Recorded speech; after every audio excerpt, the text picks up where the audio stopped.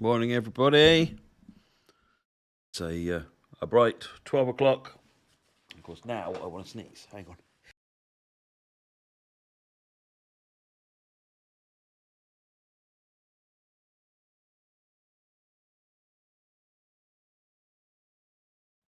It's going to be one of those days. There you go.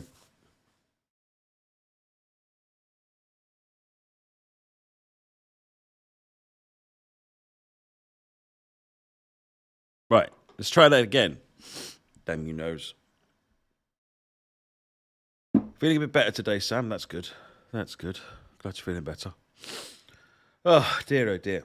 Right, well, that's a start to the stream. Welcome, everybody. We are starting today with 1,410 in the donations. And we will get moving. I'm just going to get straight into the first scenario. So we're doing Rapid Transit, East Coastway, Boston Sprinter, Narberker Dresden, Bakerloo Line, Sherman Hill, Bremen, Tees Valley, Peninsula Corridor, Rossignol. The door just shook. Strange. Rossignol and Birmingham Cross City. So we have a full plan ahead of us, and I've redone the plan now when it allows for a 5 minute of extra delay on everything, and I've cut it down so it finishes today at 11 o'clock. So in theory, we'll be done by Tuesday. Right, let's go for it.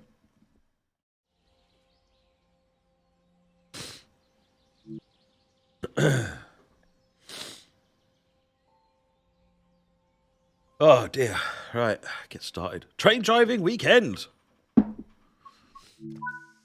Who's going to kick us off with our first donation of the day? That's what we need to know. Looking shattered. Oh, I'm fine. I'm fine. I had a good night's sleep actually last night. I seem to have woken up with a cold. Let's get the screens on the dark. Master switches on. Reverse forward. Get the doors open. We will surround here, isn't it? There it is. I want CIFA. I want PZB. The bridge. I want main master switch. That's it.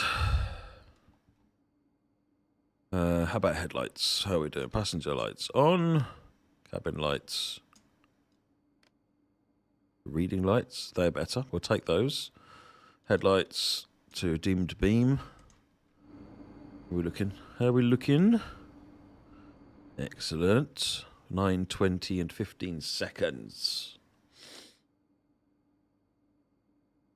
I don't have a cold, Nonny. It's just that sometimes, being awake irritates my nose. You're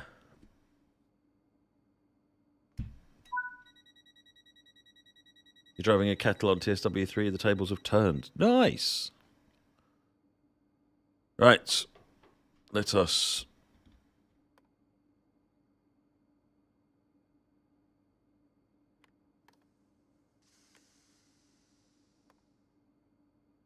What have I got wrong here? I've forgotten something here, haven't I? Parking brake.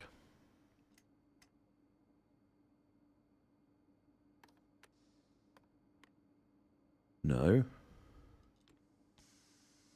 Master switch is on. We're in forwards. I've closed the doors.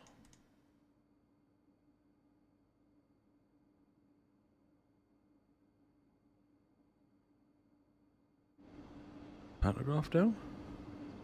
Pantograph says it's up. Although it doesn't say we've got any power.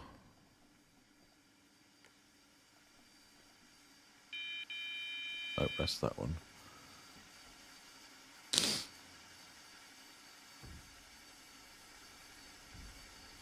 I did the parking brake. That's on released.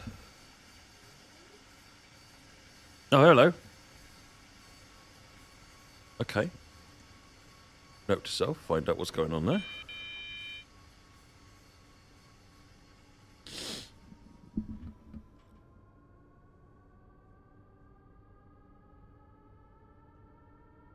Right, and away we go. How's game audio? Is that too quiet? That seems too quiet. Is it that quiet in this? No, this is quite a quiet train. Open a window. Dang it, I want sounds.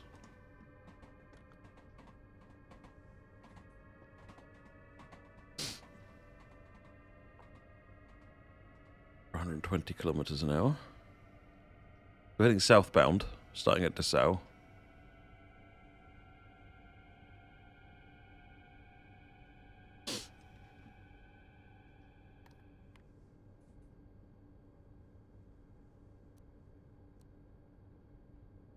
Yeah, I don't know what's going on here.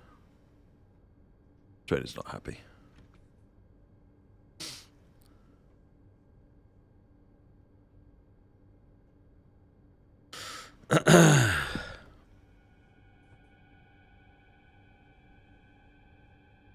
Get it up to the 120 so we can keep to schedule.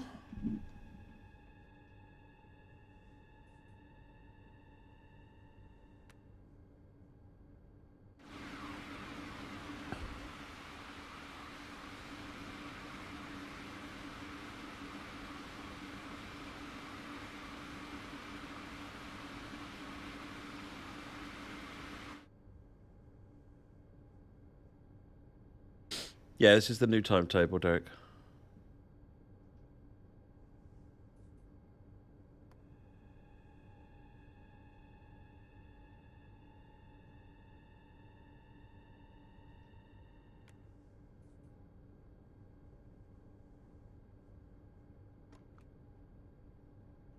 Door shaking is going to annoy me in a minute. I'm going to go and open the door so that it doesn't do that.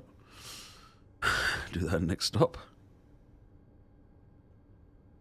The MCB starts in the open position. Ah, that's silly.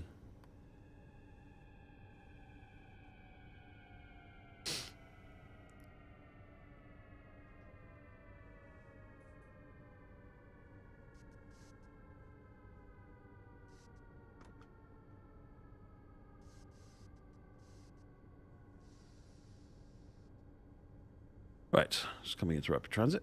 Coming into rapid transit. My God, man. Don't just say words. Coming into Dessau South.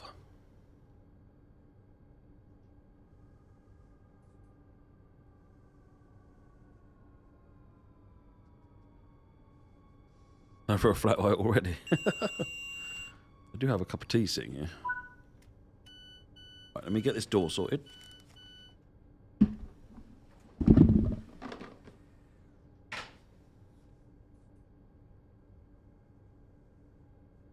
There you go. That'll also improve the airflow as well in here. But yes, a cup of tea.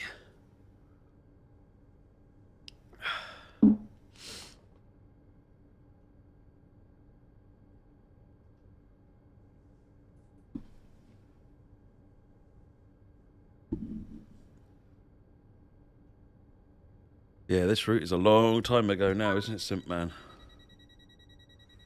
It's quite scary. You look back at what the game used to be, even like when CSX Heavy Haul came out, and each of the updates since then.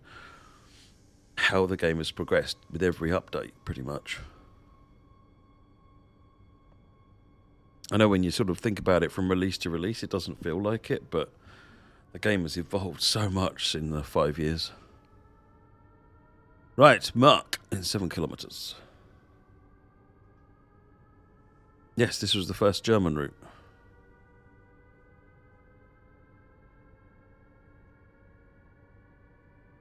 There was room for improvement, but we did. So I think we got much closer to the mark with Rohrsieg, which was the second German route. But Adam's team has done a good pass over this route, actually.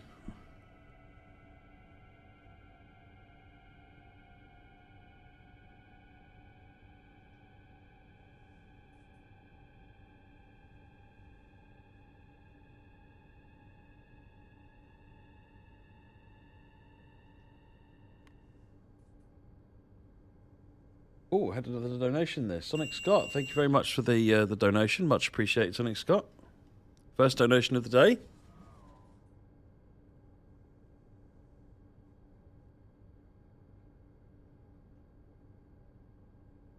Just getting the ball rolling. Nice one. Thank you, Sonic Scott.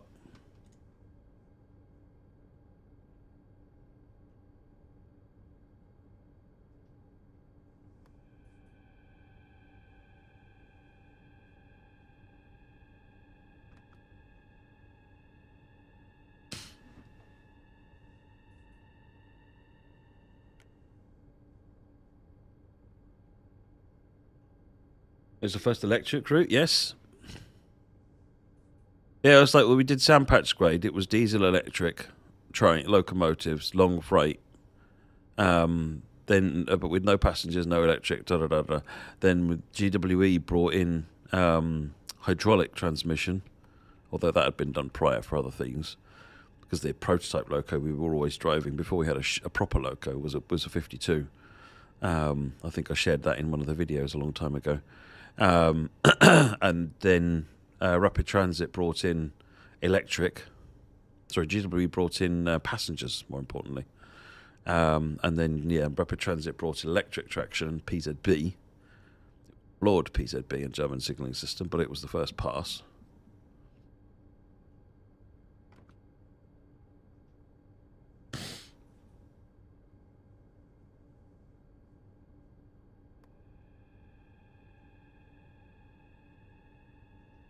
Yeah, the TSW birthday stream, that was it. I managed to dig out some old videos that I had stashed away.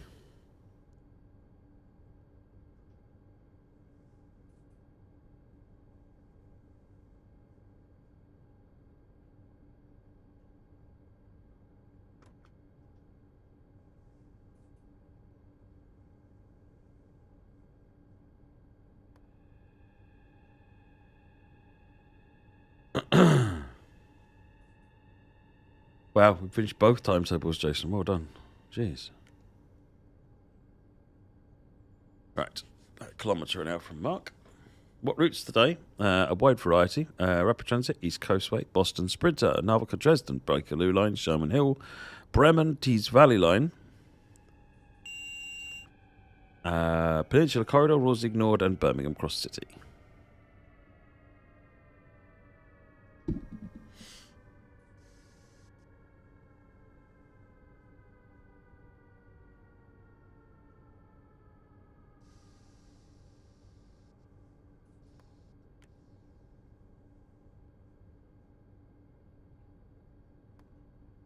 So, like, I got a cold. No, I was sneezing earlier on, and now my nose is blocked up a bit. It's all right.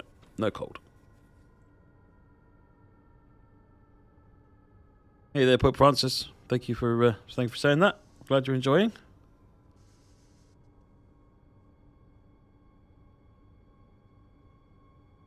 Just about on time.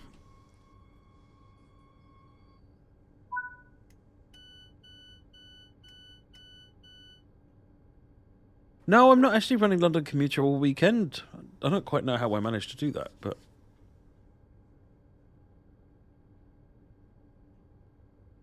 It's an Electrostar, and honestly, I'm a bit meh on Electrostars at the moment.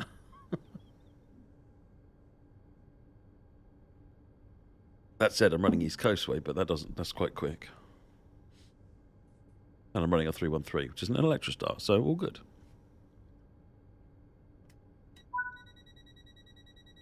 Ragoon! This is where tomato sauce is made. Pasta sauce.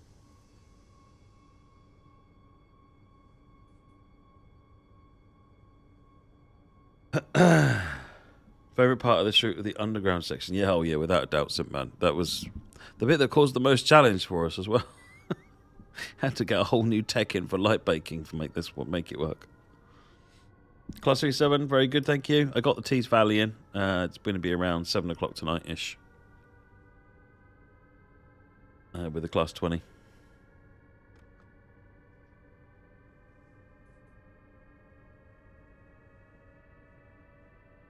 I don't mind Electrostars, Derek. I've just had to drive them so much for a while. I'm just like, I want to drive other trains.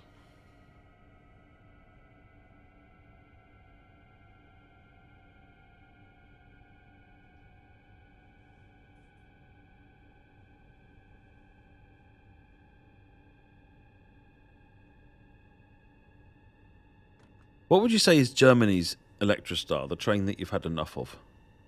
Is it the tracks?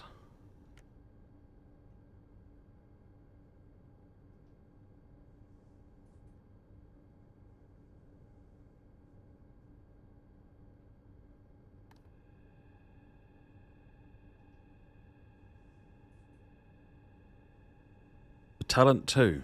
It's only been used a couple of times, though. But I guess it is a relatively sterile train to drive. Dostos. Hey, look, I got some N-Wagons into the game. Trying to spread it out to increase the variety a bit, you know?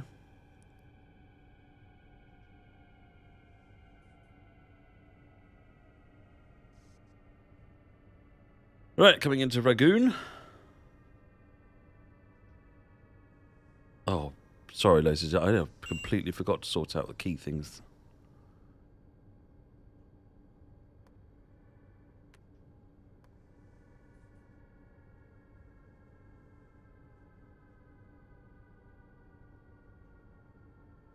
Right, here we go.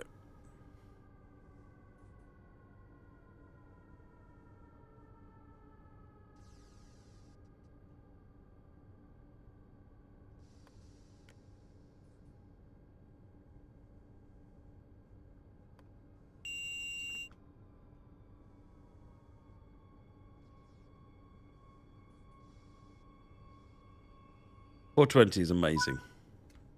Sounds on it are spectacular. Have you seen the...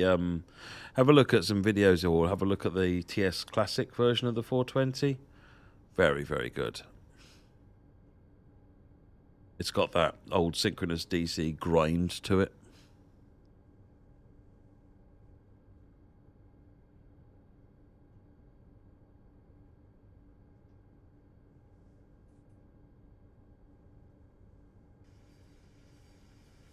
You're more of a Black Sabbath or a Metallica, are you? Class 37425.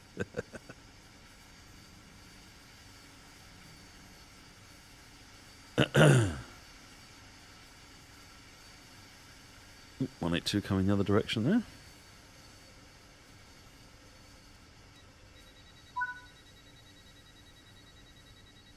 Yes, Snits.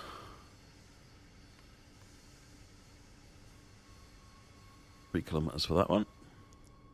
Hey, Canadian Maps. Good morning again.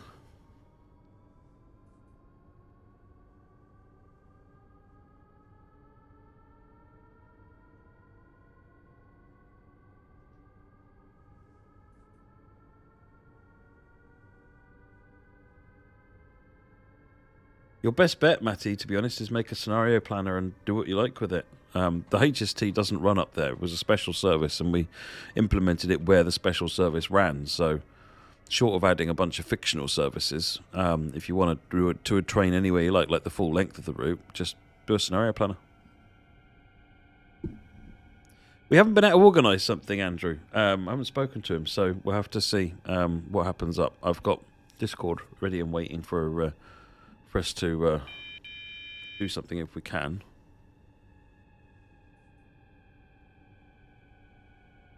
Down to 85. And down to 70.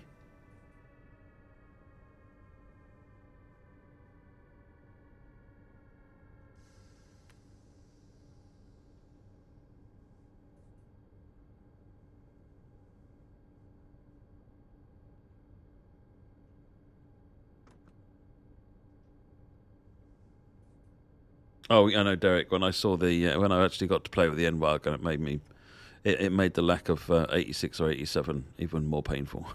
agree completely. Hey, Blockley.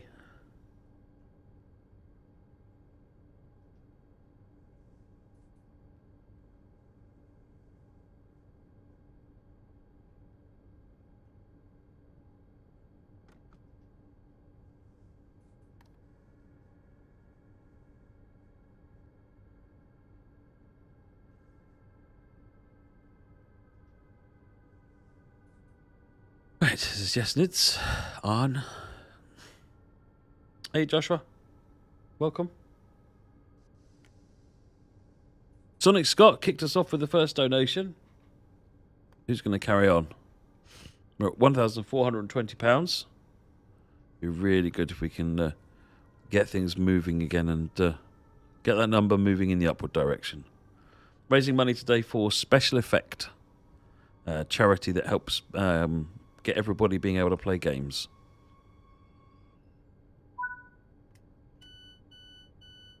And I'm going to be playing videos to tell you what they are as well.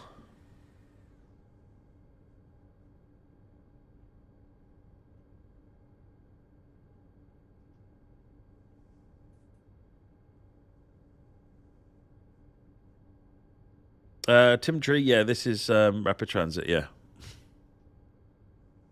Adam's team did a good job facelifting it, to be honest.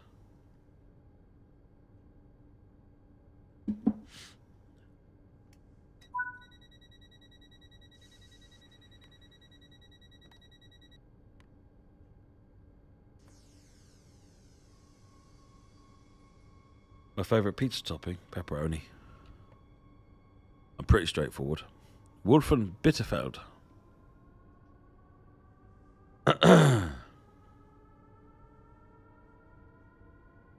Yeah, 76 would be nice as well.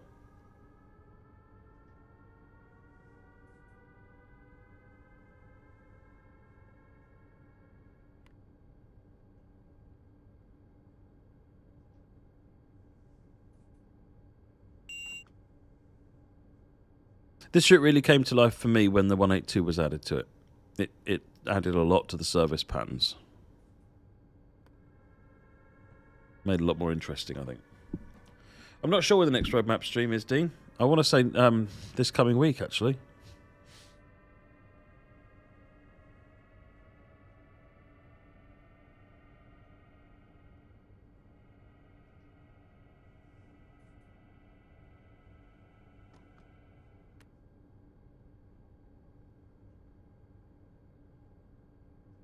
Ooh, 1 kilometre. All of you suggesting trains and saying it would be really good if you're right. You're all right, and it would be really good if all the trains were in.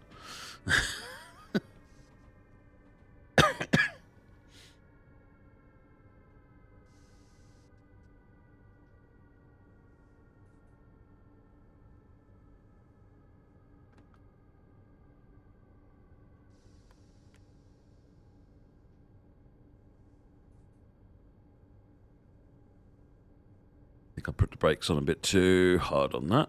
Let's speed up again.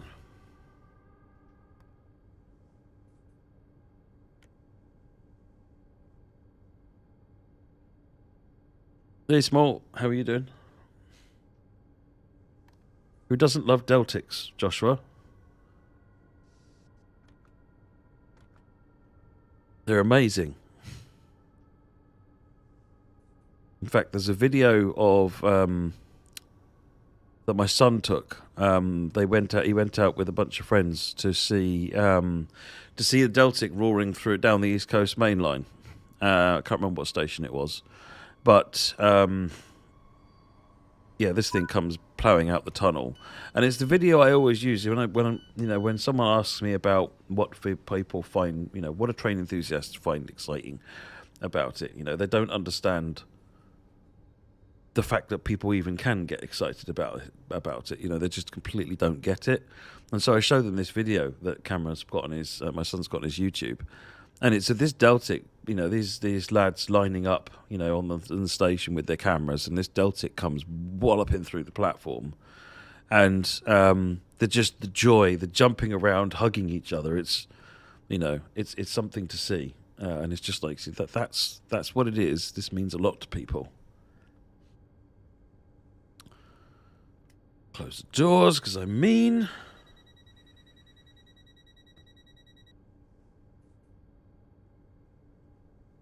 No, it wasn't Nebworth, Liam.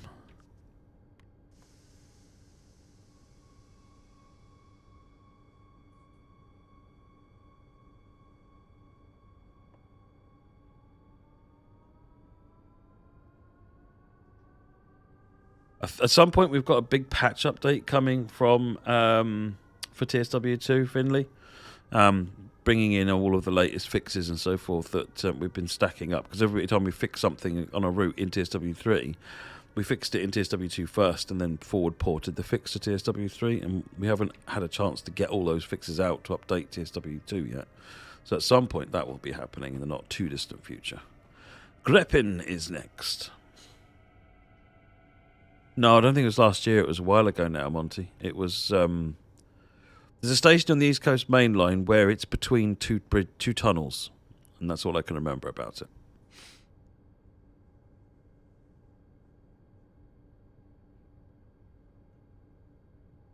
I'll recognise it if someone says the name.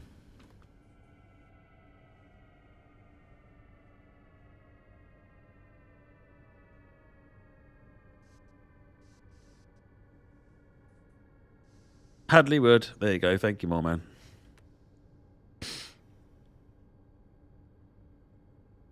Yeah, he's got a Trains at Hadley Wood video on his channel, and that bit of it is exceptionally good.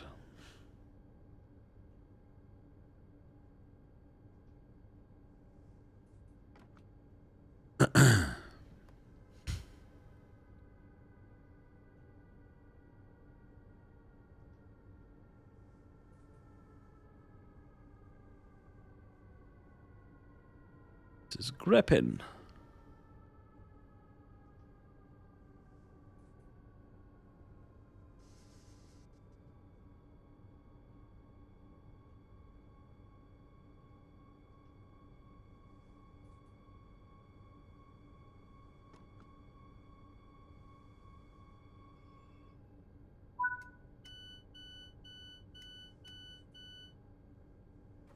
Yeah, it looked it from what I saw, actually, Aaron.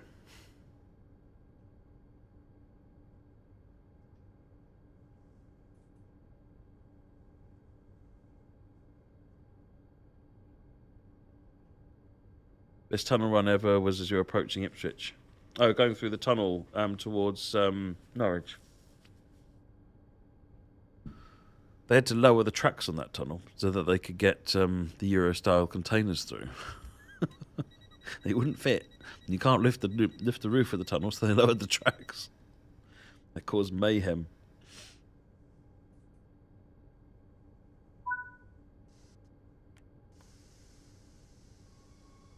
Bitterfeld.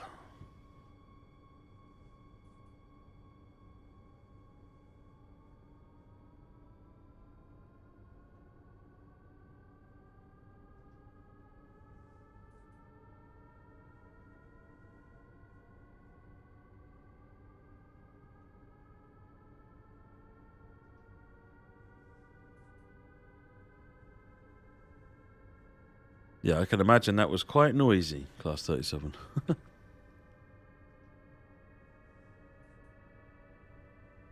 Robin, there is Class 08s, several of them actually. Tees Valley has one, Northern Transpennines Heavy Freight Pack has one, there's an 09 on West Somerset Railway.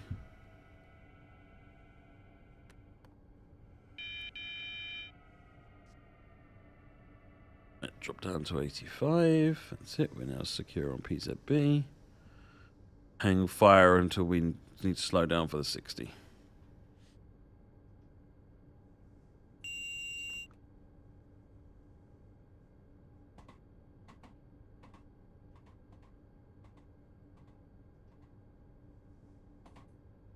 We need more German shunters. We got 3. It's probably, I think we've got... I'm trying to think. In America, we've only got this MP15 at the moment, haven't we?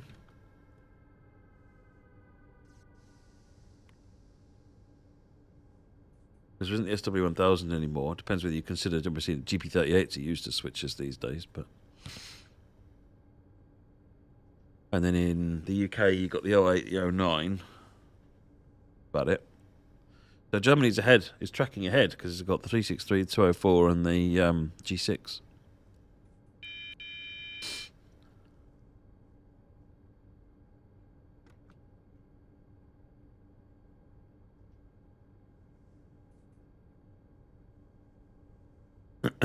What kind of a more modern 37, Ben?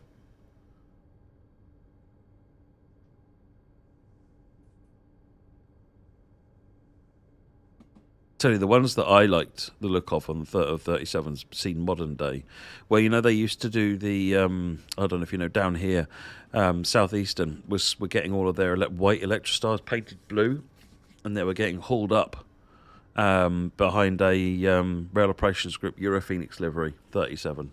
I always loved that livery. I got a video of it on my YouTube channel going through Gillingham Station.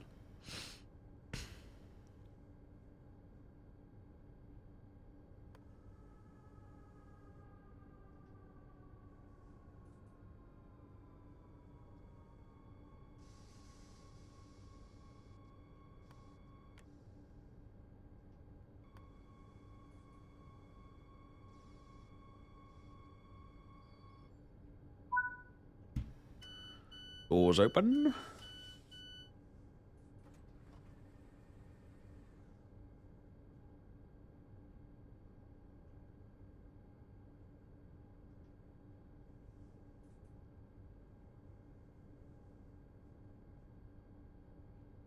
You did an excursion on the Reading and Northern pulled by T1. Wow. That's amazing.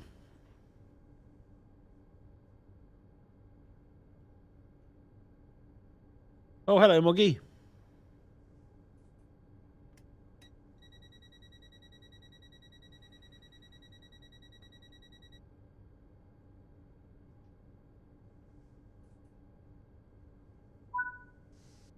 You can't go wrong with a bit of BR green, can you, really?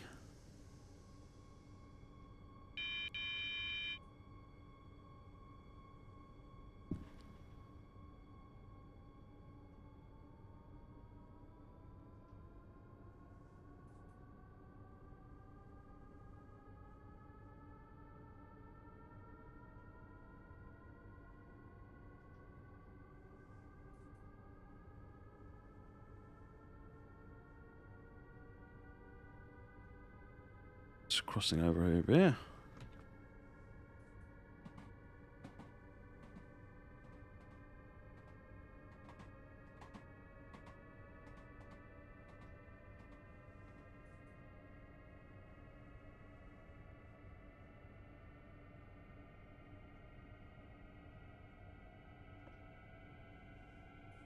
Definitely need more 37s. Totally agree. Bit of tractor audio.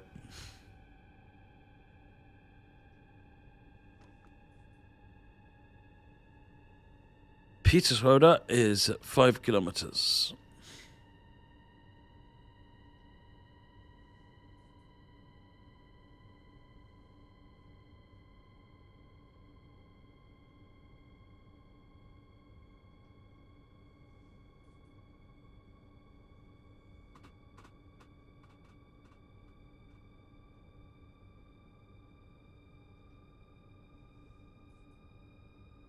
This is S2.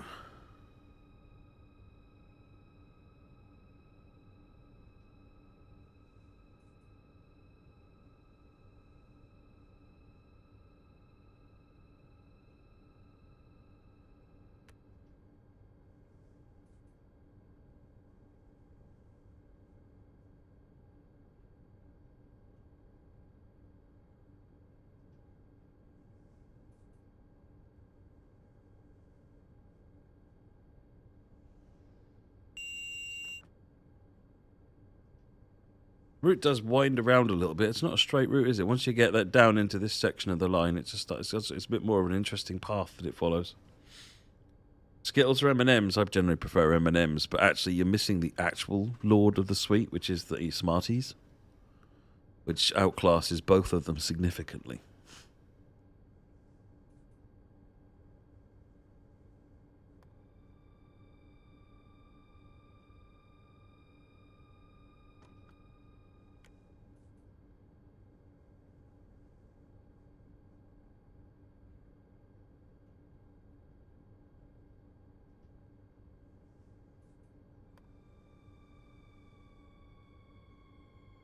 Isn't the challenge of an 08 on Cajon more just the ability to try and stay awake?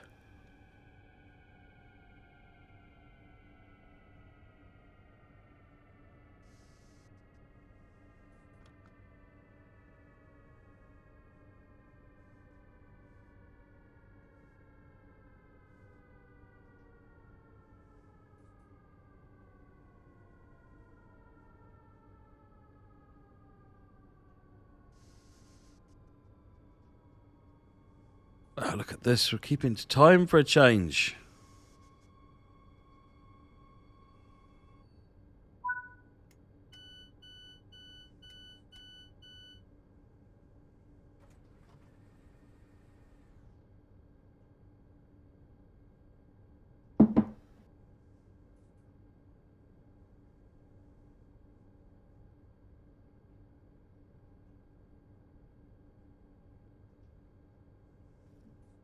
Right.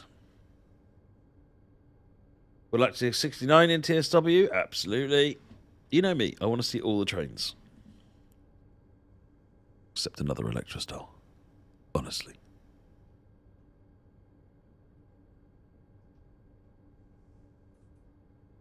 You should use the '09 then, Andrew. That's like a super gronk.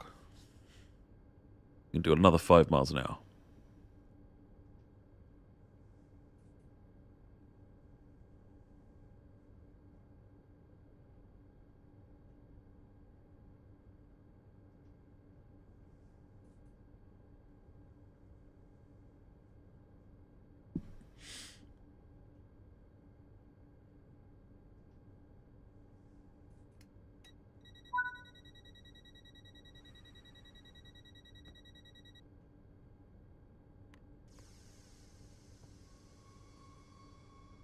Gillet Schunt Bahnhof. I just call this place Delish. SimGamer, you can't use the Raildriver on consoles because the required drivers aren't available on the consoles. So in order for our game to talk to the Raildriver, it needs to use a thing called Raildriver.dll. Sorry, PIE HUD64.dll, I think it's called actually, which is the driver that PA Engineering provide, and there's no equivalent on the consoles, so there's no way for us to talk to the Raildriver. In order for that to happen, they would need to figure that out and then provide us with the API, which would involve getting certified with the consoles. And to be honest, just making it use direct input, a sensible API. There's no need for it to be a proprietary API at all.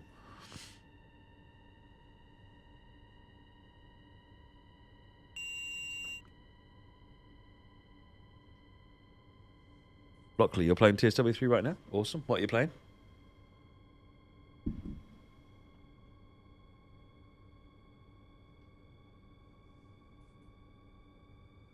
On our way to Delish.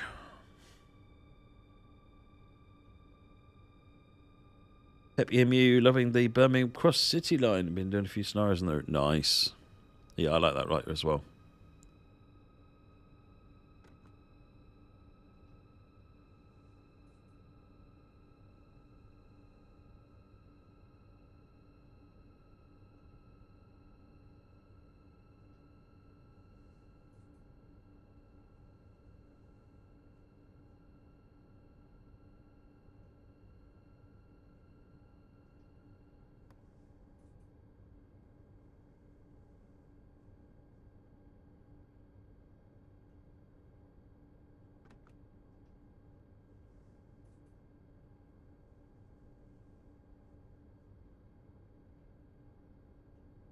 You like 37 on Tees Valley, Matty? Yeah, 37.5.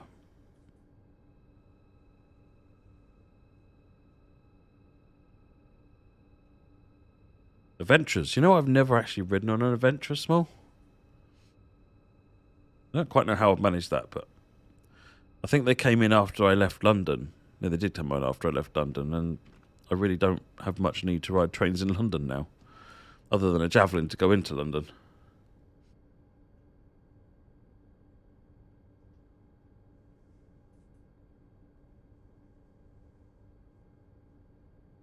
Point 1.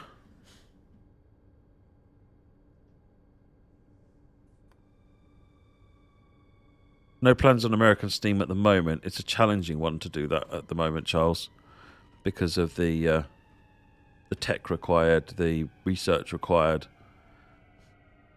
It's difficult enough doing modern America at the minute.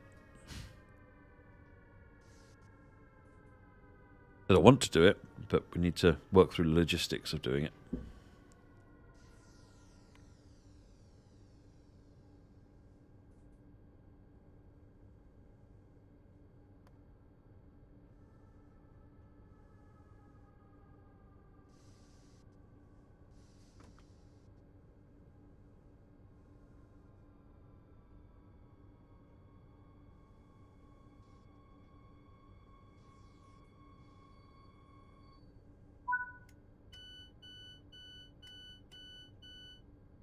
I haven't looked at the forums at all, I'm afraid, Canadian Maps. I went home, went to bed, got up, came back here.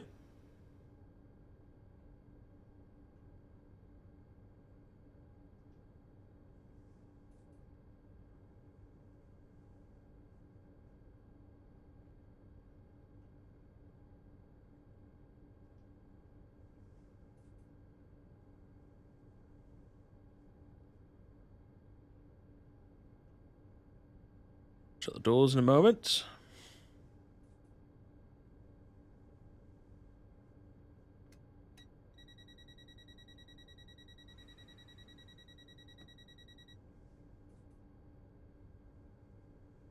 Which one do I prefer, Tees Valley or Northern Transpennine? Probably Northern Transpennine, just because I like the challenge of the gradients. But there really isn't a lot in it, because I like Tees Valley as well. Jotuau, 4.7. Favourite tube line? Well, I don't know. I don't know on that one. Don't really have a particular criteria for it. My criteria for a tube line is it working and will it get me where I want to go? Most of the time, most of them fulfill that criteria. I spent a lot of time riding on the Central line. I'd rate that one lower because the trains are too loud. I had noise-cancelling headphones and I still couldn't hear my music. Outrageous. Or whatever book I was listening to. Jubilee line's very good. I like the Jubilee line. I rode on that for quite a while. I did the Waterloo and City line, and that's actually not bad. Just because it's a silly little short thing. I've done bits and pieces on there. So I did some time on the Victoria line, which is okay. It's kind of there's not much to it.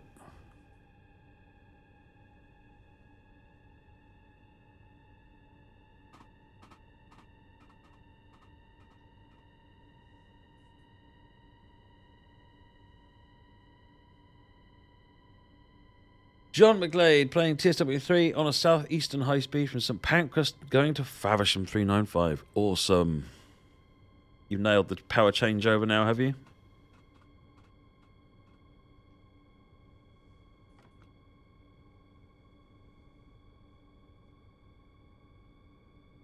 Hey, Wolf Boy, good to see you again.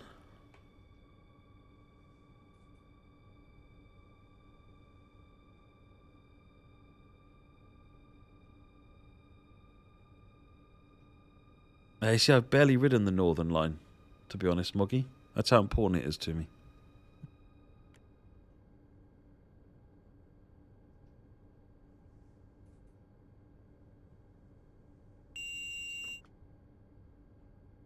Opinions on the Elizabeth line. I love the idea. Have they opened up the bit in the middle to join the two halves together yet? At some point, I do feel like I need to have a run from end to end, go from Reading to Shenfield.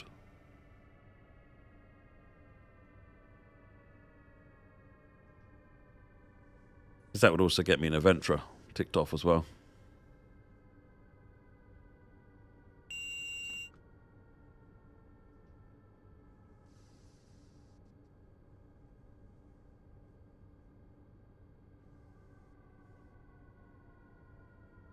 The DLR is quite good, yeah. It's effective. Some interesting views.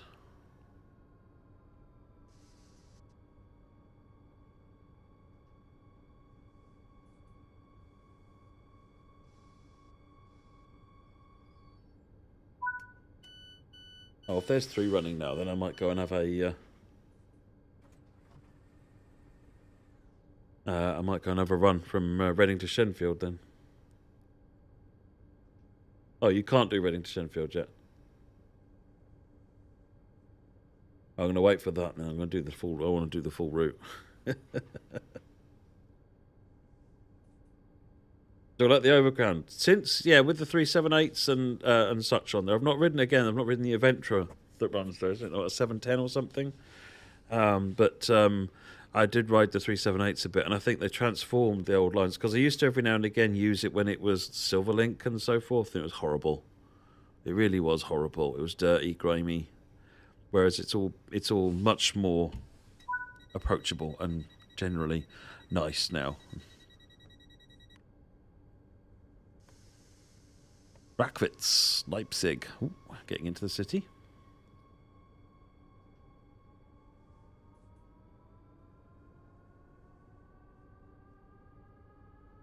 So the plan there, MJR UK, which has been done sometimes but then seems to have been stopped, is that when you press that acknowledge button, it should work out what you're trying to acknowledge and only do that. So if CIFA is active, it will only press CIFA, and if PZB is active, it will only press PZB. And some of the trains did that briefly, but not all of them. And then they stopped. So I need to go find out why we stopped. That made life a lot easier. When you press the acknowledge button for PZB, you wouldn't get CIFA or vice versa.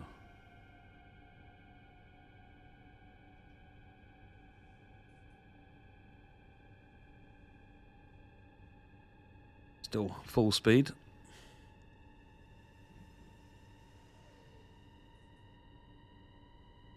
Well, you guys have read Lear to Penn on the NYC. My priority, if we were going to do anything, and at the moment I'm not going to commit to anything, except that I really want to do it, is to get more NJT playable services, to be honest.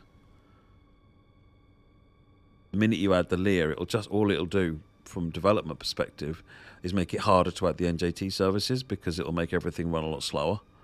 Not in the game so much, but in the way we develop and simulate the content. Simulations will take a lot longer once that's all in. So I'd like to get the NJT stuff in first and then go back and do the Long Island stuff. But like I said, no plans for that at the minute. If that changes, we'll let you know.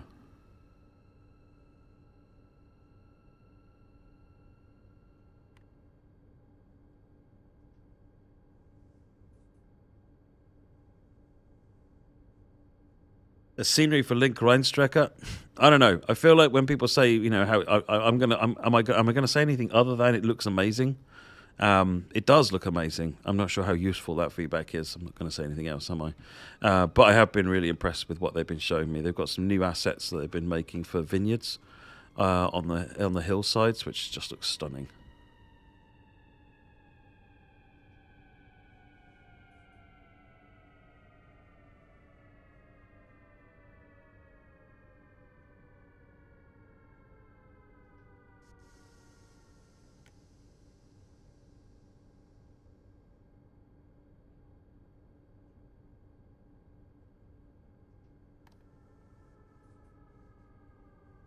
How easy was it to add lighting for Spirit of Steam? I mean, I can't remember exactly, but generally speaking, switching it to the new lighting is a few minutes, and then fixing all the things that broke is 2 to 4 weeks.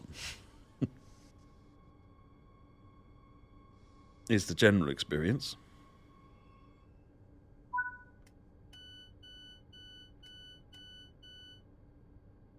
So the BR420 that TSG are doing keeps going on the back burner for other projects TSG are doing. So Nidatal's BR628 is done by them. The BR103 we got Mike to do the sound and setup for.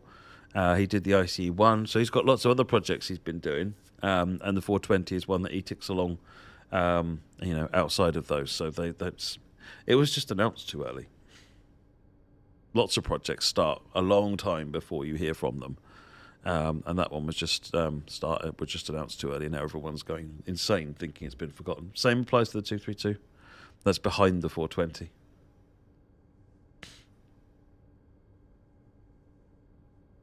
I'm not that big of a crisp eater. Canadian maps, I've got to be honest.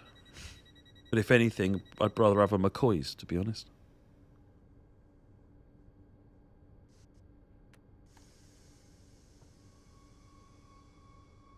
Is the master plan to make every route possible in the game? I don't think any of us would live long enough to see that, I've got to be honest. That's a heck of a lot of routes. Right, what have we got? 4.9 Leipzig Messe. And no shenanigans. So we can carry on going. Good. Monster Munch are good. I will give you that.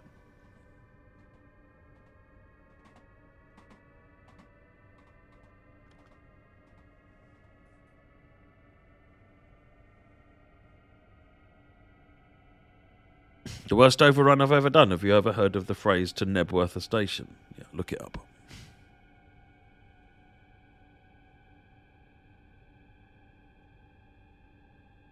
Malifus says, can you do whatever you like on the training centre? Yeah, use a scenario planner. All the junctions are manual, so you can, once you're in the world with a train, you can do what you like with it.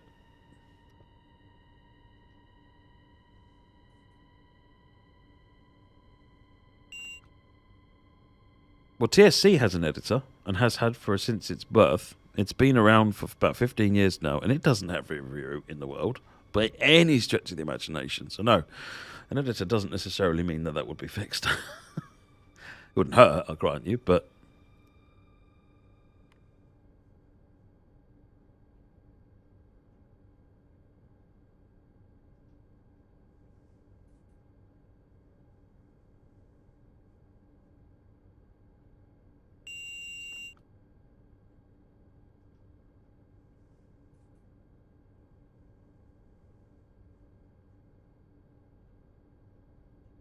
Am I looking forward to Ali Pali? We're not going to Ali Pali, I'm afraid, Liam.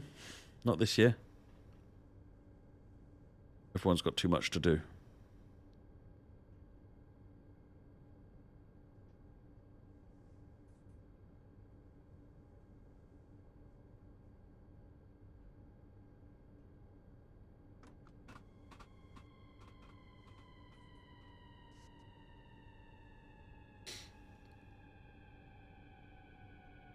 My Life is Isaac. So yeah, we're still talking with Scott Rail. We've actually had one trip to the 385, but we weren't able to get running sounds. That was the other week. So we're still working on getting more audio. But I know that for the patch update that the Rivet have tweaked all of the mixing for the 385, so you should find it a more pleasant environment in the cab.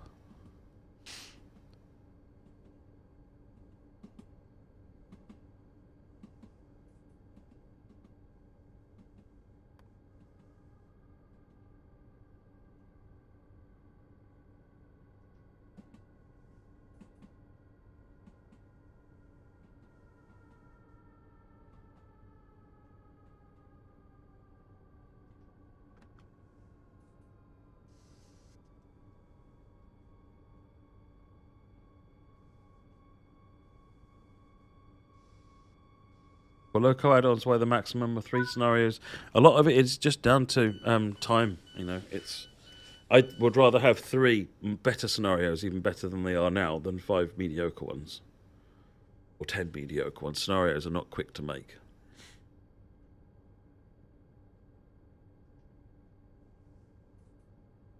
Is that why Adam went to Edinburgh not long ago?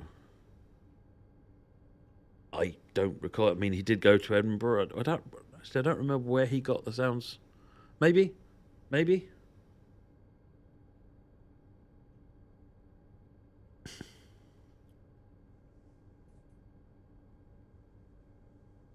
You have to wait for the release note. My Life is Isaac. There's a lot in there. Rivet have done a great job. But I'd rather wait and know that it's all in there and not being withdrawn due to not passing QA or something before we go into much detail on it. Thank you, Car Thief. I'll look at that later, probably tomorrow now.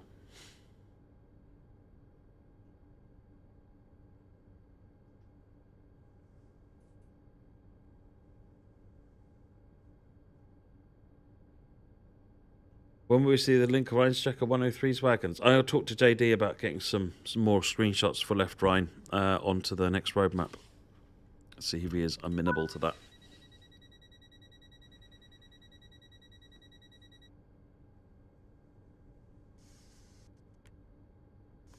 Leipzig North.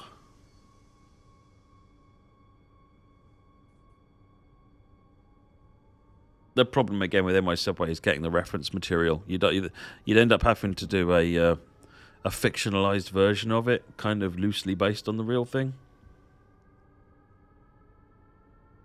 Oh yes, of course. You're on PS5, aren't you, Car Thief? You're probably suffering from the 64 gig DLC limit issue, where if you have more than a certain number of routes on, then it doesn't load them all. This is a PS5 platform limitation.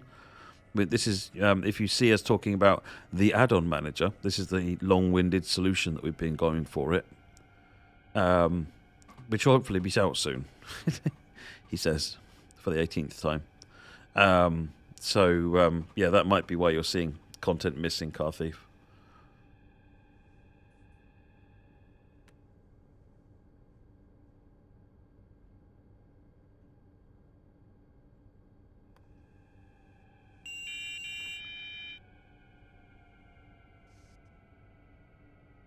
90 at the next signal.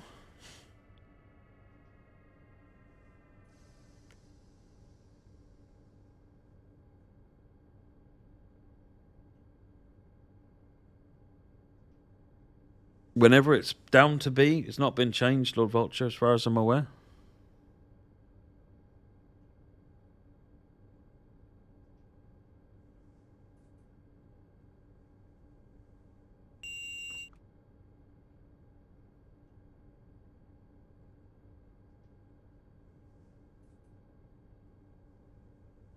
It's taken a lot longer on TSW3 because it virtually had to be done again.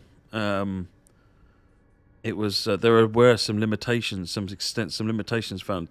People on TSW2 reporting content was missing, and we found that in TSW3 as well, particularly around substitution and in some cases layers and such, so the testing has been more extensive on this one, to try and avoid that problem again. Yes, I think we're in a much better place now than we were then. Plus, this one, TSW3 has this ability for drive by train, which actually has been quite a mess of work to get done as well. So there was whole great big new chunks of stuff needed to get done. It wasn't just a case of just porting it, as everyone hoped, including us. So no, it's been a huge job, but hey, we're nearly there. TM.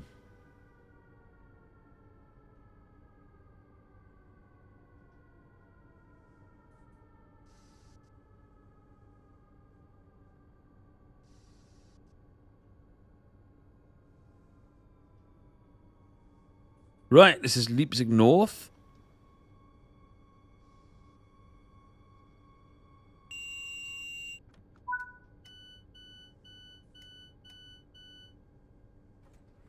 Does Xbox have the add-on manager for TSW2? I don't remember whether that was updated on that platform. Would add-ons manager be easy to port over if and when TSW4, well, whatever comes next? But it's now part of the code base, so whatever happens with the code base will develop on with it. So the problem was that TSW2 was where we started it, but it wasn't finished. So TSW3 broke off onto its own thing. And then when TSW2 was finished, it then had to be folded over into TSW3 because it wasn't going to be finished before TSW3 needed to come out. So once it's done, yeah? Everything takes longer after that to upgrade everything as we go, but add-ons manager is at that point part of the code base.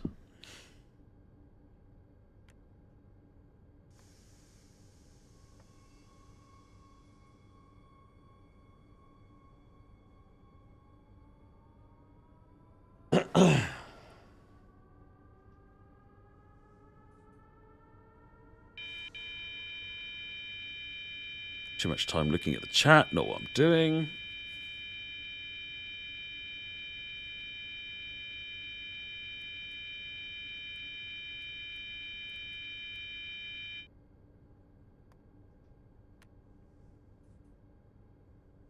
Refill the brake pipe. Do you think NEC New York for TSW 2020 was good? It was my favourite freight route of all time. Still is. I didn't like it as a passenger route, though. Testing the brakes, testing the safety systems, absolutely. I do this for you. Will the 377 on East Coast Way be updated? I don't know if there are any plans for that. I seem to recall in a recent patch, Adam made it to where you can now sub in. You can use the newer 377s on East Coast Way, I think. I might be misremembering it or misreading it.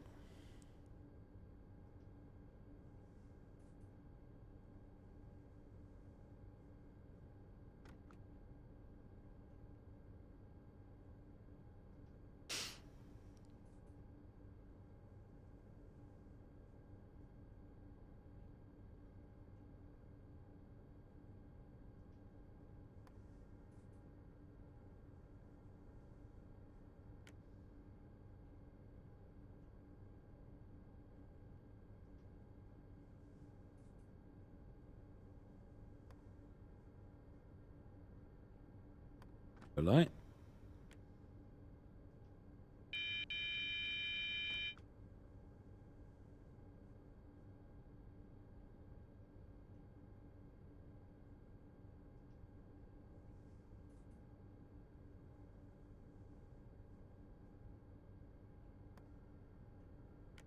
Leipzig. Is that what you mean? Well, your name just went off the screen. Leipzig.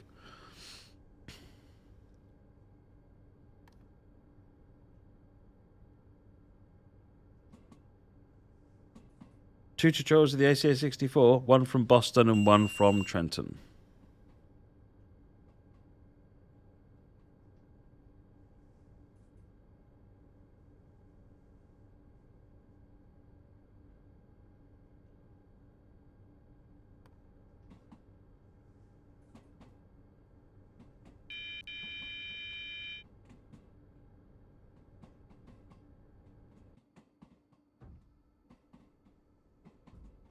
Red light coming up.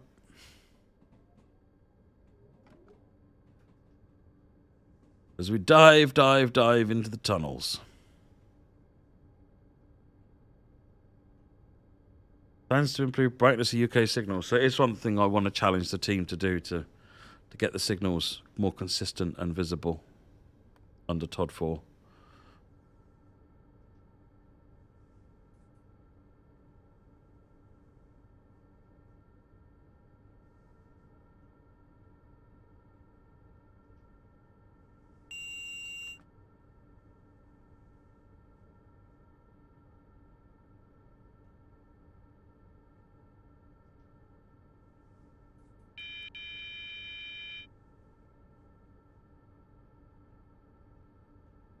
We're clearly following something now.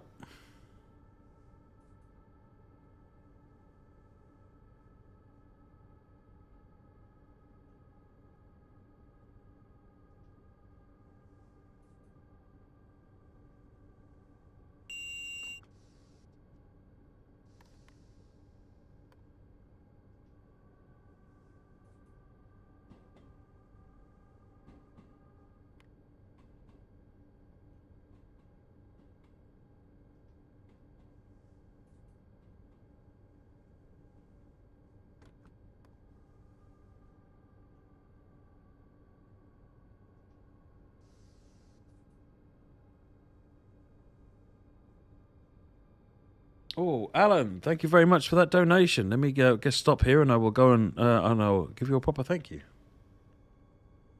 Connor, no, I didn't see your message. Sorry.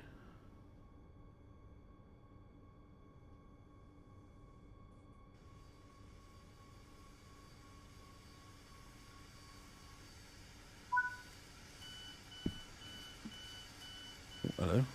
Another one over there. Right. Task giving page. Alan Haff, thank you very much for that donation. Much appreciated. Puts us at 15.43 and 82 pence. Wow. That's amazing. Mods are posting the donation link if you need it. Why wouldn't you?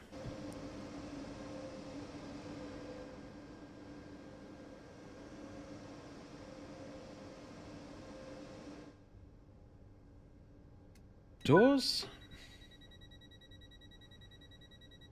What PZB mode are you on, FastX? Because the speed of through a 500 hertz varies depending on what PZB mode you're in.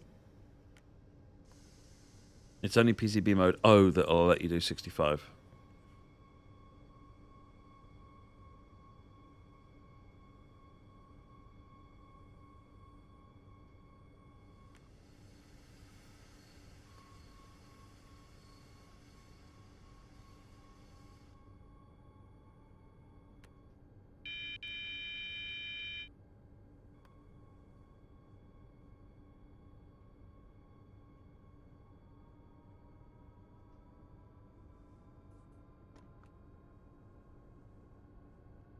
Came out of the 500 influence, back up to the 1000.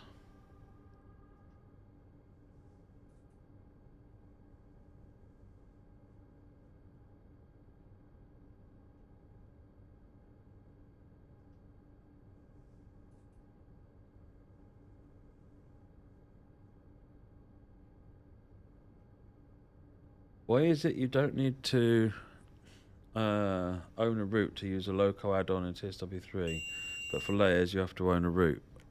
Well, you have to own the root that the layer is on. I don't know quite what you mean. What don't you need? What do you think you shouldn't need to do? I don't quite follow.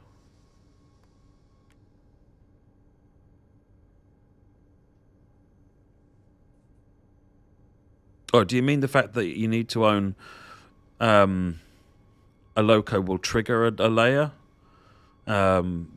Versus if the same layer can be used via a different substituted loco or something. The reason for that is because the layer is authored with a specific train on it. That's because it has to be authored that way. And then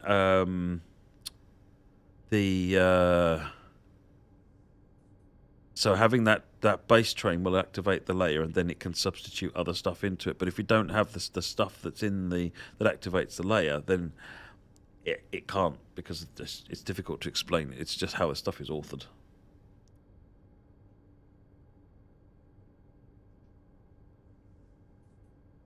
Won't be long, Connor. Small number of weeks. Very small number of weeks.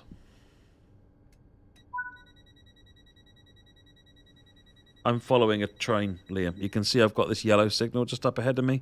So that'll be a hot 1000 hertz magnet.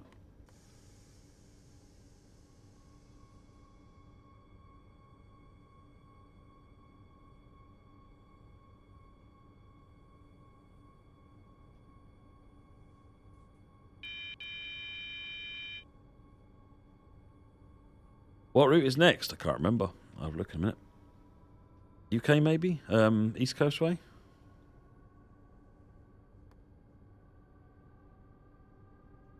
Do more donations. Oh, OM Rail. Thank you very much, Dad. Much appreciated. Let me look for messages. Rob, I wish I could have done Game Blast this year. Glad someone else at DT2 took up the mantle. Keep up the good work. Thank you very much, Rob Powell.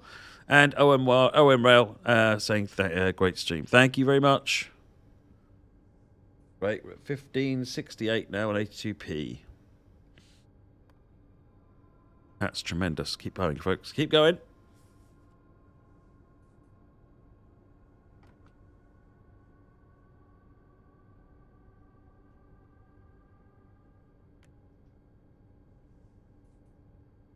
Following another train's a drag.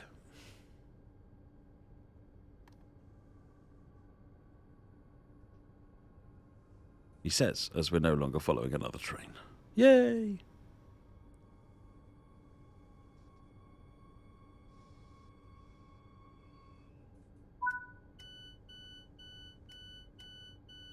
Favorite American route for TSW? Don't know. Cajon for freight?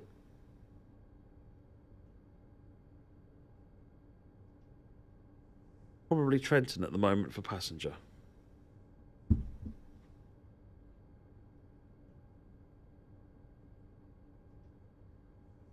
Hot 1000 hertz puts me on because I'm starting off on that limit. Yeah, 45. The minute you stop the train, it puts it into monitoring.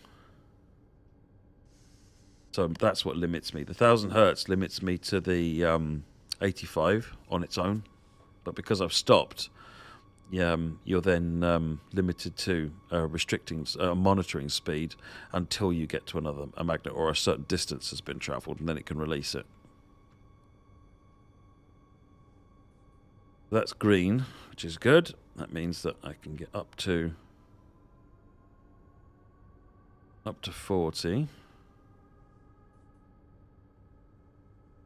That, I think, means I can get up to, the 1000 hertz has gone out, which means I can now go up to 85.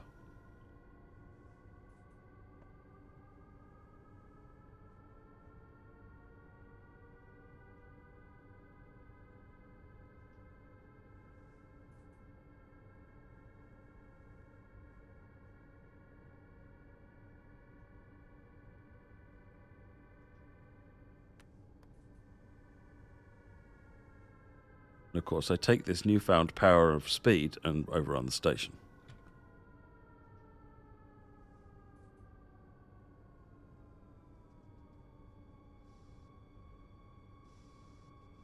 Oh, look at that. That wasn't bad.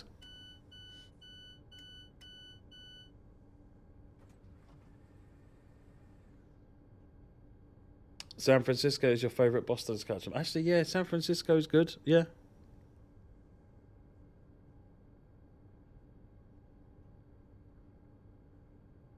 I think that all the time, Rob, about going through tunnels feeling like a Battlestar launch tube.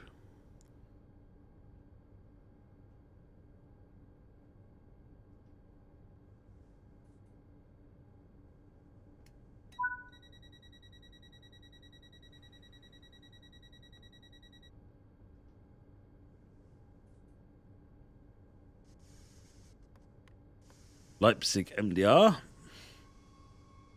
which is the first station back out on the surface again. We have no PCB shenanigans. We have a green light ahead of us. We were able to overshoot the platform perfectly.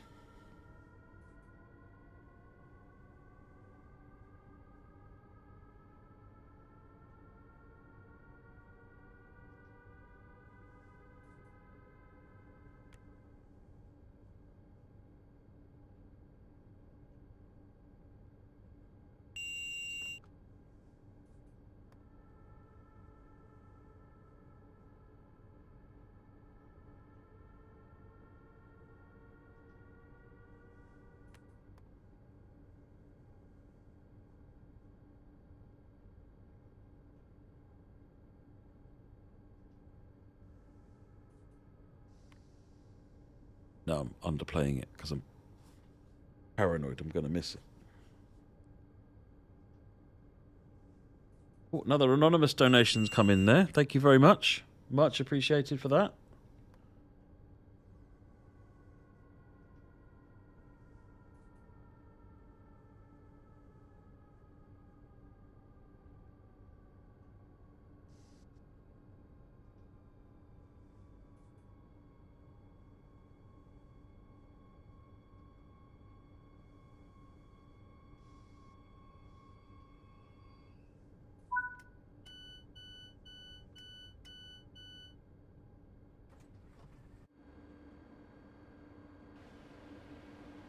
Going to Conowitz.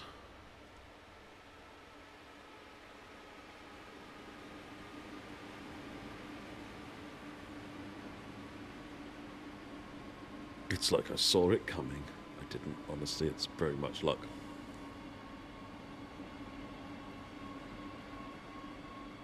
I do like Clinchfield, Derek, yes.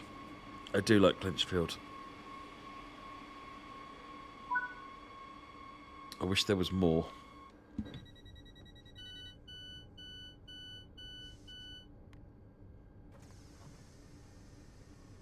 Leipzig Convicts is the next one.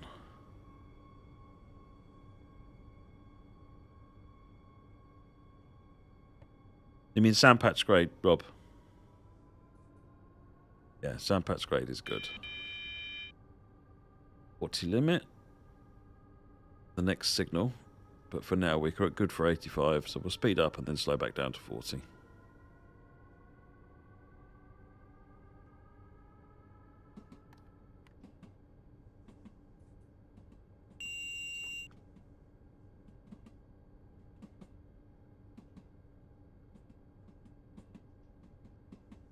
Mostly mice, Charles. Tiny little things. Quite a lot of them. And they get bold during the day. You normally in the day, you'll see them skittering around on the bit underneath in the well under the track. But you go, like, if you can't catch the last tube home at night on some stations, they'll be all over the platform.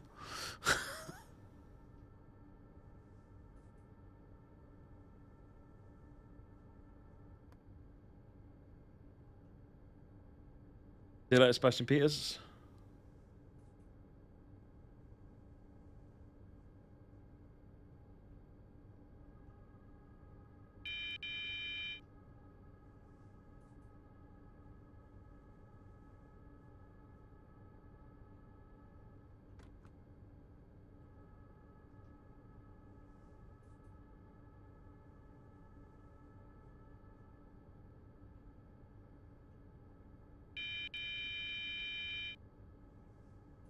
Doesn't hurt on the yellow because we're approaching the station with its starter at a red.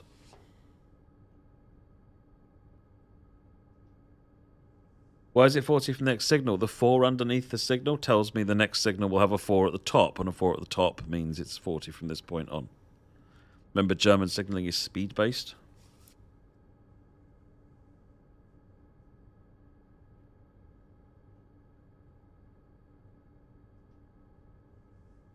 Yeah, that problem will be fixed with the add-on manager Car Thief, like I said, which hopefully won't be long, TM.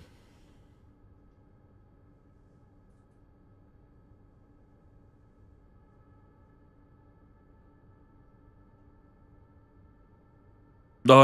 It's the signalling. It's the thing is, in order to drive German trains, you really need to grasp the signalling first, and then PCB is kind of obvious once you understand the signalling.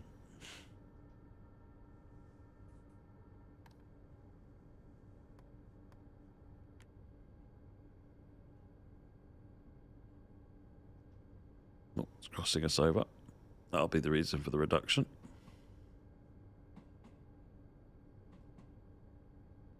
Yes, true, Ice Bear. Yellow is the distant, white is the now. I did look up what PZB bridging was when we saw it at the time. I can't remember, honestly, Connor.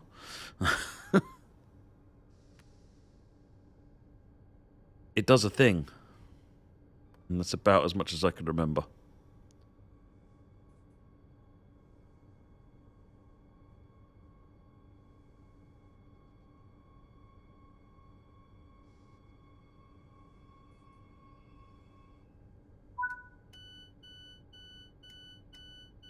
Rob, I think what Ice Bear was saying, which is quite true, is that it's not always under or over. It's the colour that actually matters. Generally, the yellow one will be at the bottom, and generally, the white one will be at the top. But if it's a yellow one, it's next. If it's a white one, it's now, regardless of where it is or what arrow it's facing or anything else. Glod. See, if you want to farm points, this route is a good one for farming points. Blow your profile right up with if you do all of the routes on the talent. On Rapid Transit. Right, what we got next?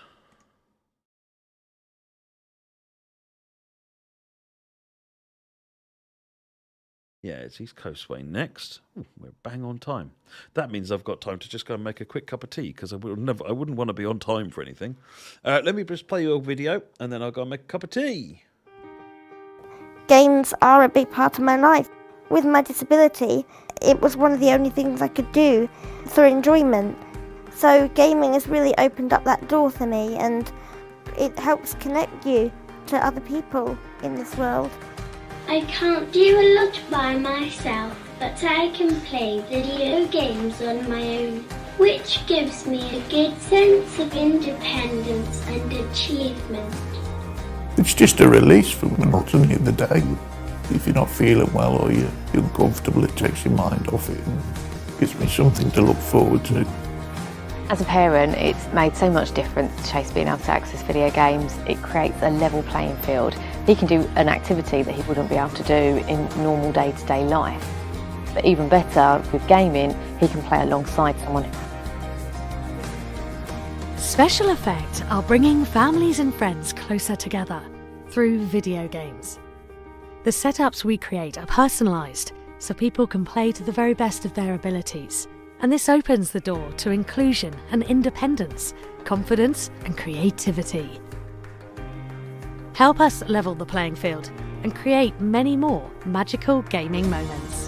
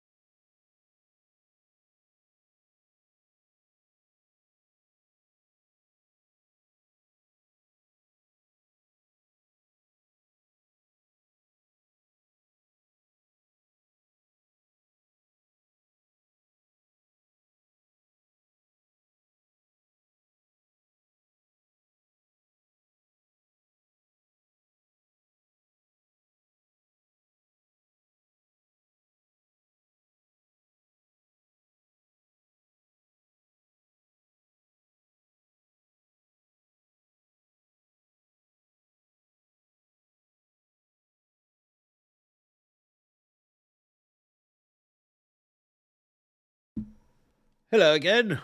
Right. Jason, so they've never had a release date, the 420 and the 232. So they weren't supposed to come ages ago. They were announced ages ago, but without release dates. So they'll come when they come. They're taking Mike, the TSG, has got many other projects going on.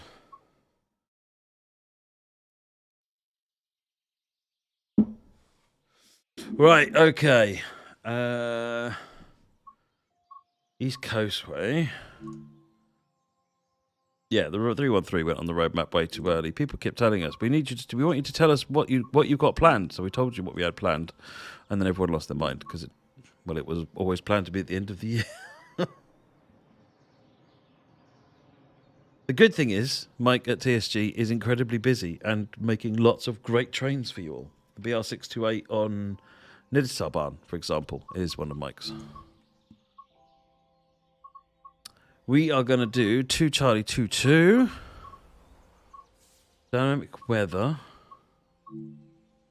Start it in the light clouds, leave it in February, and it'll probably start raining. Actually, let's go to January.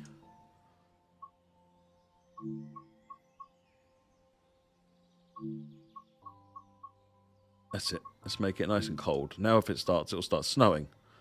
Because I need to make myself feel colder at the moment. No, I don't. Right.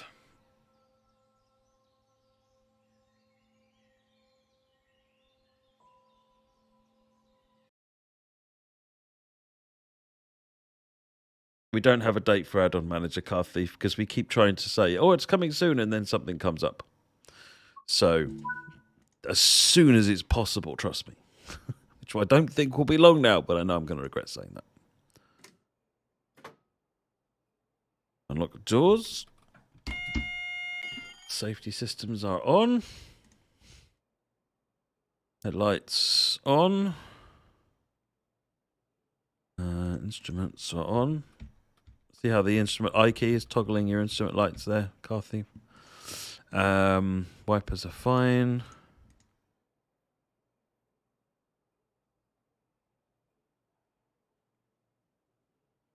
Bum bum bum bum. I think we're all right. Lock the doors. Love the 313. It's such a nice model. I used to ride 315s all the time.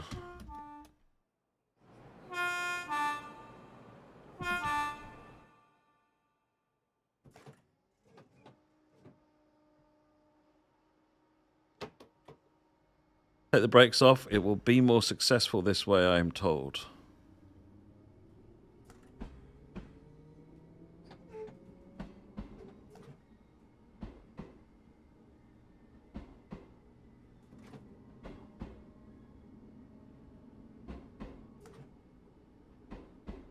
Actually, turn DSD off.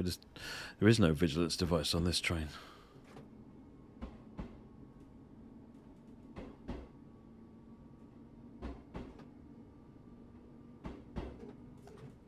Parting Brighton.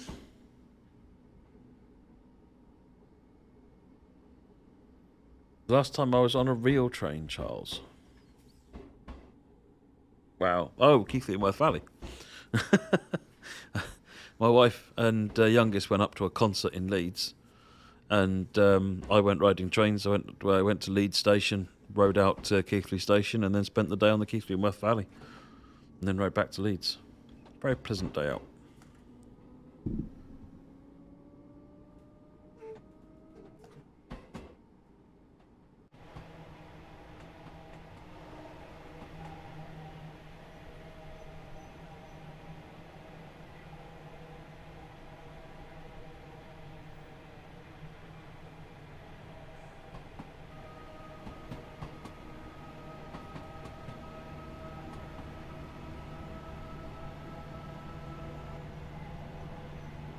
Wilkinson Keighley's your local station. Oh, excellent.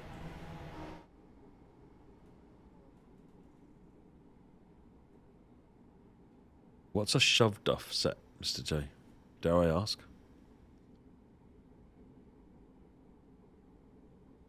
Something with the 47 pushing on the back.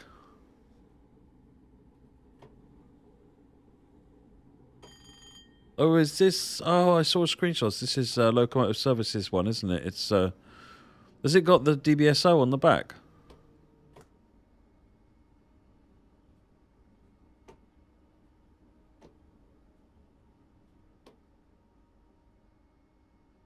Oh, wow.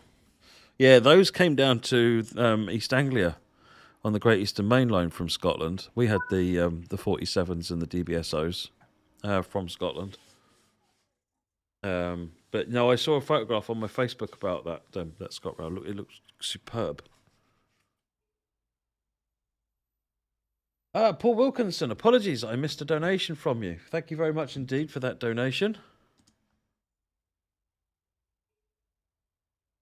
Paul says, donated again, and I'm playing along with you for a few hours. Keep up the great work. Thank you very, very much, Paul.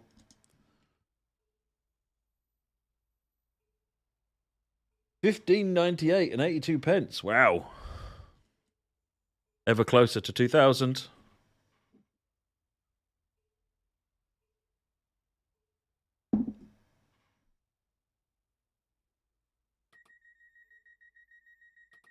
Gonna keep chittering if I don't pay any attention.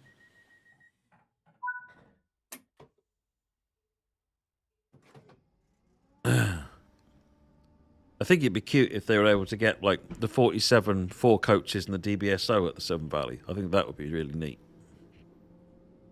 47s are okay, but you know what? Seen lots of them. Seeing a train set like that is something cool. Jigsaw puzzle, Bill. What is the picture of?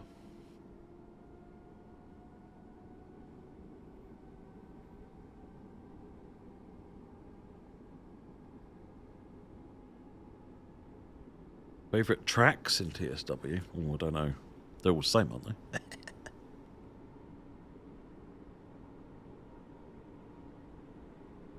Connor, you're going to see Flying Scotsman at East Lancs in March. Very good.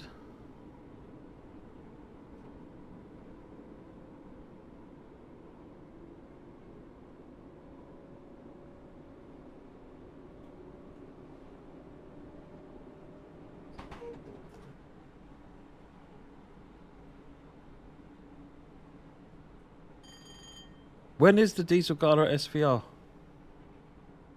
I haven't done a Diesel Gala for a while and haven't done the SVR in a while.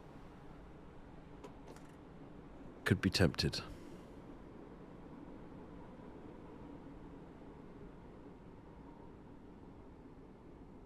The 187's part of Tracks, is it? I hadn't realised that. Or at least I hadn't remembered it.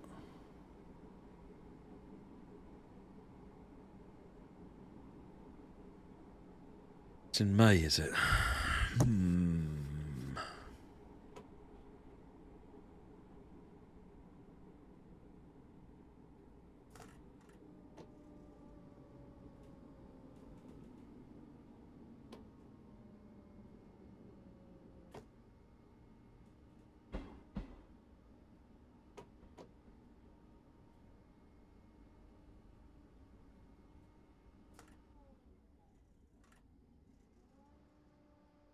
18th to 21st of May. All right, I might have to plan something in. I like Diesel Galas a lot more than I thought I would. I was very snobbish about Diesel Galas at one point in my life. You know, if it's not a Steam Gala, then why does it exist, basically? But I did a couple of Diesel Galas, actually. One on Bluebell and one on Severn Valley one year. And blown away. Really had a good time. I had a newfound appreciation for diesels. The DBSO set will be there. Oh, well. Job done, then. See you later, Derek.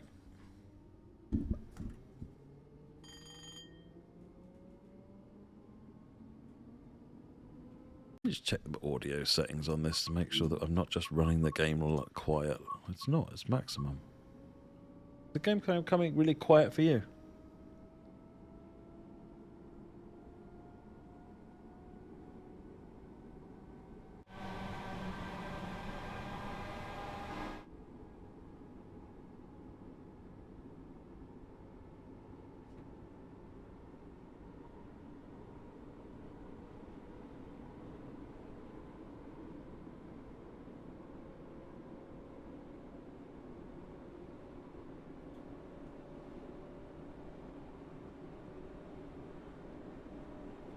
Falmer next.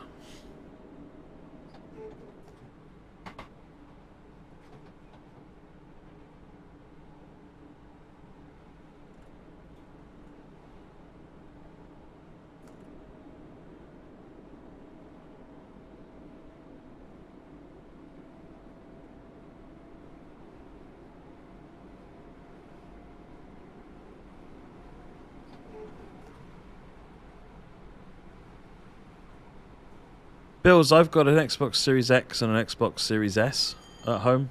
Well, the Series S is actually on the other side of the office.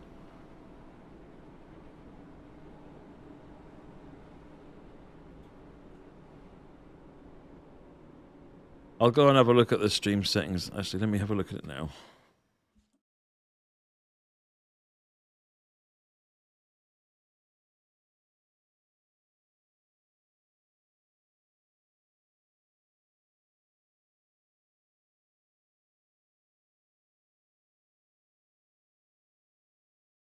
I can't remember how to use OBS, I swear. I'm so used to XSplit now. It's like a foreign language.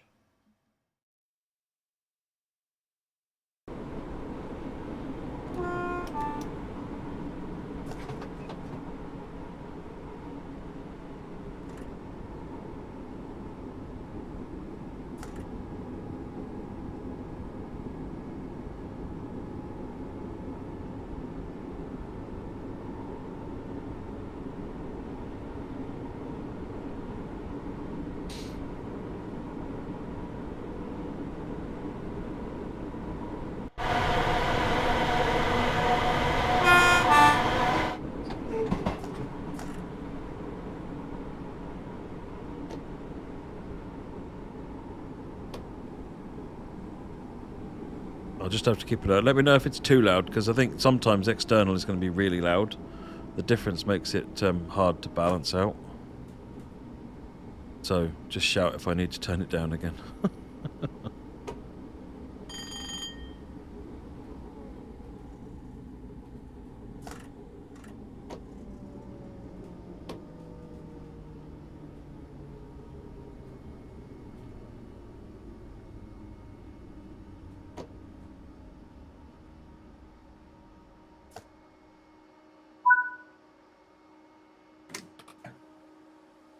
Excuse me for using my phone just a moment.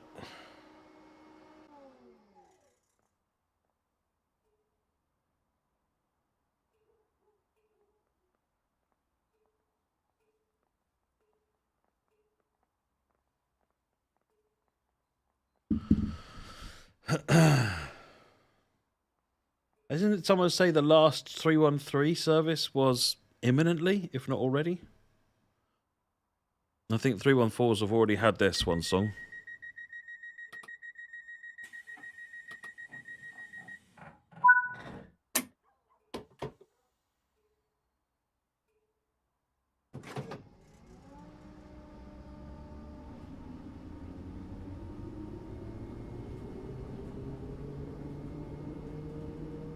The main reason the tutorials don't cover cold and dark, Canadian maps, is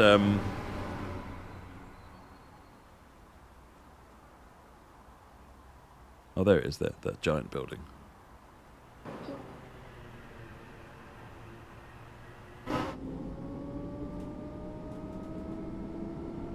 The reason they don't really cover the cold and dark anymore is because the vast majority of gameplay doesn't do it.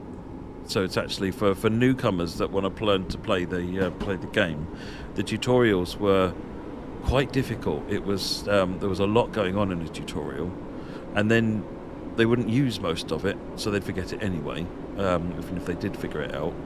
And then the scenarios, when they do cold and dark, they can explain it, and they can do a better job of explaining it in context. So it's kind of like, if we do cold and dark, it'll be in scenarios, and the scenario can cover it, rather than it needing to be in the tutorial everyone plays, then it doesn't need.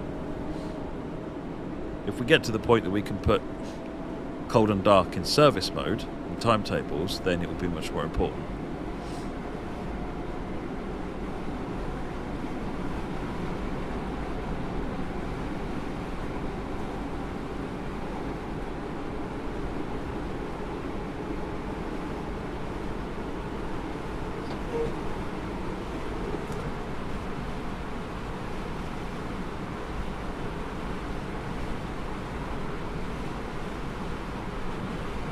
29th of April is the last 313 service. There you go. We're starting to do more safety system stuff, Carl. There is, we did the PZB and we did the LZB tutorial in Castle Würzburg. We've done access and ATC tutorials in Trenton. So we're starting to get to safety system tutorials slowly.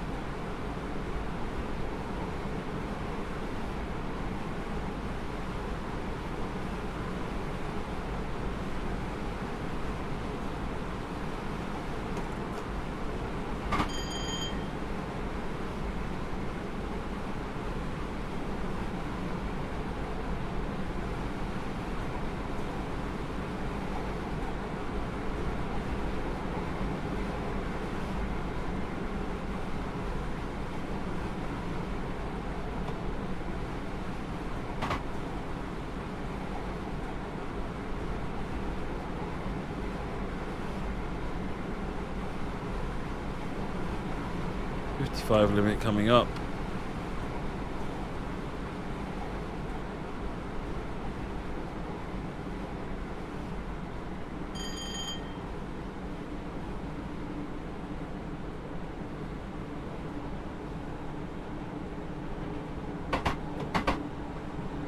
Just realised why its brakes are jumping. It's got this dynamic brake thing on there which isn't even used anymore. I think it's that one.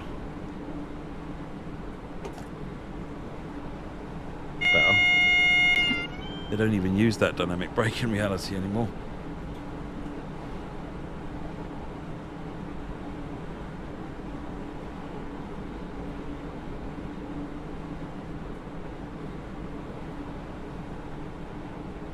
Right, coming up to Lewis and the interminably slow 10 miles per hour limit.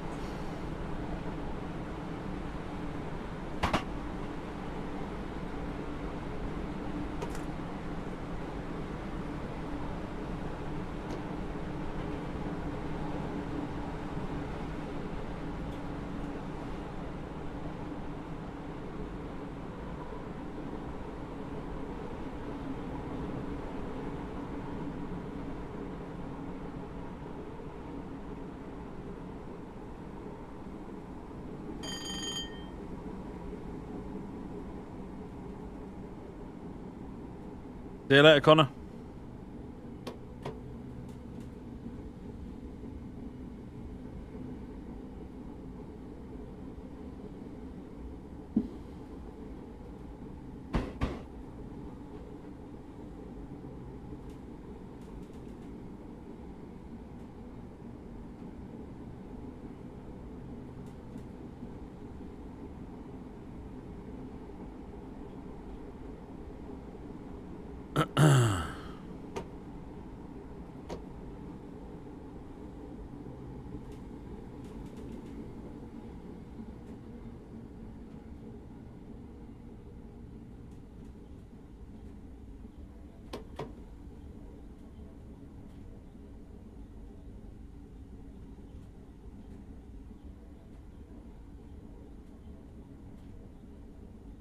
I had to query this when we first did the route. I was like, I went to the track team and was like, "Are you sure? Are you sure you're sure? 10 miles an hour through here? Really?" I could see it for the junction, but so they went and had a look at the track diagrams, and it's bang on correct. I was like, "Oh, fair enough." There's presumably something in the real route infrastructurally that means they've got to go over it slowly.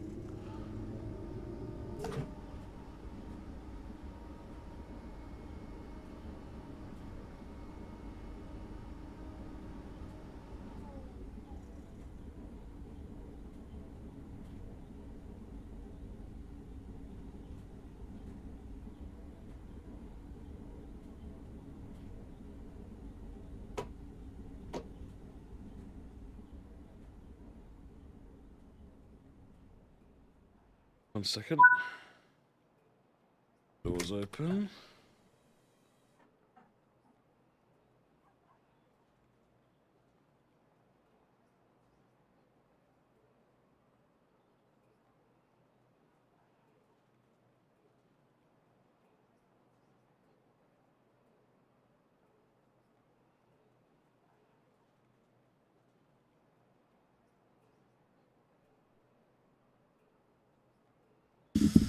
Youngest is out and about from the sound of it.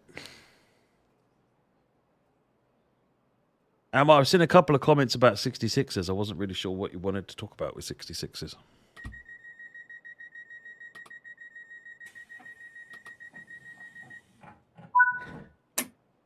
Let's go southeast.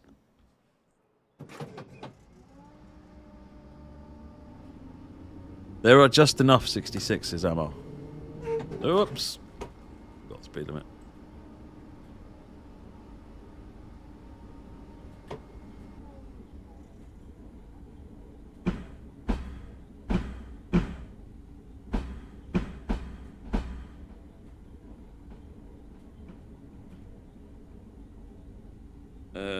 Organisation in advance would be a wonderful thing, wouldn't it? Come on, stop pressing the wrong thing. Still pressing the wrong thing.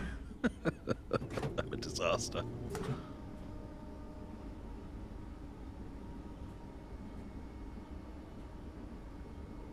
Currently crawling on a sunny side loop at 3 miles per hour. Oh dear, but that's excessive.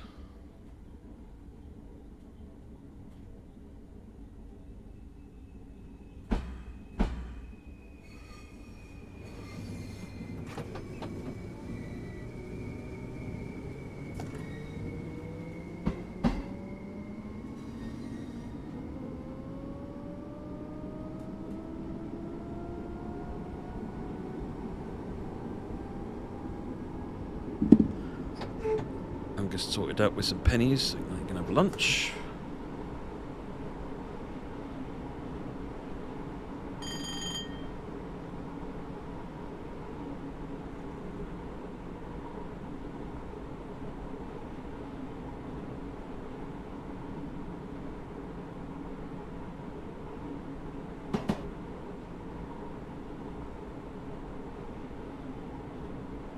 It could be a noise thing as well. Yeah, Ammo.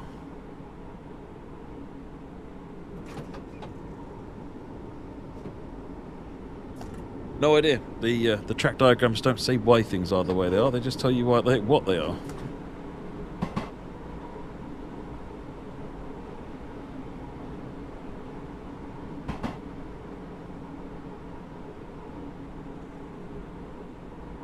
Missed opportunity to make the training centre loco the SW1000R instead of the 66. Well, not really. The SW1000R is going to take a lot more work than the 66 did to get it into the right place. And also, the SW1000R is not that reflective. Mind you, the 9's just the 66 particularly, really. It's got the unique PBL brake system, so other than the TGV. We have been talking about whether or not we need to add another loco into the training centre.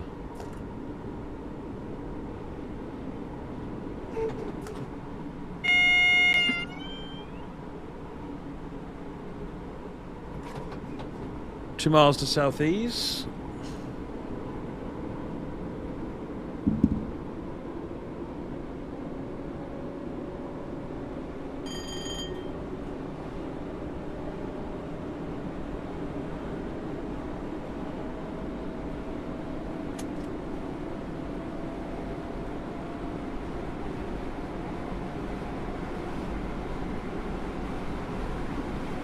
Oh, we had another donation come in. Second. Jambor34. It's my little contribution to help. Thanks for initiative and long life to drive trains. Thank you very much indeed, Jambor34.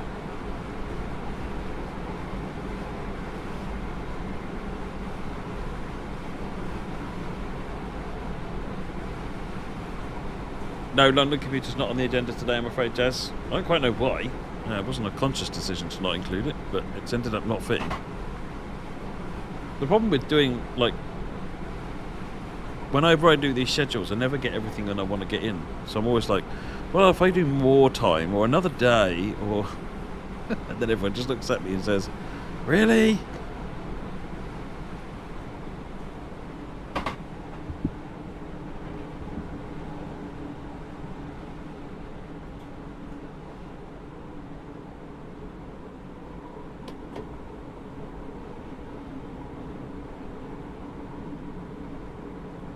Thelonious, oh man, I'm supposed to be working again and you're forcing me to watch trains again all day. Oh no, sorry about that.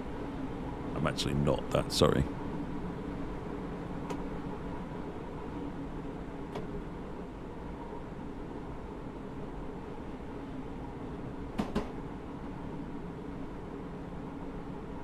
Well, there's a million railways to make steam and diesel.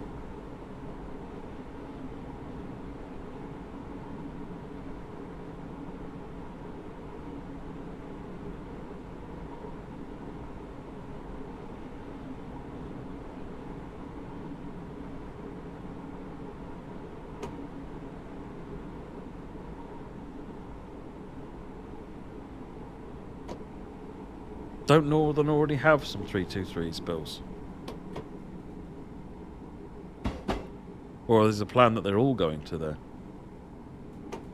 Are they replacing them with Eventra type things or something?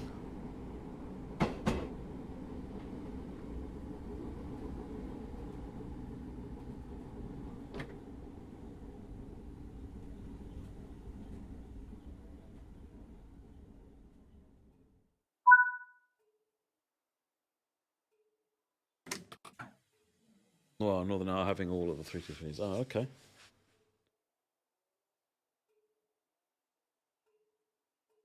Where do they store the Acela at night in Boston? I have no idea where the Acelas get stored. In the game, I think they just disappear off into a portal because there was no space in the yard south of it. They may be stored elsewhere, like Washington or something, because, I mean, that was where we went to record the Acela.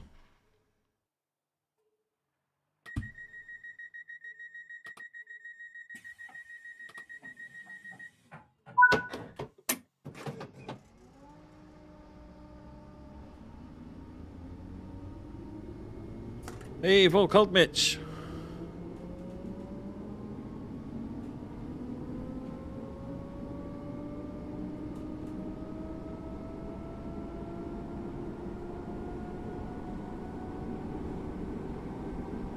Or maybe some of them do get stored in the yard. Maybe some of them, they do just leave them overnight in the platforms.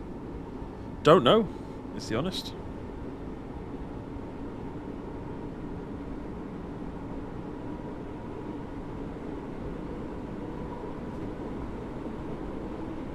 Alcoves would be great. I mean, anything but, you know, you can have an overload of EMD and GE, and Alcoves would be a good thing to see, as in a bit of Baldwin as well. But the problem with them is getting reference, and even worse, getting audio.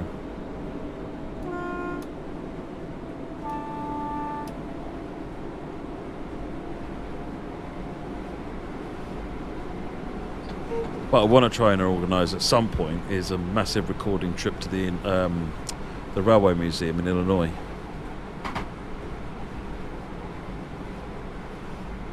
Presumably get some classic old traction there, but you don't ever get it either probably stationary or moving slowly, which is also a problem.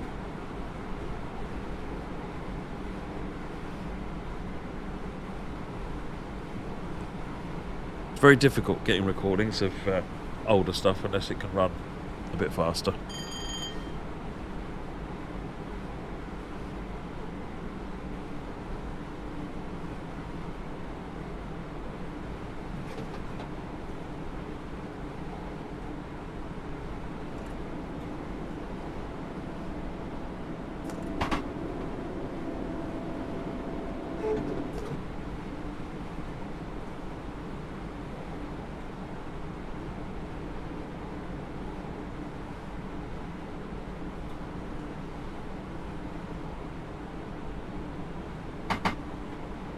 Coming up on New Haven.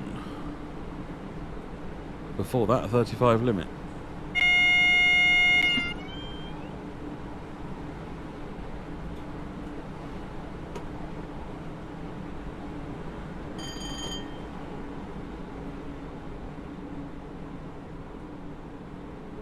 Passenger announcements, platform announcements, something I want to do, Charlie. I don't have a plan for it yet, but it's definitely something that I want to do. I mean, PIS system is fundamentally built around being able to provide that at some point. All the data's there.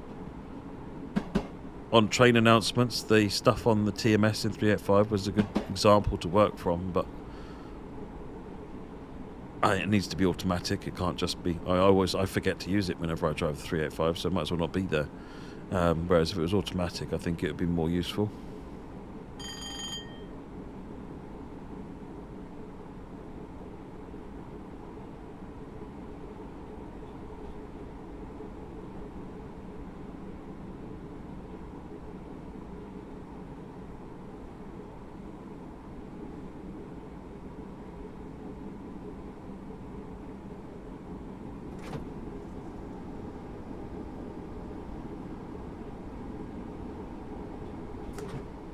Plenty limit coming up.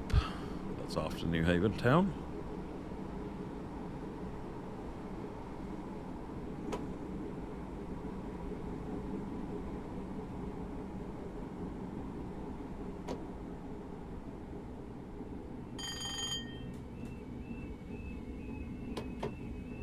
I see. Willow, the 304s. I like the idea of 304s. Is it? What's the one that we did on TS Classic? This is the SPT one. I like the look of those. They were nice. I enjoyed driving those.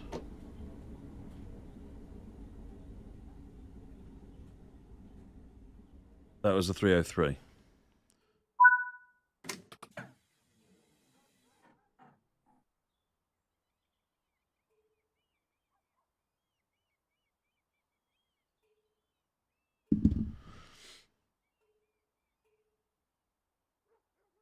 How probable is the chance we get CE DLC for TSW from countries not yet in the game? I have no idea at this point.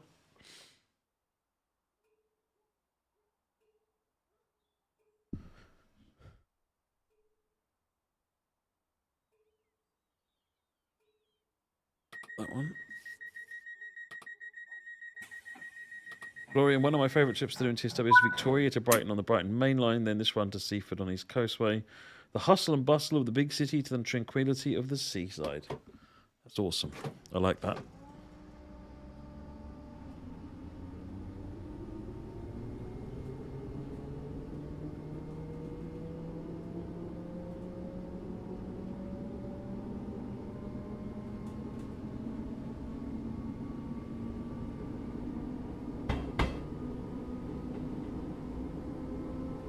Look, it's snowing at last.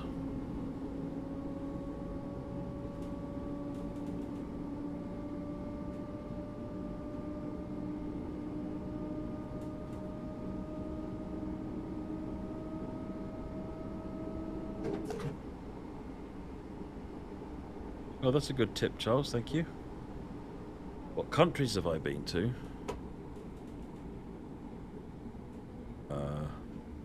Denmark, France, Germany, Australia. Does stopping over as a layover count? In which case, Japan, Thailand, America, obviously, several times.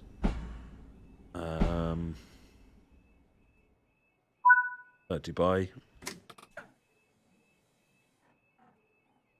304s used to run from Manchester to Macclesfield, Stoke, Wilmslow, Altrincham, Highfield and Glossop. Oh, okay, right, yeah.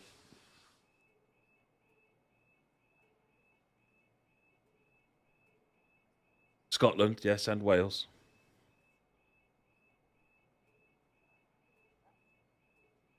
Where's the country? Well, you know what I mean. UAE.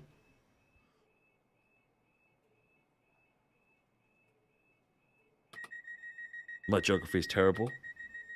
Geography teacher will confirm this.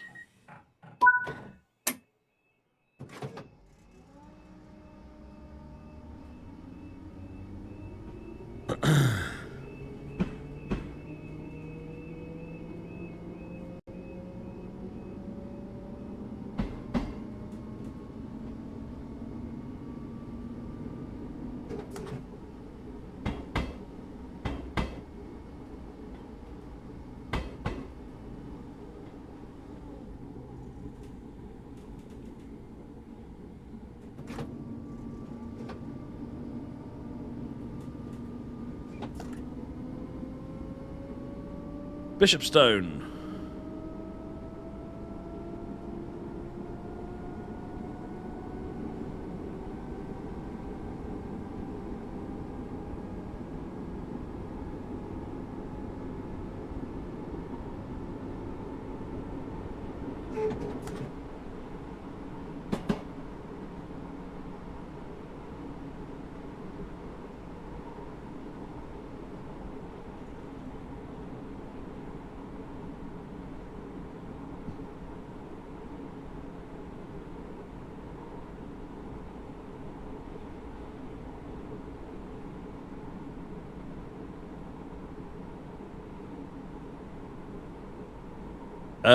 People saying, will we see and can we see and is there plans to add? I can't talk about things which may or may not be in the future, as usual.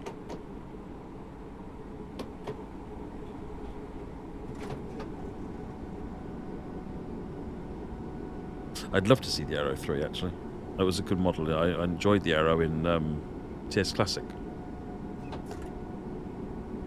What was the Arrow on? Was it Morris? The Morrisville?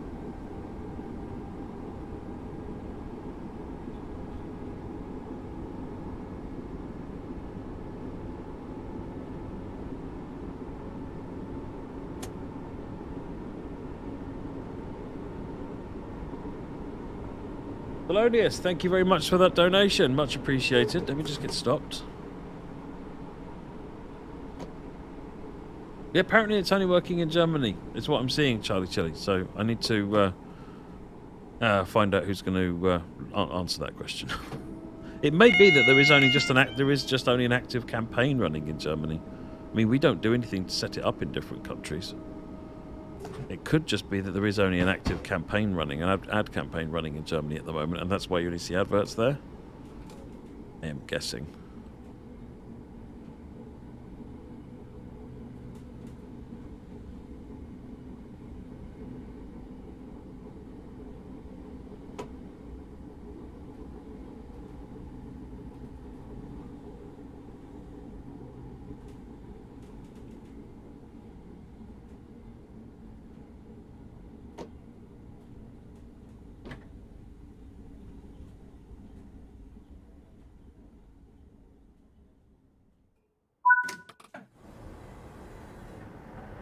Looking a bit murky now.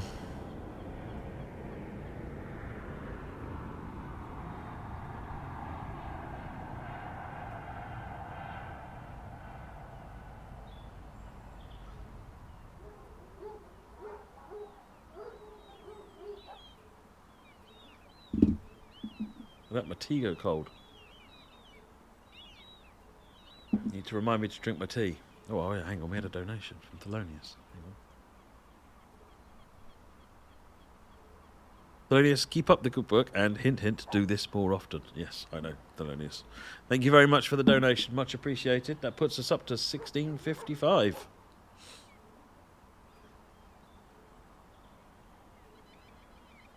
Doors.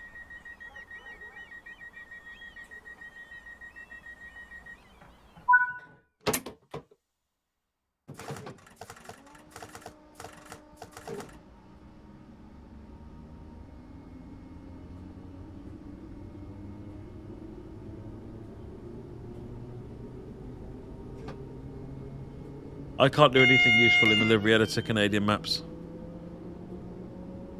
Other than make a train pink and put a white stripe on it. That's about the limit of my artistic skill.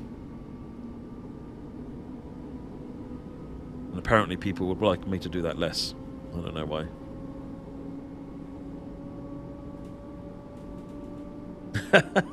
That's an interesting take, Thelonious, thank you.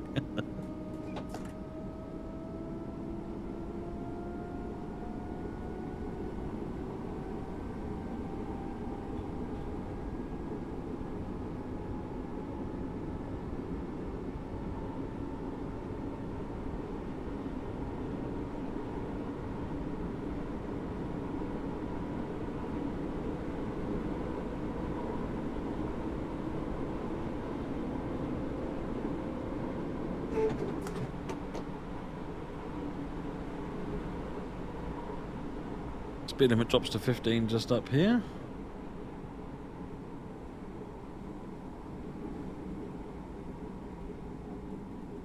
How much does SpecialEffect have to pay you to wear a blue shirt instead of a pink one? I asked for a pink one and they didn't have them. And I just said, well, that's decidedly short-sighted of you. And they just looked at me weird, so...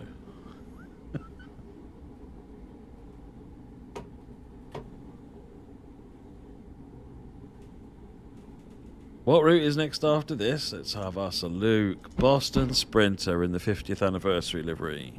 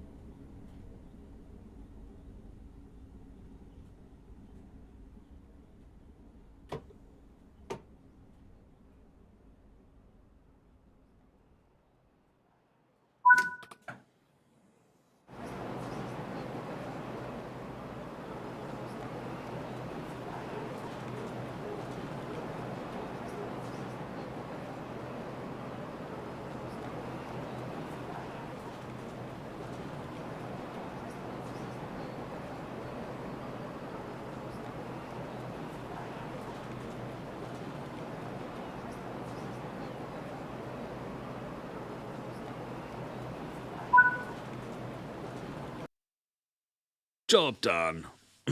East Coastway.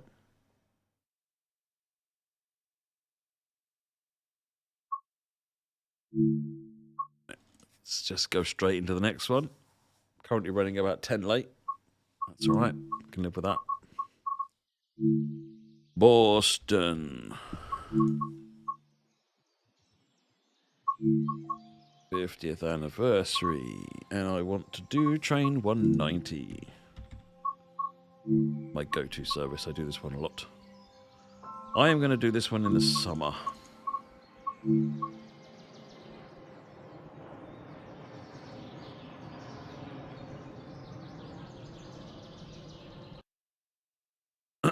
Right.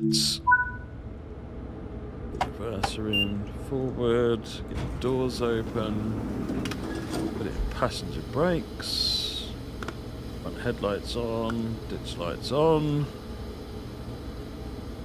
safety systems around the back here. You want to turn them on the old-fashioned way.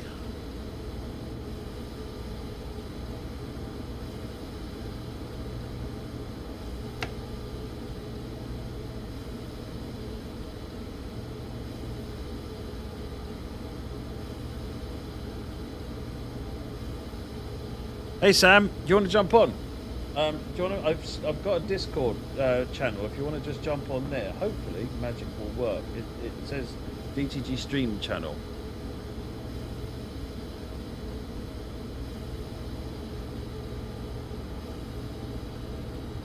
I didn't open the. Don't tell me I opened the wrong doors. I opened the wrong doors.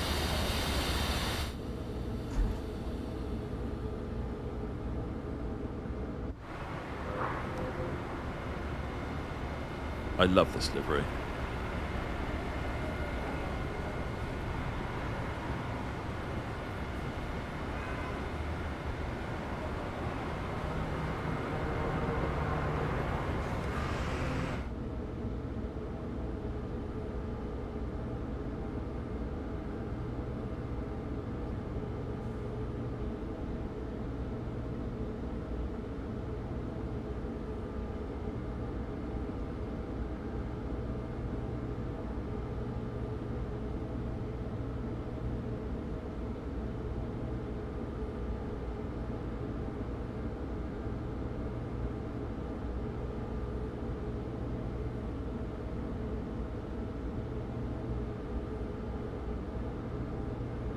Or ACS 64, what do you prefer?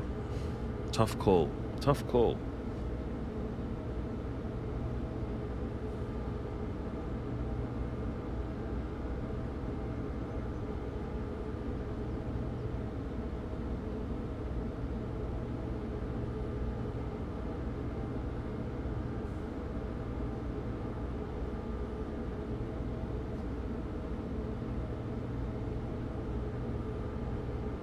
One second.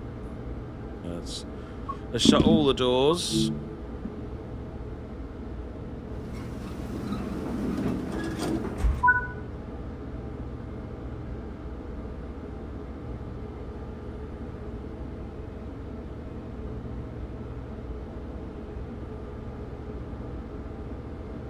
Right, and let's get going.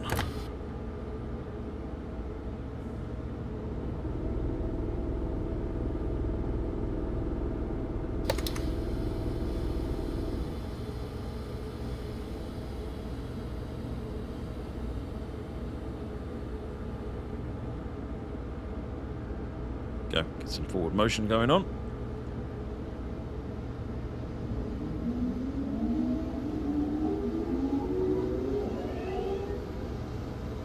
There are too many channels this week.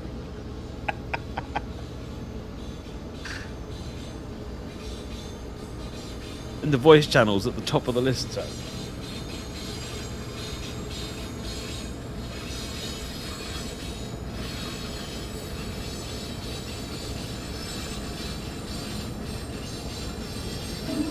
Not on my Discord server, on the DTG one.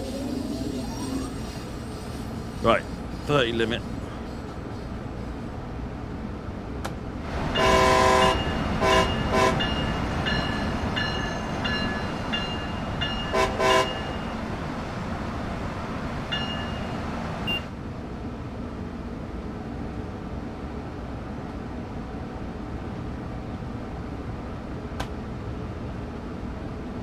Lax, you're talking about joining routes together? Not currently, no.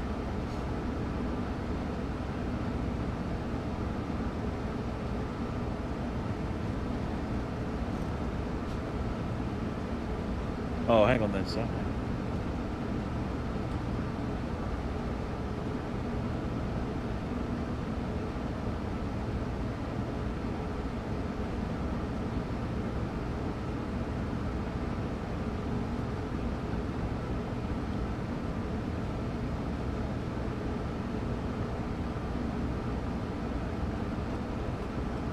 Let me pause this for a minute because I'm paying no attention to it whatsoever. Good. This side of this.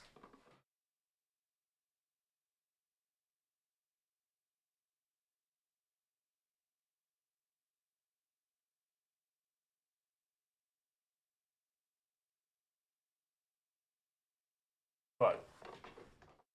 I'll watch for you joining it, Sam, so that I can give you the appropriate permissions to see things.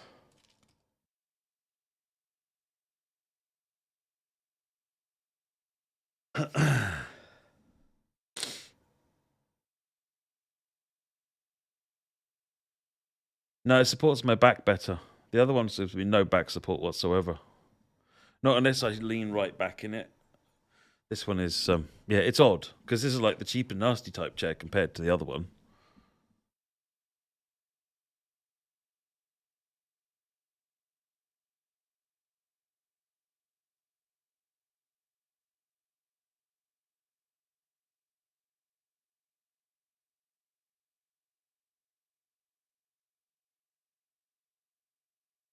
Keep an eye on Sam joining.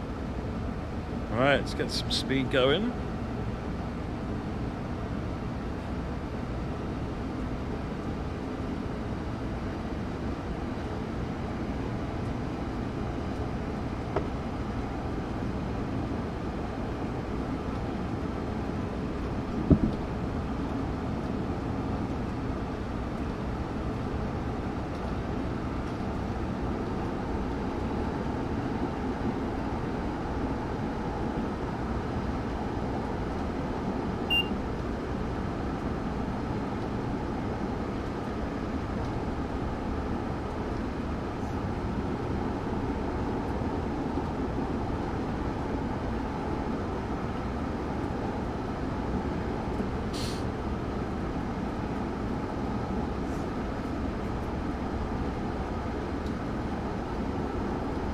Are you there, Sam?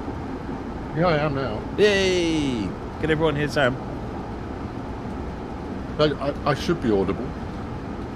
It's just whether I got the audio routed right on this end. Yeah, they hear Matt, you. there Excellent. are 8,200 different channels in here. No, there's no more than 8,000. You're miscounting somewhere. Hello. Hello, how are you? Yeah, I'm all right.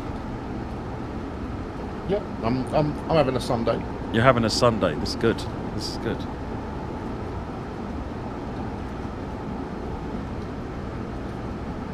So we're doing all right. Right, what are you doing? Well, I'm doing Boston at the moment, but we're up to 1,655 quid, which I'm really happy with. That's nice.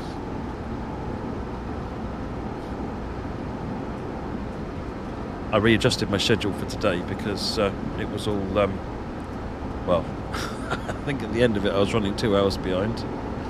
So, readjusted today, so hopefully, you know, make the schedule fit the running behind. That's my motto. Isn't that the motto that you tend to thrive by in office hours as well? Yeah. Exactly that.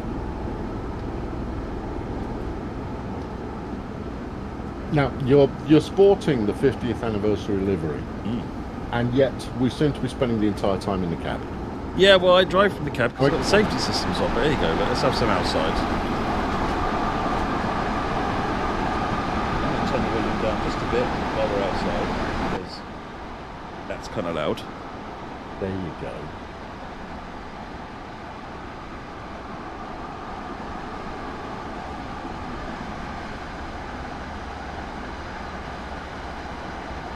Super. So what's been your highlight on the stream so far, and how many times have you wrecked it? We did 2 spads yesterday. One of them misjudged. Well, obviously, clearly both of them are misjudged. 2 spads yesterday, and one of them I was going up a hill, and I was thinking to myself, it was in a freight train, and I was thinking, wow, I hope the weather doesn't get worse, because I have a sneaky suspicion I'm right on the absolute bare limits of what will get this train up. And it started snowing. So we stalled out. So a quality excuse there all round. So we stalled out, and that was it. We put a request in for a banker to come and help us up the hill, and then pressed escape. What else went wrong yesterday, folks? That was pretty much the majority of it. Oh, I stopped at a station I didn't need to, because I misread the go via, as you do. Even after we've changed the icons, that apparently still doesn't help me.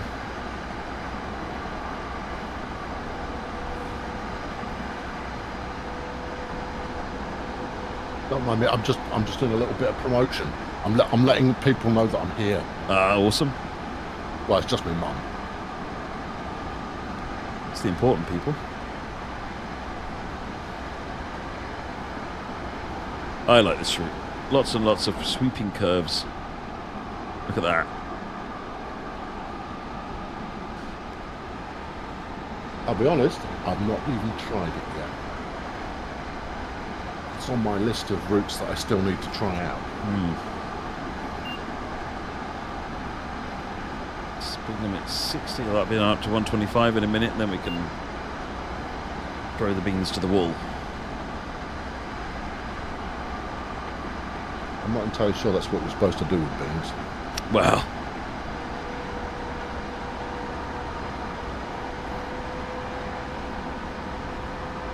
you stalled out on Horseshoe Cove, Florian, because you misread a signal you didn't need to stop at. Oh yeah, that'll do it. That means you didn't have enough power to start off with, so you would have probably slowed down and come. I noticed the train I was running when we did a quick horsepower per ton calculation afterwards, and it was running about 1.4, which is a tad on the low side. Take a heavy train up a hill, you're more like a minimum of 2.5.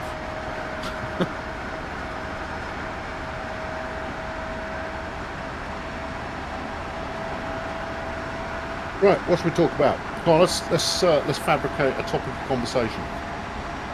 Let's. I haven't got any ideas though. Well, that's okay. Fortunately, I'm here. Yeah, excellent. Hang on, I'll think about it. I've got to put my brain in gear. 5 minutes ago, I was very brain satisfactory. How are you getting on with that? Are you each trains yet? Right. Okay. Good. Yeah. So we've got. What's been your highlight route from the last year? My highlight route. Someone remind me what we released in the last year. Crikey.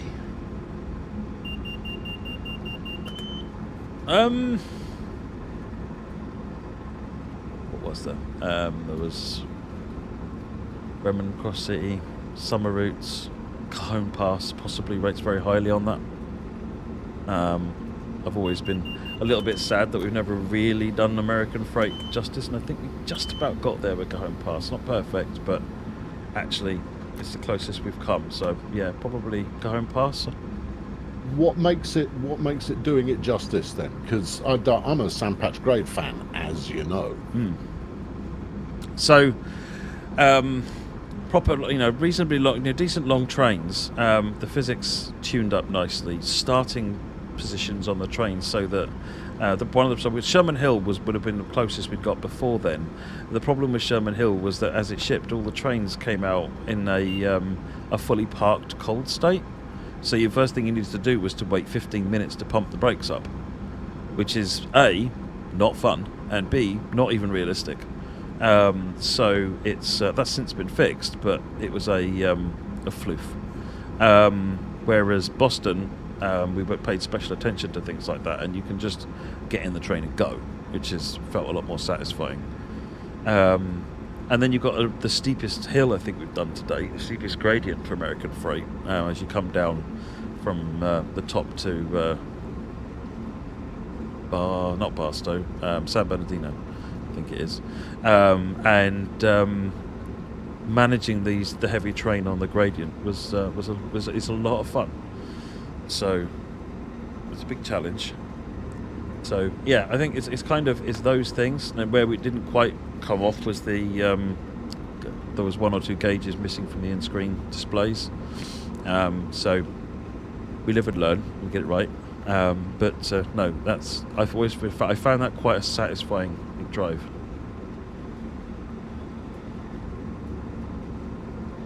Matt's going to miss his first stop. No, 20 miles.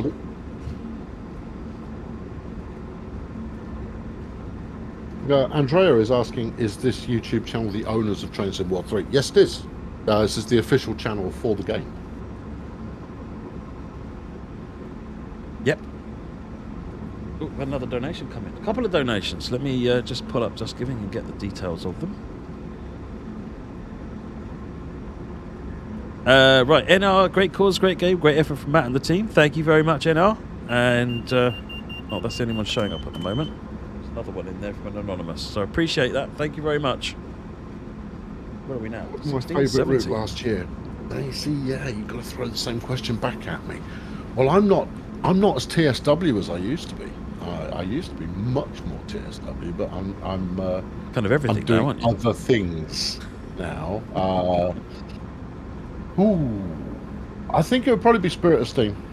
Yeah, I get that. Yeah, but using diesels. So I use BR Blues rather than the steam trains. Just purely because I'm a BR Blue fan, and I respect that. and I find them a lot easier to drive. Yep. No, I respect that. I imagine that. I must admit that probably looks quite good, actually, thinking about it. You do scenario planner. I think I've done 2-3 different runs up there a couple of times, but I'm a huge advocate for Lime Street Station. I absolutely love Lime Street. I mean, I spent 3 years of my life there, so yes, I know it very, very well, and I love the approach. Yes, yeah, through the arches. It's iconic, one might say, throwing out an overused word. Yeah, well, I'm a sucker for the Industrial Revolution in terms of architecture, and it just screams, red brick, and you can see the smoke pouring out of chimneys while a bunch of stuff's being manufactured. I love that stuff. That's cool. What's your favourite BR Blue to drive on it then?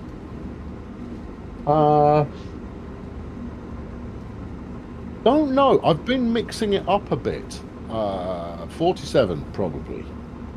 Nice. I did the 101 yesterday. My favourite of the BR Blues. Well, I mean, the 101's great, and that's just because it's tricky, right? Yeah. There's a bit more challenge to it. The gear changing is fab, and then the lap brakes are great fun as well. But I've done so much time in the 101 that getting a bit of variety is a good laugh. Yeah, when I'm not driving the 101, I am on Northern Transpennine. I'm normally veering towards the heavy oil services on the Class 40, right? Because they sound amazing, and I do like a bit of Class 40 action. Charles has asked what our favourite structure in the game is, and why. What Lime Street Station for me, obviously. And I'm including the half mile or so approach to it as well. I haven't a clue. Or also, I quite like the tunnel on LGV Mediterranean. Which tunnel? Do you mean the big one, just the nearest one to Marseille? Yep. Yeah. Yeah, no, that is quite good, especially because you enter it going up and then change direction to go down. And then you go down really fast. Then you have to put the brakes on and do a power changer in the dark. Well, actually, it's the illumination coming from the dash on your way through the tunnel. It almost feels like you're driving a spaceship. Yes, yeah, totally.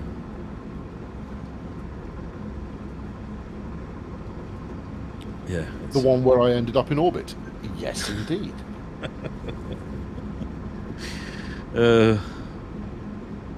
Anyone can do it. Well, you've found a solution to that now. Yeah, that fixes out now. Never been able to reproduce that exact problem ever, but I know, but that's because I'm special. But no, we think we got that one resolved. So, hooray! I'm not sure what my favourite one would be, to be honest. There's some really good structures in the game. And of course, now my mind's gone completely blank. I'm going to go for Leeds as well. Leeds Station is also very, very nice. Yeah, very square and boxy. Brutalist, isn't it? Is that why they describe it? Survey beats. It's. I quite like Manchester Vic on NTP. Actually, I think you get that in the right lighting as well. It looks really, really nice. I've seen some photographs and seen the game reproduce those photographs superbly well. So, yeah, I'd probably go with Manchester Victoria being quite high up there. Apparently, if I want to drive a spaceship, play Elite Dangerous. I have played loads of Elite Dangerous.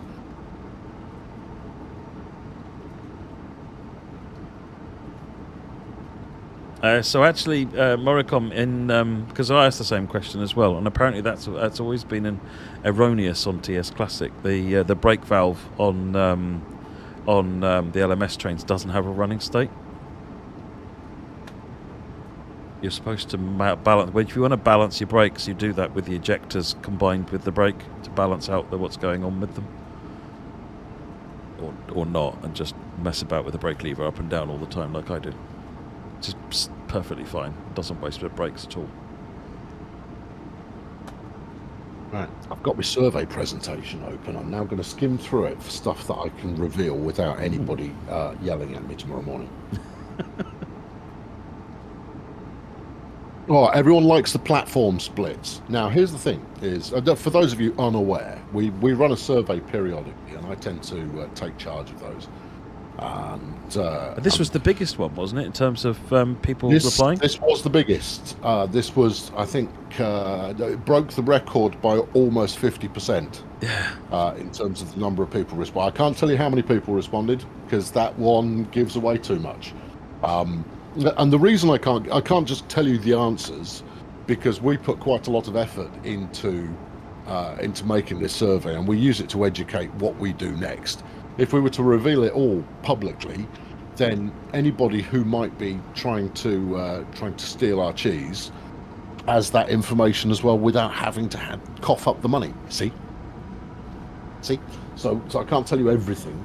But the survey is not 100% representative of everybody who plays the game. It's a small slice of the active players that we have, but we're in the multiple thousands in terms of the number of people who respond, and it's a goodly number. The reason I mentioned that it's not everyone who plays that responds to it is because it doesn't reflect the active player numbers, and the way that I look at that typically is when people respond to what platform they play on. Now, we know from our active player numbers that it's still a 33% split, almost perfect thirds split between Xbox and PlayStation and PC, and this is all generations, right? But in the survey this time around, madness has occurred because it is very heavily skewed towards PC. 60% of the responses came from PC players. Wow. It's not actually that surprising. I mean, when I used to be a big forum monkey back in the day, back in the early 2000s when I ran EA's forums, any PC games we covered on forums would have 10 times at least the number of response. We got more players talking to us about a football management game called Total Club Manager than we did console players who were playing FIFA. Is that And the just reason because for if that you're on a is PC, quite it's easier to straightforward. navigate the forums on a PC? Is it that simple? That's exactly it. I mean, if you're playing a PC game, you're already on the means you're already on the means of actually getting in touch and talking about it. Whereas on console, you've got to stroll over to whatever you access the internet on, fire up your PC, and then fire up the browser, and then remember your flipping login, and then you have your thought. By which time you kind of go, can't be bothered. So there is always a small over-indexing in terms of PC, and it can be quite variable. Where was the survey advertised? Asked Daytona. Everywhere. Every single social media channel. It was sent out via the email if you're on the email list. We referenced it numerous times on the streams and numerous times on the forums. So unless you had your head in a bucket for 3 weeks, you probably would have seen it referenced, advertised, or whatever. And if you didn't, then you need to go and sign up some places so you can go and see the next ones when they come out. Yeah, I mean, most people don't want, they kind of go, oh, I don't want more email turning up. But once in a while, the email stuff has something interesting in there. So it's worth staying informed anyway. So yeah, about 60% of the respondents this time around were on PC. That's really interesting. I guess that's, from what you're saying on the sound, It's head in a bucket for 3 weeks. There you go. That explains it. So we had another donation come in, actually. Really Florian, thank you very much for that donation. Much appreciated. So I guess that's an uptick in PC respondents rather than a downtick in console respondents, essentially, then. I think so. It was our largest ever response rate from Germany as well. Right. Normally we get it kind of goes UK and US more or less tied, and then Germany close behind, but at least sort of 5-10% behind in terms of the response rate. This time around, Germany was actually our top responding country. Oh, that's awesome. Only just beat out the UK, but then the US was lagging behind a little.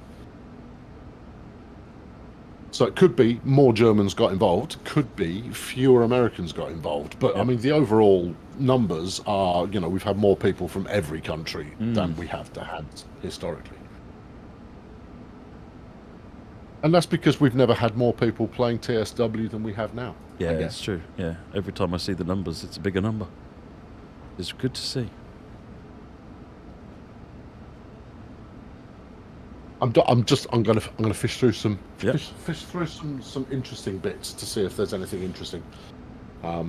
We asked people about how difficult they found the game. This is something I mentioned on the forums last week, but the vast majority of people are saying it is just about right in terms of how difficult Train Sim World is. In terms of then the split between it's a bit too difficult, it's not quite. It's a bit too difficult, or it's a bit too easy. Easy is the larger group there, but it's pretty even. Interesting. I wonder if the people who think it's too easy are using safety systems or not. Well, that's one of my drill-ins. See, I've still got to go and do supplemental drilling.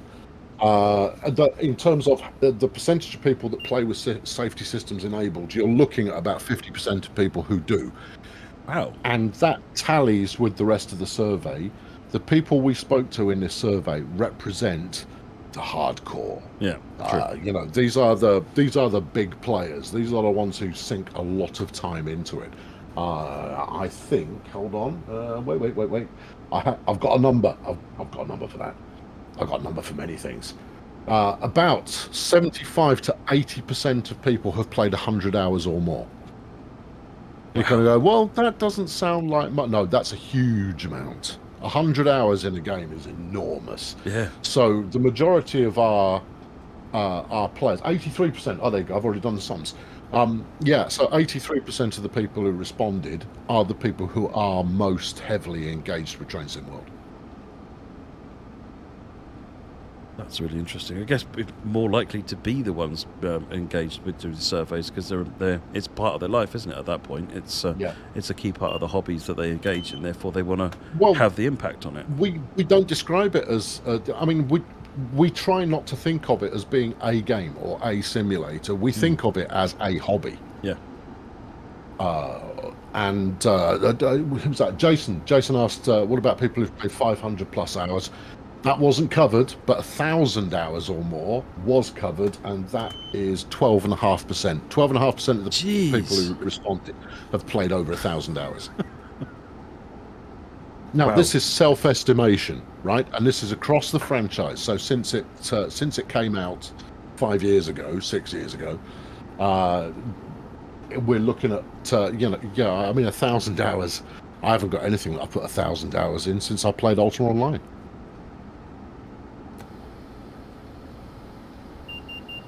That's incredible. There's a lot more people than I would have thought of that kind of number. Well, if you're not really playing anything else, then I can easily see that happening. Yeah.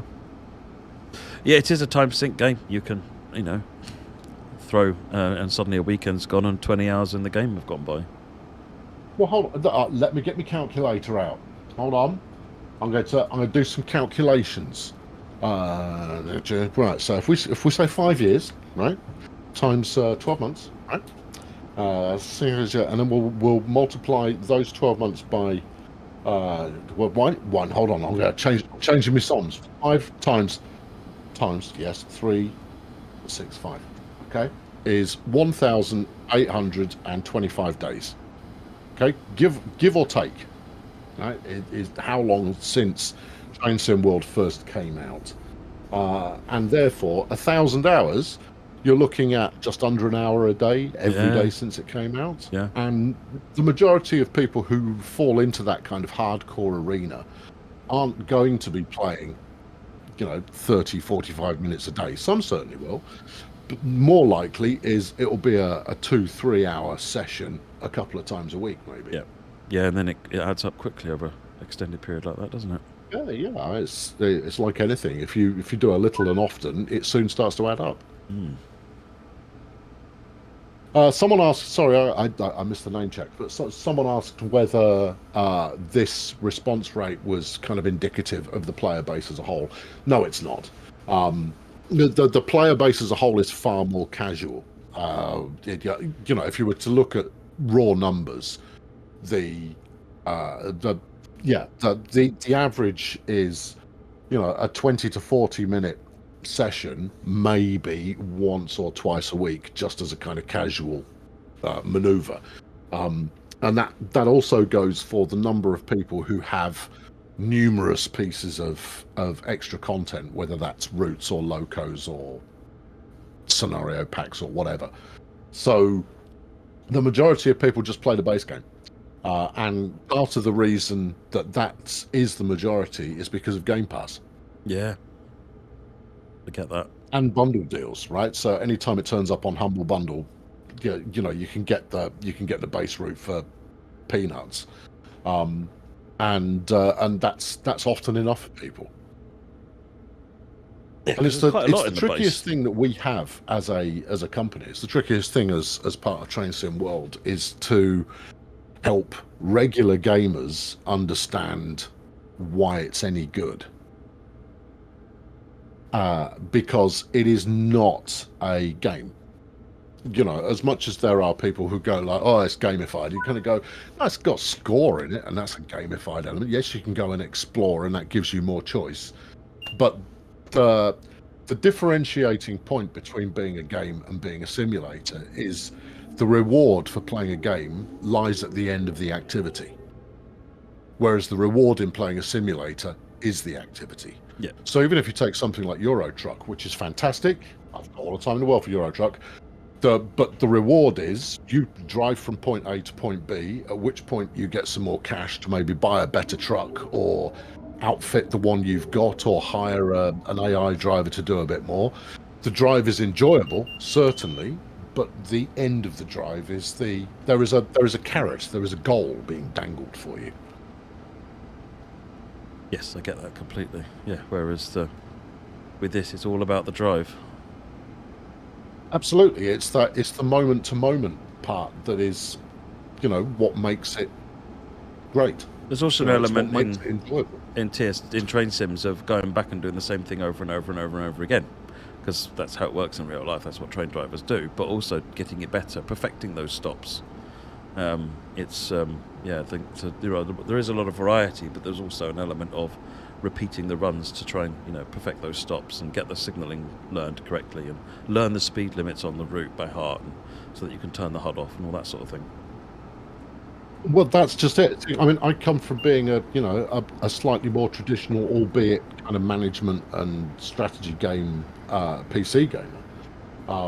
Although I do like my sports, everyone knows I like my sports. But it took me probably until I had 50 hours in the game playing TSW before I understood what was fun about it. I mean, driving the trains is kind of enjoyable. But it's a little bit, okay, I've seen one bunch of tracks slowly coming towards me. I've seen all bits of tracks slowly coming towards me, and it's only the scenery that really changes. And it took probably 50 hours before I got where's the satisfaction in this? And bizarrely, the satisfaction comes from doing it properly. The more you do properly, so the better you try and make your stops, the closer you adhere to speed limits and nailing them at the right time perfectly, the more satisfying you think it is. Yeah, absolutely. And same with learning the trains, the safety systems, how everything behaves. There's a lot more learning goes on. You get a new train, and you won't be just sitting in it and doing it. You will have to get used to it.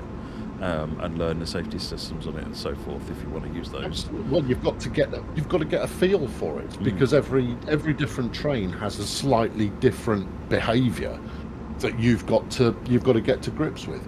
I love the 424, the German commuter train with terrible brakes. 423. 423. I love driving that. That's fantastically good, because it feels great when you actually nail braking properly. Yeah, when you get the brakes right and you come in and you maybe hit a station a bit feeling uncomfortably fast. Did a couple of times yesterday. I came into a station, felt to me like I'm coming too fast, put the brakes on and stopped exactly on the spot, and it's just like you get that little rush when that happens. Yeah. Exactly. So, is that Anades has asked between management and strategy if I played Factorio. Oh yeah, yeah, I played the heck out of Factorio.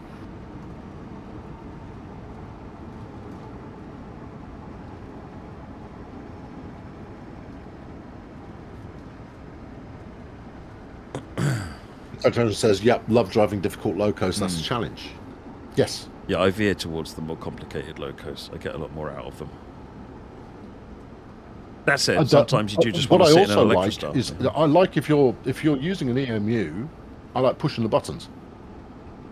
So opening the cab door, the train doors properly, using the buttons, checking for clearances before you've pushed off, and then flawless timing on doors closing and the train sets off. Love that stuff. That's kind of where the challenge lives. Yes, tuning it and optimizing it to where you can just, as you say, nail the timings. Yeah, it's very satisfying. I played the heck out of Bakerloo Line, despite the fact that there's not a huge amount to see. But knowing that the brake you're going to be absolutely hammer on, and the braking point is it's a visual cue for the braking point far more than anything else really. Above ground, you don't have that obvious big bright light of we're coming into a station to kind of indicate brakes on now. Yeah, and sometimes it feels uncomfortably fast coming into the station. It's getting used to that, trusting the train. knowing when you put the Right, brakes on, knowing how what much the to put train's the going to brakes do. on, reacting to the train, and just saying, no, this is fine. I can come in at X speed, put the brakes on this setting, and we will stop on the button. You know, all the same things a Raildriver has to get used to before they're allowed on their own. Yeah, absolutely. Monty Burns, Wakey, is saying we need another 4-up challenge soon. Yes. Yep. There's one in the pipeline, Matt. There's one in the pipeline, Matt. Am I the last one I again? even recorded a video of the instructions. He's recorded a video of the instructions, which I have yet to watch. And you know how many people have actually done it so far? One person has done it, and that's me. There's you. All right. I'm shamed. It was going to be in our Festival of Rail weekend, but then yeah. it got pulled back out of that. We will do it. I always enjoy the 4-ups. They're good fun. I quite enjoy actually when we do the 4-ups and people play along with them and report how they got on with it as well. It makes it feel bigger. Yeah. I think that the more we can do with that, the better. For those of you who haven't come across a 4-up challenge before, we get 4 different people to play the exact same route, scenario, timetable service, whatever it is, and they record their gameplay. I then edit all of those into one single video that is showed split screen, and we all talk trash to each other while watching it back again. And sometimes it's very funny. Some of the annotations you had, like where Jamie was cheating with every junction switch, that was hilarious. That one. JD giving up. That was very funny. That was a fun one. I enjoyed watching that. So yeah, the next one is because Matt demanded it. Is a return to the shunting challenge on Sandpatch Grade. It's a second run. Nice. Yeah, I wasn't able to do the first one. I was like, gutted. I was like, No, wait, you're doing weren't switching and available. I'm not there? What? I know, it's one of your funnest things to do as I well. love switching. I think, yes, JD running Peninsula Corridor was hilarious, where it took him half the route to figure out how to turn the bell off.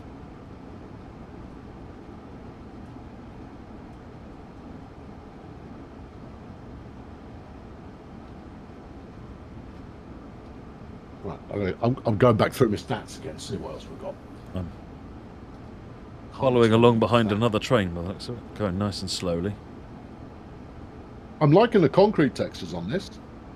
I mean, Yeah. textures are neither here nor there, but they look good.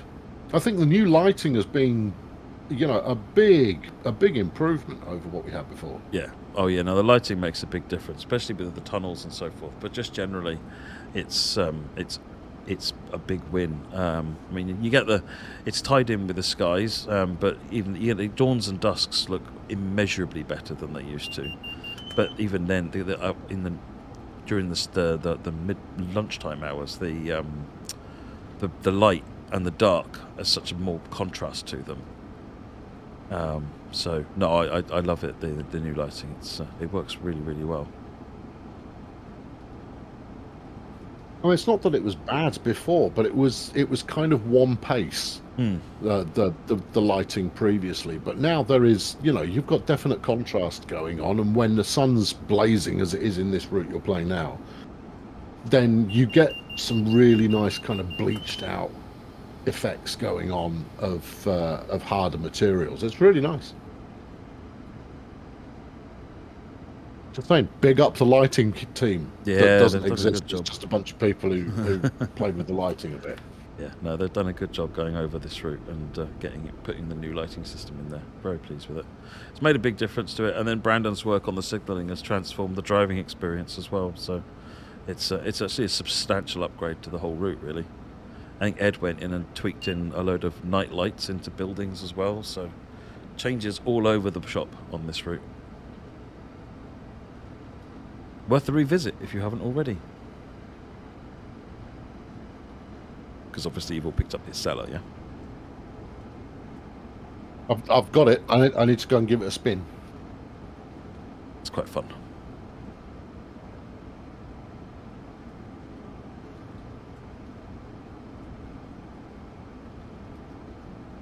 Oh yes, the other thing that happened on Peninsula Corridor was I got into the wrong train. Yeah. Yes. That was great because it happened. I mean, it's very obvious that I legitimately got into the wrong train and went, "Why isn't this working?"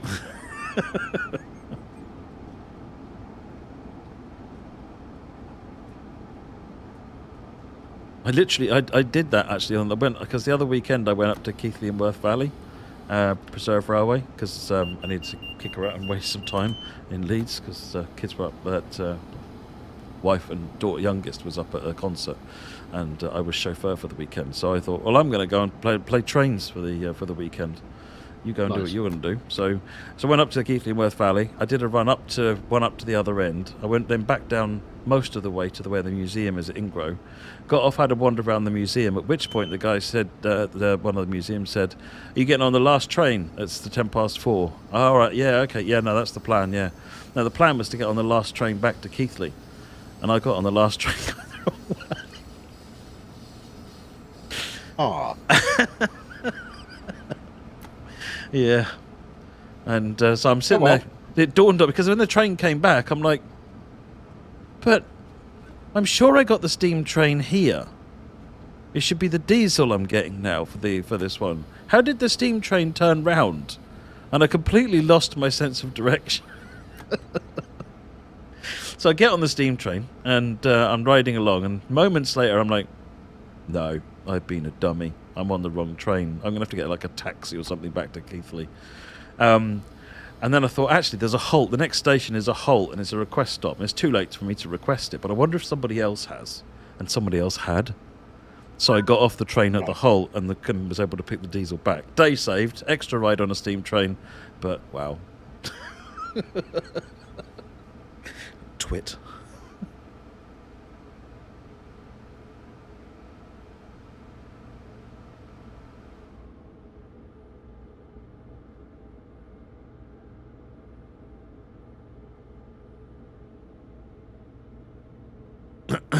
All right, I've got one for you.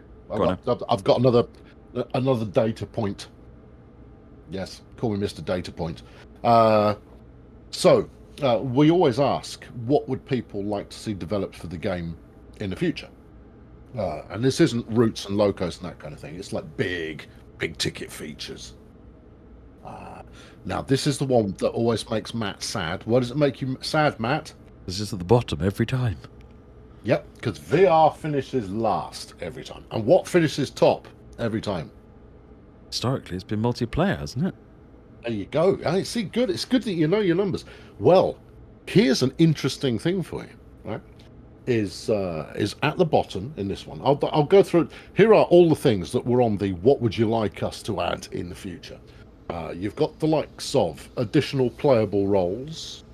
You've got the full game editor, random events in timetable mode, additional train add-ons, so not routes but just trains, improving the sound, adding a free roam mode, increasing the game performance, adding a career mode, all of this kind of stuff, right? As well as multiplayer and VR, which are our kind of our bedfellows for top and bottom of the league. The bookends. Not this time. Not this time. This time, VR came bottom by a long way, as always. Now, the reason that VR always comes bottom is because unless you already own the kit, then you probably don't get it.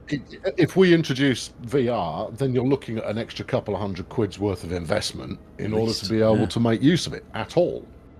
So there is a cause and effect thing going on there, and like you, Matt, as much as I yell about VR and it being rubbish, a lot of the time, I also think we should have VR. But it'll happen when it happens. Yep. And until then, I remain patient. Yep.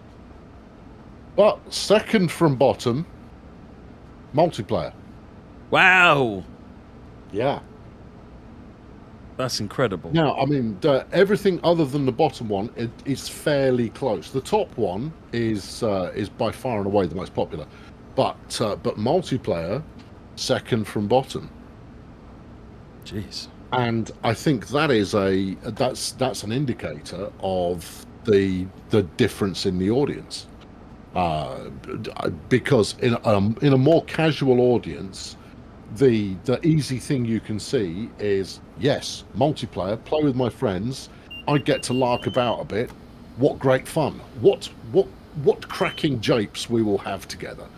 Whereas for a more purist, I guess, rail simulator fan, the last thing they want is some flipping loon hooning through their route, wrecking the way that the timetable's set up and behaving in an atypical fashion. Yeah, I Now, get the that. counter to that is an obvious one, which is, so choose the people you play with more carefully. Yeah. But still, you can see where it comes from, though. Yeah. Oh no, I get it. I totally get it. I mean, I don't, if I'm playing a multiplayer game of any kind, I won't ever play with strangers on my own team. Playing against strangers, no problem. So playing against internet randos who can be any kind of thing, not a problem. I'll do that all day long. That's no issue. But playing with internet randos on my own team, no thanks, hard pass. And that's not because they're going to let me down. It's more likely I'm going to let them down, and then I'm going to get yelled at by my own team, which is a totally joyless experience. Yep.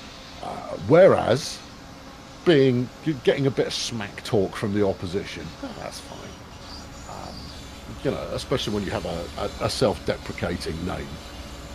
They kind of go like, yes, the clue's in the name there, friends. You're a real rocket scientist.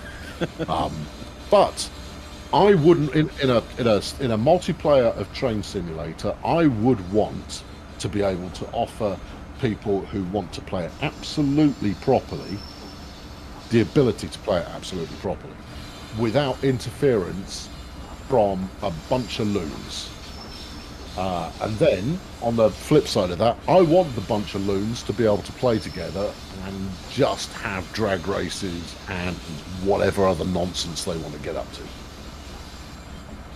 Yeah, quite. Yeah, everyone can enjoy it, but they need to potentially enjoy it in their own spaces so they don't get in each other's way. Yes, absolutely. But if you are no, I want to be able to do this properly at my own pace and no one yelling at me.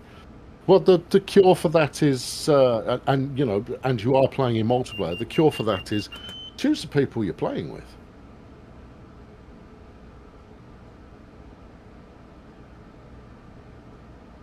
Yeah, interesting. Interesting to see the shift of it going from top to bottom, though. As you say, it's probably because of the increased PC audience or hardcore audience in there. It is most likely. Someone said they've all got to play SimRail, and you kind of go, people play more than one game. Yeah. Right? And interestingly, this survey came out after SimRail and its multiplayer became available. And therefore, has the experience of playing multiplayer in SimRail actually put people off? I doubt it. Especially because all of the rave reviews that SimRail gets are as a result of multiplayer. Yeah. Everyone who goes, SimRail's great, and it's because I spent time working in a signal box. Yes. But that's the difference. Anyway, just above that, you're looking at. It's actually the result of what people want us to work on is very different to what I expected, and in a pleasing way. I'd anticipated that improvements to sound and game performance would finish up top of the tree, because when we come in for any level of criticism at all, those tend to be referenced quite frequently, and yet they were mid-table. Really? They weren't seen as important as adding what could be described as more things to do. So additional playable roles is the top of the tree. That's interesting. So people want. I guess that means that we're probably getting closer to what people's expectations are on that level, and now they're focusing on wanting to do more with it. Yeah, I mean, there's always more room for improvement as far as performance and sound and so forth are concerned, but that's always going to be the case. Even when we nail it, there will be far more room for improvement because there always is. And, when you've got a big diversity of the platforms that people are playing on, and that diversity of platform could come about just on PC, let alone Xbox, where you kind of go, oh, have you got a could I use a Series X or a Series S or an Xbox One S or an Xbox One X? So you kind of go like, just an Xbox, dude. Which one's the good one? But that's 4 different platforms that is one platform. Yeah. Pentis asks, will I put this list on the forums at all? No. You're going to have to interpret my verbal answers only. Yeah, Sam explained why at the beginning. Yeah. So if some some other cheeky so-and-so out there wants to swipe the list, well, they're just going to have to watch the whole of this charitable stream that we haven't had a donation in a little while. Yeah, come on, folks, let's fix that. We're so close to 1,700, like easily close. Right, let me get my breaks in. David likes making scenarios, but you'd like a consist editor or to have more sidings to go in. Yes, absolutely. The scenario planner 2.0 that has been on the list since Train Sim World first came out, Train Sim World 2 rather first came out. Most definitely, we still need to do more with scenario planner because it's okay, but it could be pretty good. It was It's it never was a going start. to be all things to all people, but there it is. Do you hear Jeff? Yes, you do.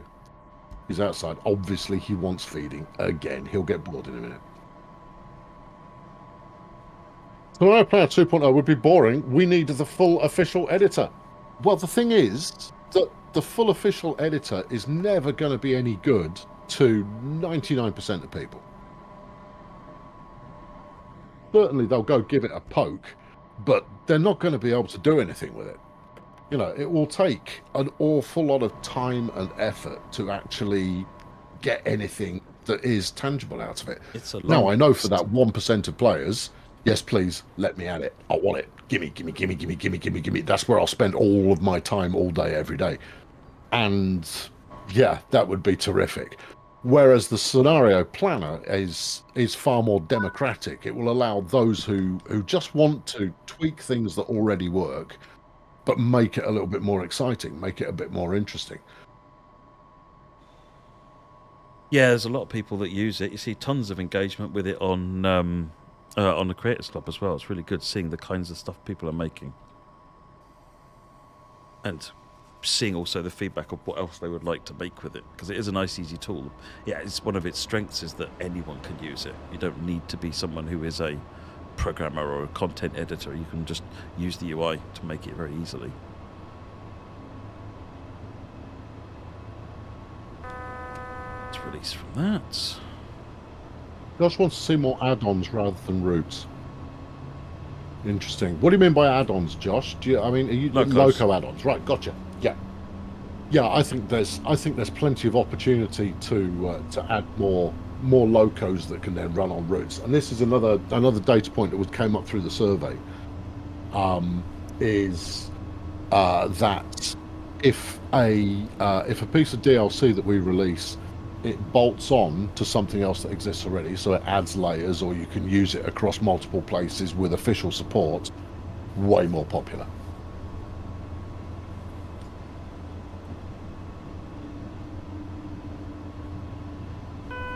Yeah, so we see a lot of people asking for locos, or talking about how many loco DLCs have been released versus the routes. So it's a tricky balance, because obviously the routes come with locos as well. But I guess what people want is do more with the sort of routes I've got. Again, it sort of applies. It's back to that thing of I want to do more with the stuff I've already got. Oh, where are we now? Is this Munich? We are on Dresden. We just left Meissen. Dresden. I know this. I know this bit very well. This is the section of route that I use to try and learn PZB a little better. Oh right, yeah. We did a challenge here, didn't we? Wasn't this one of the 4-ups as well? Yes, it was. This was one of the 4-ups. One of the many times Nat beat us.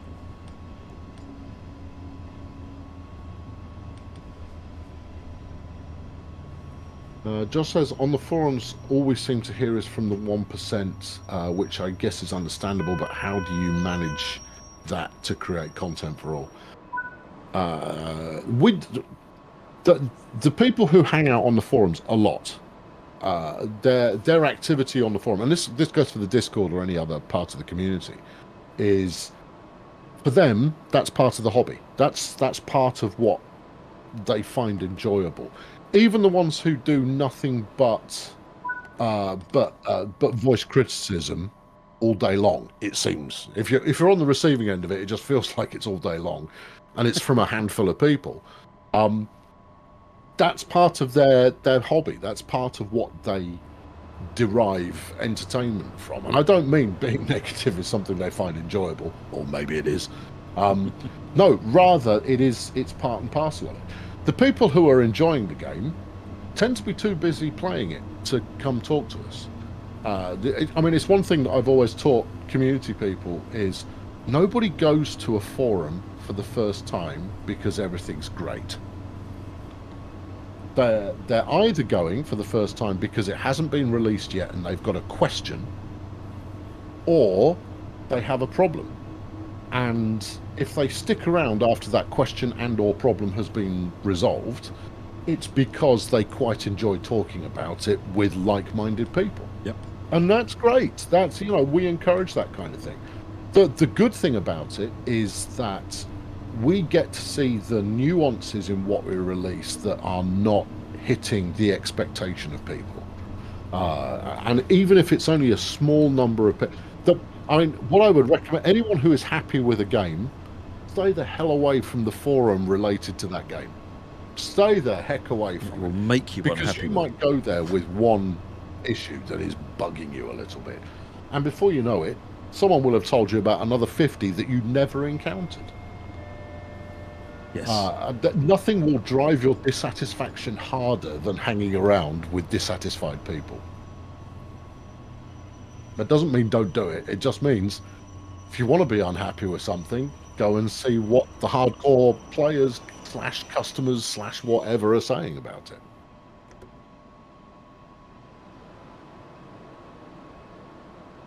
Same thing would be true if you're the owner of a Ford Focus.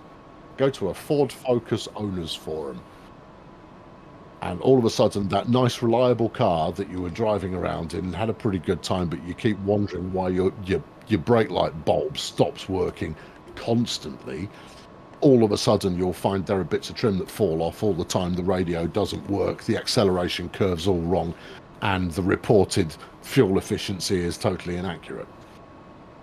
And you kind of go, oh, I didn't know any of those things. These are not things that I had observed, and yet now I have.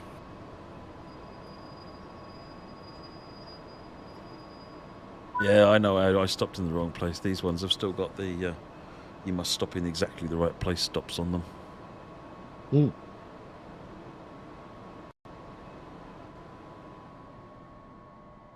Don't ignore happy players' opinions. We don't ignore any players' opinions. None of them are ignored. Everything, I mean, even though it's not necessarily representative of the player base as a whole, we don't hear from the whole player base. We hear from some of them. And if that's the feedback we're getting, then we have to balance that in accordance with what we're observing from telemetry. And by which I mean what we know is happening in the game anyway. Because there is, there's data in the game that says people are playing this for 20 minutes and then they never go back to it. Or they like playing this one service over and over and over again. Now that can sometimes mean, it's really enjoyable and they want to do it again. It can sometimes mean it breaks 20 minutes in. Either way, it's worthy of further exploration. Yes. Yeah, but there's also other channels that people talk to us on which aren't necessarily public, like on support forums and support tickets and so forth. So there is, and actually some people have said that they'll you know, they've mailed and said they're much more comfortable talking on the support tickets than using the forum as well. So, you know, there are many, many ways people talk to us. Forums are just one of them.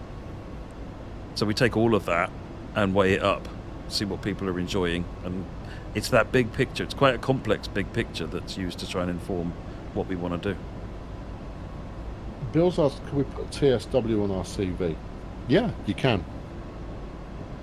You can put TSW on your CV. If you're applying to be a train driver, you can say, I play train simulators extensively in the part of your CV that refers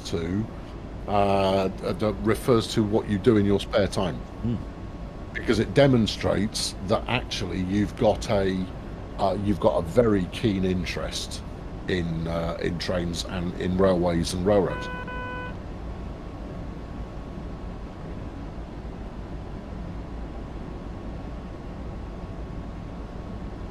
Unknown error, I'm not sure. I don't recall that. So maybe send me a DM on the forums and point me to what I need to go and look at for that.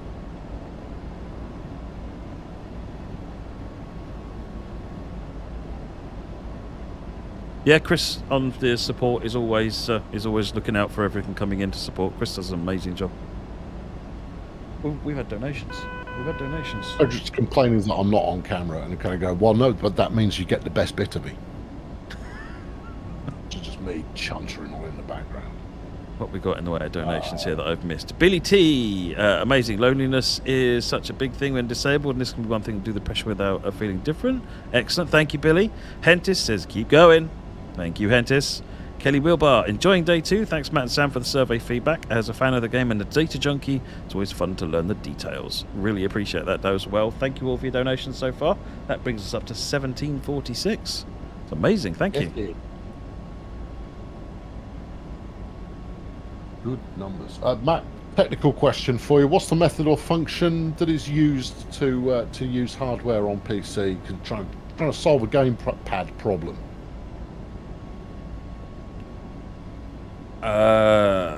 We used direct input to talk to gamepads. Standard control way of using them. I mean, that's all dealt with by Unreal, to be honest. We just say to Unreal, please tell me what the gamepad is doing. So I need to know a little bit more information to be able to provide a useful answer.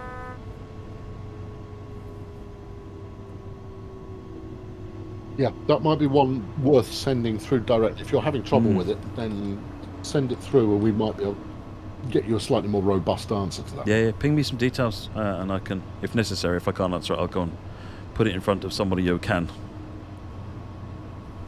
But yeah, if you're trying What's the release date of the DBBR 420? Now, before there is any kind of an answer, I would just like to say that I was utterly against putting it on the roadmap, to the extent that I didn't put it on the roadmap because I knew it was ages away. 3 years ago, 2 years ago, however many years ago, I knew it was ages ago. And Mike came in and said that he was working on it because that's how Mike works. At which point the community all pointed fingers at me and go, you don't know anything. I now point my finger back again and go, see? There. And the answer is it's not ready yet. No, as I said, I've said this come up several times actually between the 420 and the 232. Mike works on lots of projects. We have been working on lots of projects for us. You know, he's been building the BR103 for us for the Linker Einstrecker. He did the ICE-1. He's building the 62. Has built the 628 going on Niedertalbahn. You know, Mike works on lots of fantastic trains, and I think the 420 is proceeding slowly in the background, but he'd like to sleep sometimes too. It's going to be worth it when it rocks up. Oh, yeah. Heck yeah. The 420 is an amazing train. Sounds superb. I've not heard the one that he's building, but the real one sounds superb. Synchronous DC motor, so it's got that old grindy sort of sound to it. Commander Toff is saying, is there a way to transfer all games and DLC from PC to Xbox? Regrettably, no.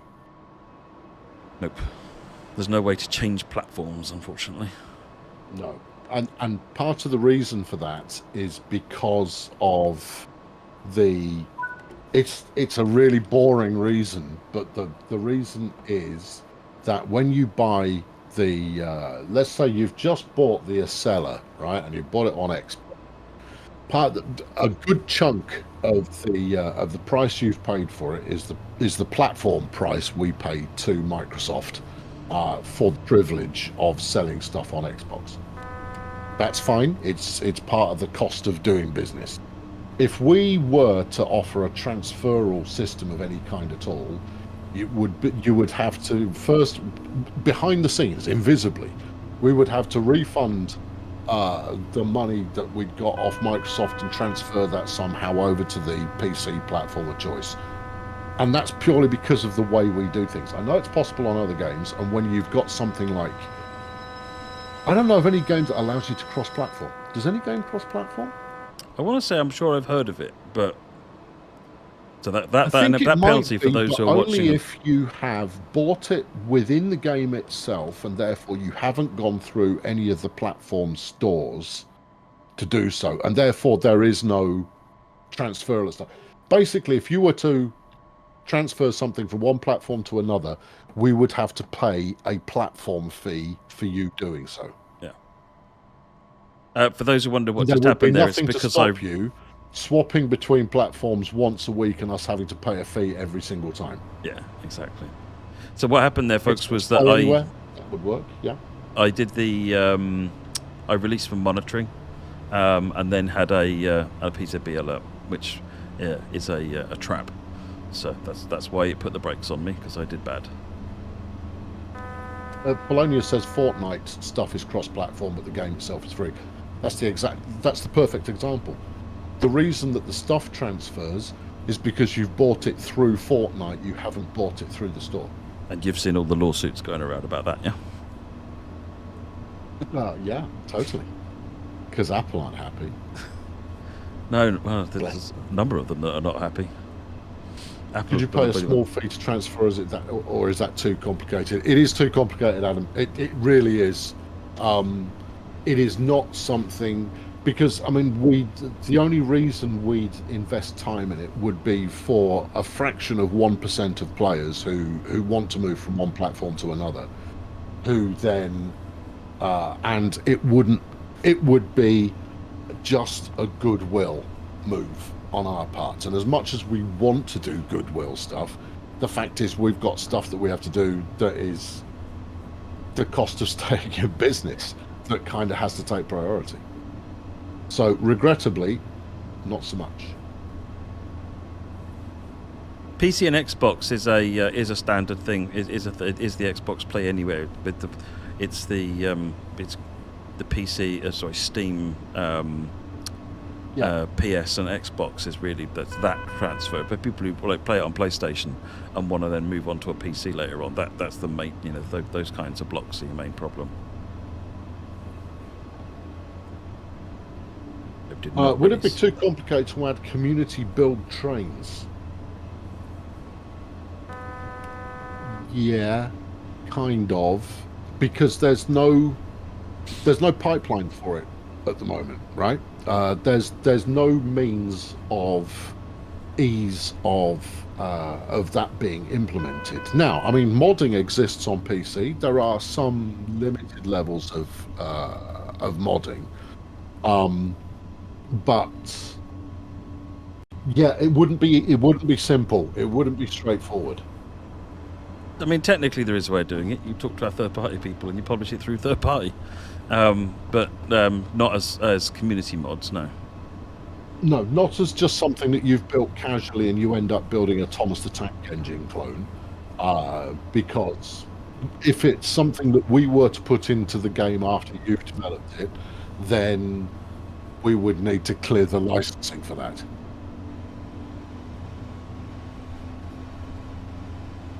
Easier said than done. Canadian Maps, there's nothing stopping players doing it. There are mods out there. I've seen mods where players have created their own trains. Yeah. There's two, I think. You can mod stuff in, but it's not straightforward. No, it's not straightforward. And it's not straightforward as an end user, so your audience is teeny tiny. Because the vast majority... One of the things that always... I found frustrating, not frustrating towards the players, but just generally as this has to be easier, is the you know, when I'm back in MSTS running UK train sim type days, and you'd say to someone, and they'd say to you, we'd be doing a demo, and they'd say, this is fantastic, how do I get this? And the first thing you say is, right, first download all these files, open up Windows Explorer, and their eyes just glaze over. You know, it's if this stuff isn't intrinsically supported in the game and is easy, then you're off to a bad place, and most people just switch off. It's and that's excluding the fact that obviously the console audience, which is a large chunk of players, can't do that. It's a thing, and yeah, it's a thing that people can do, and it's great. I actually quite enjoy seeing what people are doing, but it's a teeny tiny thing. I mean, we're really quite impressed with what people have been able to do, I've got to be honest. I'd like us to reach the point of Farm Simulator where we've got officially supported mods that we distribute through the game itself. Yeah, agreed. That work in a cross-platform way. Yep. Wave your magic wand, Matt, make it happen. Well, Creators Club is step one, essentially. That's giving us a distribution platform, cross multi-platform. Yeah. It's kind of like how, you know, the next steps then are to figure out how we could do more with that. But building Creators Club was always the first step of that.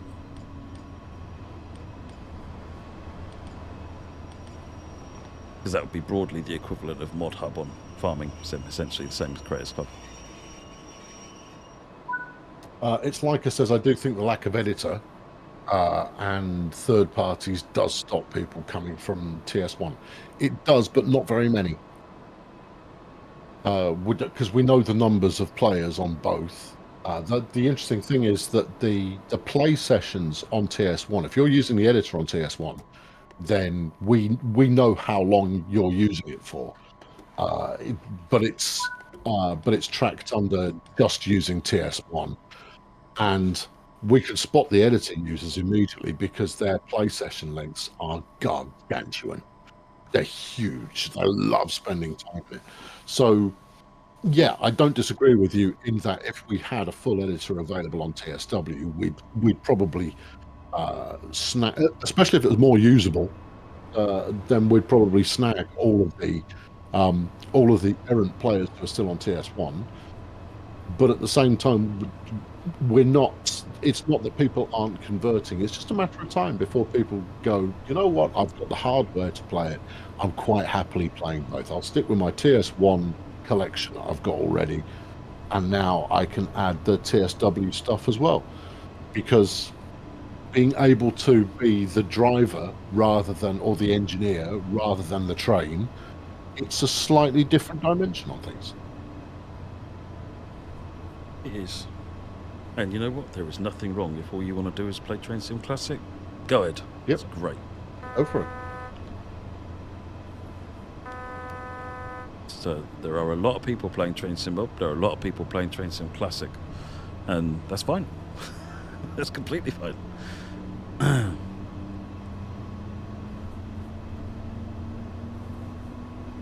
Radible next.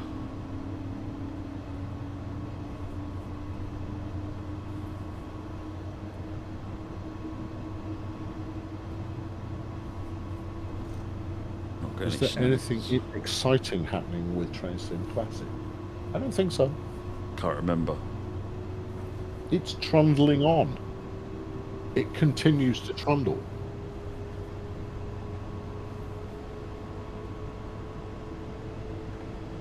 Can I make a journey that goes across multiple routes? Easier said than done. It would be lovely. Oh, wouldn't it be great?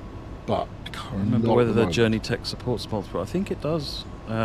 We've not done it because of the complexities of what that would mean for a player trying to understand what they need to make it work and so on and so forth. But I think that at a very fundamental level, the core tech probably supports it.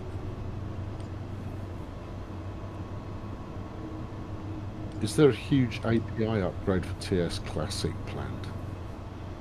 I don't know where you've heard that, but that would be news to me. Yeah, I have no idea. I must admit, I'm out of the loop on what's going on with TS Classic, I've got to be honest. I think there's been some articles, interviews with Steve Dark on Dovetail Live, so maybe go and have a look at Dovetail Live for articles there and see if that gets you caught up. I'm woefully behind on what Steve and the gang are planning on TSW.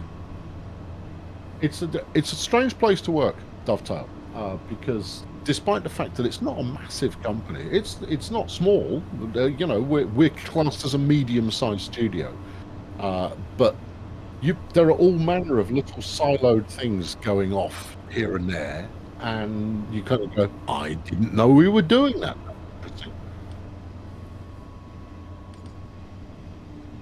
I really need to fix and the that. TSG people who like to keep themselves to themselves. Yeah, they like what they like. Everyone ignore the freight train on the right, okay? That's developers, not players. It's the development team. They just like to hunker down and get on with it. Yeah. Well, they got their job, they got their tasks, they got their things to do.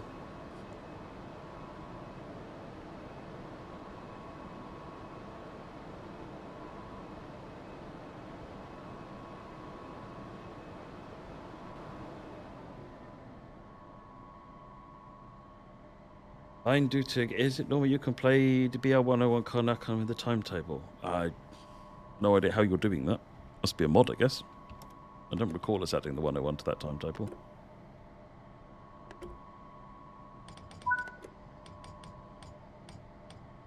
Trainston World should support DX12 and DLSS. And FXR. Agreed. It's not something you And just VR. press a button. And VR. And multiplayer.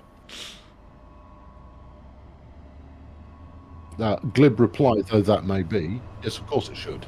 The issue is it would have to be slotted into the big fat list of things that we're working on, and find a home to sit in. And then it becomes a question of, is the amount of effort, the amount of effort required to set that up, is that juice worth the squeeze?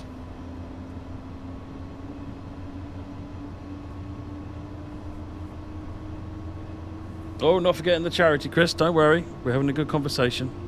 You can see the charity up there. Mods, please feel free to post the Just Giving link.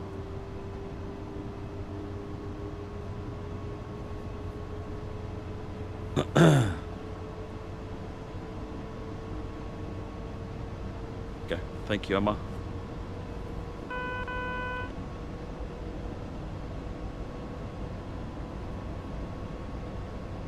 There you go. Fubian says, for TSC, UI rewrite, enhanced content management, memory management improvements, and DirectX upgrade.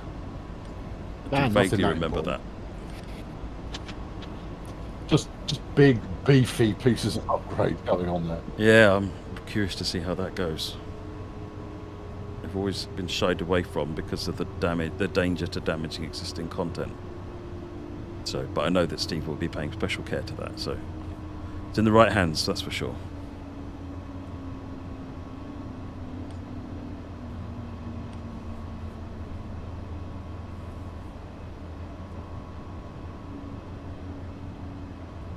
Apparently I need to come back to the live streams. Well, I will do if I ever do any more TSW stuff.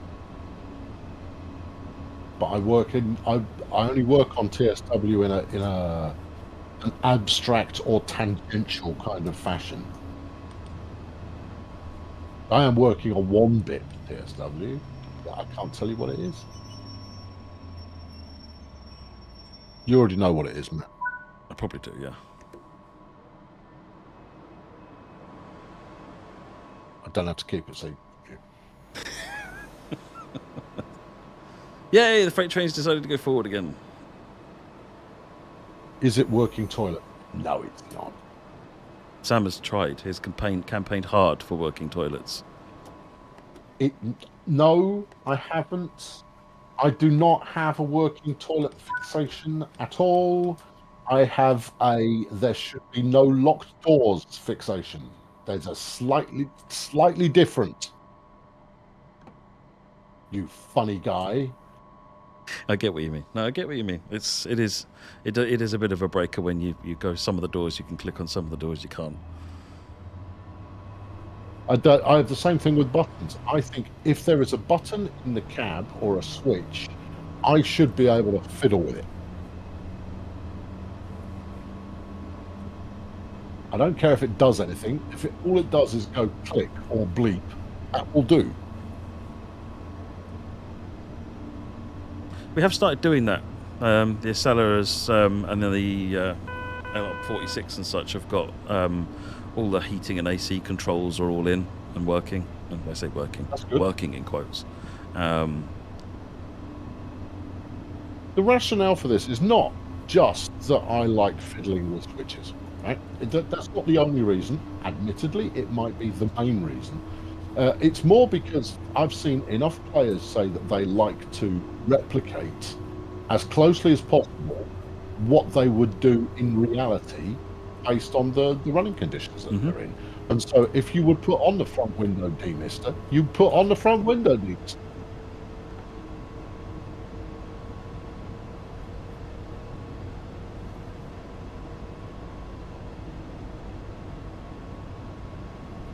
We have joked about that, Thelonious, about having it to where when you do that, we take the frame rate limit off and have it make the GPU actually warm the room up when you press the heater button on. But I'm not actually sure that's a good idea.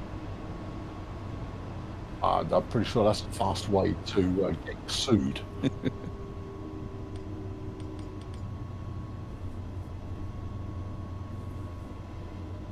Because you'll have some lunatic overclocker out there who's running their system 1 centigrade below meltdown, who will end up melting their rig for them.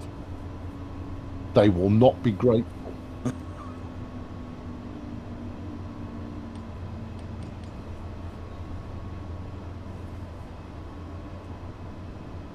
I'd actually rather focus on the game using less power than more as well. TSW3, we got the game to use a lot less power when it's sitting in the menu because we got rid of the 3D. You're welcome. I had to argue for that quite strenuously. No, and I was with you. It was the only counterpoint that had merit was being able to see the exact weather conditions before setting off. Yeah.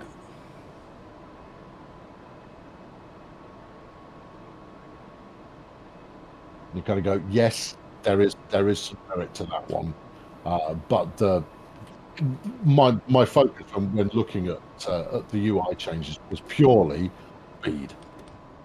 Yeah. Oh yeah. Get people into the bit that actually matters as quickly as possible. Yeah. The new UI is really, really good. I'm a big fan of it. It's better.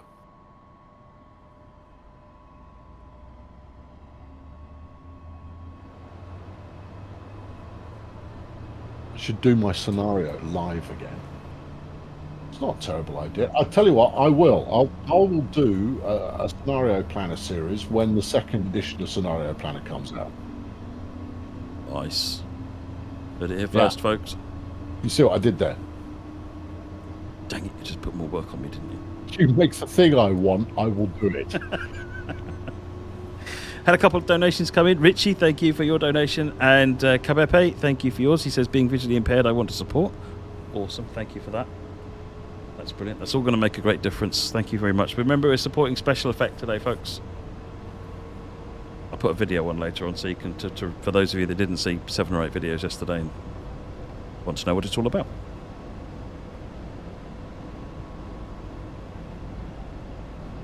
People have seen telethons before. They know that in amongst the stuff, the high quality entertainment they've turned up to see, they also get what we're doing here has a serious cause behind it. Mm.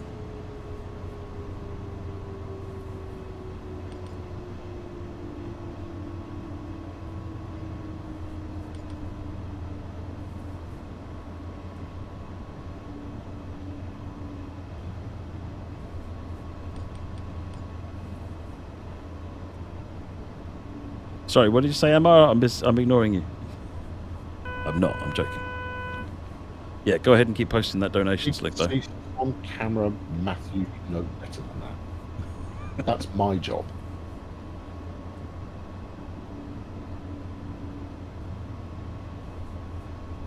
It doesn't help I keep missing what people are saying, because I'm trying to drive as well. And somehow I managed to keep missing the same people.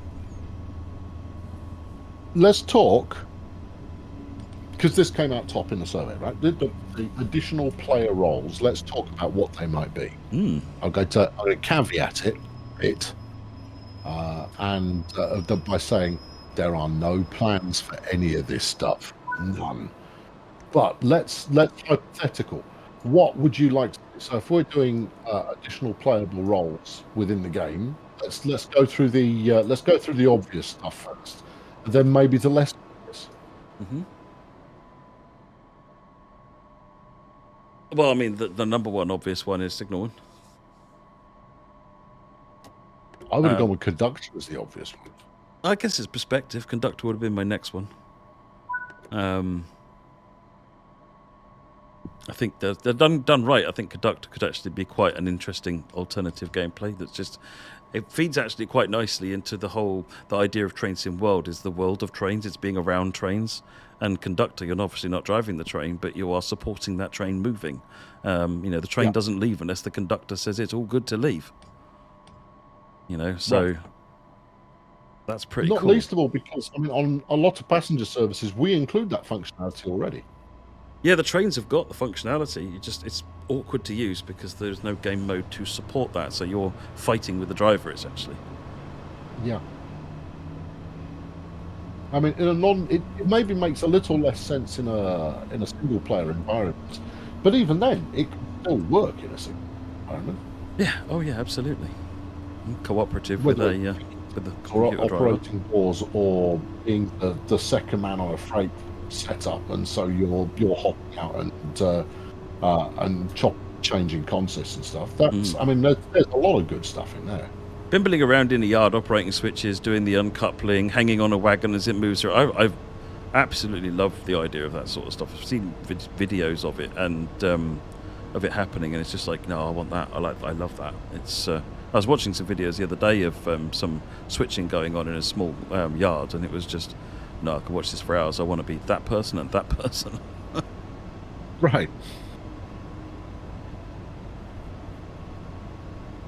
See, I mean, personally, I'd be interested in ancillary operations as well. So I'd quite like to be a station manager, or the guard at the station, blowing the whistle and seeing the train off and all of that kind of behaviour, as well as doing platform announcements. But then, that's because I like to have it on.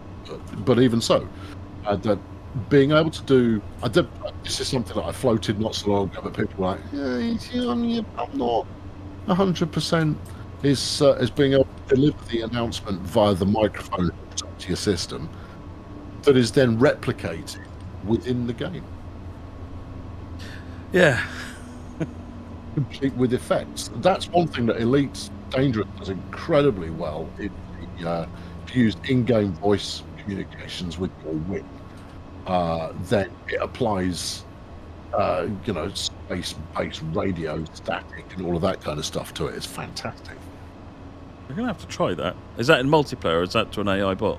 Yes, it's in multiplayer, but you go in with like 4 of your players, and it'll have the click of the microphone going on and off. It applies static and space warble and all kinds of stuff. It's really very well done. But you don't hear yourself, though. You're hearing the other people that are talking.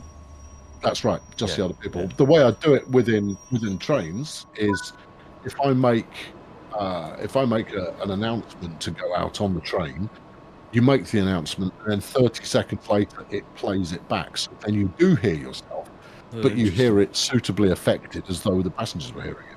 Yeah, that's a neat idea. Or the same thing you could. I mean, it wouldn't be true to reality, but I'd do the same thing with station announcements as well. Yeah. Is that you get a quick script pop up on the screen that you repeat for the station, that you then hear echoing out with suitable effects applied while you're in the station. Yeah, you could have some cool fun with the voice manipulation. And because we're only single player, if someone wanted to be quote unquote silly and say something that wasn't the script, then it's only themselves they're amusing. Yep.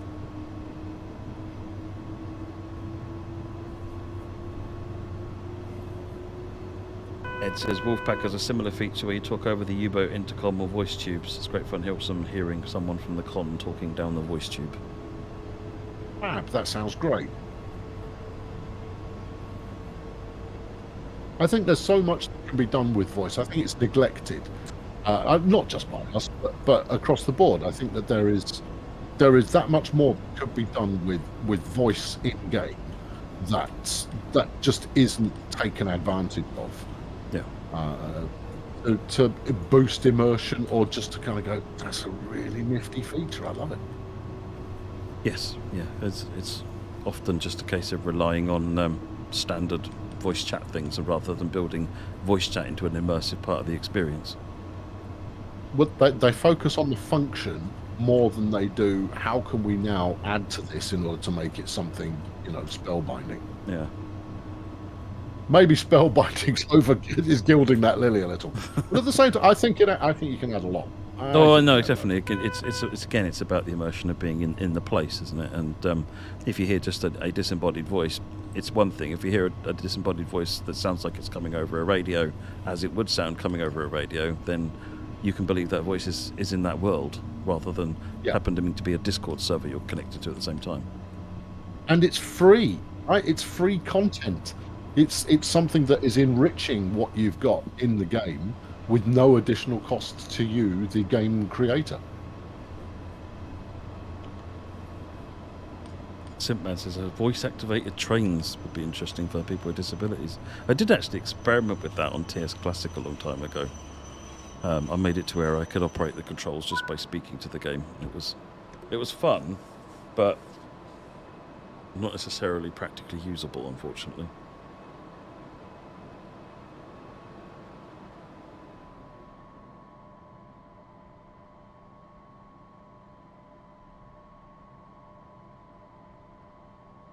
Adam says he's got an idea for a multiplayer environment with multiple roles.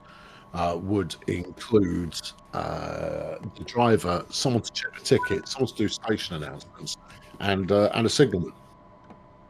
Yes, all those things.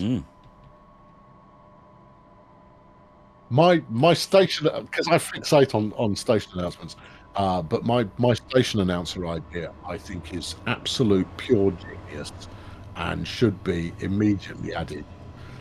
Is that the station announcer, assuming multiplayer, right? Assuming multiplayer exists, is the thing that station announcers aren't actually in the game, and that they're in a separate client, a separate piece of software, and all they get is there is a train coming up at a particular station, and would you like to do the announcement for it? And that's across all the multiplayer servers that are currently running. Is that where you could get special guests to be the station announcer across all games? Yeah, that could be fun. Just Blue Pizza B again. So I saw we had a couple of donations. You would opt out of having special guest announcer in your game, because maybe you don't want some dingus being hilarious as the station announcements. Yeah. We should get Sean Bean to do it. Get Sean Bean to the station announcements. There you go. We might survive some of them as well. A couple more donations. That's theoretical. And a couple more donations. Nigel says, thanks, Matt and Sam. Great to have both on the stream again. Thank you, Nigel. And Nonny, thank you for your donation as well. Where are we at now? £1,777.70. I think there's a pattern forming there. Not that you all are big on your number patterns.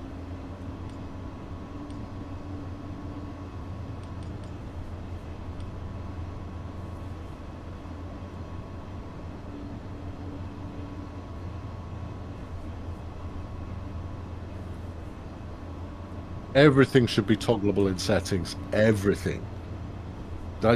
One person's call is someone else's annoyance. Yeah. So the more that you can curate your own experience to be one that you enjoy, the better. And that's the whole point of you know, my standby for anybody who goes, oh, I don't want to play multiplayer, going to go, I bet you'll enjoy it more if you've got the right people with you. Yeah, that's true. Yeah. And that's why curating the right people is all important.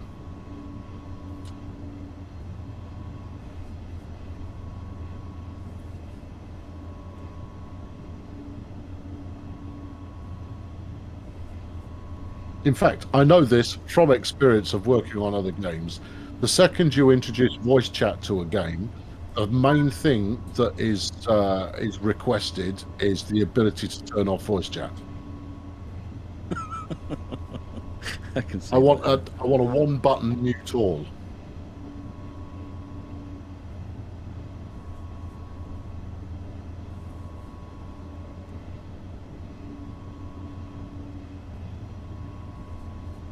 Interesting. Looks like we've got something holding us up at the front.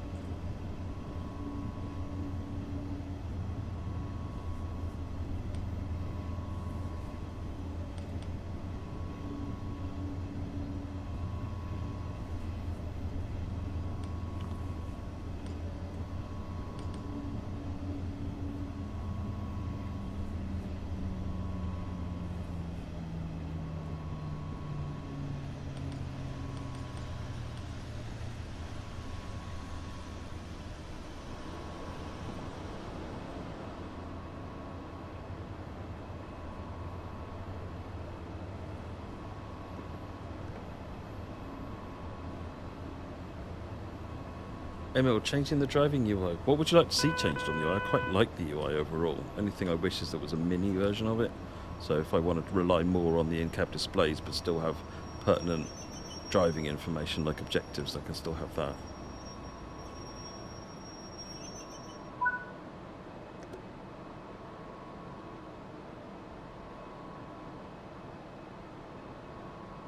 I'd like to be able to move the UI elements around.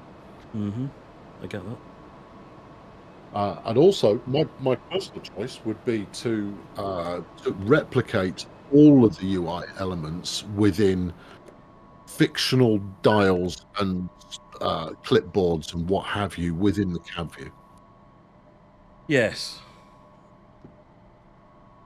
Yeah, in fact, one of the original concepts when we started on this journey, one of the original concepts we had was that things like your timetable, your objectives would be displayed in the 3D world. And the more we thought about it, the more it was actually there might not be anywhere to actually put that on all of these trains, and we might be creating something that we can't continue with. So we backed away from it, but I still think that we now have enough trains in the catalogue to be able to now do it, think about it, okay, well, this is what we now got, how would each of these things fit? So I like the idea of putting stuff on the in the world somewhere rather than having all this HUD nonsense. And that again plays also then towards this one of the things you really need to solve for VR, because you can't have a HUD in VR. You know, it's why just switching the stereo mode on is not all that in VR is. You've got to design the game around how you see things, and everything being diegetic in the world is part of that. I also like the idea of the app as well. Someone suggested having an iPad app for your external stuff, and I like that as well. You know, if you've got important information coming up on an app, all your gauges and so forth that you're interested in are on an app, and they're not on the screen. And if your TV is 10 foot away and you've got the iPad in front of you, then you also don't have any problem with, I can't see that. Spoken like an old man. So it's not criticism, I sympathise. I have exactly the same thing. You kind of go like, oh, there is no resolution. It's perfect for me. I can barely make anything out. So 4K, so you're making the pixels smaller now, right? Okay, great, thank you.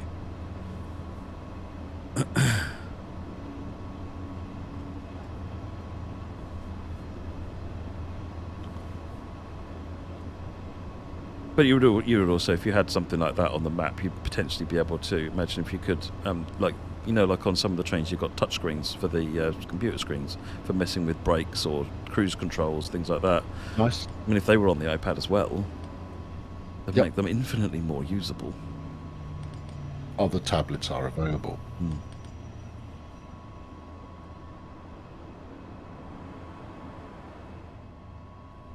We did something But yeah, British. I mean, what you're talking about there is, the recognition that for quite a lot of people, they have a lot more choice in terms of how they interact with your game, your piece of software, than we're necessarily supporting. We go for the bare basics only on the assumption that yes, let's cover off the fundamentals. But I mean, even if you talk about a peripheral like Raildriver, for example, which is a very specialized piece of kit, but if anybody was going to have it, it would be this audience. Mm-hmm. Yeah, absolutely.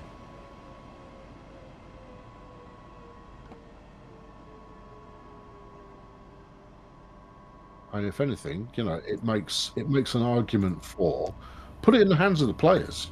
Give them the controls over API based stuff whereby they can go, well, I've got this piece of equipment and I want it to work for me. And who knows, there may be another couple of hundred people out there that also, have the same piece of kit, and we've just done them a solid by supporting both. Yeah. Yeah, I mean, there was a lot of doors opened because I updated Change Sim Classics Raildriver interface to be just a general hardware interface a long time ago, and that opened up the door for things like iPad apps or tablet apps, mobile phone apps, all this sort of thing. Right. And it was good fun seeing what people did and what controls and hardware they interfaced it to, and it's the same as putting an editor out. It becomes as 2 or 3 people that would actually have the know-how to be able to do something with it, but then they open a lot of doors for everybody. Well, it's also, you then get the benefit of when you offer the ability for someone who doesn't have time constraints to get stuck into something, they can get bloody minded about, I'm going to make this work, and they find unconventional solutions to making it work. That's something that as a dev team we never get the opportunity to do, because we've always got the right, time's up, how far have you got? Well, we've also got to cater for the general audience. It's like, if it can't work for everybody, then it doesn't really work. Whereas a specific focus group can say, well, it only has to work for us, don't care about everybody else. So again, you can consider other options which might deliver a solution that works within your spec. So it opens up a lot of choice.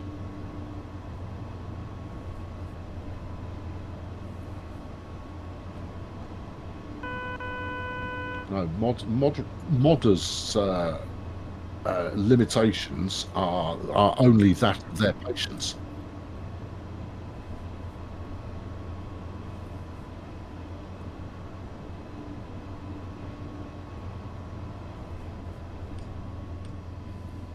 Which, on reflection, is not brilliant English, but hey, I think people understand.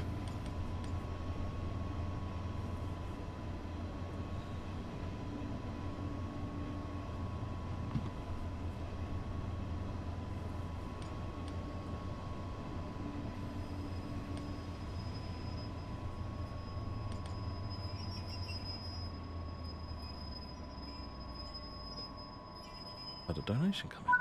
Right, where are we? Just about into Dresden. That's great. What's coming up next, Matt? What's on your... Tell you what, I've got your schedule here, and I can tell you exactly how far behind it you are. That's something that people will find novel, interesting, and indeed delightful. Give me one moment. I'm firing it up now. While you do that, a couple more donations have come in. AS says, so happy to see this happening. Keep it up. Thank you very much for your donation. And BBK, we know who you are, BBK, and doesn't put a pun and bad joke in the description, so I don't have to read it out. Thank you very much for that. That's appreciated. Thank you for your donation as well, BBK. Much appreciated. That puts us actually 18.44 and 45 pence, ever closer to £2,000. That's amazing, folks. This is what we like to see. Yeah. Anyway, coming up 10 minutes ago was the Bakerloo line. Ooh, excellent. I wonder how that's getting on. Yep, I'm sure it's going swimmingly. And then later on today, you will have, what we're looking at, about an hour now. An hour and change from now, you'll get Sherman Hill.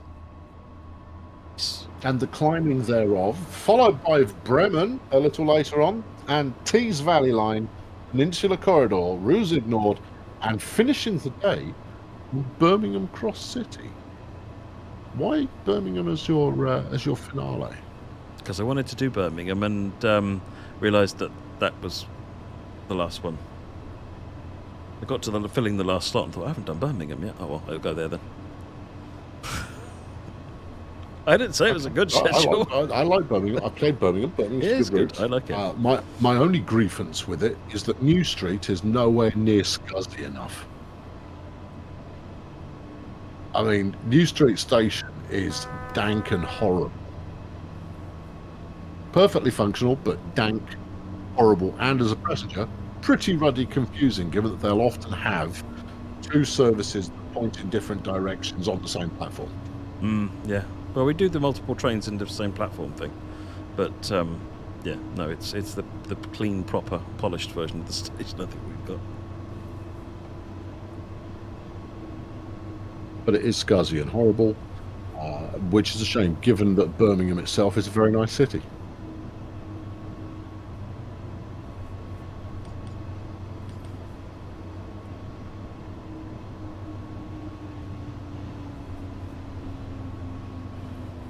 Oh, apparently New Street Station isn't scruffy anymore since it was redone. When was it redone? I think the last time I was there was maybe 4 years ago, something like that. And it was scuzzy and horrible. Platform scuzziness should be a setting. I could get behind that. I'd go for the same thing with graffiti as well. I think you can, up the graffiti and litter.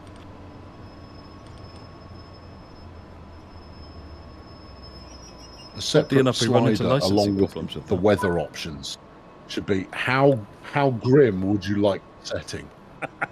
Grimness.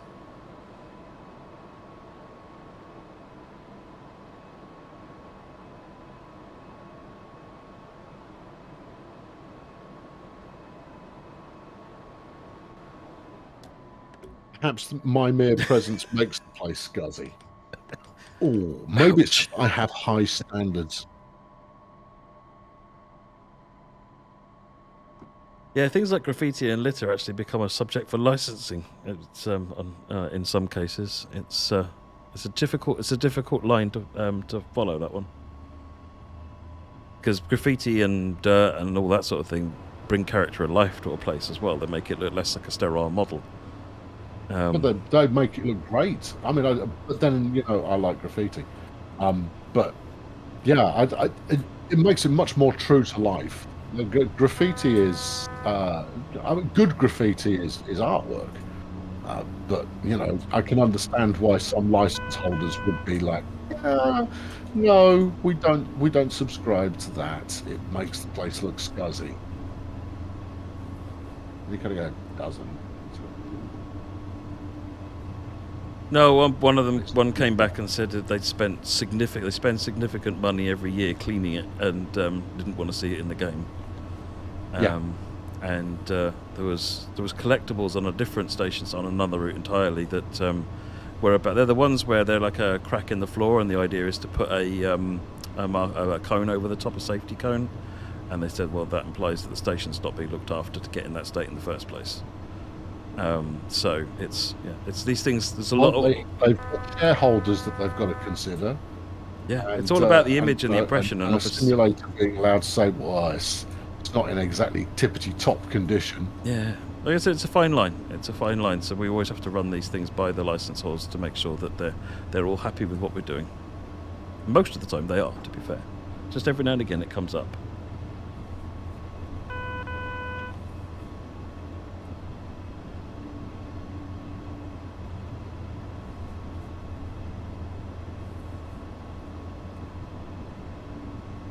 The other challenge is that graffiti is copyright, of course, folks. So, as odd as that sounds, so you can't just copy someone's graffiti. We have to do different graffiti in the same places.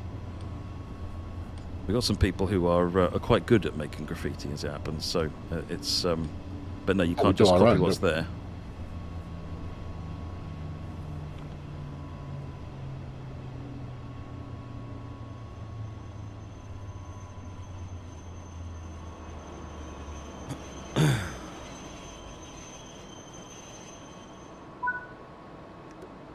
I'm only 14 minutes late on this one. It's fine.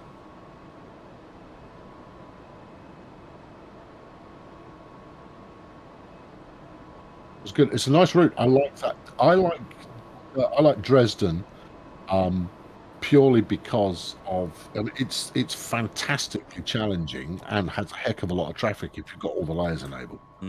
Yeah, absolutely. And the thing I like about it, it's probably my top German route because it doesn't matter what I'm in the mood to do, I can do it on that route. Whether it's shunting, high speed, regional, S-Bahn, all of it, it's all on that route. I absolutely love it. Hey, Bakerloo next, wasn't it? Yes. You know what you need to do now? What? Put on a special effect ad, go get yourself a little drinky and take a moment. That's a good idea. We should do that. All right, let's have a video then, folks. What am I going to do this time? Let's do the magic moments video. All right, enjoy.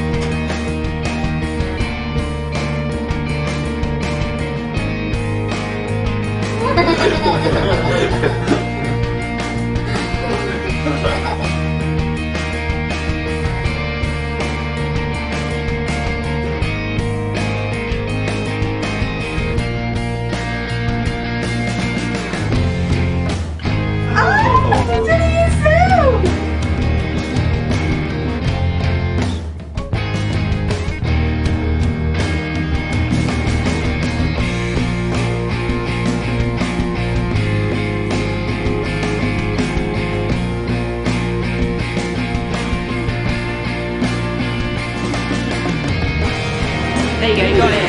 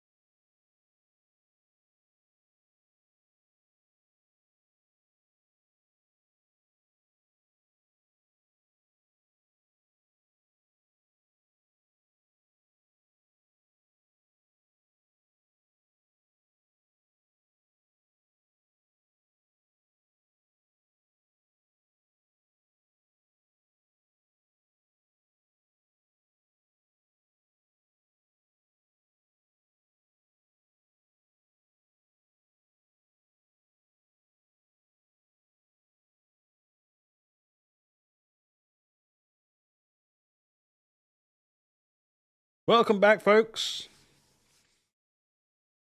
Sam's headed off into other parts to do other things. Wasn't that great? I thoroughly enjoyed that conversation with Sam. Hopefully you did too. Thank you for the donation so far. I don't know if I called out Daniel, actually. Daniel Robert Jarrett, thank you for your donation. Much appreciated. So I went off to sneak a few Moam and get a coffee. So, cheers, everyone. Your health. Right, Baker Loo line. And I remember how to drive the Baker Loo line.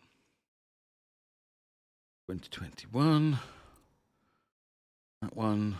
I want that one. 7-4.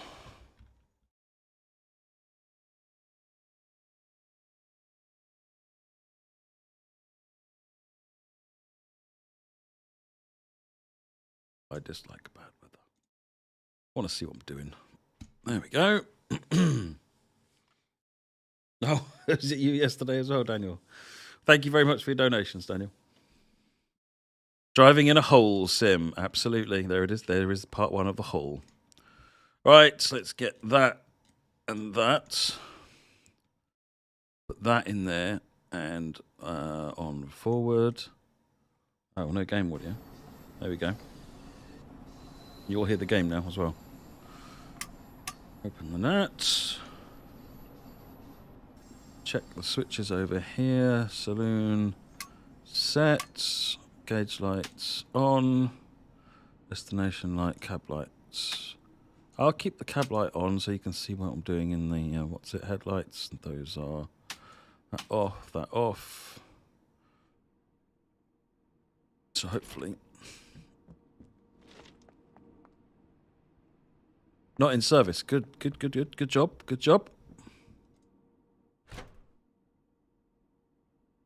We're going to Harrow and Wheelstone. There we go. I'll wait for my departure time now.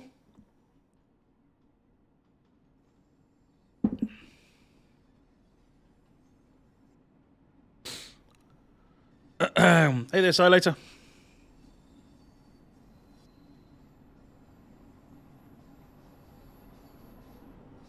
So close to 2,000. That's awesome. We are really powering along now. You're amazing. How's the voice and throat? Oh, it's fine, Andy. You know, copious coffee and tea. I've got a bottle of water here as well for later if I need it.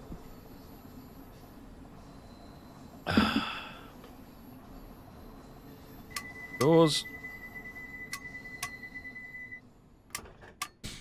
Talking for 10 hours is nothing. Just get someone at work to ask me a simple question, you know?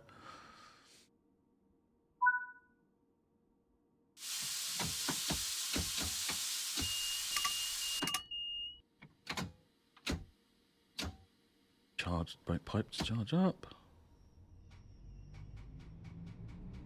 And away we go. Oh, hello.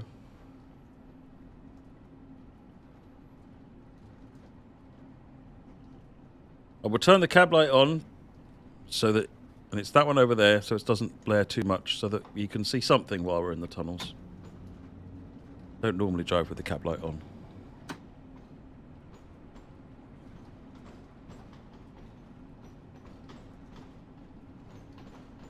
No plans to update Lear for Grand Central Madison, no. That'd be quite a lot of work.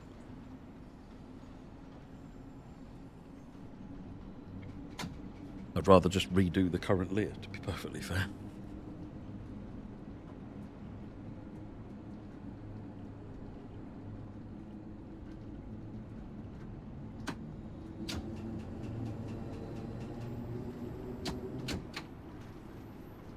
I think at the moment the focus is on getting the current crop of third parties working on their own and producing and getting some stuff released. You know, there's quite a few third parties that are just sitting there working away, learning the tools in the background, and I think everybody would like to see some results. Not only that, there's only if we get loads of people on, then there's only so much help we can give to each of them and actually that just slows the whole process right down. So it's kind of, let's get a few in and going, a few more in and going, a few more in and going. They'll also help each other as well through that process.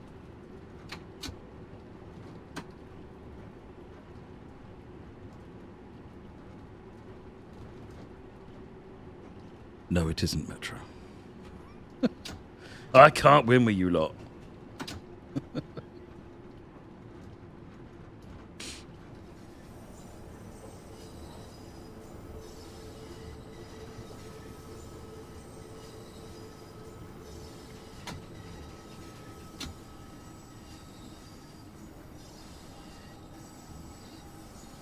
I do love the stations, the way they've modelled them in this route. Absolutely brilliant.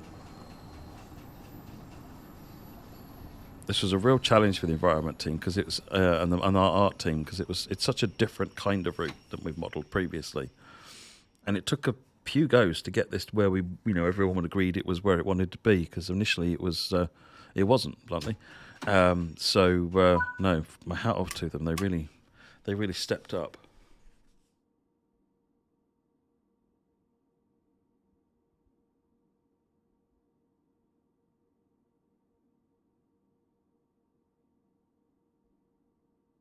Have I ever driven any real trains that are in the game? No, I've literally only driven, someone asked yesterday, I've driven one train in my life for about 2 minutes. The driver for our fiver things on Bluebell, and it was a little Sentinel shunter, which I thoroughly enjoyed for the 10 yards we moved it. No, I haven't driven anything else. Been in a few cabs, but not quite the same thing.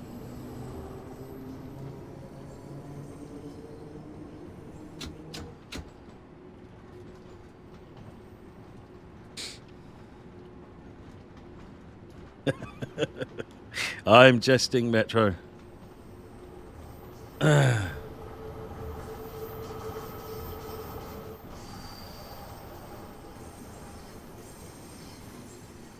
Ali, how'd you become a tester? Well, there's two types. There's the beta testers, and I don't think we're looking for anybody else at the moment, or there is actually joining the team as a QA tester, in which case have a look at our website in for vacancies and fill in a form. I can't remember whether there's any open QA slots at the moment, but there are relatively frequently, so...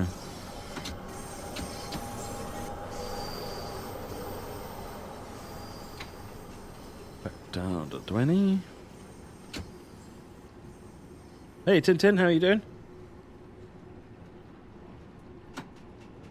Yeah, this route took the longest out of the 3 core routes from the release this was in, yeah.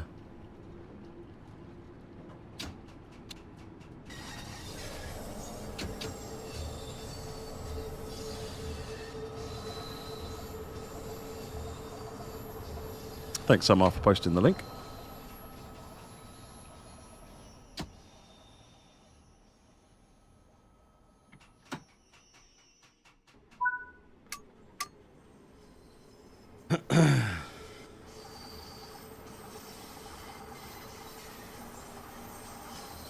No, it was. It wasn't the steamed Sentinel shunter. It was the 040 diesel Sentinel shunter, Baked Bean Kid. Though, because I got confused because there were 2 Sentinels, 2 different types of Sentinel, not the LMY Sentinel shunter. Hornby make a model of it as well.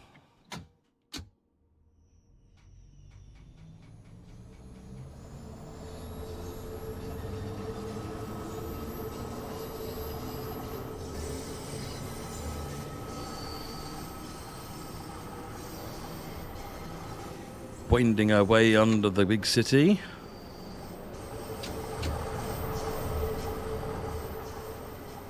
Downhill a bit at the moment, so just need to keep a gentle eye on that speed.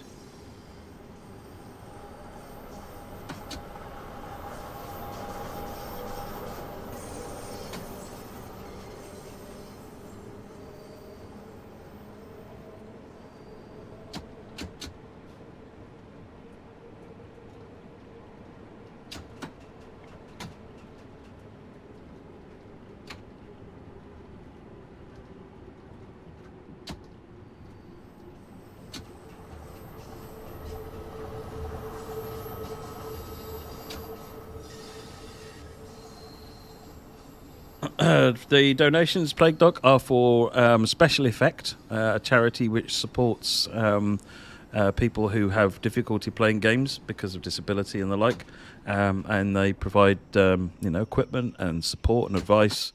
They also work with the games industry to help us better create games that everyone can play.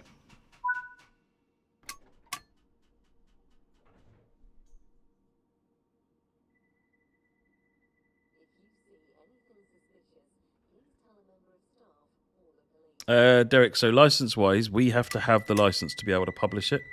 If we have the license, then they will publish stuff because it's through us. We'll cover it. We'll talk to the licenses and so forth and get it approved. If they've got the license, then we need to be introduced and get the license as well so that we can do it. Otherwise, we can't publish it. Right, Charing Cross platform is next. Change here for Charing Cross.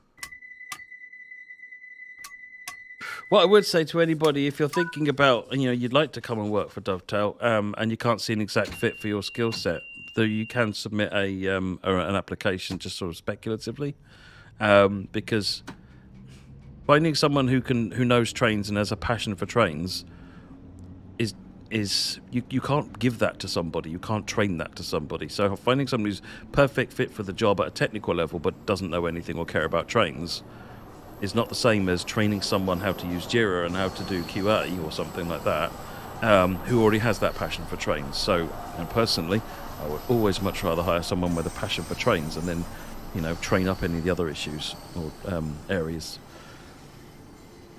So don't let anything hold you back from just putting a speculative application in if you're interested.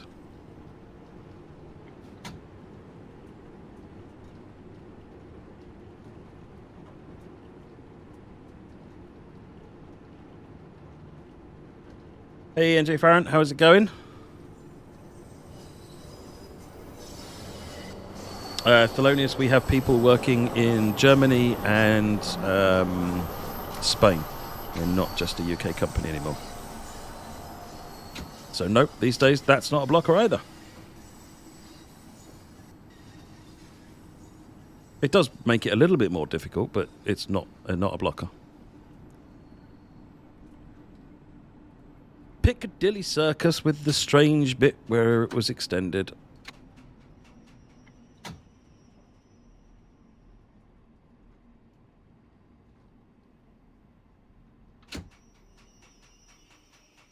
Train coming out of the gloom.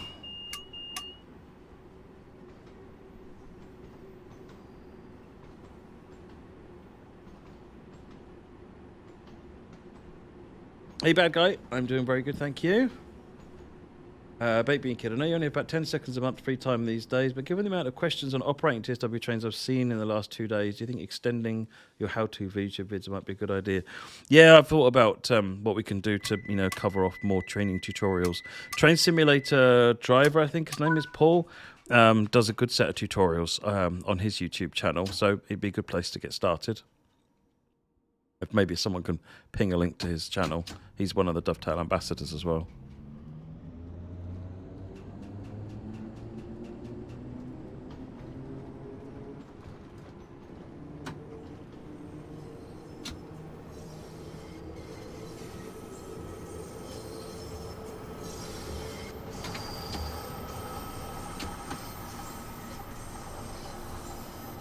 I'm a big fan of any kind of S-Bahn plague duck.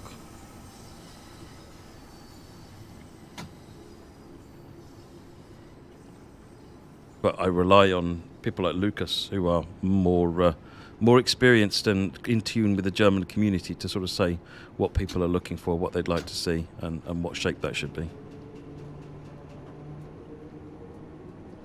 I've been enjoying it, bad guy. Yesterday and today, I have to say, I've had a hard work the last several months, and maybe feeling a bit down about it, to be perfectly honest. And this has been absolutely medicine, it has to be said. So I need to learn from that lesson and get back to doing some streaming, making the time for it.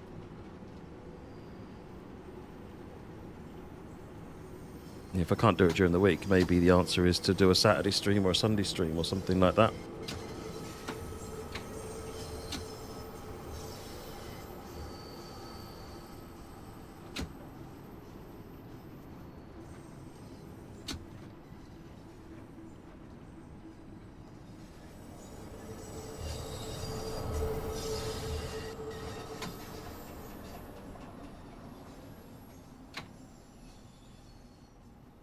Running 3 minutes behind already. That's not a good start. But then I'm not rushing it. Friday night wrecking. Oh, I need to get wrecking somewhere in the schedule, Derek. Seriously.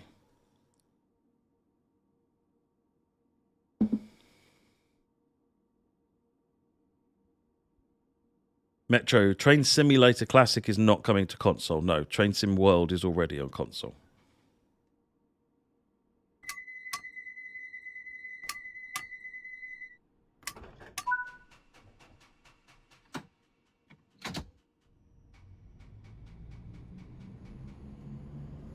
Train Simulator Driver, Amar. I think that's his name. I don't know. I can't remember what his YouTube channel is. But if you ping him on YouTube or on the Ambassador channel or something, you should be able to find him somewhere. Actually, you'll find him on the beta group.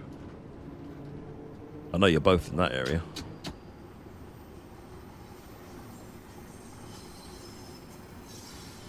But he is a train driver at a railway in Australia. So he brings a lot of experience as well.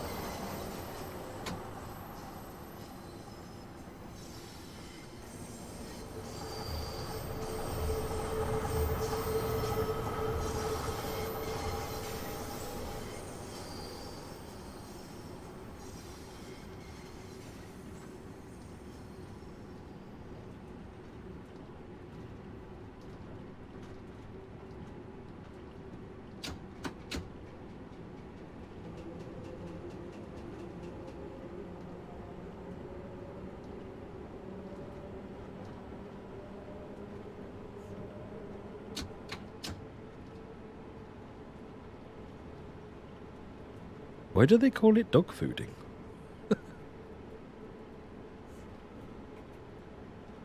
That's really strange.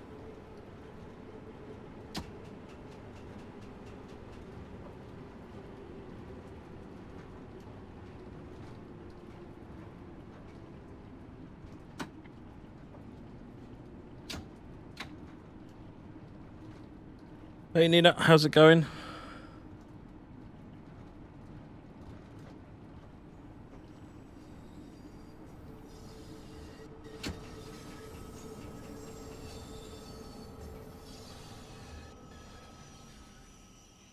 All the best people are called Matt, Metro.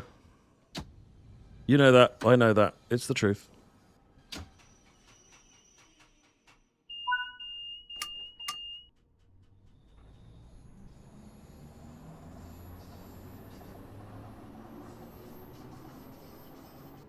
Adam, create stream donating when you get back. Is it true? Sorry, my screen went up. Is it true you pre-record driving the train so you can drive at the same time? I'm driving right now. This is live. Sometimes on the official streams we'll pre-record bits of it, but usually they're all live as well.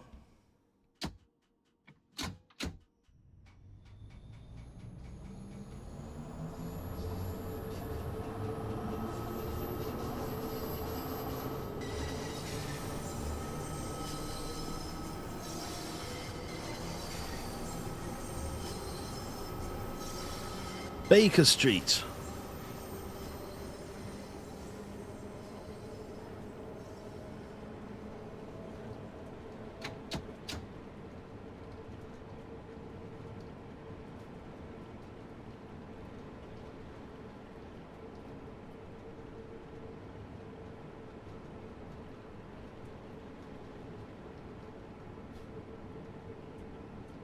No, well, I'm here to play the game. I mean, a part of doing these streams is actually I want to sit and play the game. I spend a lot of time testing all sorts of different things, but that's different to just taking something you want to do and firing it up and playing it. So I quite enjoyed coming up with a schedule for this stream and now going through it and playing all sorts of content that I haven't played in such a long time. It's this is therapy, honestly. Because, you know, I'm here because I'm, first and foremost, I'm a train enthusiast, trained sim enthusiast. I'm not a game developer, or maybe I am now, but certainly that's not the reason I'm in this company. I'm a software engineer for security banking systems and other such boring nonsense, historically. So being able to just get back to enjoying my hobby is a good thing.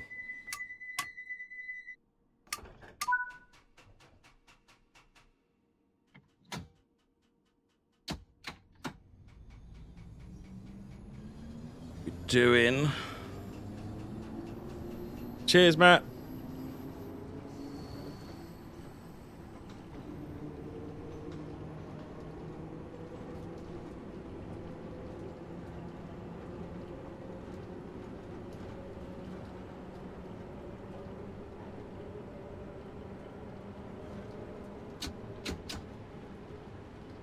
Your best bet for internship inquiries, Plague Doc, is to talk to our HR people team, yeah,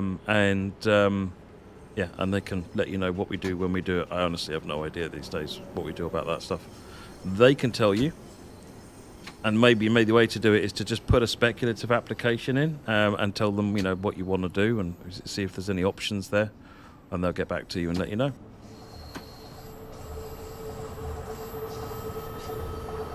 Again, put that in that detail in your application, Plague Doc. We do have 2 members of staff in Germany now.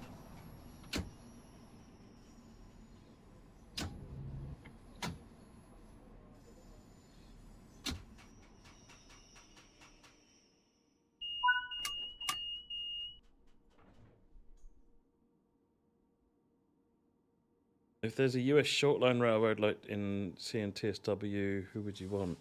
I don't know enough about the short-line railroads that are out there, so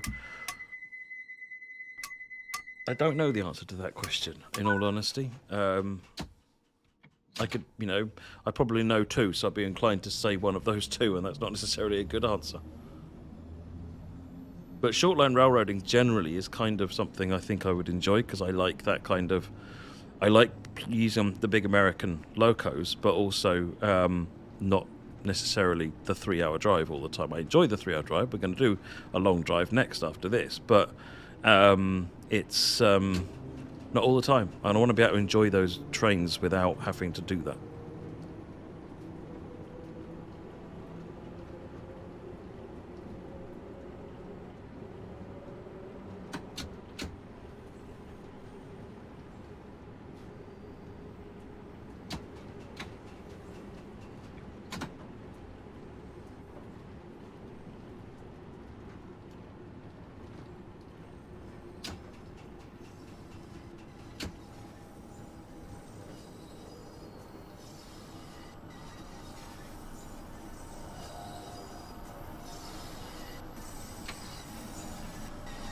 Just realised why I keep missing what you're saying, Amar. It comes up in green.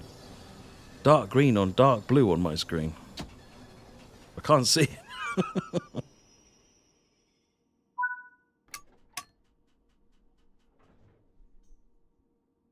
Nina, I'm unable to share what our plans are for the future, I'm afraid. You will have to keep an eye out as we reveal and announce things, I'm afraid.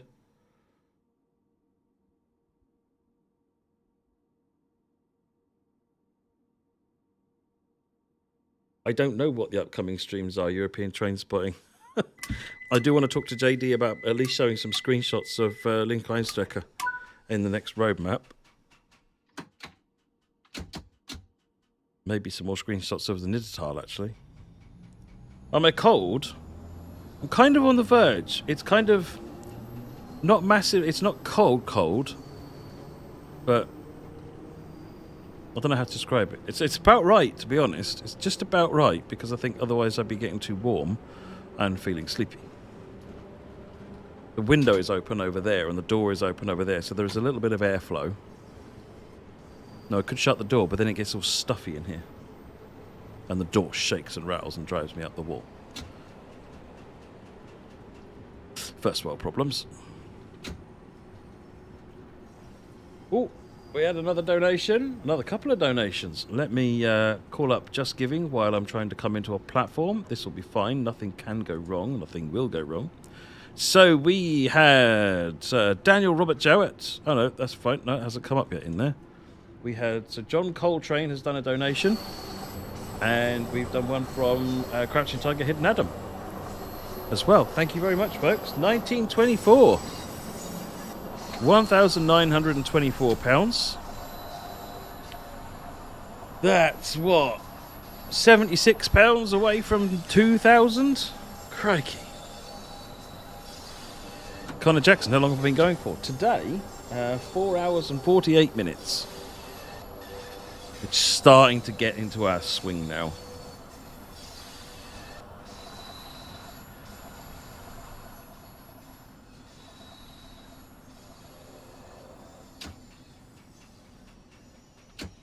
If there was messages on there, they haven't shown up in Just Giving yet. I'll keep an eye out. Here we go. John Coltrane says, great effort, Matt.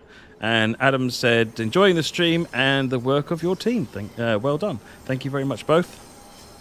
Right, so the door is open.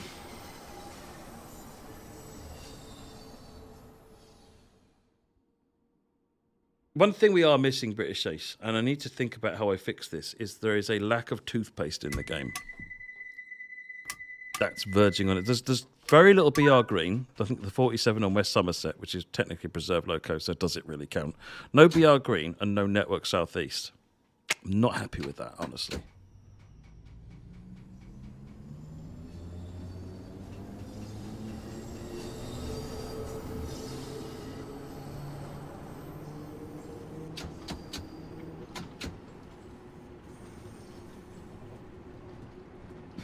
Is there no Intercity Swallow either? Wow. Okay, so we've got very little then. Oh, I don't count the 483 in NSC. Tide of White. I mean, you know, proper trains.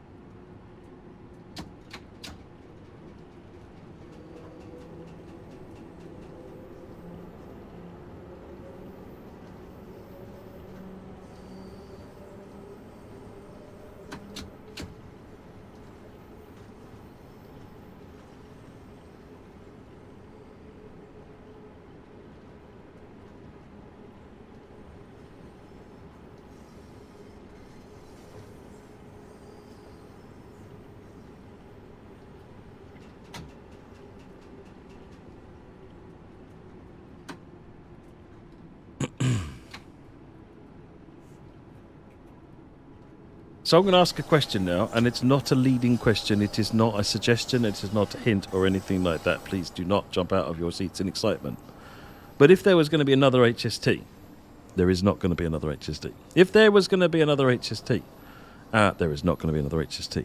What would you prefer? Something like an Intercity one, or a BR Blue Valenta, or what's the major variation of HST? I know there's lots of different ones that are different liveries, but...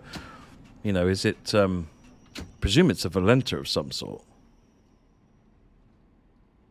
I mean, that's what I want.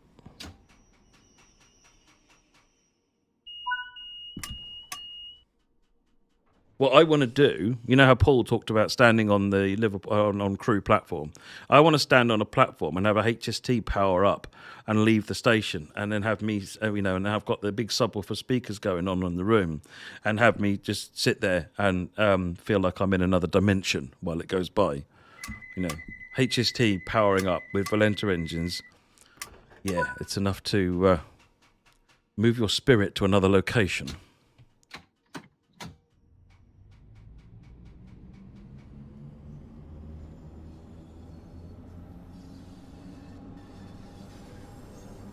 So there's actually not a lot of people asking for blue and more asking for intercity, which is cool.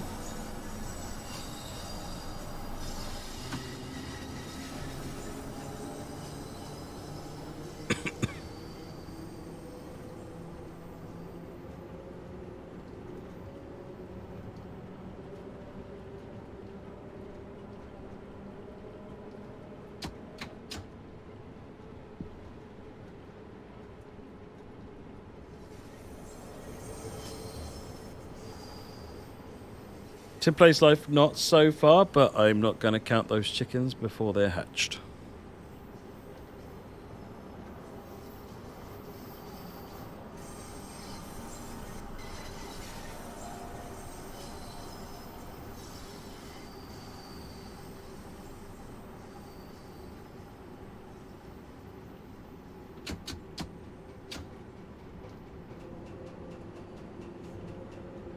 What would they have had on the Western in 1999? Would that have been the Barbies?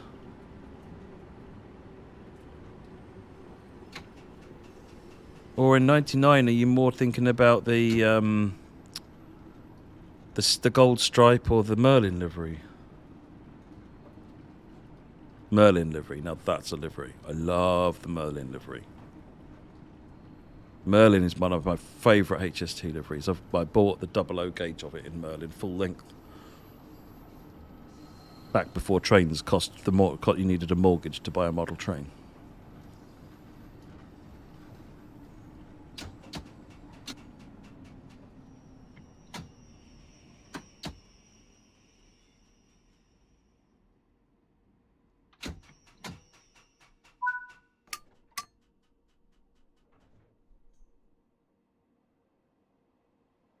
The Barbie was a bit later on, yeah, okay.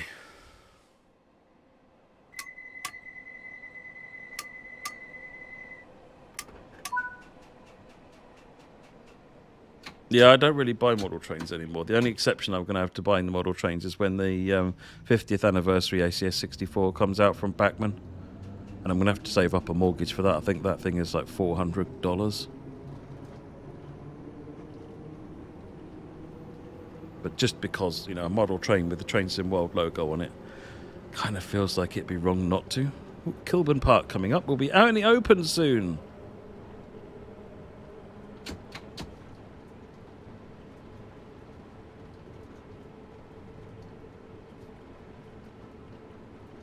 I never liked the gold stripe livery, I've got to be honest. It felt like a corruption of the Merlin livery. And that gold stripe was just garish.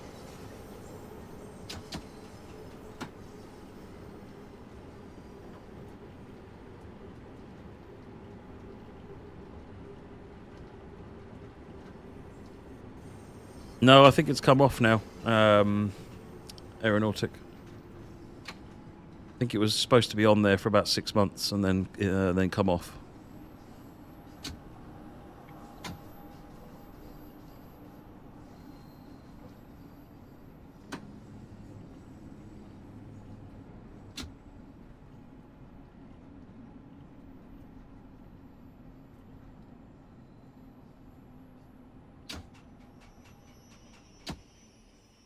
There's an East Midlands Trains HST Pennine Wanderer, which is the one in Skyhook's route, with the orange and blue one.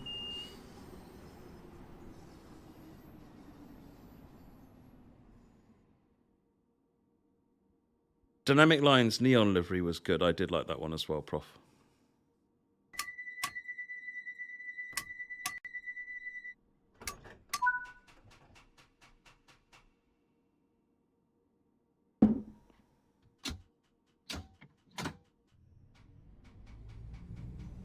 Got the green signal.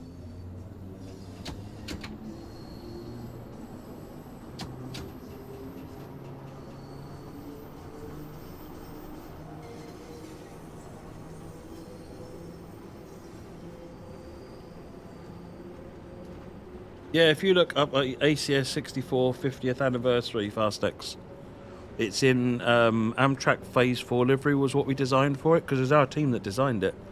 And then it's got the cityscape along the side of it with the Train Sim World 2 logo and console things and play the game at home, that kind of comment on the side.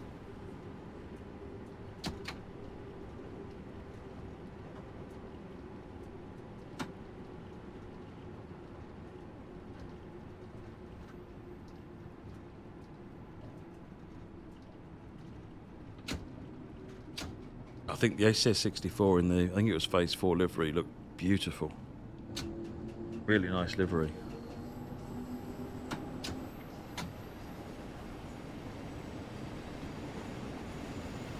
It was Phase 3, was it? Right. Phase something.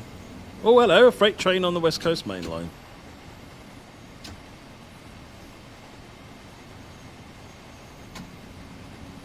And a brick wall so that I can't see it. Denied.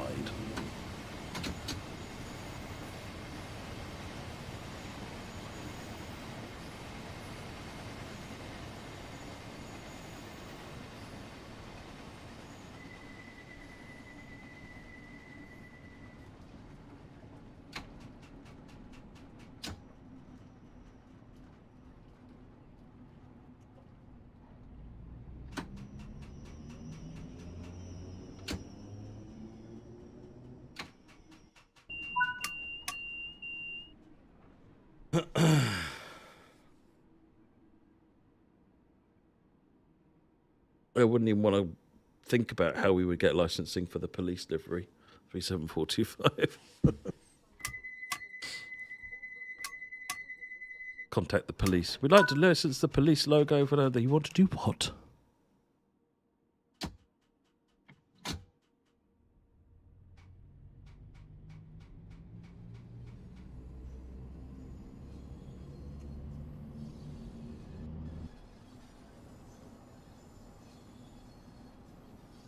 Has everyone seen the steam train on the on the timetable?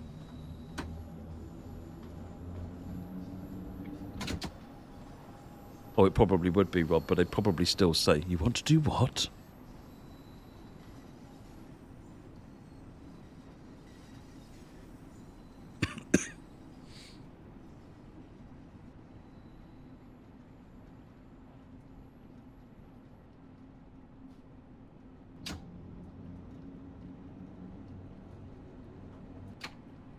I think you'll find writing the word police on the side of something probably needs some form of sign-off on it, though.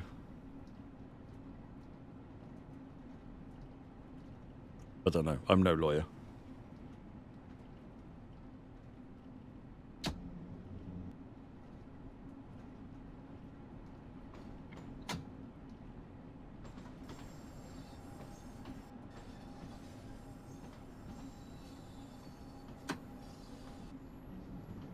It's like if we were to ever do the Veterans ACS64, you can do the entire model, but you can't do the medal bar, the colour bars along the bottom. You can't do that because that needs signing off from the Army, I think it is. You'll notice that the 00 gauge or the HO scale models of the Veterans don't have it. They just have a solid red bar, I think it is.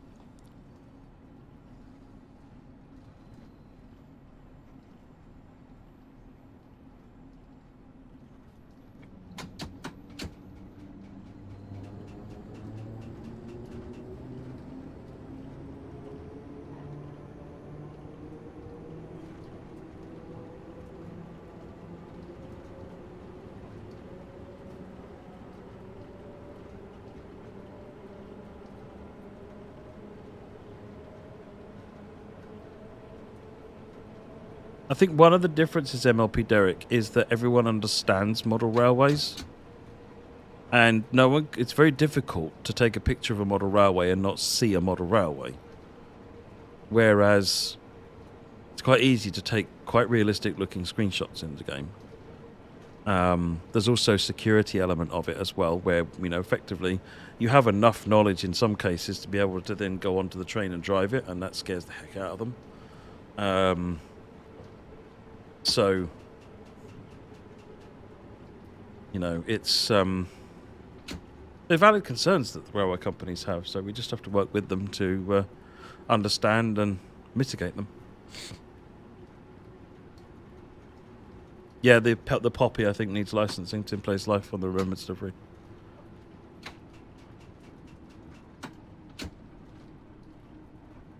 I'm sure that came up as in a discussion somewhere. All liveries exist 37425. They are licensed somewhere. Department for Transport is where most liveries in the UK reside. So, like intercity, regional railways, all that stuff will be signed off by Department for Transport. In America, you'd go to the successor company. So, if you want Clinchfield, you go to CSX. You want Southern Pacific, you go to Union Pacific. You want railroads that don't exist even in succession anymore. You find out who owns the license right now. So, like New York, New Haven, and Hartford Railroad, like the Pennsylvania Railroad and Penn Central, are sitting in a lawyer's cupboard by American Premier Underwriters somewhere in the States. And you talk to APU to get those licenses. So all of these things exist. They never go away.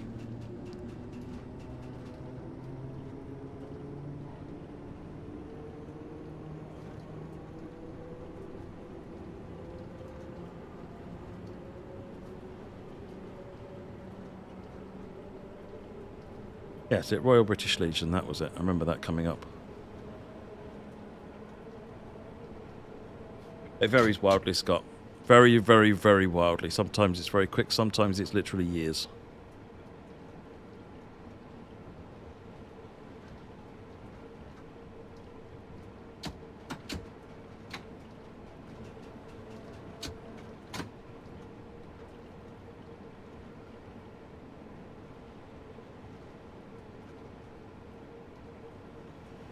More freight hype.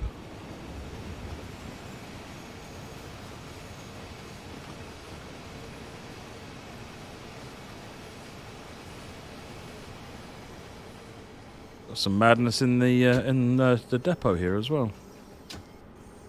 Couple of HSTs. Gronk.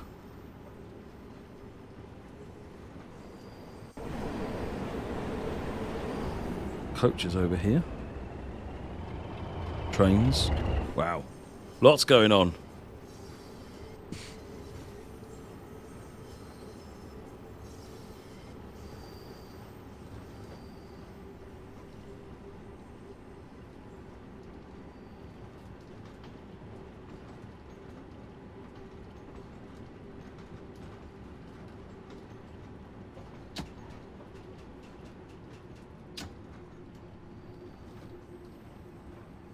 Head on, yes, I'm on the Bakerloo line. Just coming into Willesden Junction.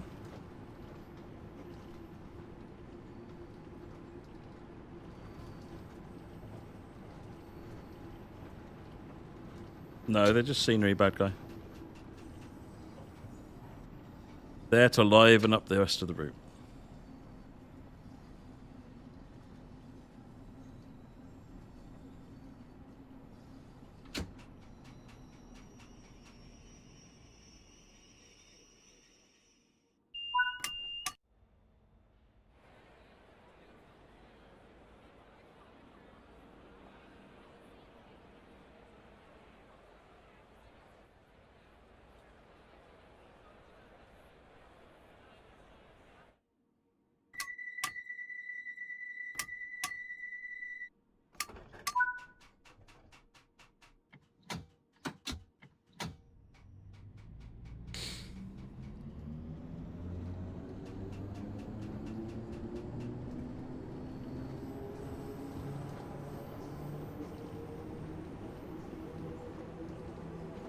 It's less about having it rough on performance because they're the same whether they be drivable or not. The fact that they're present. If you're not driving any train that's not being driven by you is using the simplified physics model for an AI train.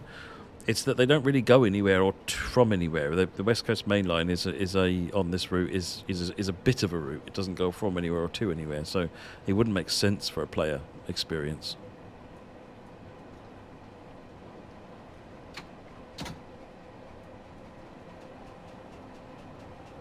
Up to Hulsden.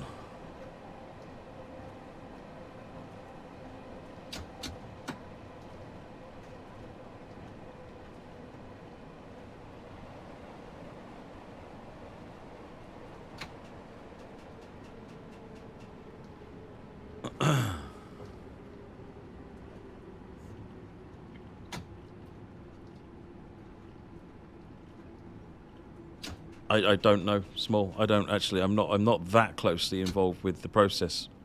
There's a whole team that look after the licensing side of it, and mostly it's me saying I want and them saying, here you go, eventually, or sometimes saying no, can't have that.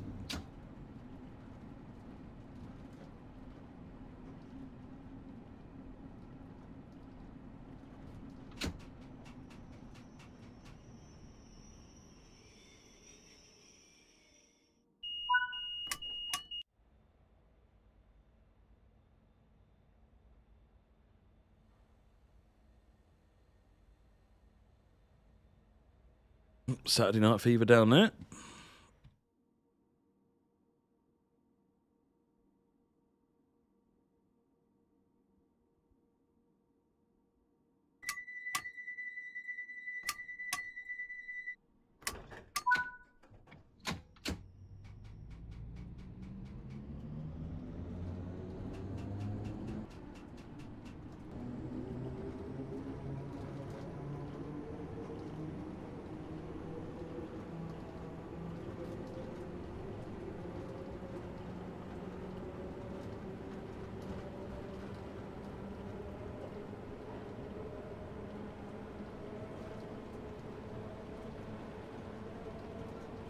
You like Edinburgh Glasgow, do you, Nina?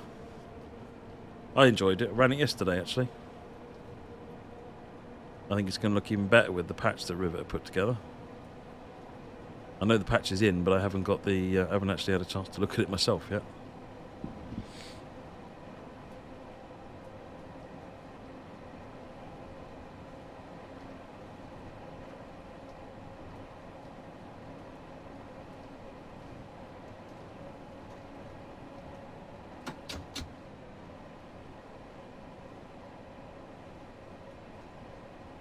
What's your favourite bit about the 385, Nina?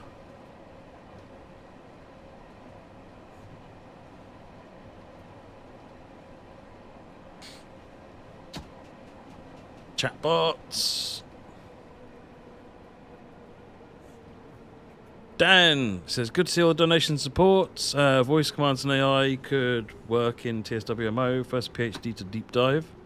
Do studios partner with unis to part fund sponsor them? Zero funding for gamers PhDs. I don't know the answer to that question, actually, Dan. Your best bet would be to contact our people team or do a general inquiries email, and then they'll find the right person to send it to. I'm not sure where AI would really help, I've got to admit. Voice commands, potentially. Particularly as an accessibility feature, but I'm sure if someone asked about AI, and I'm not sure how it would help. Well, actually, no. Where it would help, actually, is the dispatcher, because then the dispatcher could do all of the smart things that Wetware would do. That's probably the area that AI would do it, because the way I'd probably approach that is some sort of a GA, genetic algorithm, to calculate and score various options for pathing, and then evolve the control of the network according to how the network is behaving. I've been involved in GA-based stuff in the past for British Telecom, and it's quite clever how it can efficiently react and quickly react to various forms of routing problems, which is kind of what dispatching is. So it could be interesting to see if there's a way of building either a backpropagating neural network or a GA-based solution for smart dispatcher.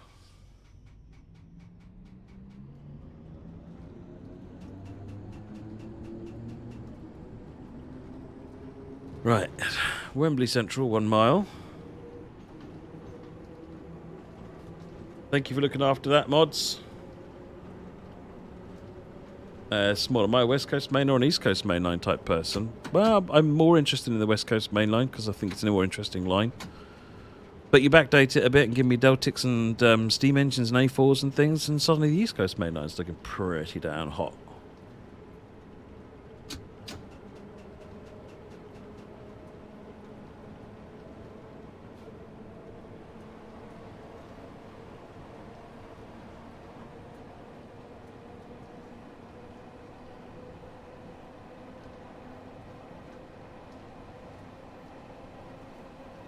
Is there a difference between buying from the Dovetail store in the game or the store on that console? No, because if you buy from the in-game store, what happens is that when you pick the item you want to buy, it will just take you to the game, to the platform store to actually to finish the purchase. So you end up always buying from the console store.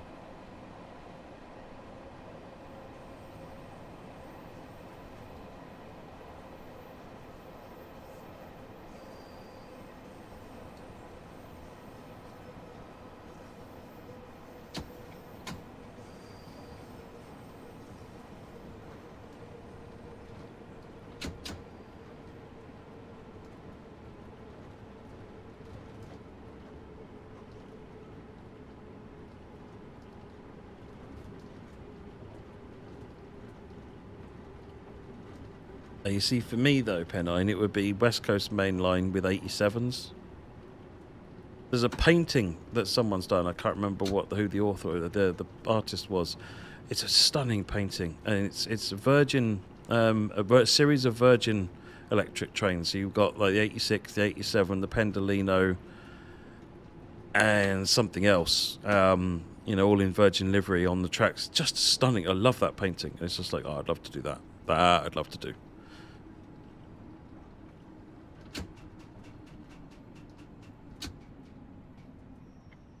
If I ever find that painting at an exhibition, I will probably pick up a copy.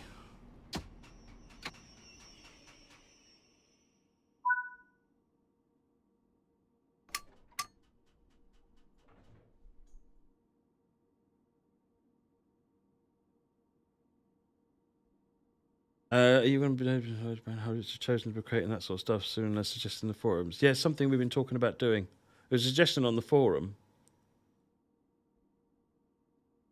And I thought, actually, we could do something with that. So we're trying to see what we could do. 90, that was it. It says 86, 87, 90, and a Pendolino. I'm sure that was what it was.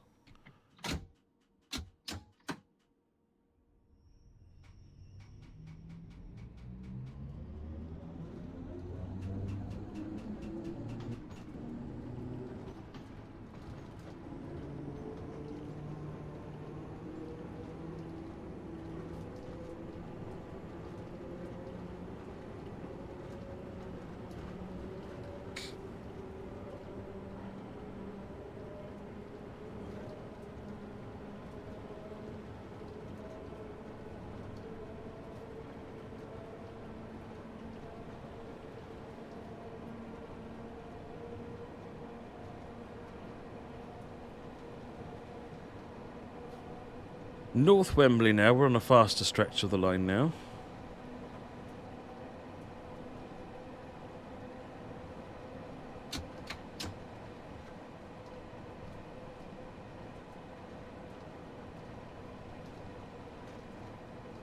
Well, most of Virgin Trains' stuff eventually came over to where I was in the Great Eastern Main Line. So we got their 86s, Mark 3s and DVTs, and then we got the Class 90s.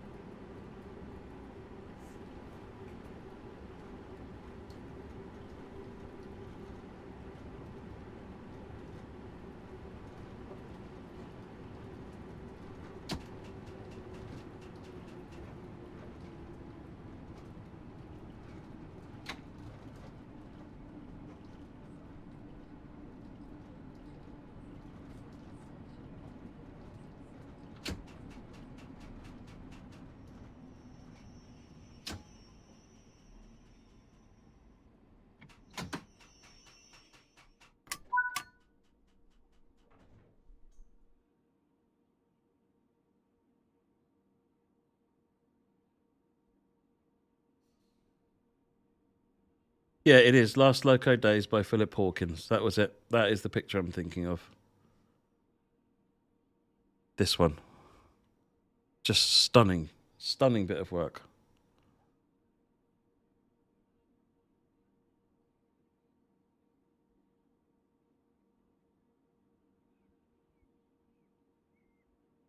Lock the doors.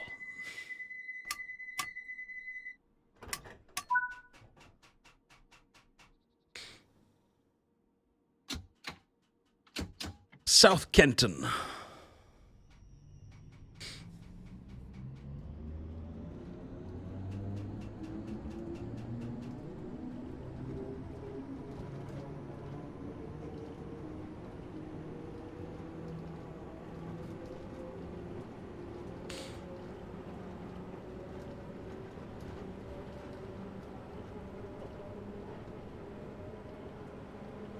Ever is a very long time, Carl. Is there anything planned? No.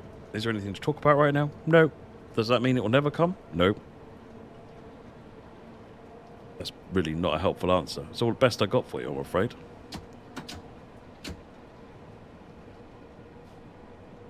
I'd love to see something like an 86 or an 87 in the game.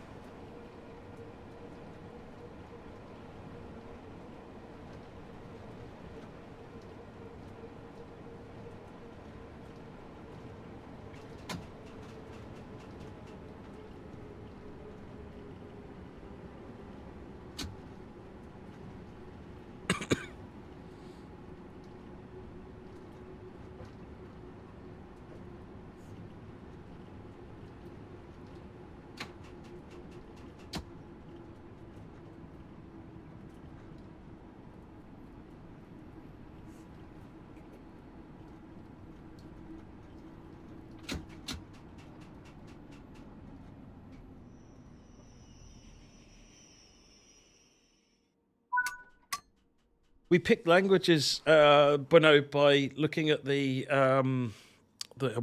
who's playing the game. So all the most popular languages that play the game are the ones we've done the localization into.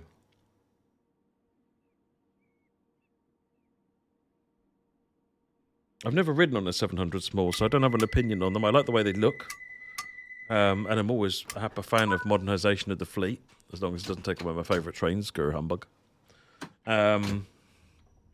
But I've never ridden on one, so I've no idea what they're like.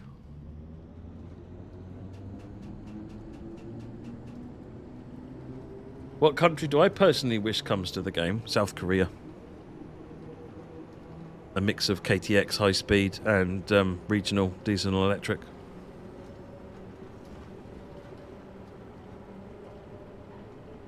That's highly unlikely to happen, just to say.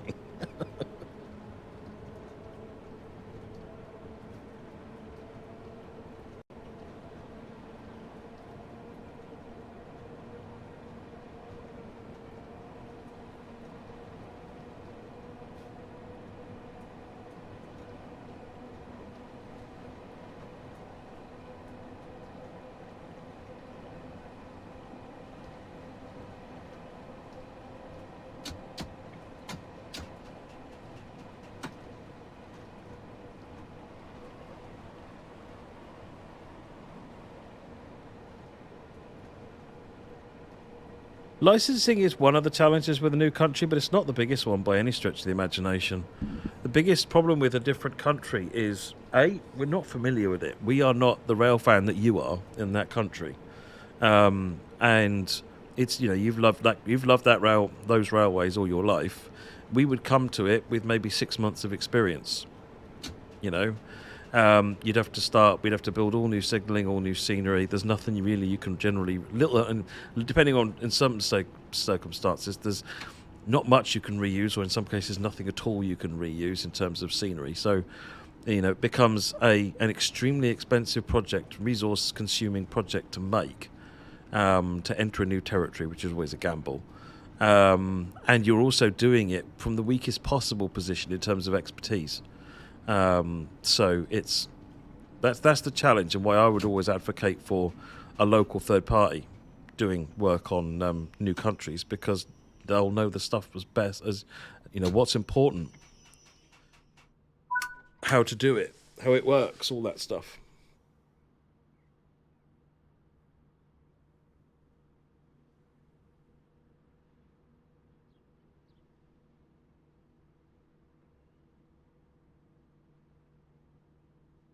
Your PS5 player, download the Acceler Express for Boston Sprint under the 64 gig limit, but the Acceler Express doesn't show up. I don't know. Try uninstalling a big route like Castle Würzburg if you have it, just to see if it helps. Maybe you're close to 64 and that's enough to kick it off.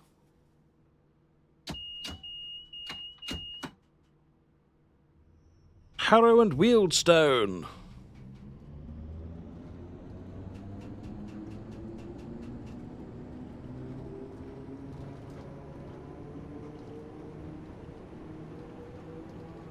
It's less about the assets, because 3D artists are usually good at making, what you send them pictures of to make. It's how you use them, understanding the nature of nature in the area, and what scenes make sense, what's important, how roads look, how the catenary looks, what the signalling looks like, what the operational rules are, what's important in the cab to be simulated, etc., etc.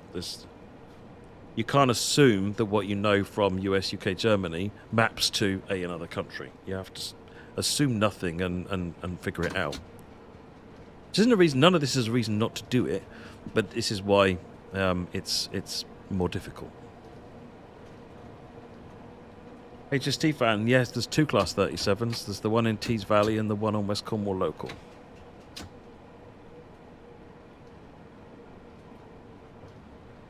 Tees Valley is more of a flat-fronted 37.5, and the other one is a X-Domino, I think. The 2 headlights at the front and the middle. I can't remember what subclass that is in West Cornwall.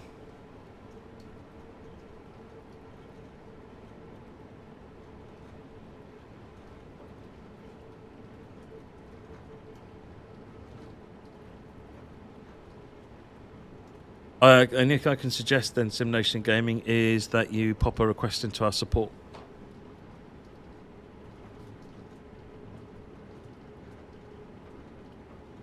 There's no reason why that shouldn't work, unless it's a bad download. Have you deleted and uninstalled and reinstalled the Acela and Boston as well? Underground routes are very hard to make, William. When we did TSW, was this Rush Hour Bakerloo was part of? It was the most complex of the 3 routes, if I remember rightly. No, it was TSW2 that this was part of. And it was the worst of the routes to make. It took the longest to make. Very happy we did, but it's surprising for a short route like this, how much more time it took to make.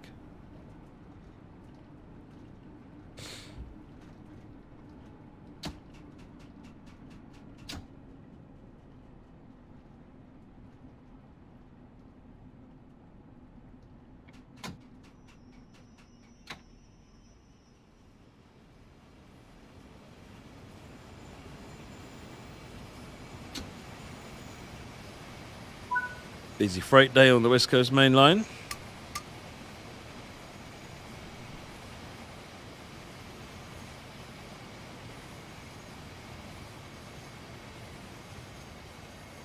We don't have beta testers on PS5 at the moment, Simnation Gamer, but drop me a DM.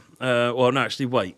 At the moment, when we are able to do beta testing on PS5, we will put a shout out on the forums to collect details, the same as we did for Xbox. Just keep an eye out for that. But at the moment, we can't do beta on Xbox. On PS5. We use lots of different things, Emil. We use OpenStreetMap for some of it. But we don't trust OpenStreetMap that much because we know that sometimes OpenStreetMap actually comes from us, strangely enough. Not that we do it, but I'll give you an example. I think it was OpenStreetMap. Because it's updated by the community, which is fine, and it's generally really useful. But what we found was that when we were making Horseshoe Curve in TS Classics, this is a long time ago now, when we were making Horseshoe Curve in TS Classic, we found that the track plans for Altoona in OpenStreetMap weren't any good for us. So we did a load of research and figured it all out and recreated it, according to everything that we could. And then I think about a year after Horseshoe Curve came out on TS Classic, we found that someone had gone in and made an updated Altoona on Open Railway Map, OpenStreetMap, based on the TS Classic one, which you could tell because it had a couple of mistakes in it that we'd identified subsequently, with junctions and stuff that weren't actually there, were present on their version of the thing. So we just found that quite amusing. There's no objection to it, but it means that we do start doubting, where some of the source of these things come from. So it doesn't always help. And as with anything that you find, multiple sources are what you're looking for, not one source. So we find two things that say the same thing, we know we can rely on it.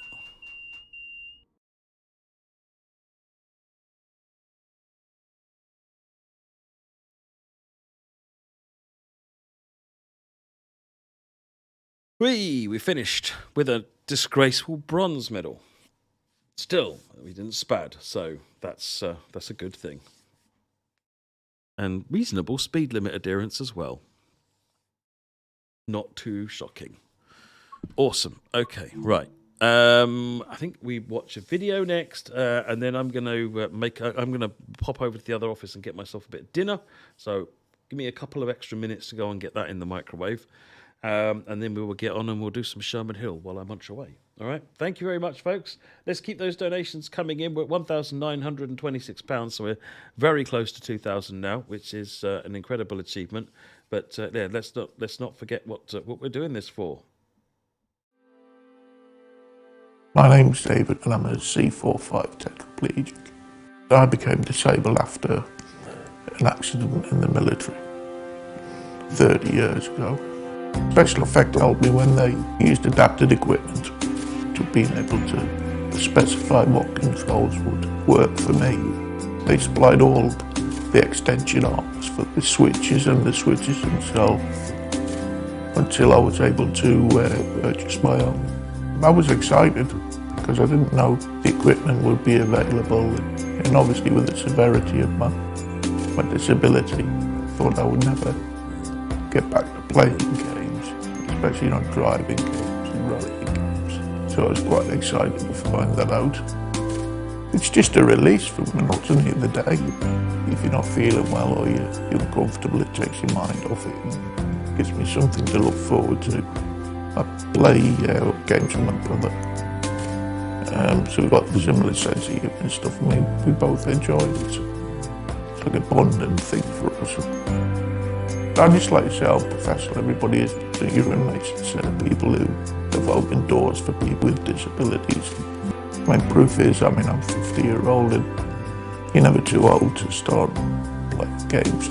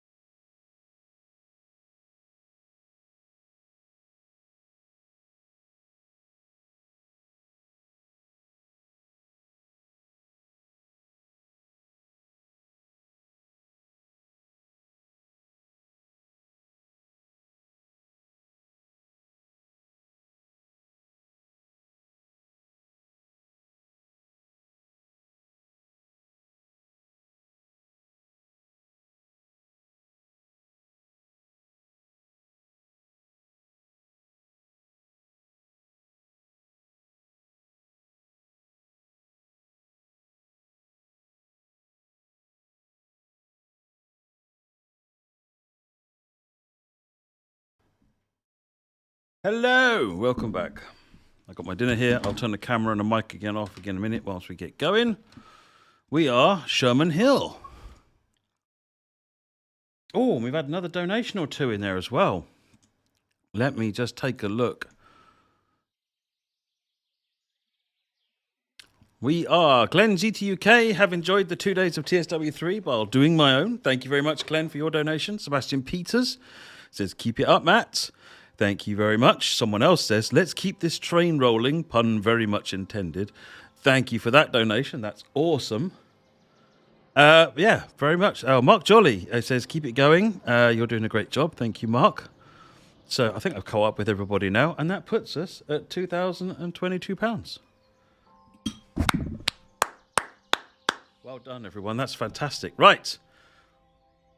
Let's see how much further we can push it before the end of the day. We've still got loads of time left.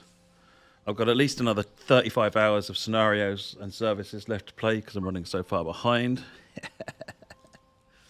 Aware of the sunny side, yes, extra one up. We're going to get that fixed.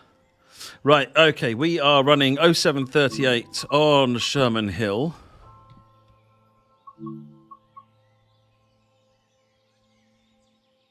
Someone suggested KT, and yeah, it's my favourite one. Obviously, I'm going to do KT. 0738. It's a long run, but we will. Actually, let's do it. I want to see what this looks like. We might come out and restart it, but I want to see how this looks.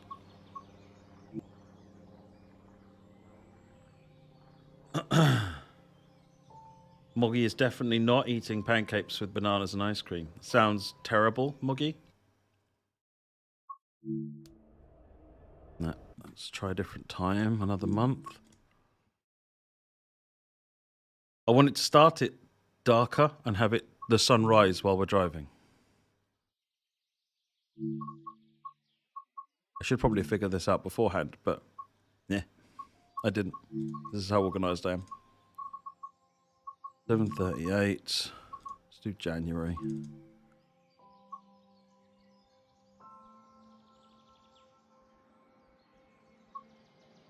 I'm going to do it custom weather because I don't want the weather to change. I still want to be able to see what I'm doing.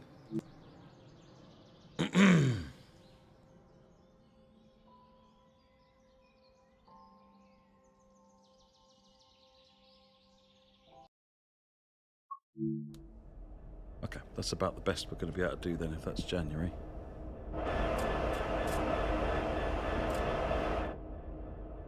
Right, reverse it in, forward, power on, headlights on. Let's get the more options. Operator controls, cut in lead, back. And what I should do is pump the brightness up on that. We might need it later on as the sun comes up. Let's get that on and that off. Get the brakes charging. Right.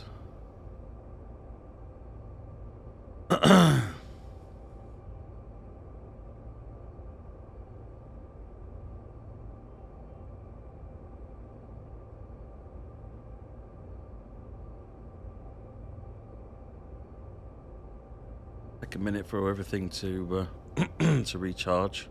Rear brake pressure is at 84, and that's coming down at the moment, but that's it. Now the equalizing res is up, the brake pipe is charging, and the rear should now start charging properly.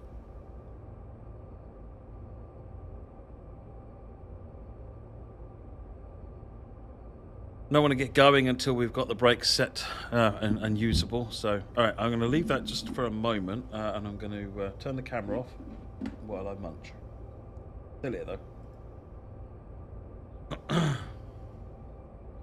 Yep, rear brake pressure's coming up.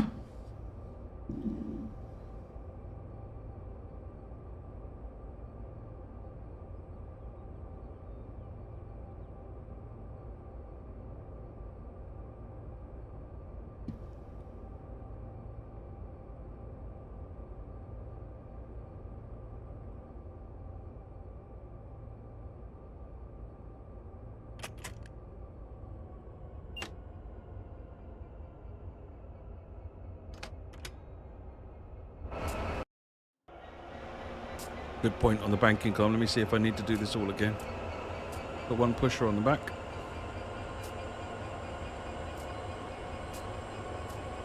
Good. Throttle's responding. Reversers in forwards. Rear brake pipe is at 80. Good. We should be good to go. Just let that brake come up a little more.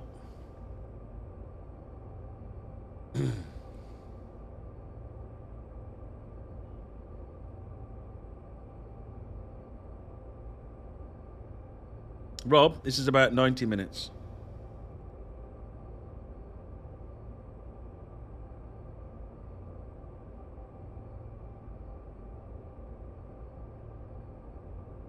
The US freight stop is long, but can't not have it.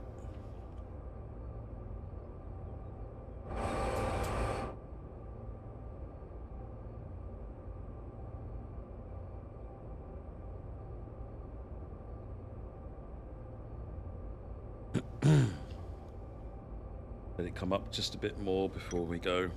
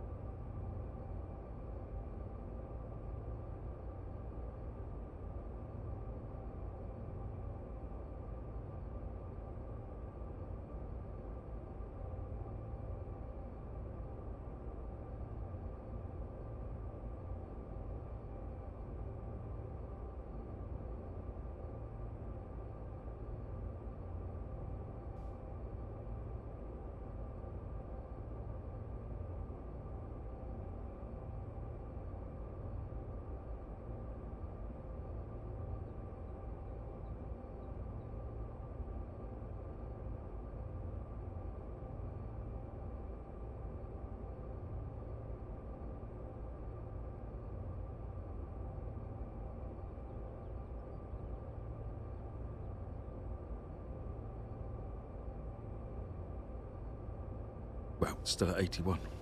You know what? Let's just get going and hope.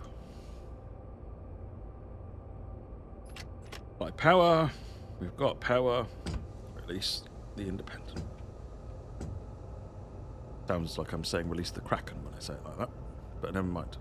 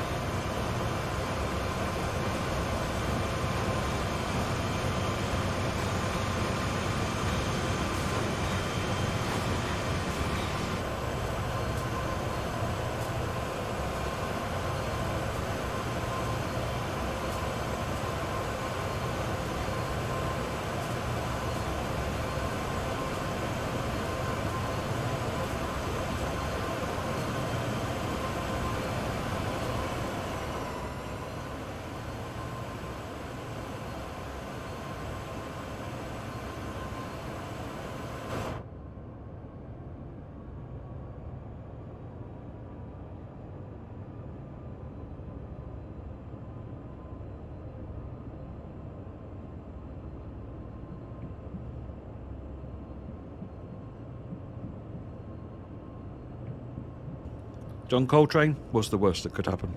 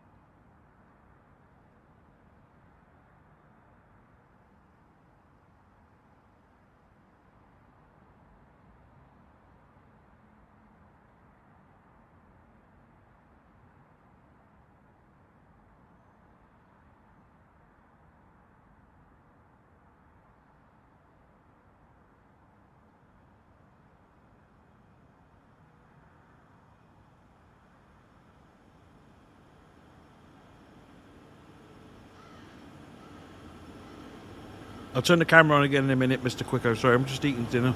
It won't be long.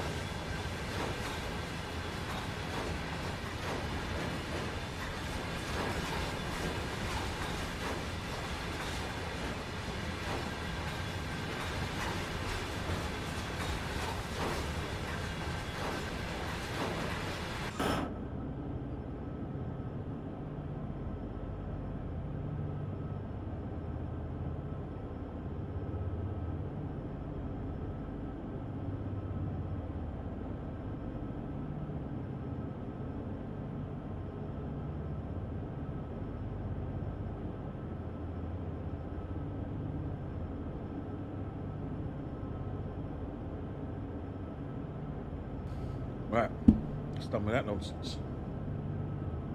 Camera back on.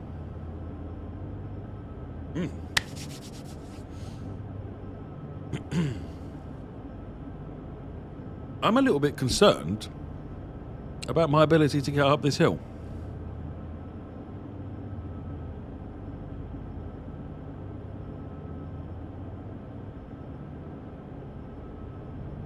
It feels like the horsepower per ton on this train isn't much better than it was on that horseshoe curve train. Does anyone know what the the leading gradient is on this side of Sherman Hill? Ruling gradient, sorry. We are just able to be positively on a 0.8 with maximum power. 2 miles per hour per minute on the accelerometer.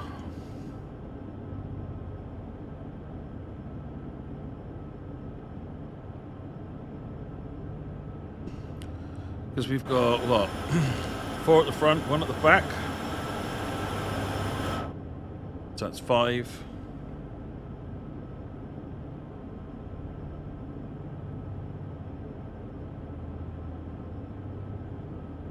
So we've got 22,000 horsepower.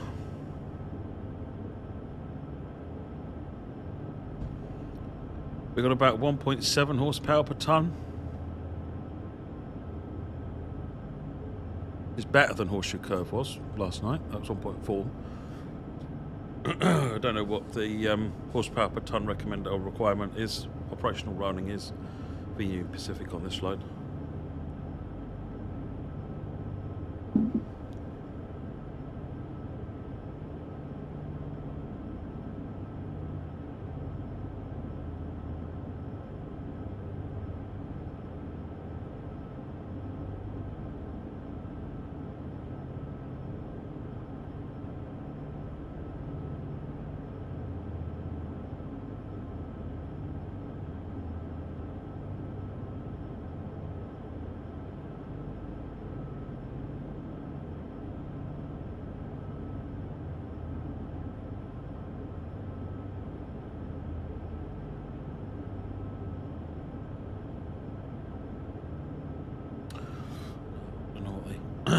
Don't know what their normal operationals are, but we'll see how we get on. Yeah, we've gone up to a 1% and we're now losing speed. Slowly. So every 10 minutes we're going to lose a mile an hour at the moment.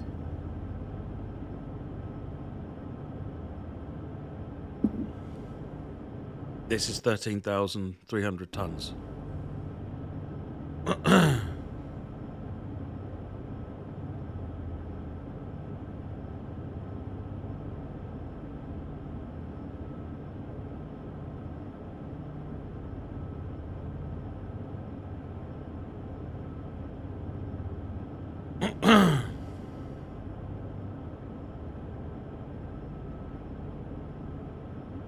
All the way up to there.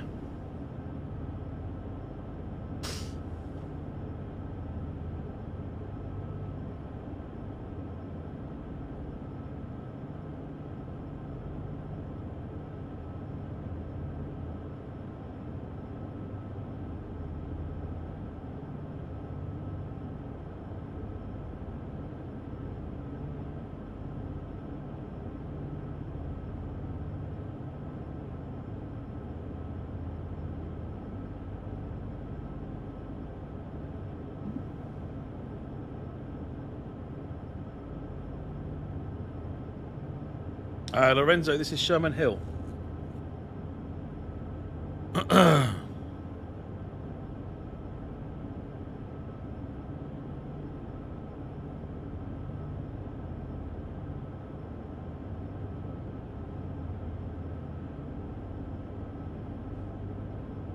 That's what we need, isn't it? A Gronk coupled to the rear. It'd slow us down at the moment, but it would give us a floor at least.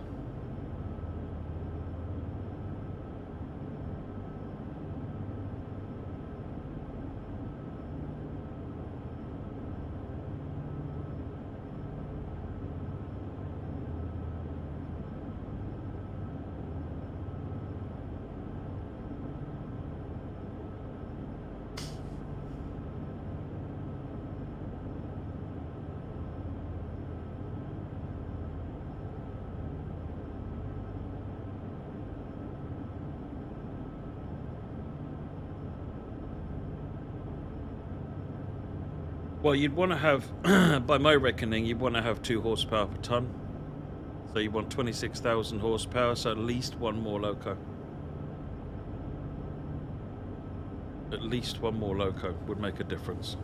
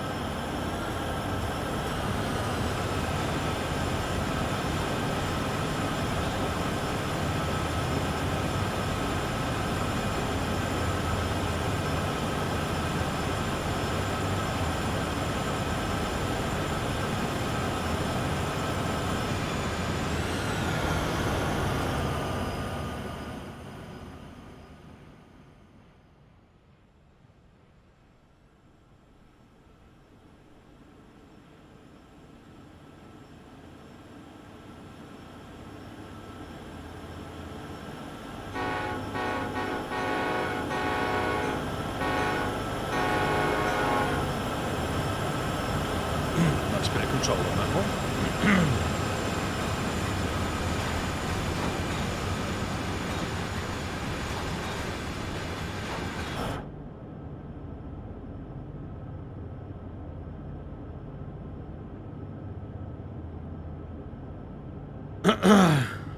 Okay, well, you'll need to send me more info than that.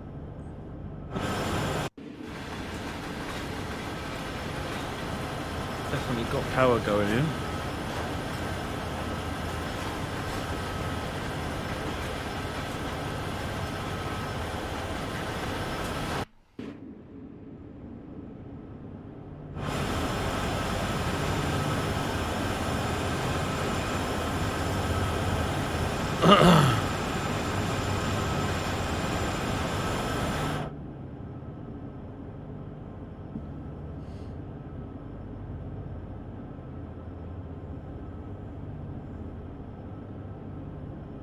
No, the trains would be this is what the horsepower per ton calculation is used for, British Ace. So they'd see what the weight of the train is, and then they would put enough locos on it to meet a minimum required horsepower per ton. And if you comply with that minimum, then you won't get stuck, or you shouldn't get stuck, or they'll know, keep going, don't stop. If you stop, we'll have to send someone to push you. But the thing is, they know going into it what the likelihood is. Because if they know you've got a clear run and you can get up with a little, under power, then the railroads quite often will not put a loco on unless you're running a Z train or a high priority one or other high priority one. It's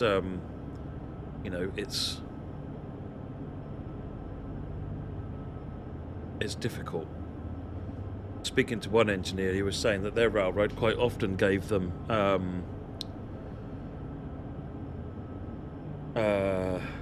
not quite enough power to get up where they were doing. They had to make sure that they didn't, they kept it on full power and raced up the hill, essentially, for want of a better word. But they'd be doing 8 miles an hour by the time they got to the top, but they just about get there. New donation. Have a look.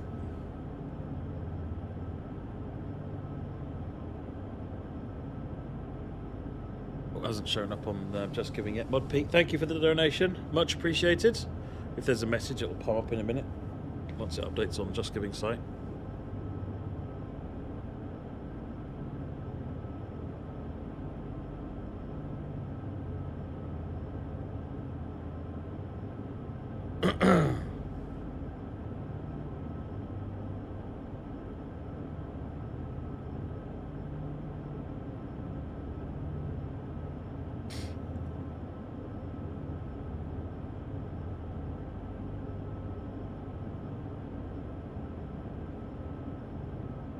One of the reasons I decided to not allow it to snow, Neil, because after last night where it started snowing, let's not do that again. Mod Pete, very worthy cause. Keep up the good work, Matt. We are lucky to have someone as dedicated to the community as your good self. Thank you very much, Mod. I appreciate that. And thank you for your donation.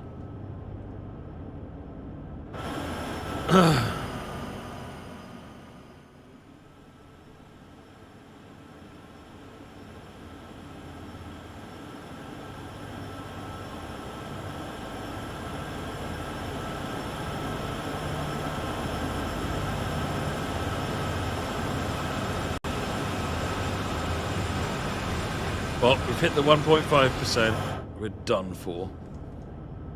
3.4 miles per hop per minute drop. See the speed just going, no.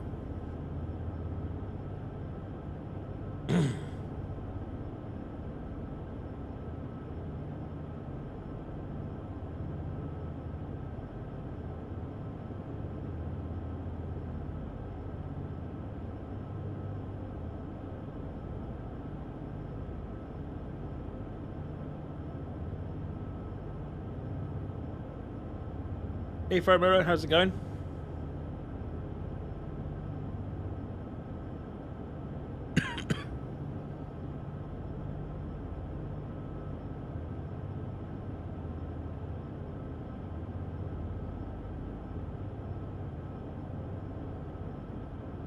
Hey, Bet the Hitman, how's it? How you doing?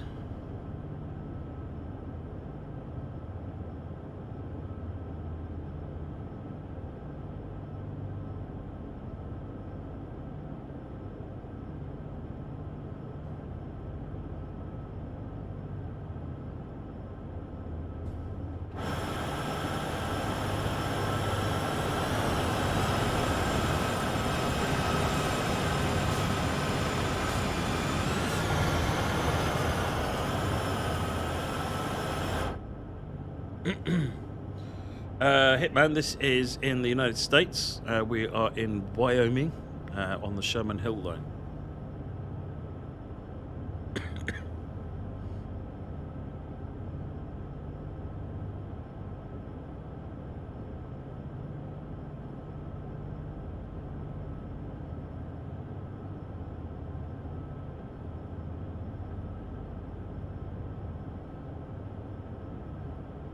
Deceleration rate has dropped to 2.5 miles per hour per minute now.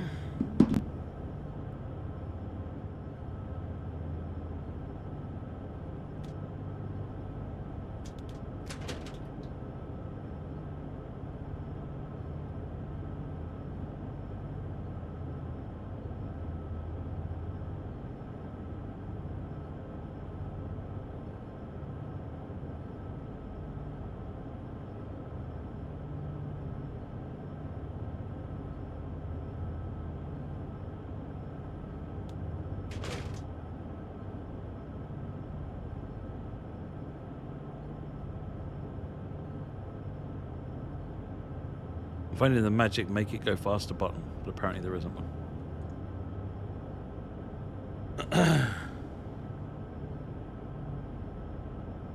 Are you using cruise control, Faramaro? I found yesterday when I applied cruise control, it would always apply maximum power regardless of what you'd set on the throttle. So I had to take off cruise control in the end.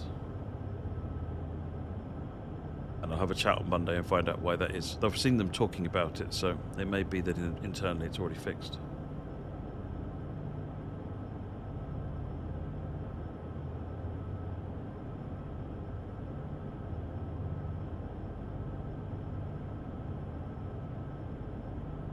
Oh, deceleration rate has dropped again. We're down to minus 1.4. Minus 0.6. Come on. You can get it. Get into the positives. I'm positive you can do it. Oh, hello. Train.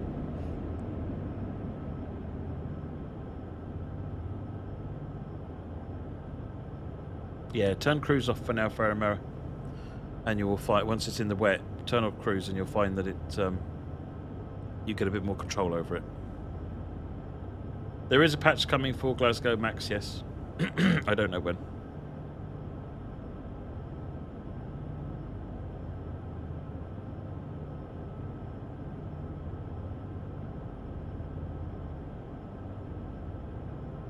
East of it's Niederau, that sounds like Dresden and Riesa.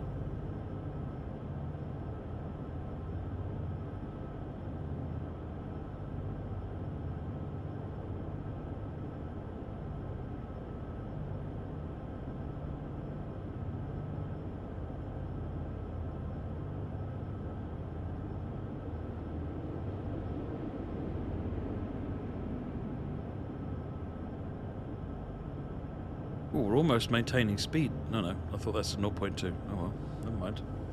Ah, it's dropped to 1.2% gradient. That'll be working in our favour.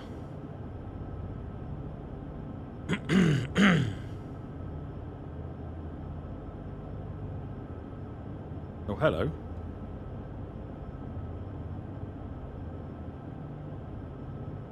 It's made it all bounce around a bit.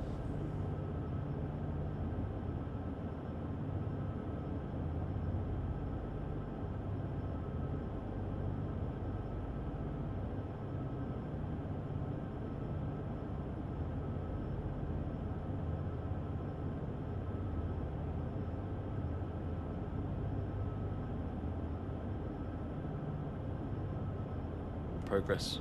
Only 27 miles to go.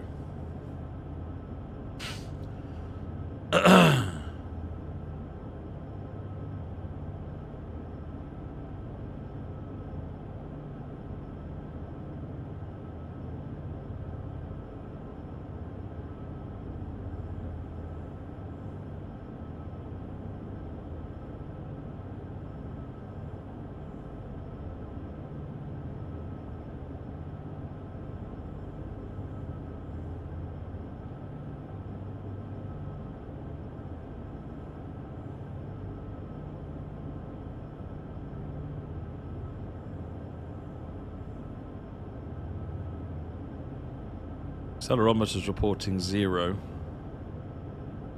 That's reporting, it looks like about 0 as well. So about maintaining level.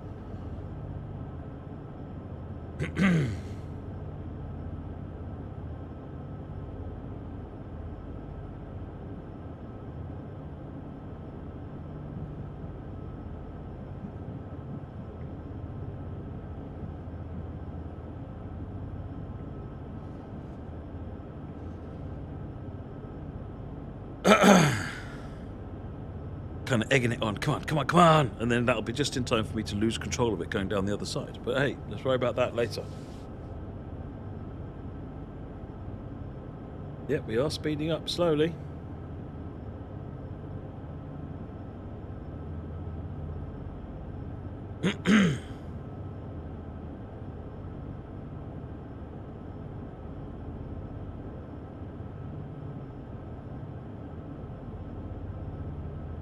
We were.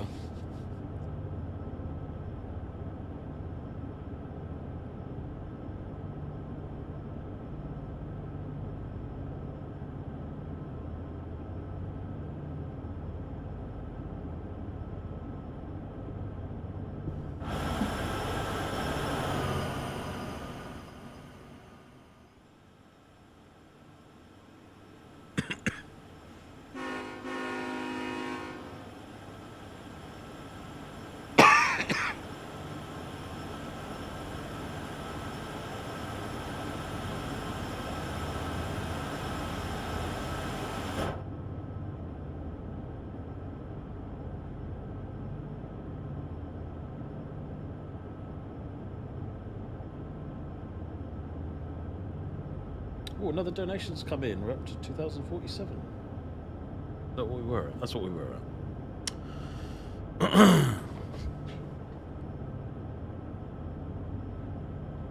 That's a hint. Let's get some more donations in.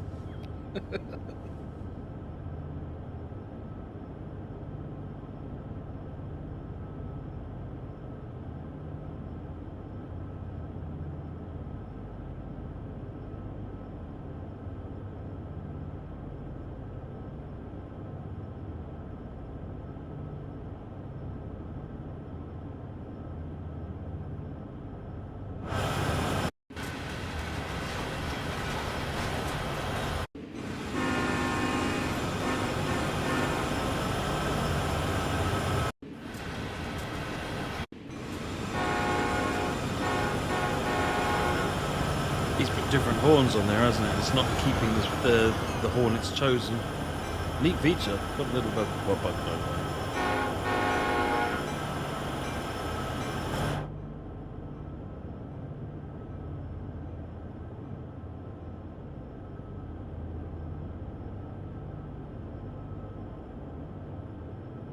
The goal was only ever just to put a bar up there, to be honest. You never know what you're going to get, how it's going to go. I'm really happy with it, to be honest. It doesn't matter how much or little, it's all going to help, isn't it?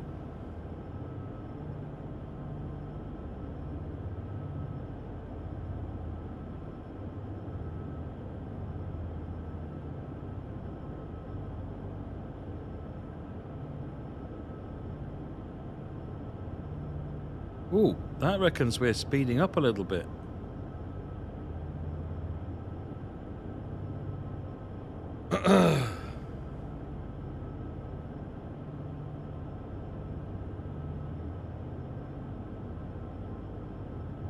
I'm going to go ahead and pour a whole bucket load of doubt on that, but...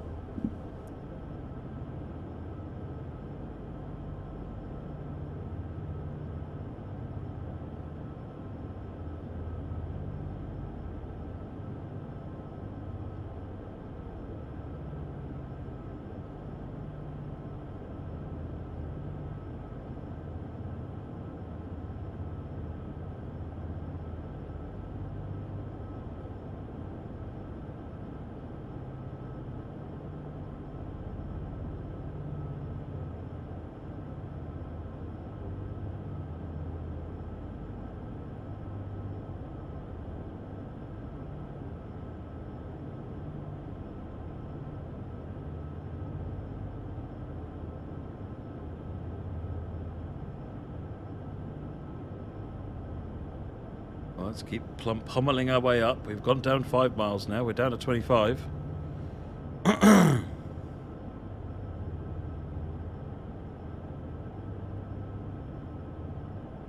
Oh, steady on, folks. 7,000 feet from here, the speed limit will drop. Everyone, let's make sure we don't break the speed limit, okay?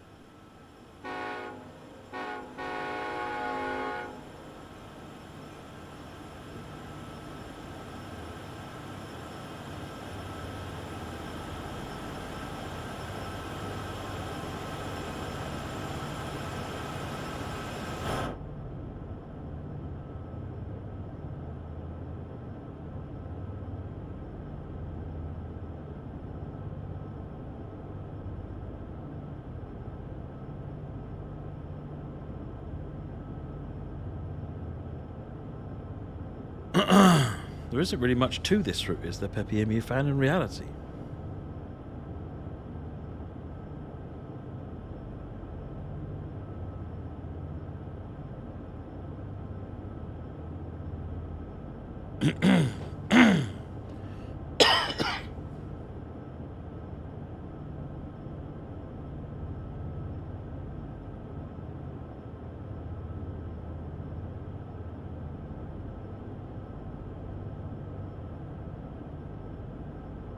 I'm quite amazed, actually, at how interesting they've made what is essentially a bland landscape look. It doesn't look like it's just a billiard table. It's interesting undulations in the terrain and paths and so forth.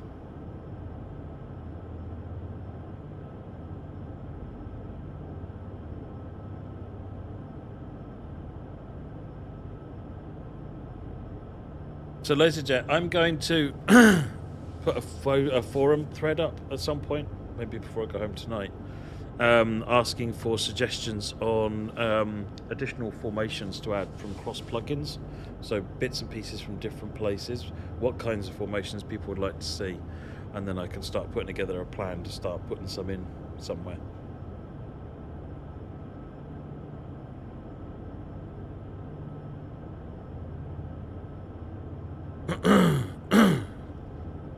Down to 24 miles. That's the summit. 24 miles away is the summit.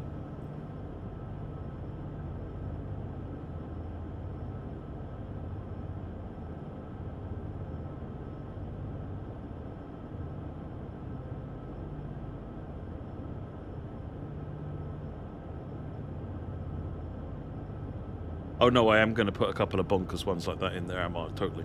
Totally.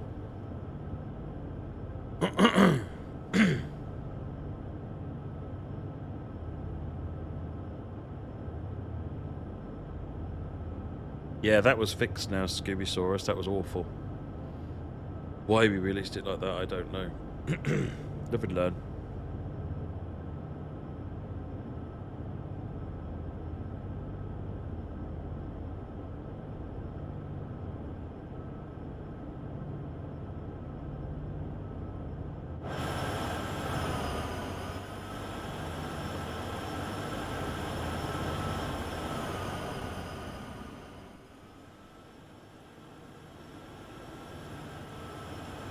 Where's train gone? Oh, there it is.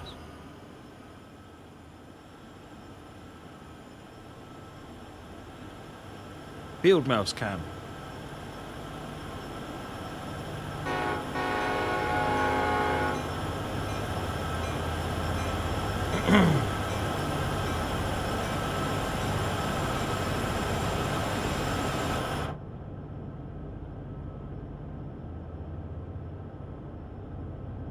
Well, we seem to be holding around 8.8 at the moment. Sorry, 18.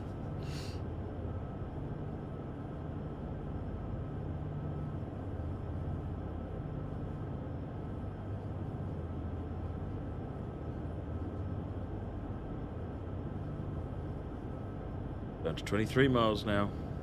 I'm going to be counting every last mile out. Paranoid we're not going to make it.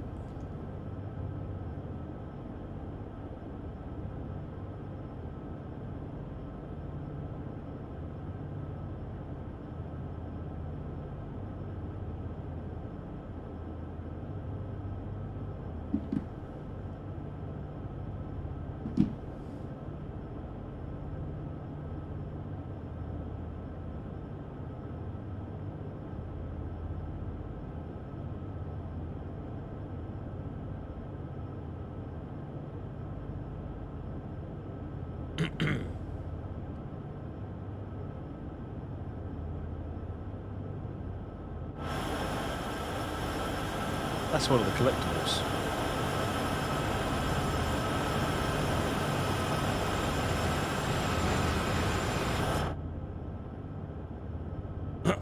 Simon, you're watching me on the train home on a Northern 158. Excellent.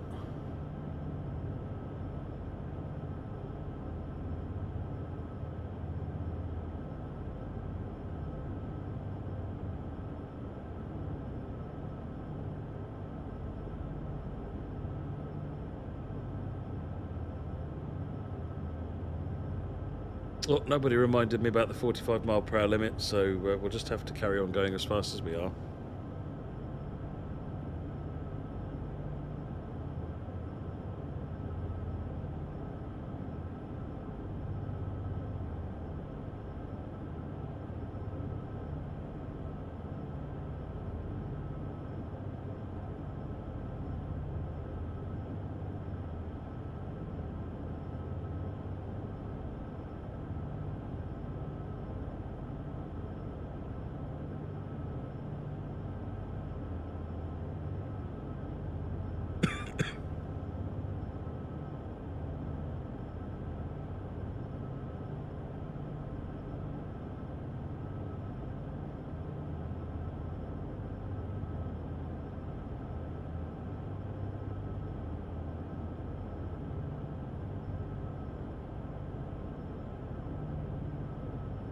Yeah, having foreign power come in, Derek, is something that's come up on the weekend, and it's something that we're aware of. It used to be possible on some routes. The problem is, it kind of there are rules that have to be applied to it, and we can't do that at the moment just as easily. Like, you don't really want foreign power leading the train. It needs to be one of the other ones. But don't know. Something to look at.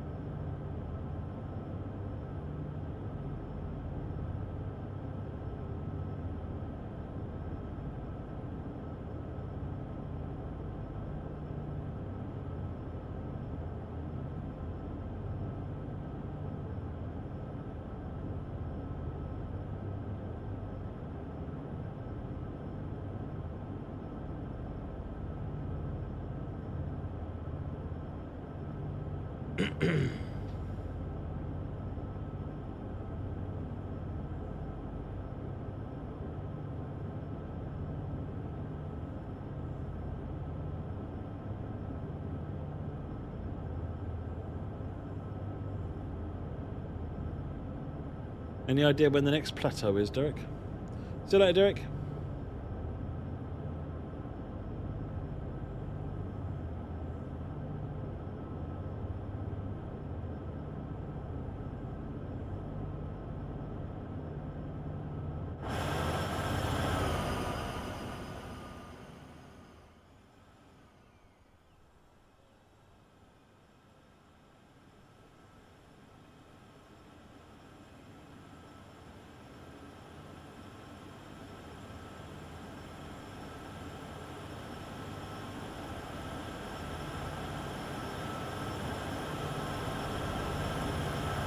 Should be before Granny.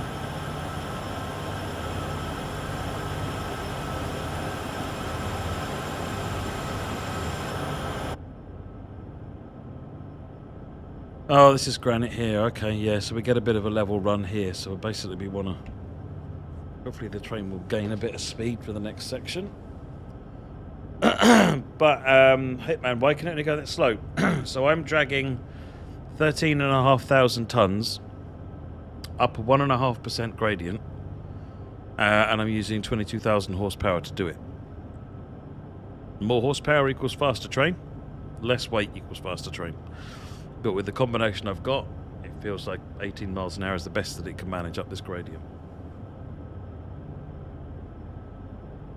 Stick another loco on it, we'd get to about 2 horsepower per ton ratio, and then we'd probably be more in control of speeding up.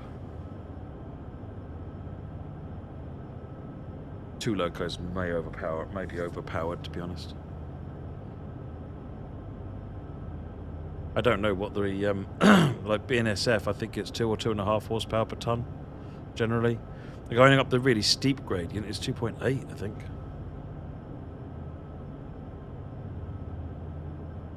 We're at 1.6, just for comparison.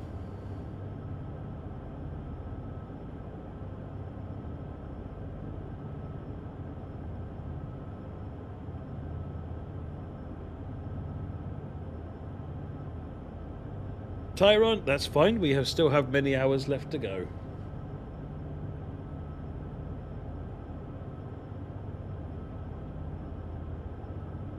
Yeah, I think so, Derek. Amarillo has just posted the donations link into the chat. Don't forget, we're here raising money for SpecialEffect charity, having fun with trains, but we're here for a good cause. We've raised £2,047.95 so far, which is a stunning total. Superb. We're very, very grateful to everybody. Thank you. But let's see if we can't get it a bit higher in the next 4 or 5 hours.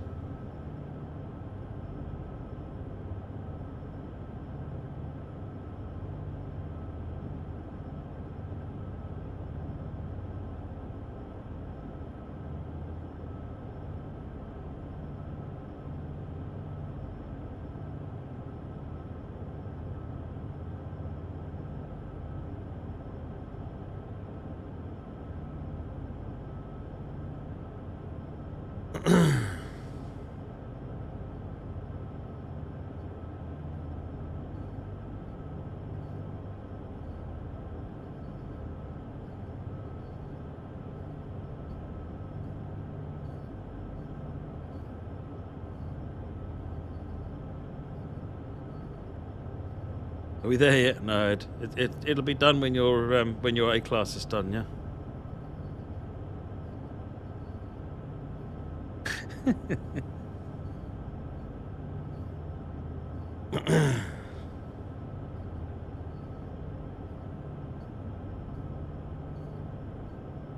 Which is your report on Jira, Emma?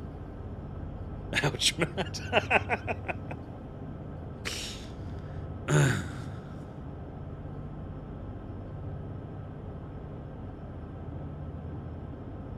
The A class, I think, is the first project that I talked to Ed about when I first became head of third party, when I first joined the company.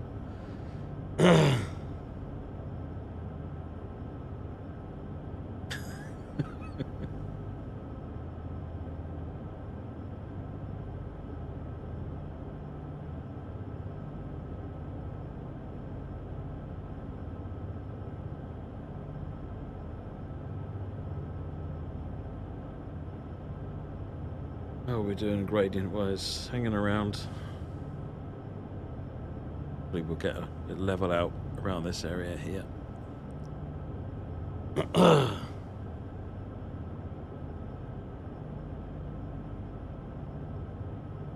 Which rail company has the most trains? Oh, no idea. They have enough trains to cover their respective areas, I think.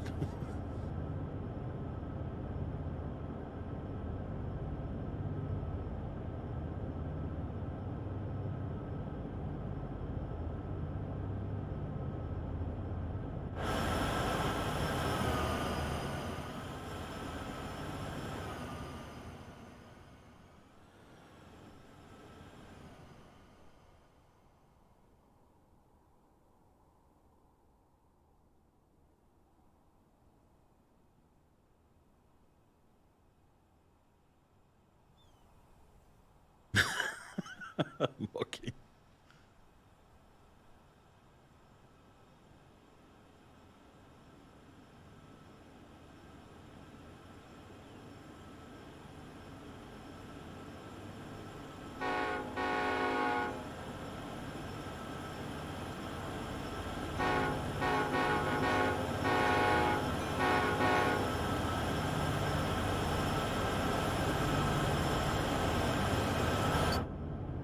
My acid test for a horn. If you can do a shave and a haircut on it, then it's set up right.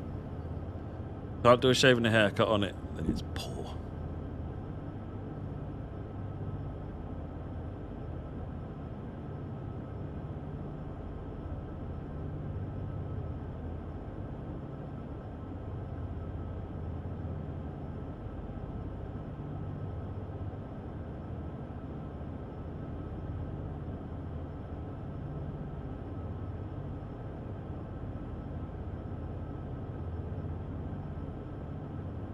Down to 20 miles. Covered another 5 miles off. Granite's just up ahead now.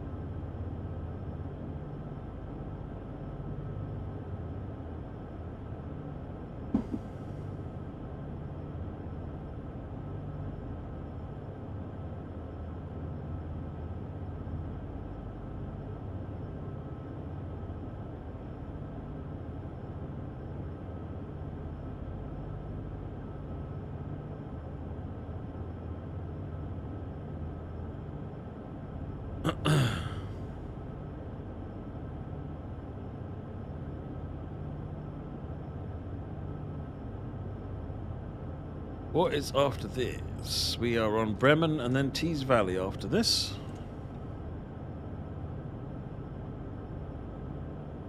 Scooby on a modern train like this, just the one crew at the front. The other trains that are directly connected are electrically controlled by this one, electronically controlled. And the one at the back is controlled using the DPU system remotely. So again, doesn't need a crew on it anymore. Olden days, each set of locos needed a crew on it. So if you had 4 at the front and 4 at the back, you'd need 2 crews. And then even further back, each loco needs a crew.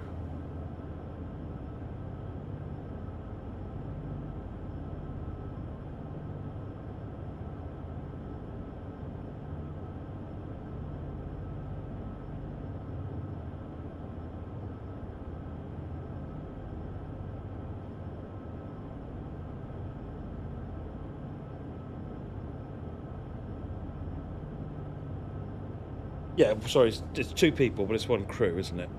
Engineering conductor, yeah.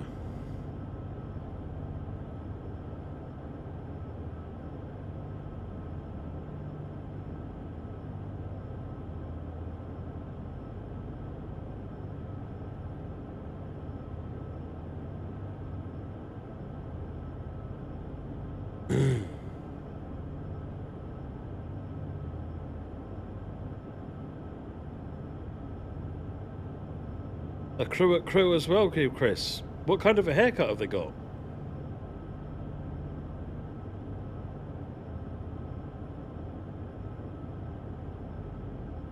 I haven't a clue extra on that one. If Joe turns up on in the chat today, then ask him.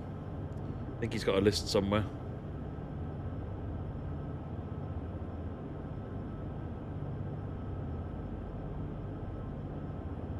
Gameplay team tend to have lists around here.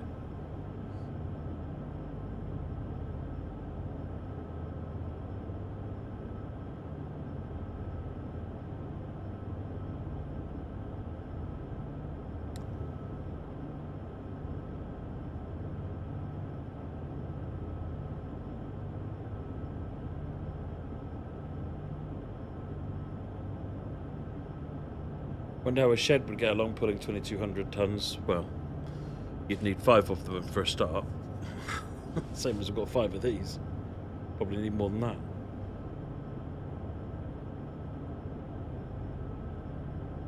Or 1 Gronk.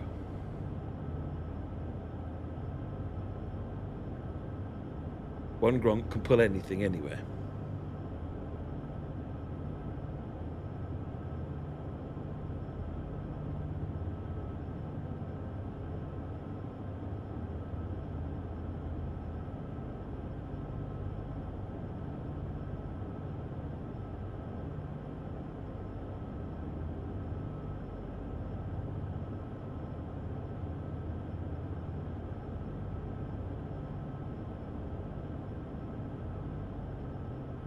One Gronk would pull the network, yeah, really. It wouldn't move the train, it would just pull the track under the train. Bring the train with it. Blue on blue, so there is an old thing called a Class 13, which was a 2 Gronks coupled together.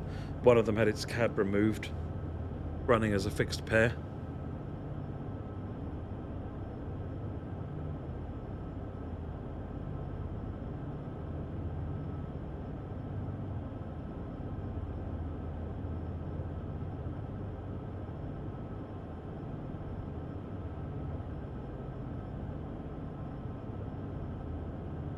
Oh, had another donation in.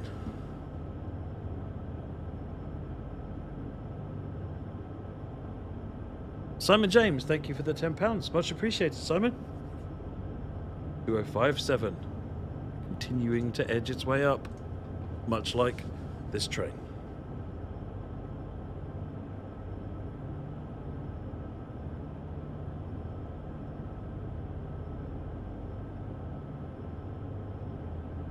Oh, you can't talk about Gronk scrapping and let and Moggy not have words with you, Emma.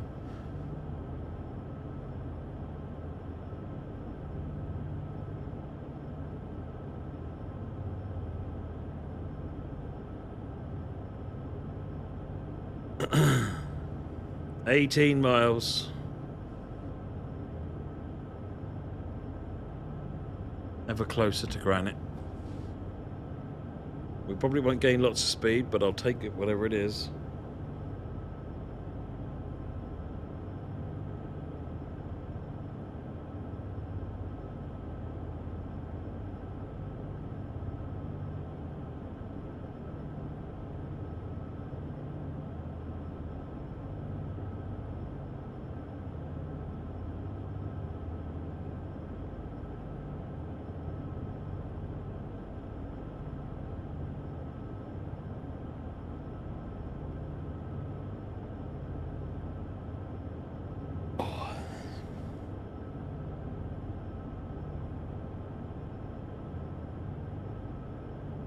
Granite is up around this area, isn't it?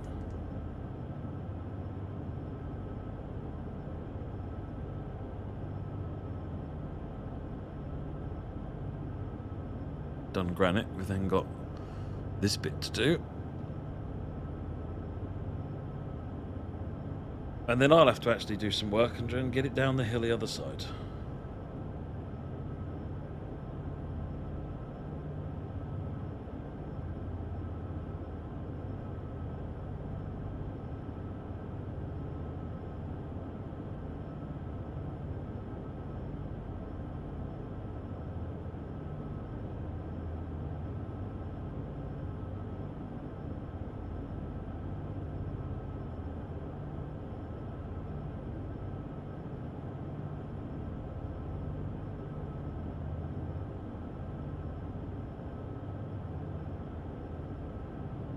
A lot of those Scottish countryside routes are nice. The Highland Line, is it the Highland Main Line?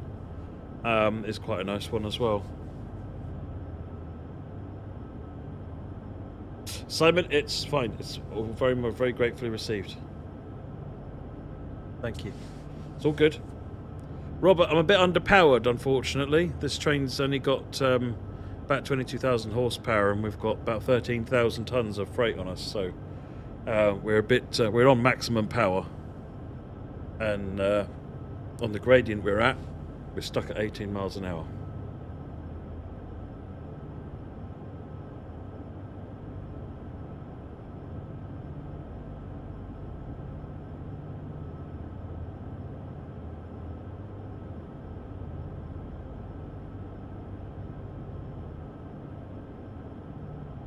How long have I been a streamer? Years. Years and years and years. I think I've been a Twitch partner for about 8 years now, or 9 years, something like that. It's been about 2 years before that I started, maybe.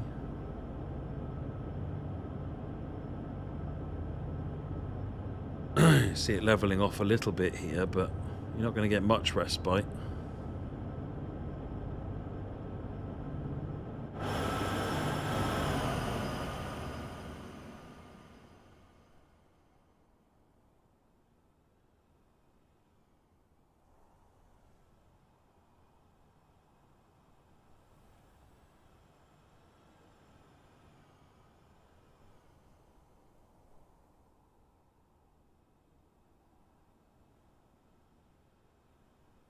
There you go, we're level now, briefly.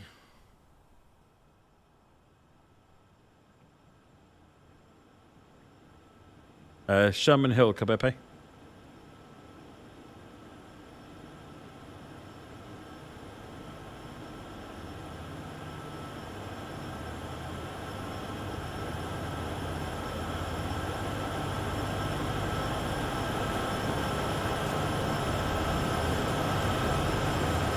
That's it. Now for a little while, a little bit of our train gets a little bit lighter as it rolls over that flat bit, and hopefully we gain a little bit of speed on it.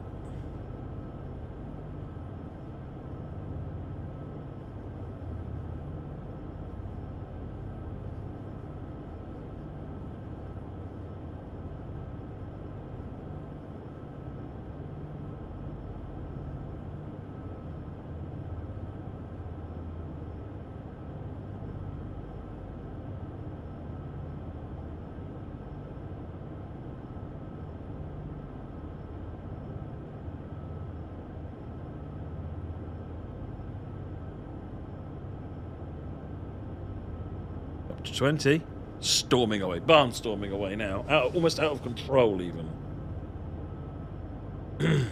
Steady on, train.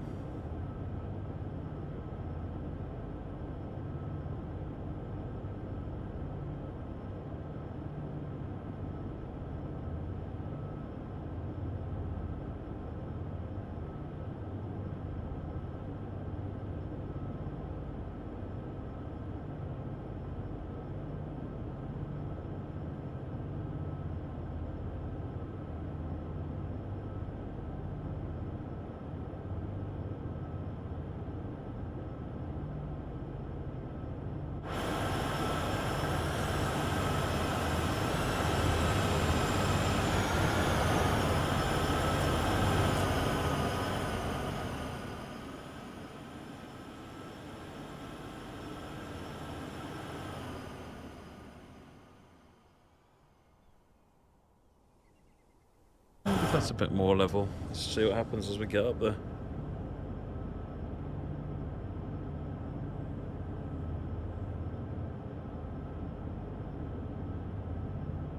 Oh yes, send me a link on the forums to a DM to the details on Child's Play. Interested to see.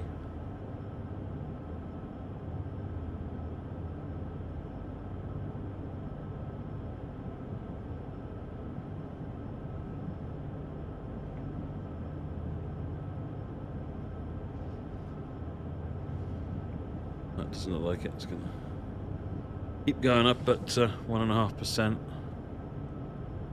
We're almost This is the bit that was on the level, so we're running out of train that will help us speed up now. So we'll get a little bit more out of it, but not a lot.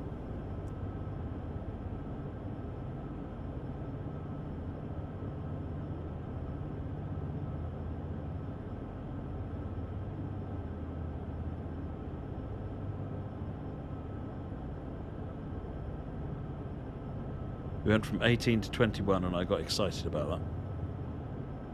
Not gonna lie. 16 miles to the summit.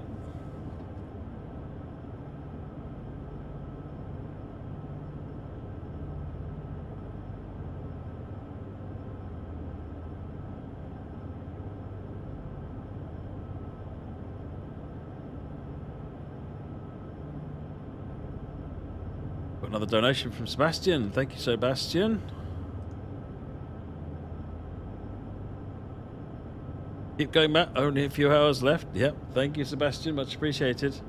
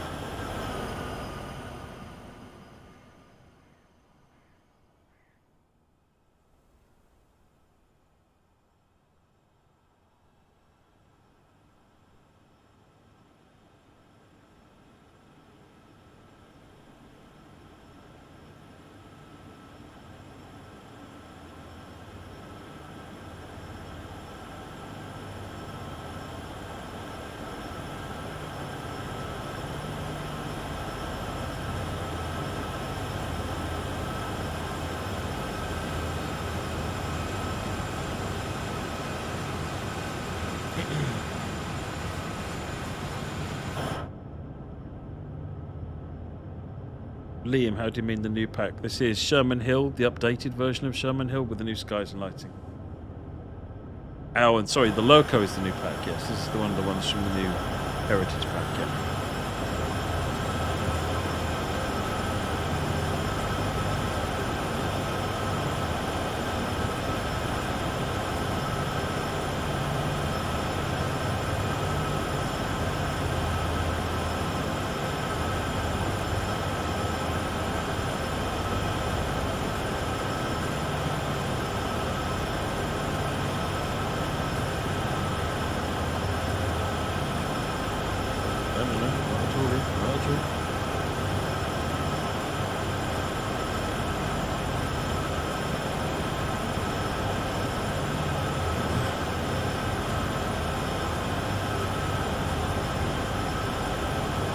How's the volume? Is it alright?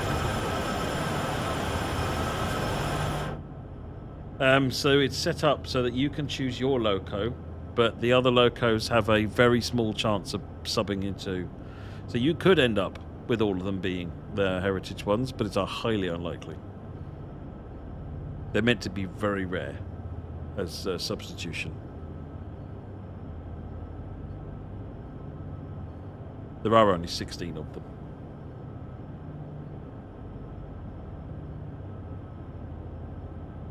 6 of them, sorry. 6.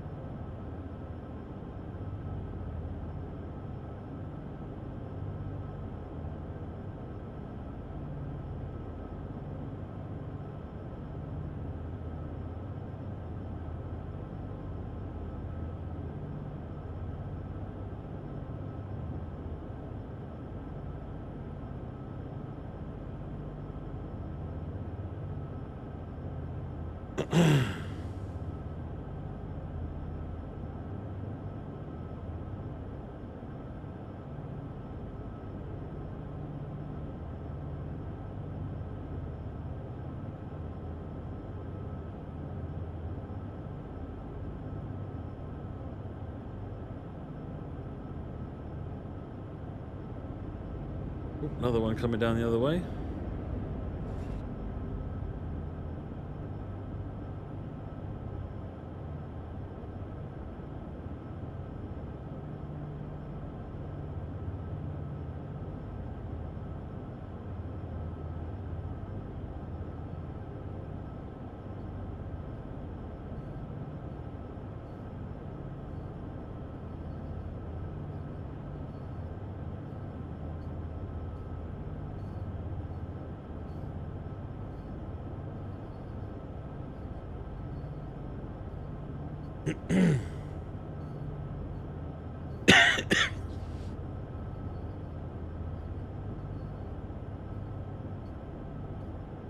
Oh, I was just thinking, wow, that hasn't gone down, and now it's down to 14 miles. Okay, getting there.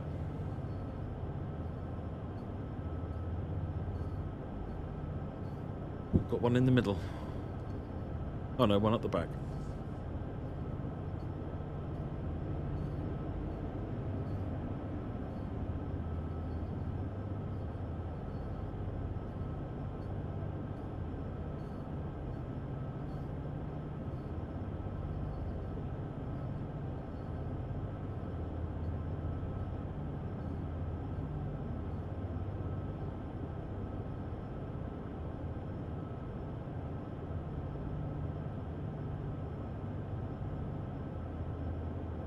Oh, this time of the year, though, it's got to be jam roly-poly and custard or something, JP. You're not going to have pudding. You've got pudding and custard.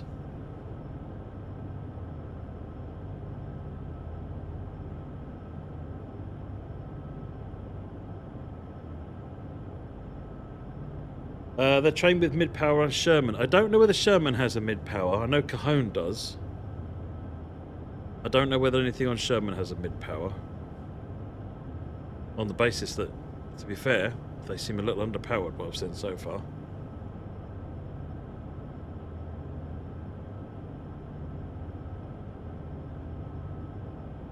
I mean, 13,000 tons, I would possibly go so far as to make this one a 422 or a 412 or something.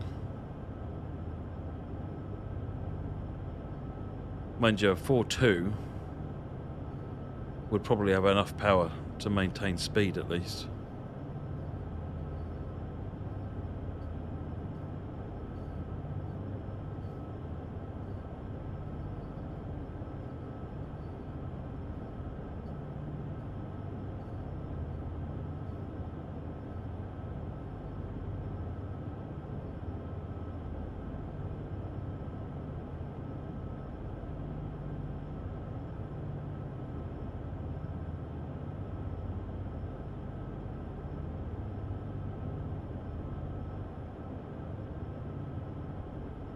Do the consoles need to be looked at after yesterday's test? How do you mean, Liam? Do you mean the one that we did on Horseshoe Curve that couldn't get up at all? Yeah, I mean, that needs looking at.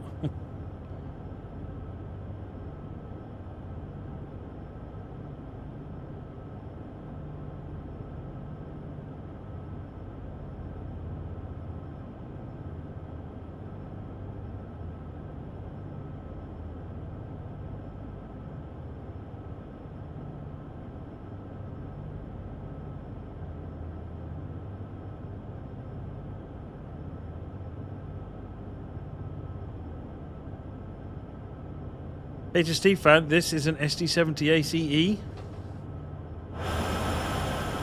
in KT livery. Missouri, Kansas, Texan. KT is what it's called, the KT.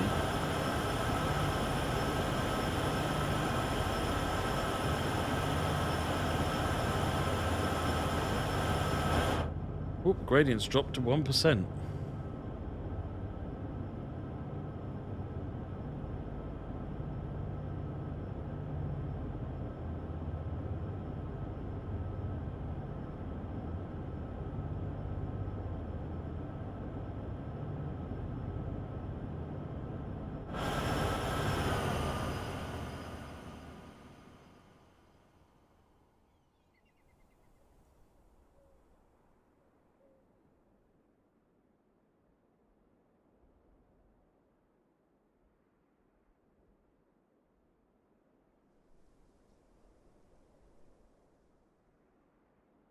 And one at the back as well, HST fan. There's 5. Got 22,000 horsepower on this train.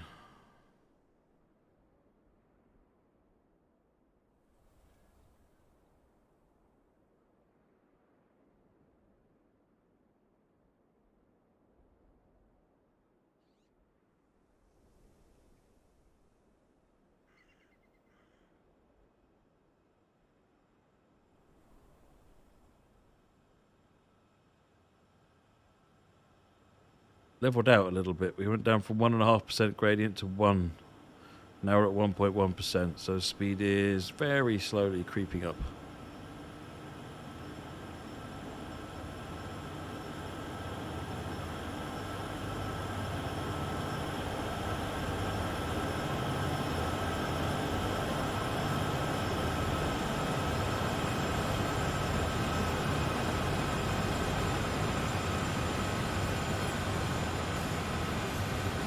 HFCV, no. No. We're still working out what the right way forward is with UE5. But it won't be a quick job. You don't just unplug UE4 and plug in UE5.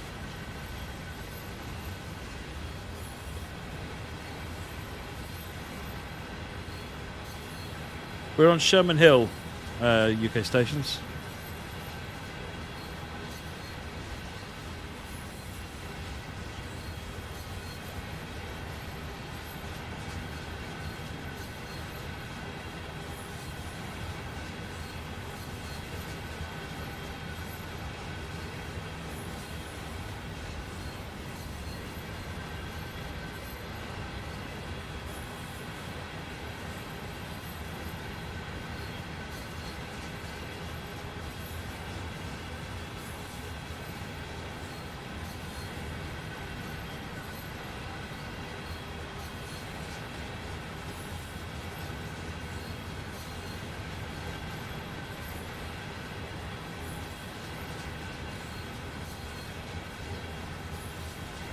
If anything, this is a little on the short side, Hitman.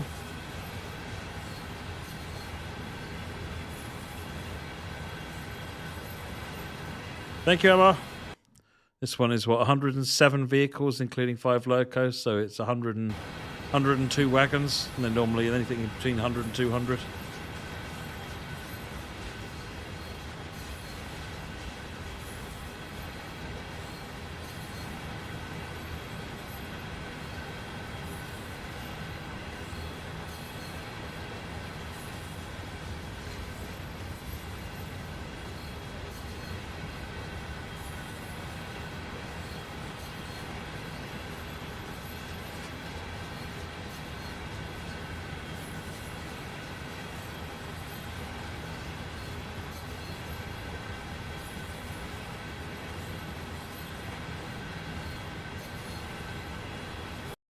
The consist length, we are 6,500 foot.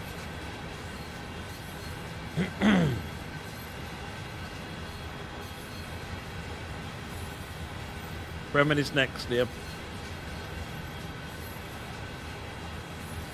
We're running late on this one, A, because the train is slow, and B, because I stopped to make dinner.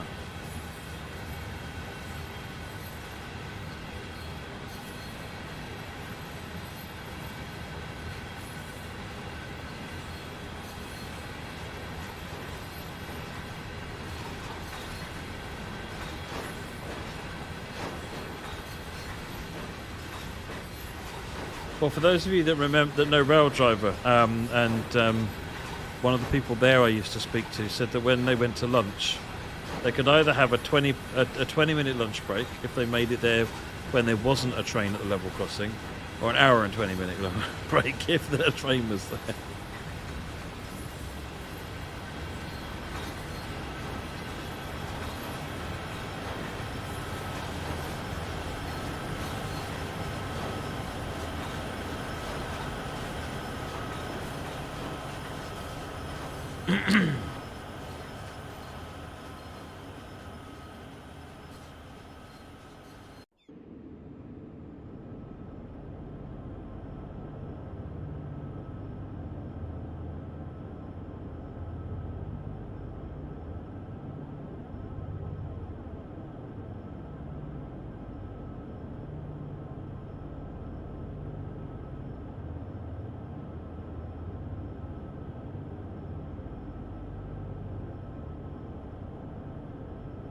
Here is a boat with the headlights on the back. No. Oh, on the back there, the white ones are showing. Oh no, those are platform lights.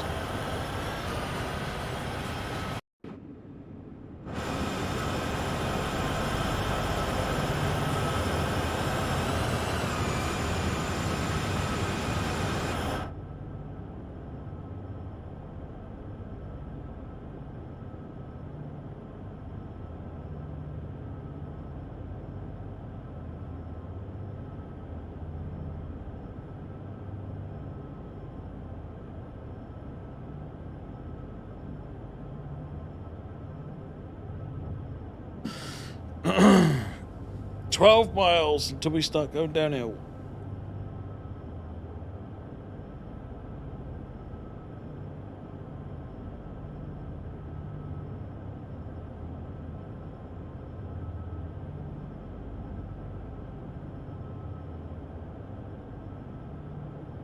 Trick with downhills to keep under 30 miles an hour. Otherwise, it keeps your dynamic brakes effective. You go much above 30 miles an hour, and they fall off. And you lose the benefit of your dynamics.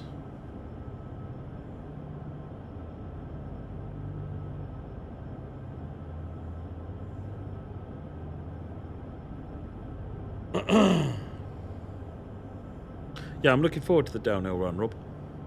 That's where the fun is on these. Sitting babysitting a train up a hill is, you know, it's okay, but downhill is the white knuckle ride.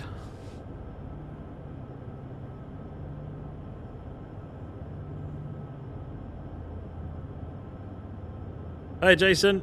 We are slowly winding our way up Sherman Hill. 11 miles to summit. Or at least to Hermosa.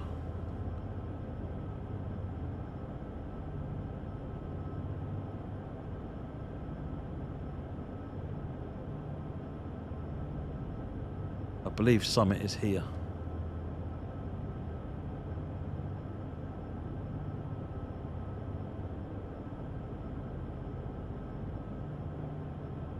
Or is it here? I think it's here, actually. Where the tracks get wider? Yeah, I think it might be here. So, actually, we're a lot closer to summit now, if that's the case.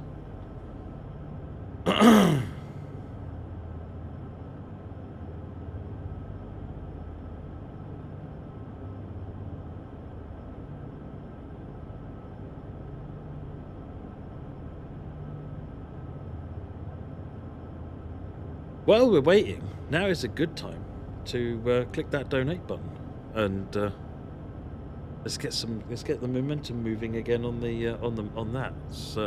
amount for the special effect.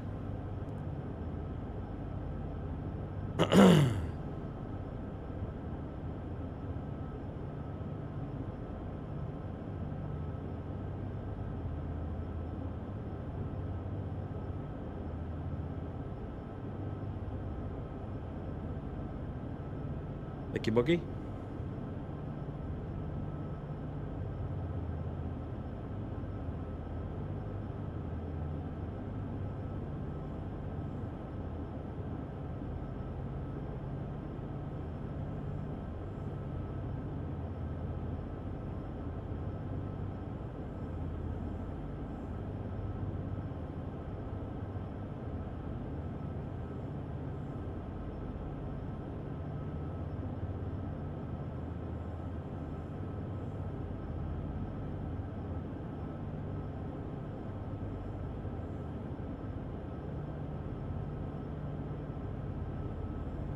Oh, it leveled out. We've started speeding up.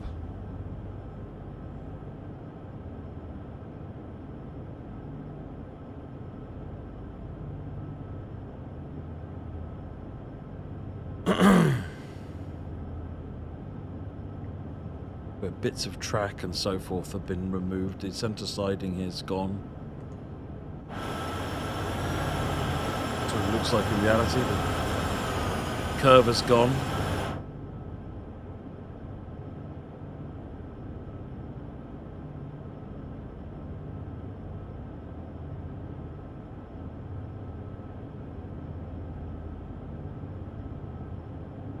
The thing to look out for, Jason, is to do the downhill runs. The uphill runs, like this bit here, isn't sort of the most exciting thing in the world to do. I totally get why people get frustrated with it.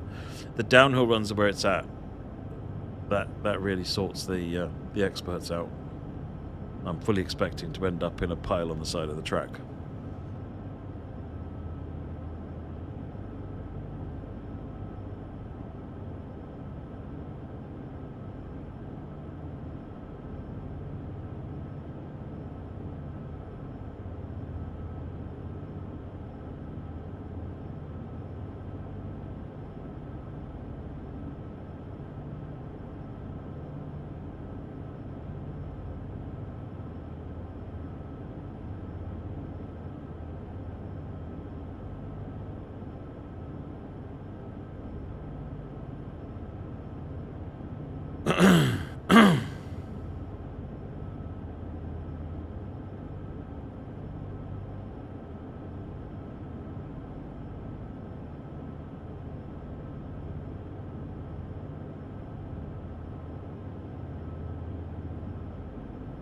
start looking at cutting power in a minute.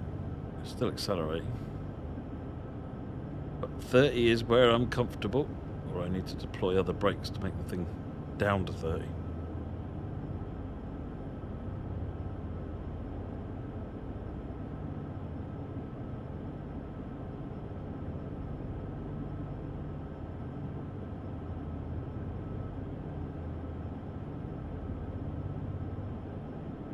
Yeah, I think that Summit, I think, is here. And we're up here, so I don't think that means we are too far away from Summit.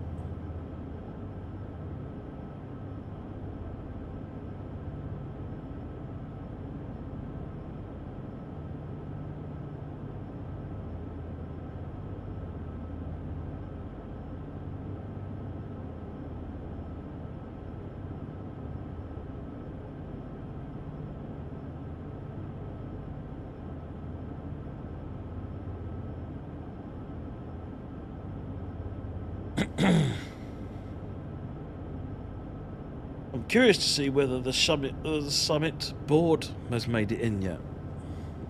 It's supposed to have been added, but I don't know if it ever went out. So maybe it did with this update.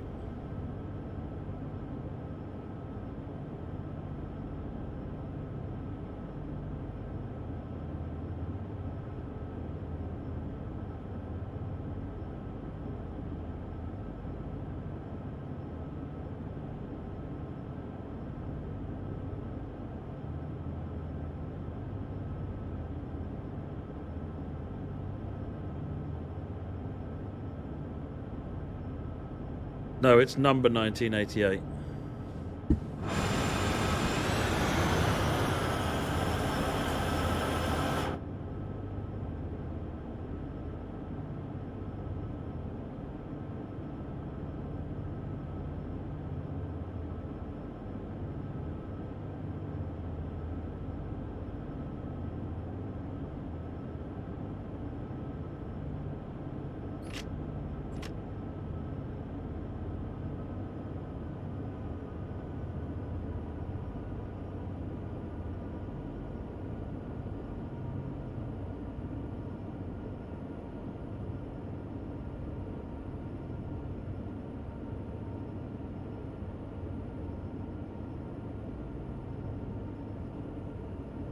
Welcome back, Prof.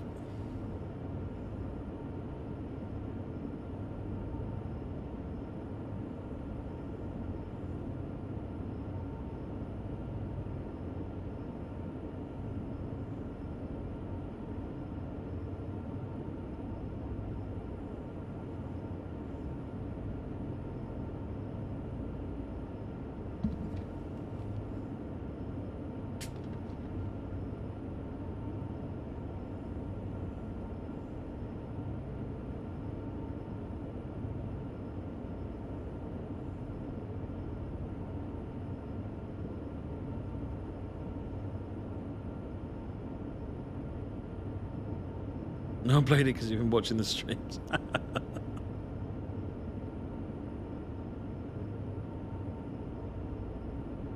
I like it. I think it adds a nice bit of colour and flavour to Sherman Hill.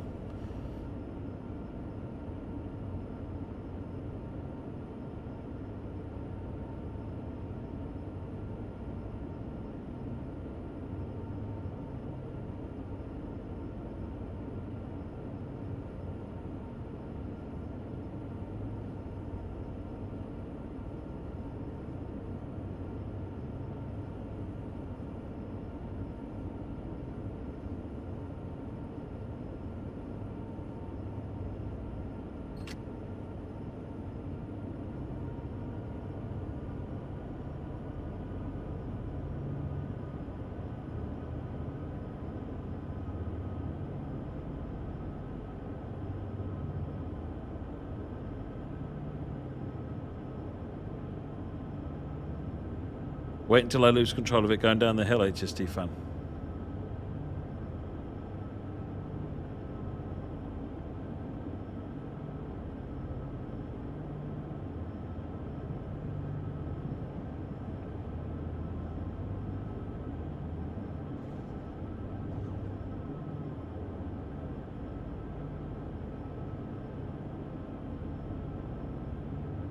Okay, Reasonable. I thought it had, actually.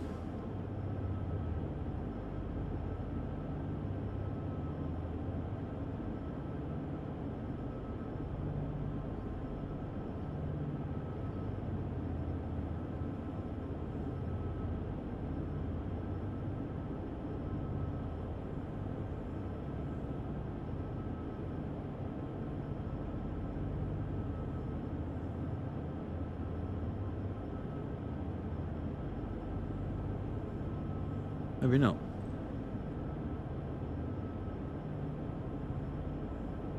Nope, I guess not.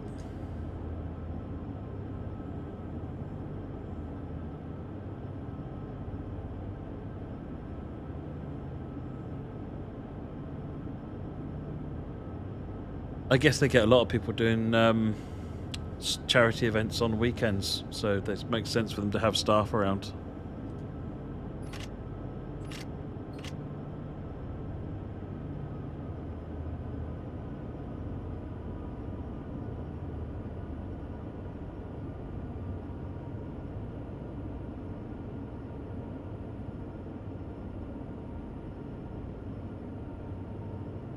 Summit's just around this corner, I think.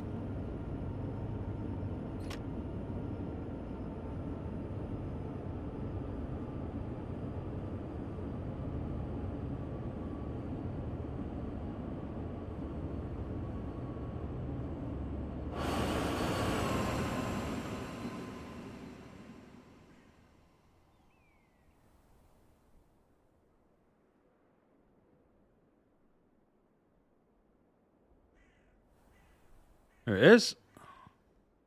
And the board is now there.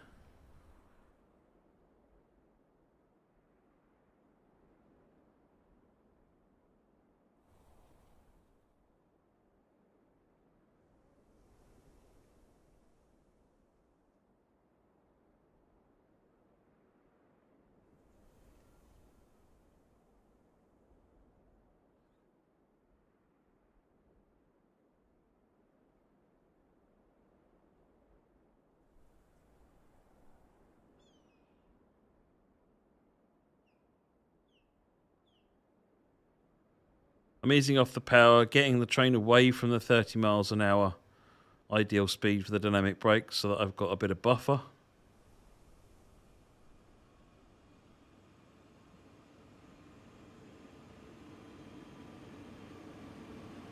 There we are, crossing Summit.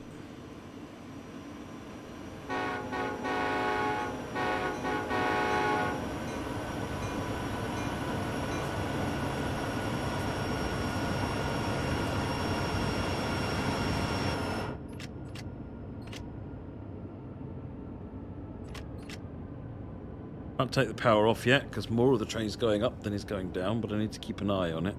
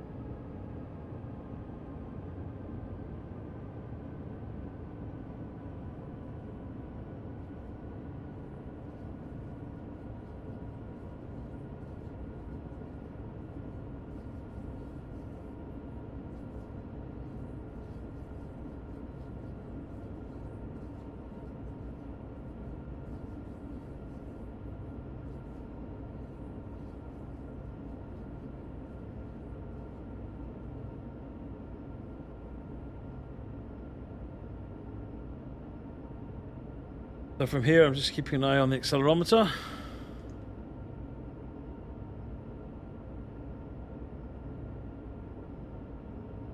See you later, Florian. You're welcome. Thank you for donations.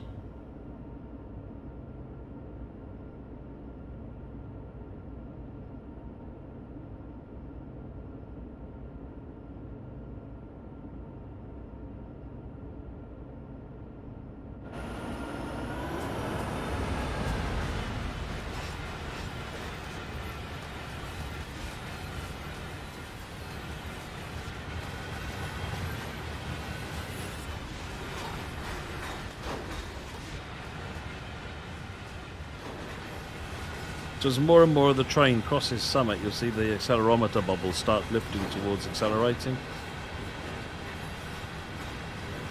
Oh, there we go, we're accelerating. Cut the power now.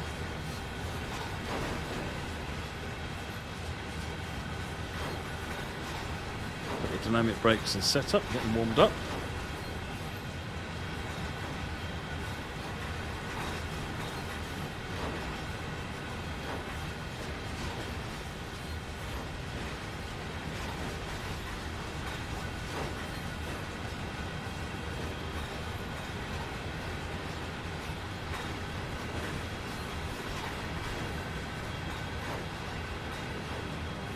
Speeding up again.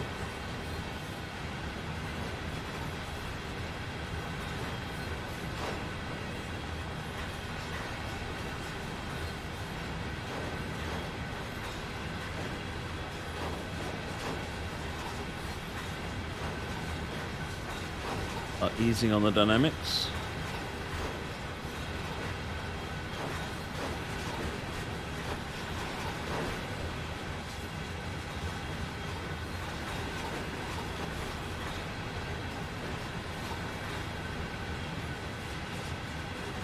Almost all on the summit now. See the back end coming across.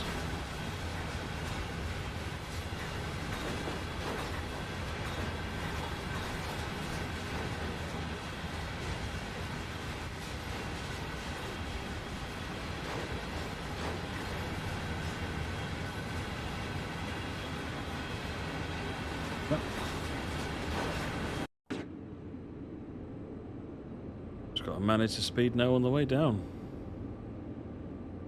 Only using relatively little dynamic brake, really, about half of it. No air brakes yet. Don't need them. See you later, HSD fan.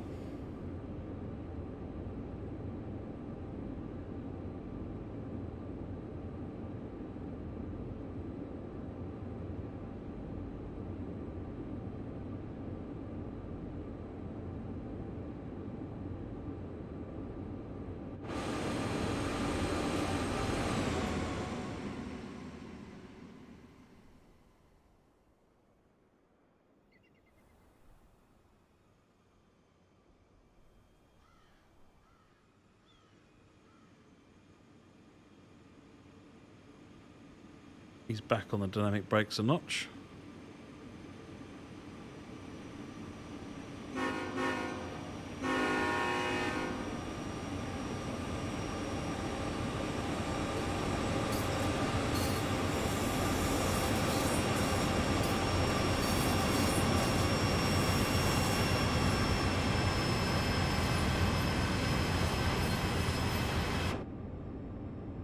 And now it's downhill run. We can let speed come up a bit now. Now that we're in control and we've transitioned to full downhill, we can let the train speed up a little bit and then rebalance the dynamics.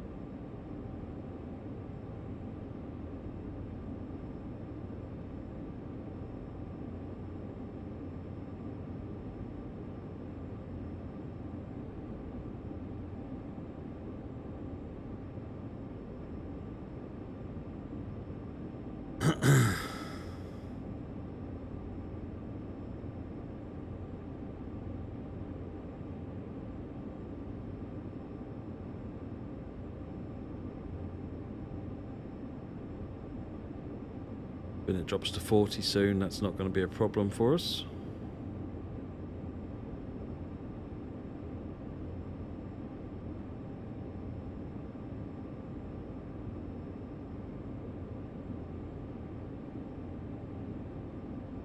Up to 27, I'll pump the dynamics up a bit more, just hold it.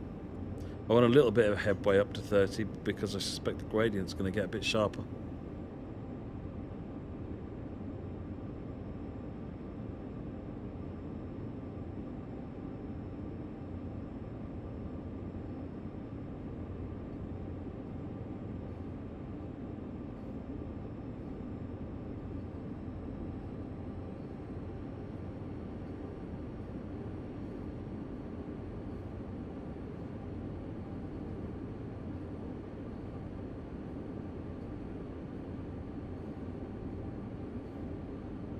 It's a matter of keeping an eye on it, tweaking things accordingly.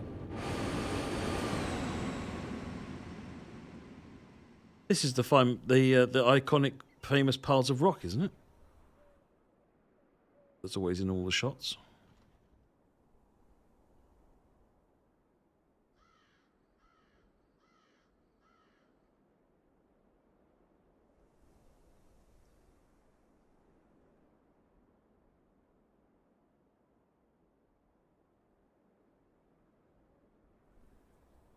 Holding 27 miles per hour quite nicely now on dynamic 4.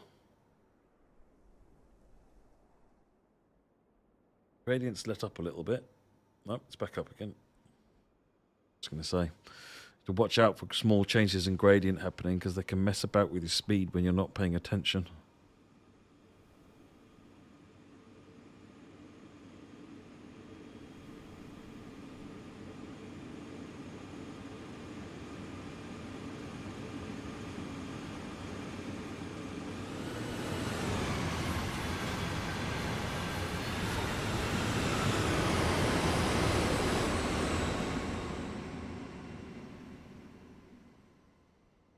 I've not looked into them Canadian maps, so I have no idea. But I'm a fan of all trains, so.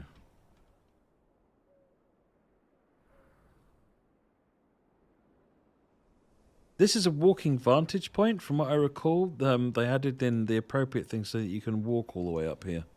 Because this is quite a well-known photography spot with the junction of these two roads.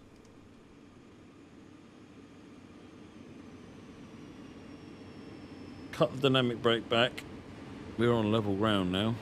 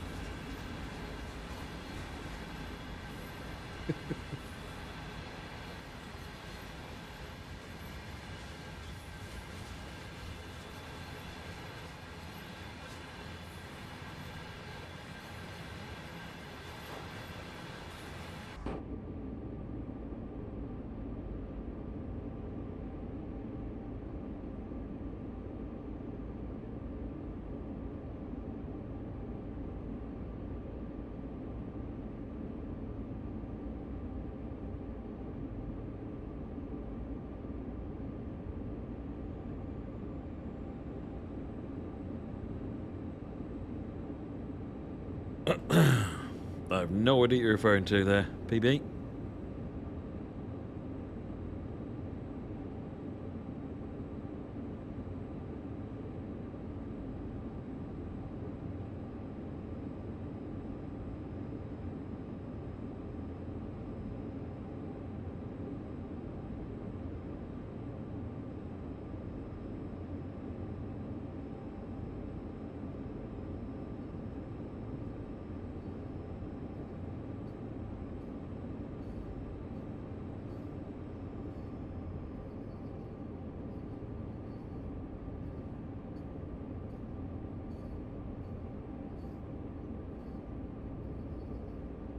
Oh, we're going uphill again now.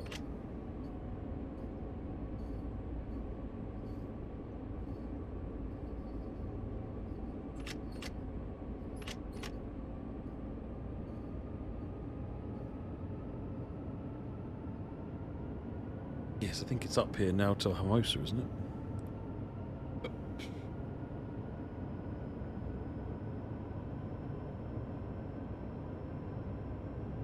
Rogers Pass would be good. I'd like to get Kicking Horse personally as well.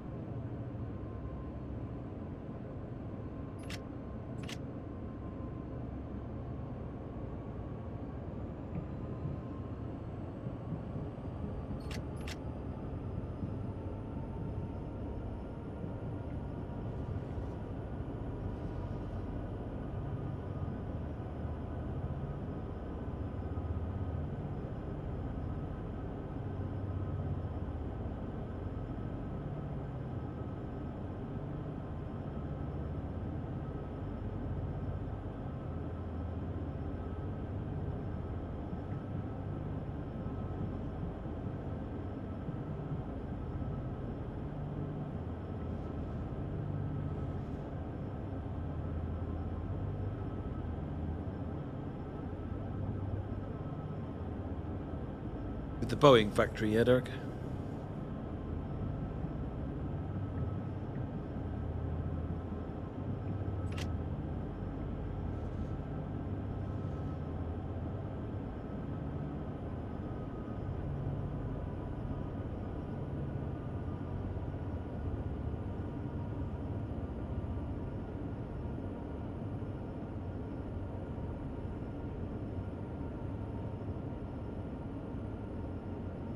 On the uphill, albeit a gentle one.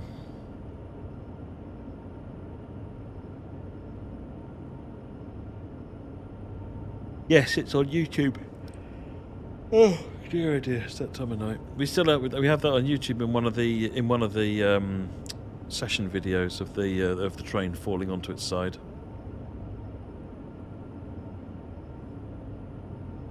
Falling, you know, not pushed, but falling.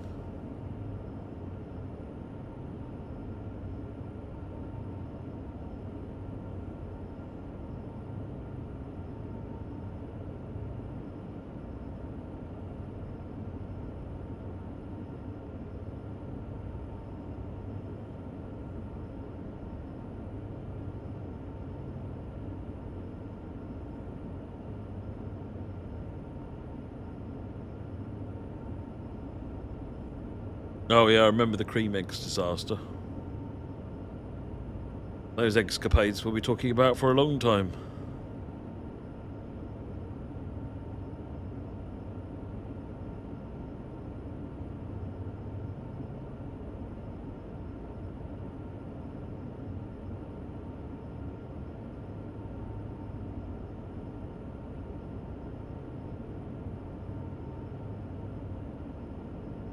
How many miles have I driven this weekend? Quite a few. Yeah, back downhill again now.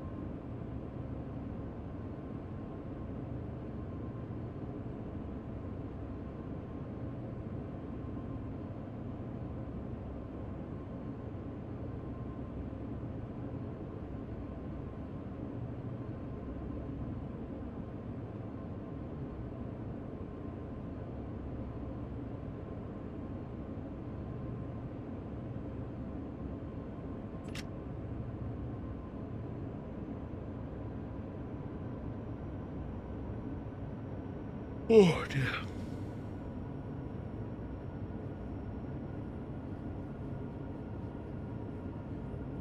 How many miles? Would you not just do that as put the TGV onto training centre and just drive round and round in circles?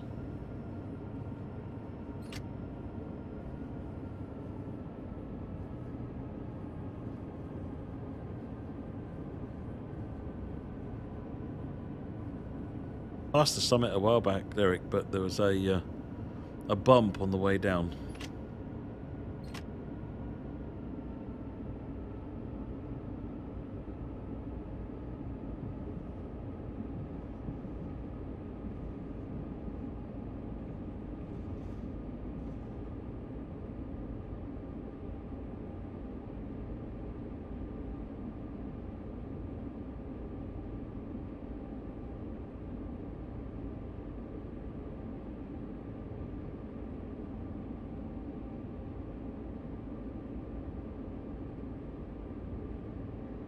Pixelated Rail, thank you very much for the donation. Much appreciated.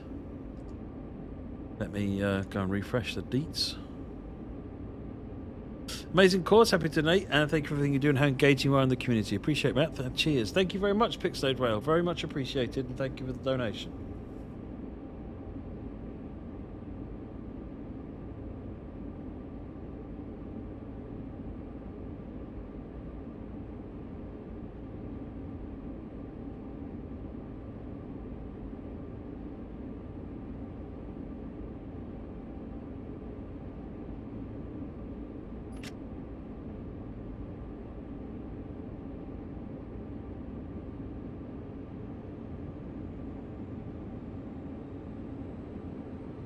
Attention.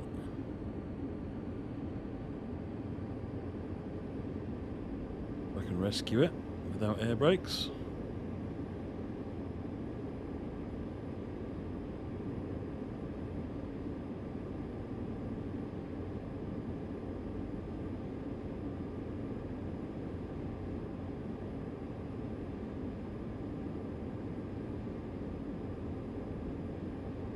This one seems to be able to go a bit faster than the dynamics. That's good.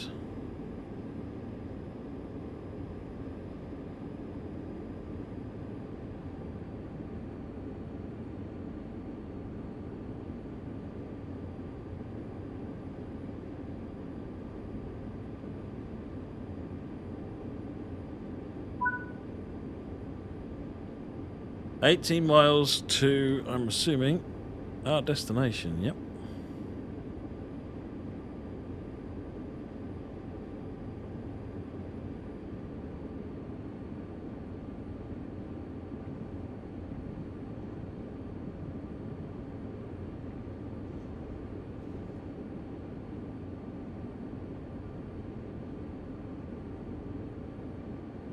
Hey Tom Fresco, how are you doing?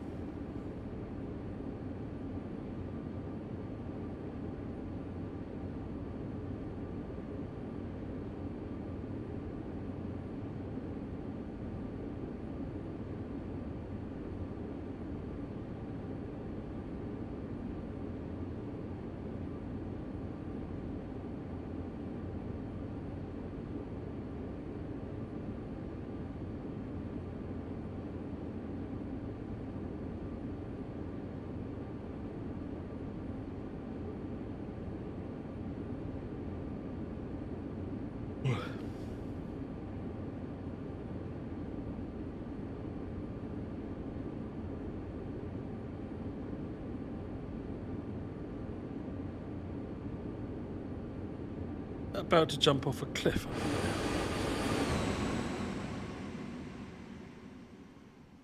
Yep, just going around a corner. All good.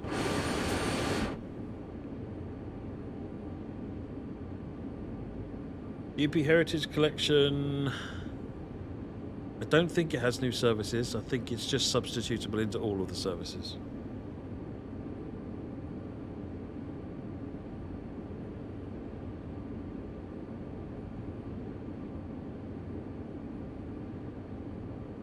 Well, the yawning.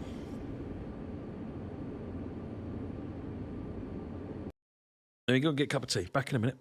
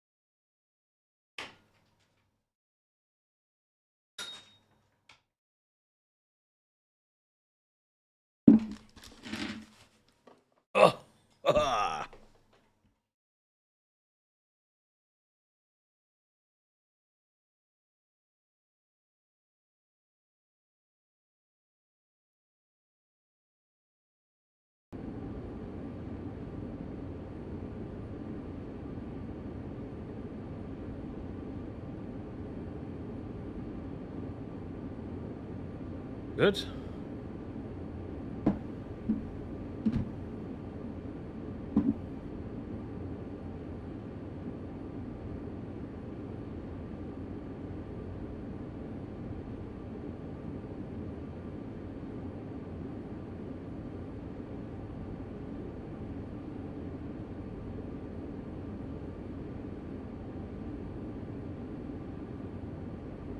My life is Isaac. Substitution. Substitution allows the game to find equivalent vehicles. I mean, let's say you've got a loco of a particular type, and you've got other locos which can do the same job. Substitution allows it to randomly change them out. You'll notice my train has this AC4400 on the back. That's a substitution. That AC4400 is not defined in the consist to be there. This is defined as 4 SD70s, but it knows that an SD70 is equivalent roughly to an AC4400, and so it will allow some swaps to take place according to our various sets of rules, so that you get variety of consists, liveries, and so forth. Does that make sense? Oh, another donation.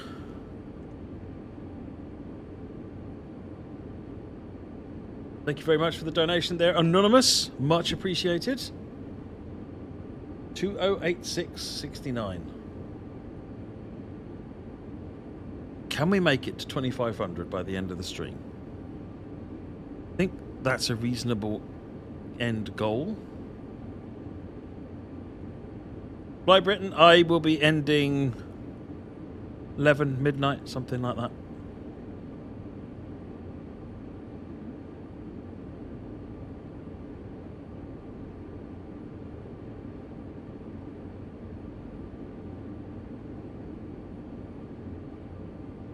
We streamed all day yesterday until about midnight. We're doing today till about probably 11 midnight.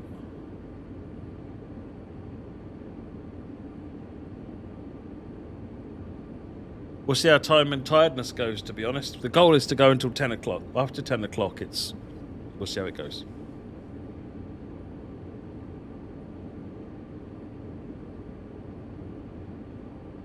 I am massively behind now, having had a dinner break, and this service taking like all of the time in the world, longer than it's supposed to have done.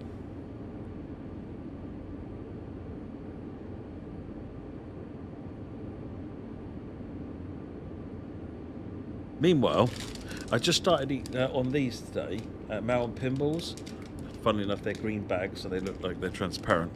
And yeah, I'm going to say don't, but only because you won't stop. Really good.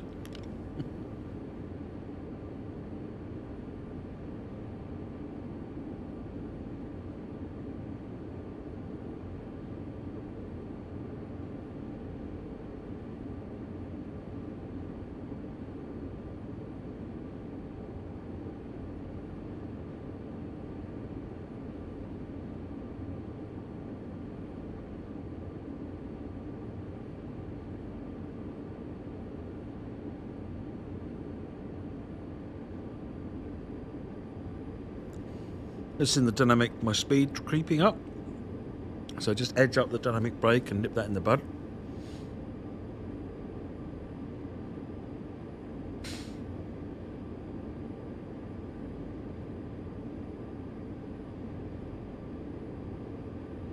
No, you can't just one packet exactly that, JP.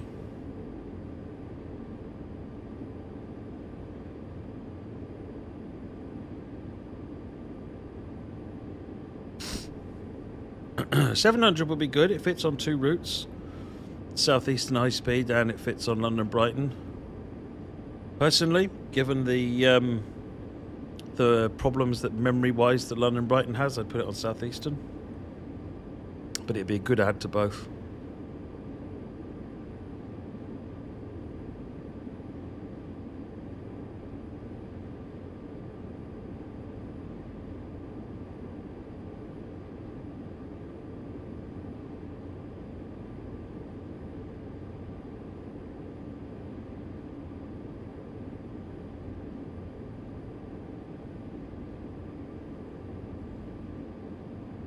There is new UK Steam coming, Ian.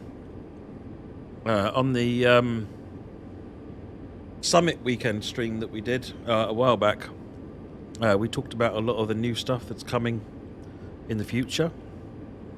One of which was the Peak Forest Railway with the 4F steam engine.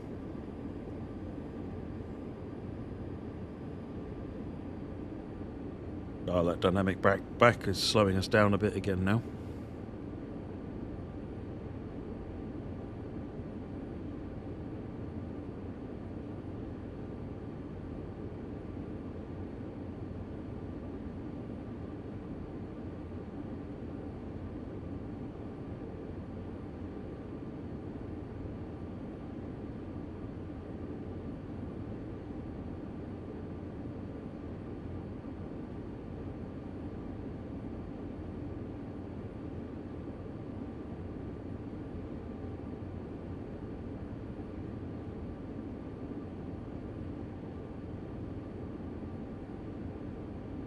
Levy, I'm not sure why it'd be a bad thing to use a dynamic brakes to slow the sealer.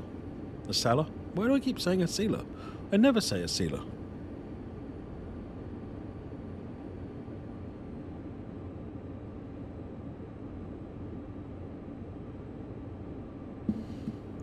Bramman is after this, and then something else. More trains. Tees Valley, class 20.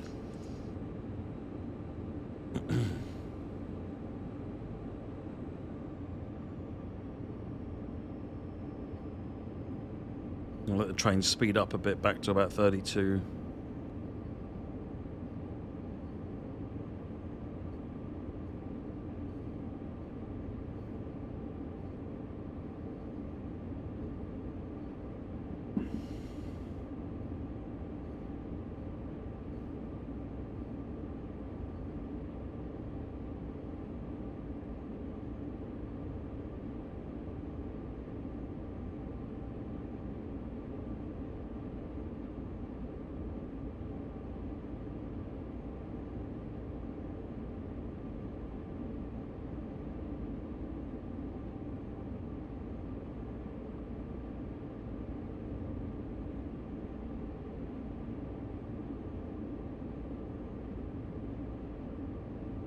Drifting up. Let's get the dynamics back up again. Find that comfort point to level it out at.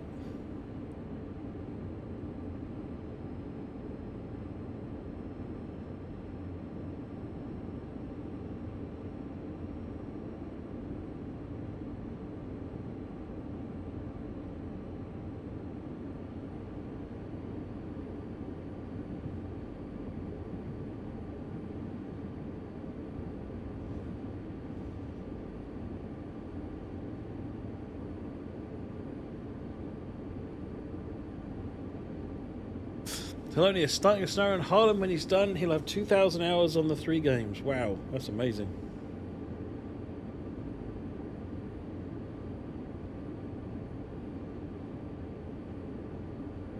Thank you for that donation.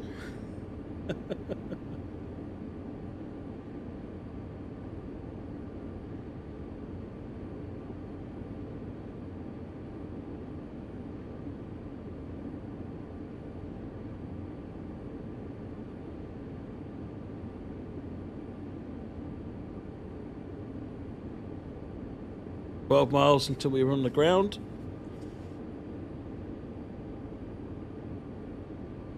No, you ran a signal. No, Thelonious.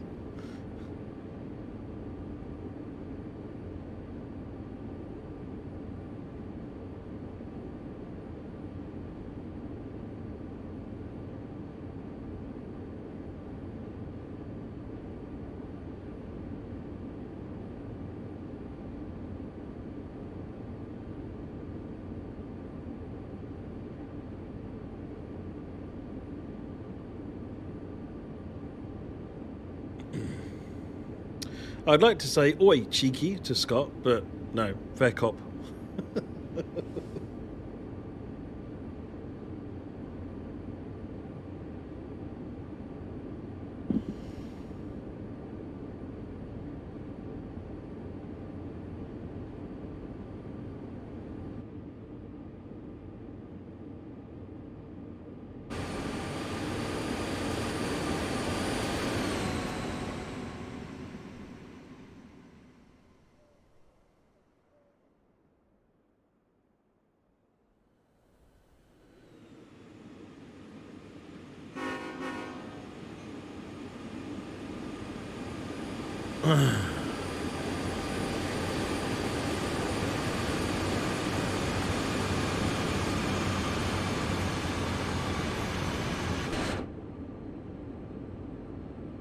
See you later, Moggy.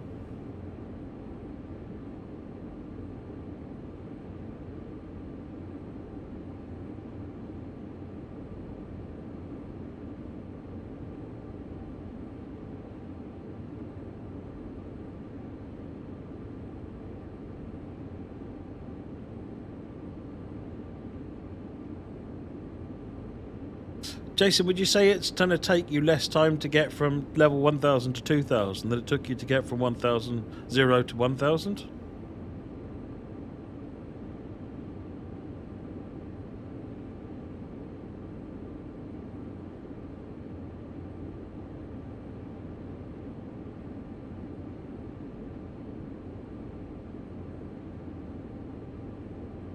Oh, lovely. Thank you, Emma.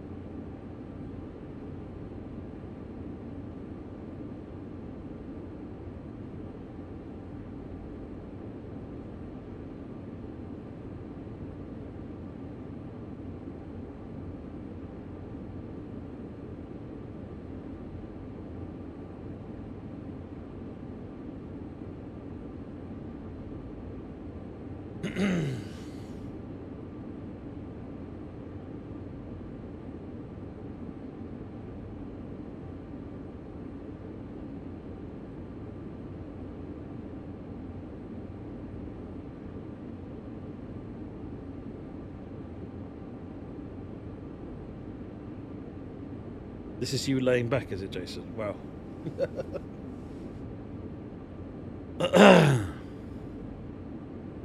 No idea what that refers to, ladies and gentlemen.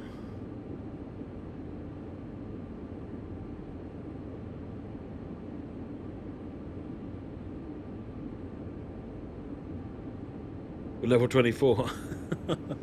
My level keeps getting reset. Even my Xbox level got reset the other day. Trying to test something with Add-on Manager, I wanted to rule out a profile causing a crash, so I had to delete my profile. Gutted.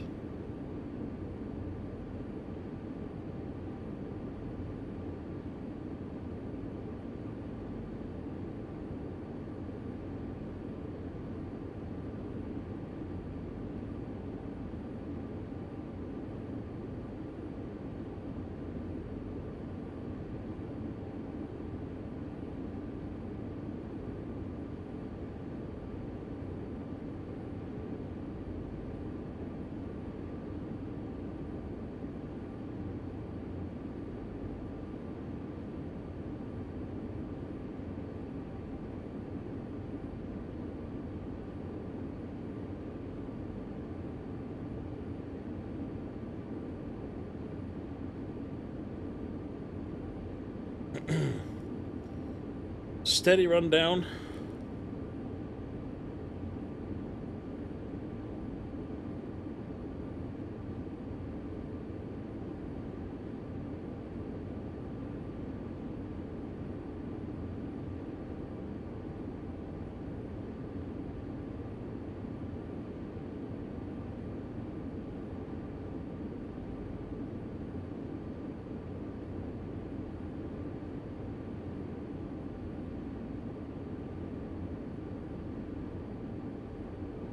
More dynamic, I think.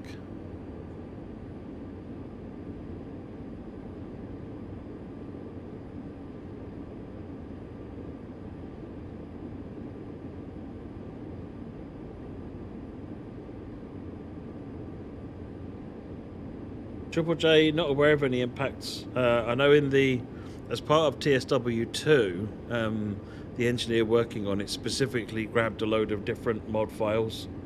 And I think mod files get loaded regardless in Add-on Manager.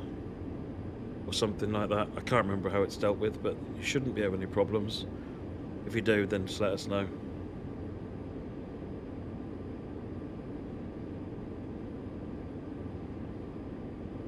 If there's anything you want us to include in our QA testing for the PC version of Add-on Manager, then ping me details so I can go and get them and get them in the test queue.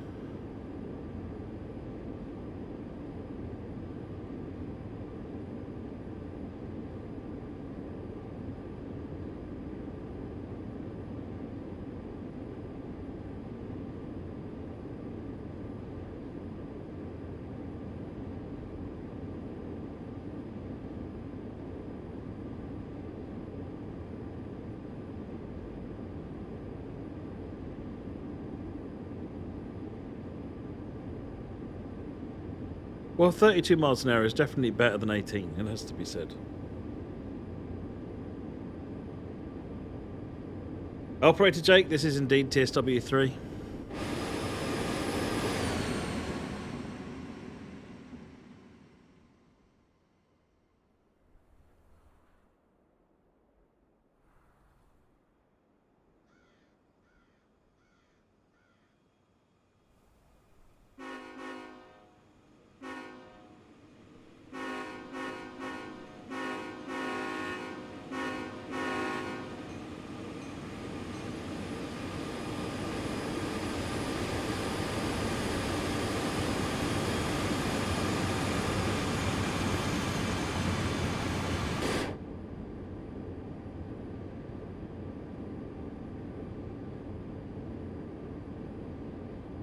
Yeah, if any of them are not publicly available, you'll have to get the authors to send me copies.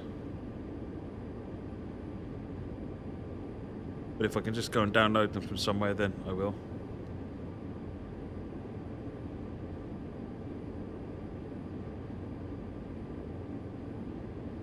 Ubisaurus currently on approach to Stansted and X-Plane while watching the stream. Very good.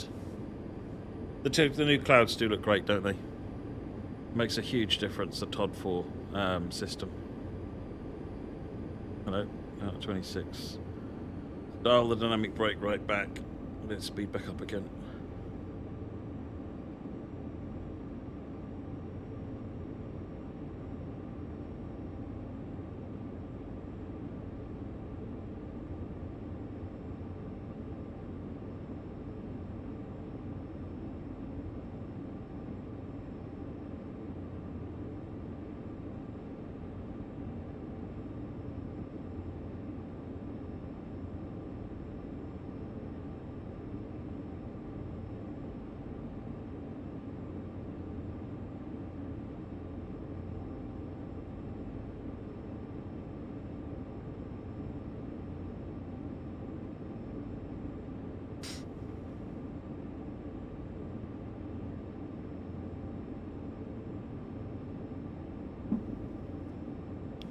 Well done, Emma. Well done, Emma.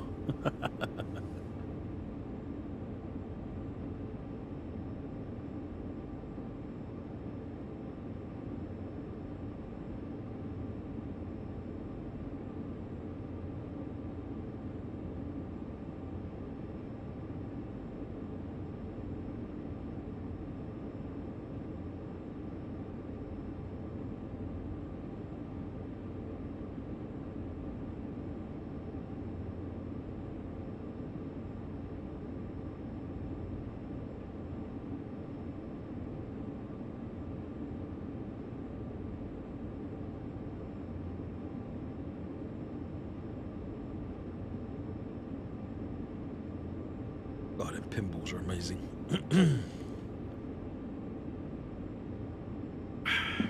31 again. Let's get some more dynamic brake on.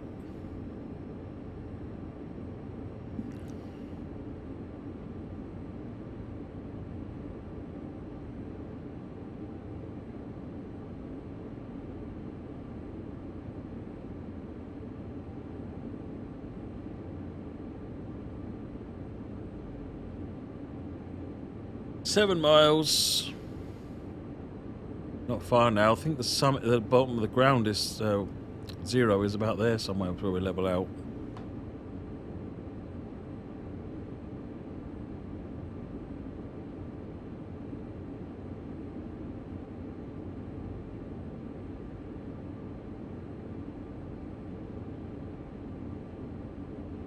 Oh, what's the bug, are you?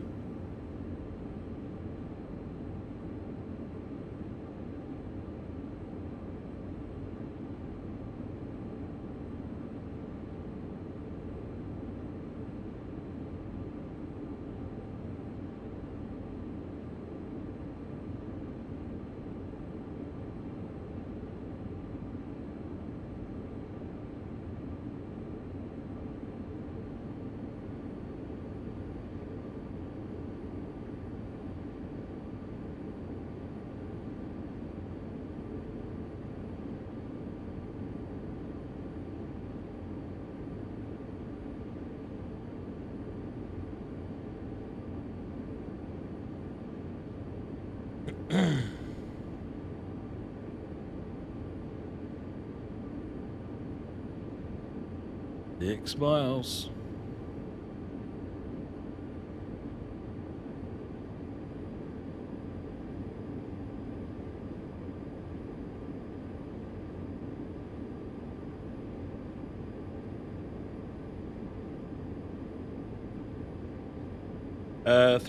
Bill, can you raise a support ticket on that?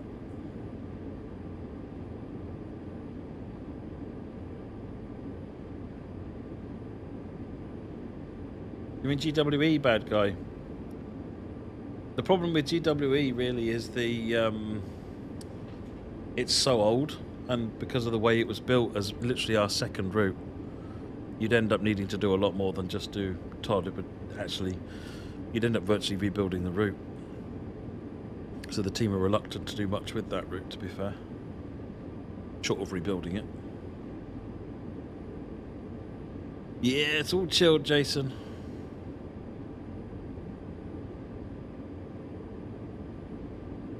We're at £2,088.69. We are at just about to turn 8 o'clock. Can we do 400 in the next little while, till the end of the stream? I won't be finishing at 10. It'll be a bit after 10. Because, you know, me, basically. But, dig deep, folks. Let's try and get it up to 2,500. I mean, this is an amazing target as it is. This is done really well, but it all goes to help a good cause.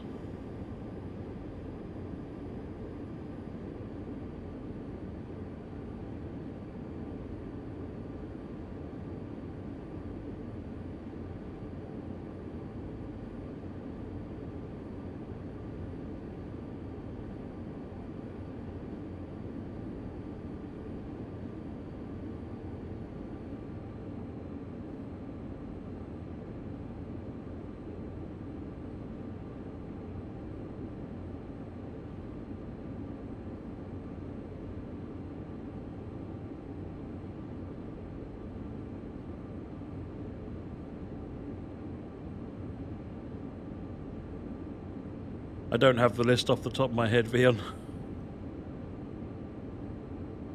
Something that I posed the question and got laughed at, basically, and then they rattled off the big long list of things that need doing. One of them is that to go back to BR Green, it's you go pre-refurb, which is a chunk of the work. But as to the detail, I don't have that to hand.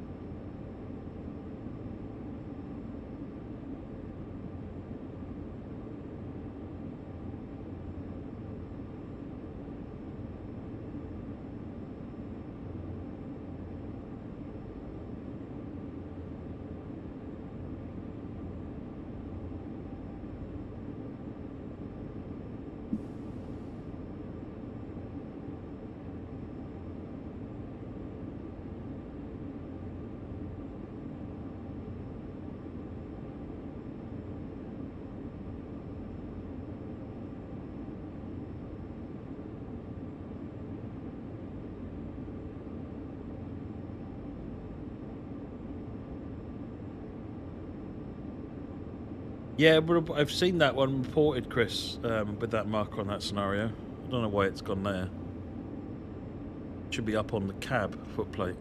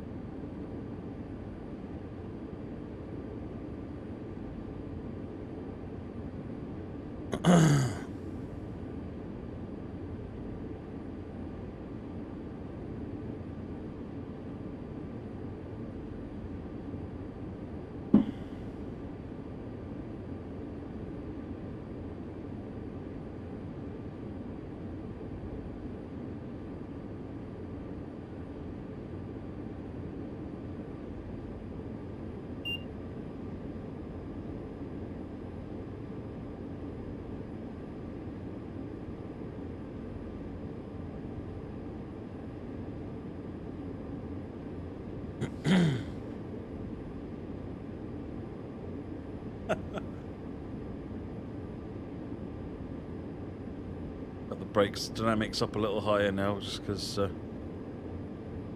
we had that reduced aspect on the signal. After this is Bremen, and then Tees Valley.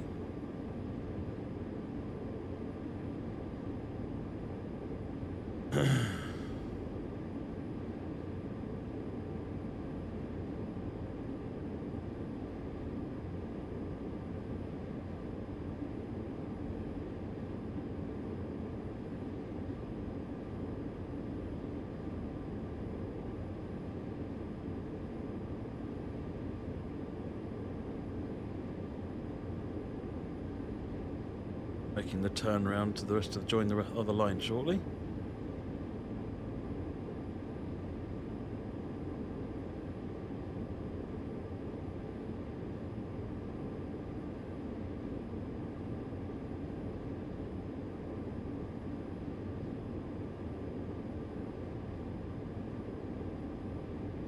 Over 3900. My favourite scenario is one I can't remember the name of. Someone will have to help me. It's the one where you go to the diamond mine and do the switching. It's very hard. Like a 3-hour scenario. Limited power, that's it. That is easily my favourite scenario I've ever played in any train simulation. Not for the faint of heart. Really good.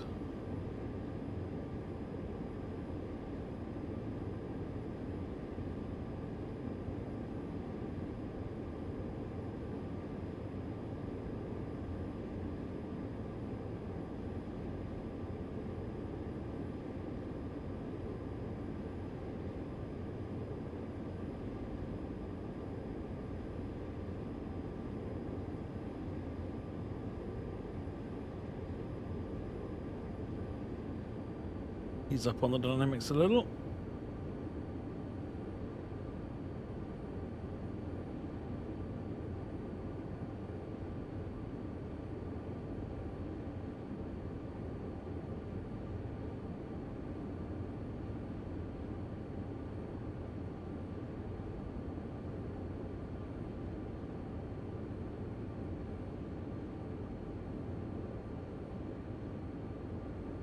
He played the Greenbrier turn through from start to finish. Wow.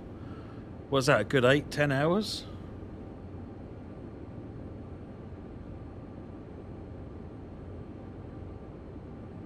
Remind me, which branch is the Greenbrier?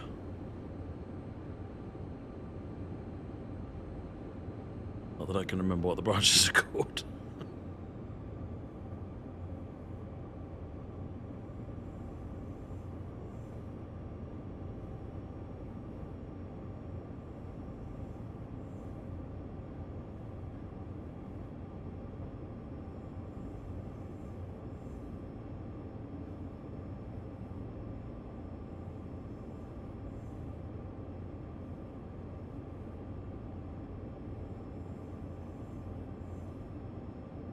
Any tricks for the brakes on Trenton LP Loco?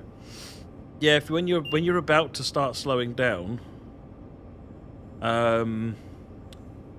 you should when you're coming up to wanting to slow down, pop the brake a couple of times with the keyboard to or the controller to the whole lap position, and then when you want the brakes, if you just want to gently slow down, just pop it up into service and straight back into lap again, and you'll get a bit of gentle braking. And then if you find you need more, just pop it up to service and back to braking. Those quick changes will make small changes to brake, and you'll be able to control it a bit better. If you're braking because you need to respond to an alarm, then brake until the EQ reads 94, and then put it back into lap. Dynamic off.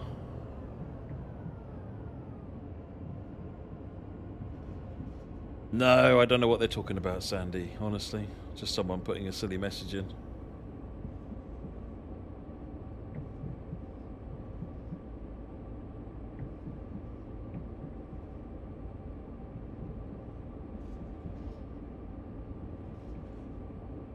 Doing very well indeed, Big Chungus.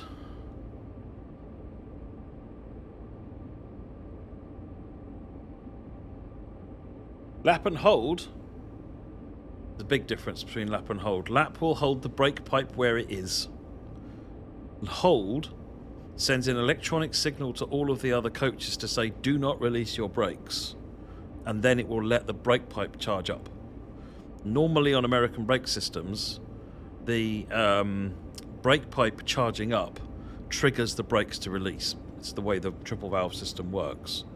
But what they call an EP hold is an electronic message sent to all of the coaches that tells them to hold the brakes on, or whatever they are, and allows the brake pipe to then recharge. The reason that you want to do that is it means that you can get that brake pipe charged up again for a quick getaway in coaches that are ready to brake again really quickly. So you can come in and once you're ready to, once you've stopped, pop it back into hold. You'll see the brake pipe and EQ res pop charge back up.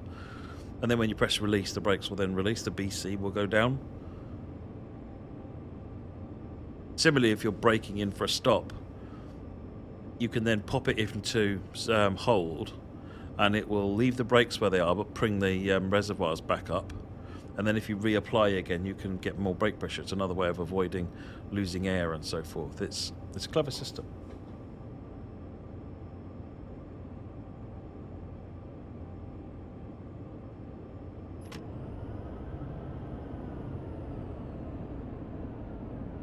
Six and a half thousand feet till the end.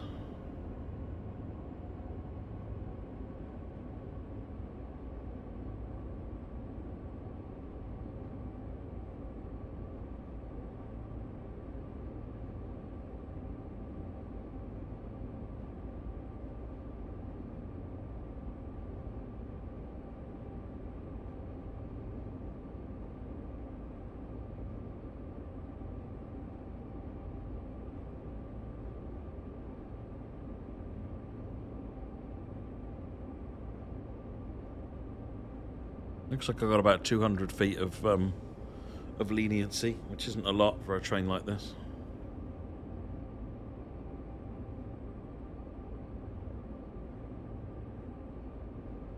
Quiet Fox, it's very difficult to reverse back to a station once you've missed it. That's pretty much an end game. Depending on what's going on, if you reverse and there's no signals stopping you from reversing, make sure you do not pass a signal going in your direction, because it won't reauthorize you back and you'll get stuck at a red. Only one door needs to be on the platform, so as long as you can get back enough for that, you'll be alright.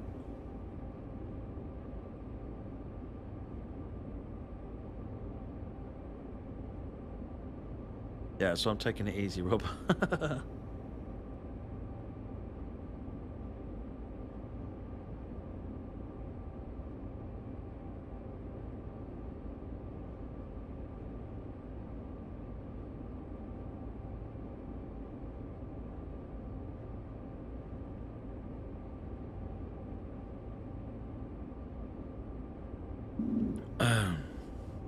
Oh yeah, absolutely. Nothing wrong with that at all, Jason.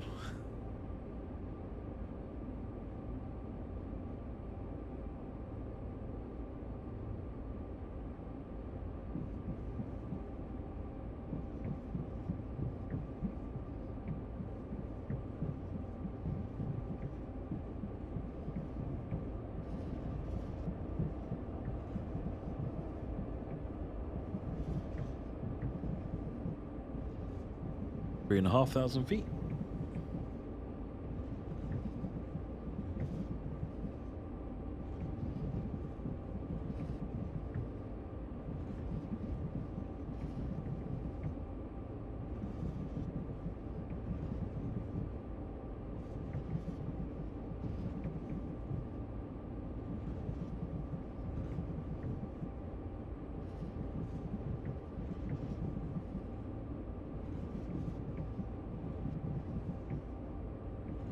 Many pink containers, yes.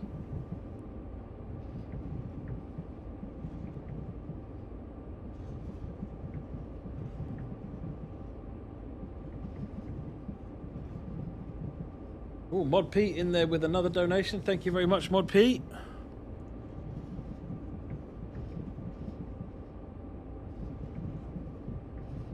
He said, let's break that 2100 mark, shall we? Fabulous job, Matt. Well done. And that brings us up to 2108. £2,108. Thank you very much, Mod Pete.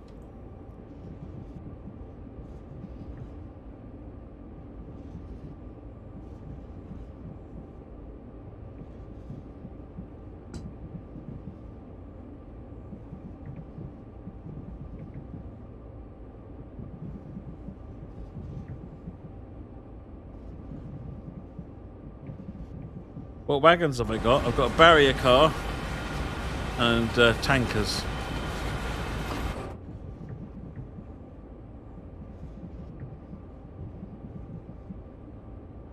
No, Hitman, I work here at Dovetail full time.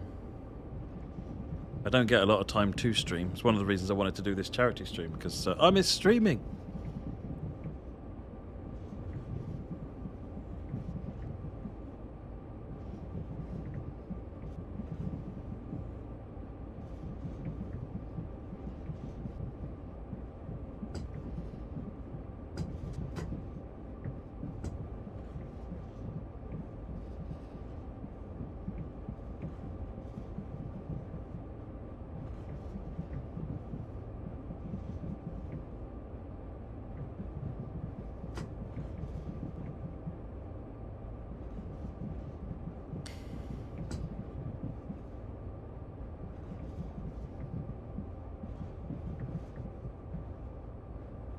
Train's slowing down now. Got the locos bailed off, so if I need to stretch the train out, I can.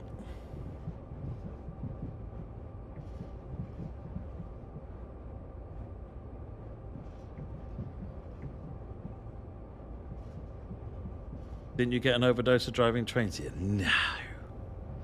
Do it another 2 days.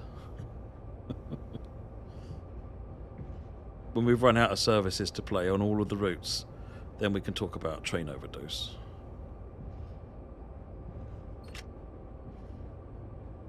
Bit of power just to get us over the line.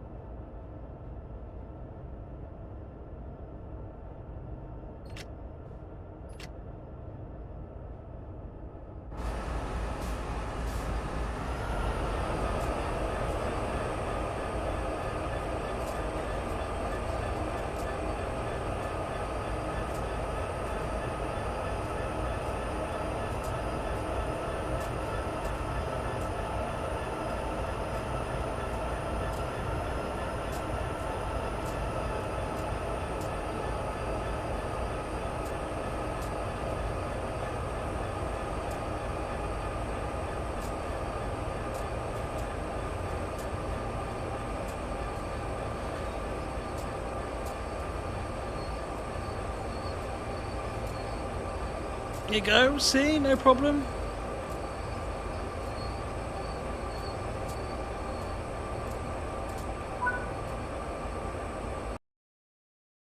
This is where it says, and now go back. No! Yeah, 2 hours and 35. That was down as being 1 hour and 20 minutes. Trying to schedule plan around this stuff. Jeez.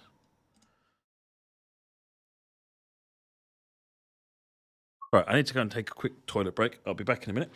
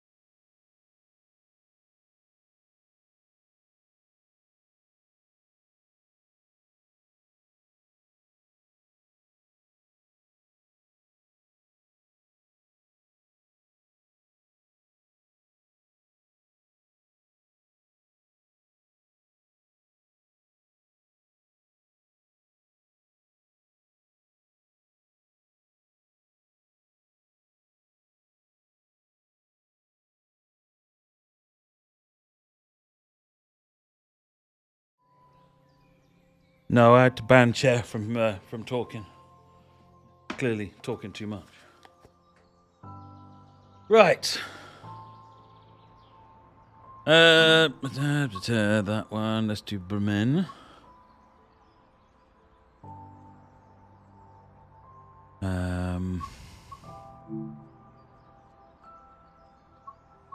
Bremen.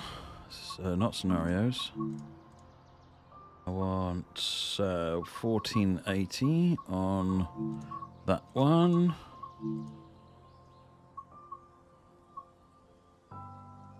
Hey. 4810. Apparently I've done this one before. Oh, well, let's do it again then.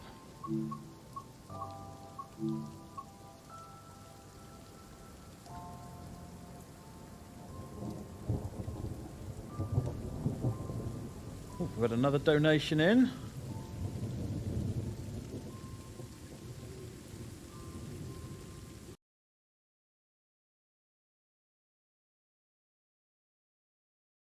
Vion says, great work both on TSW and stream. Great cause. Keep it up. Thank you very much, Vion. And Alan F as well. Thank you very much, both of you, for the donations. Much appreciated.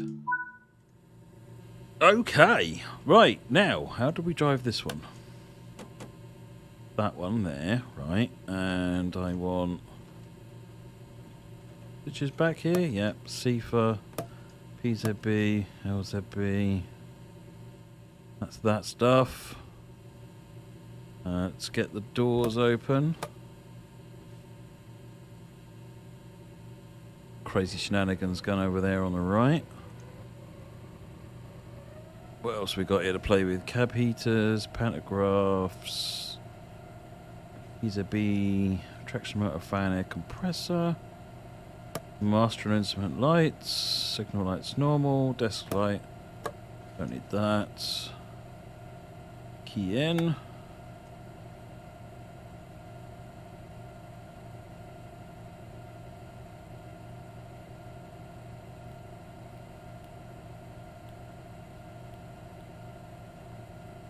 Right, I think we've got enough buttons pressed now.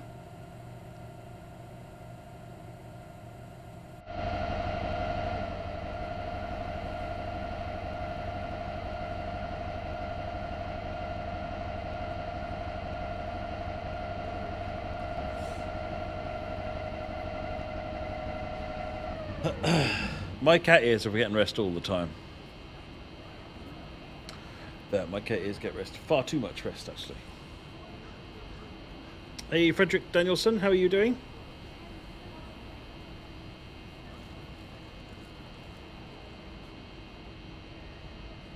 Time to go in a minute. Let's get doors closed. I like this. The doors do not mess about.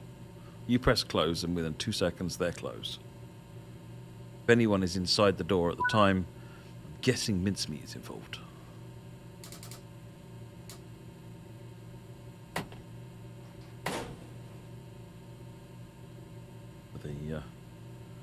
The brake cylinder to come down.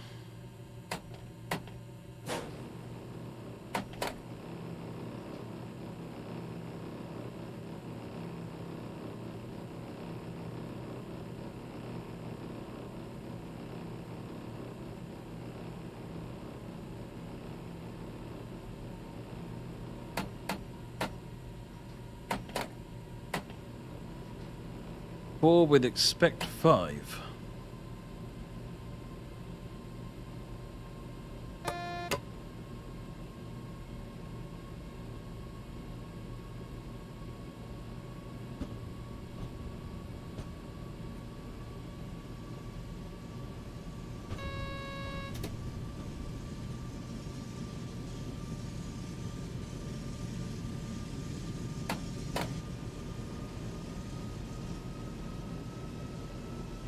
Bremen Neustadt is next at 1.9 kilometers.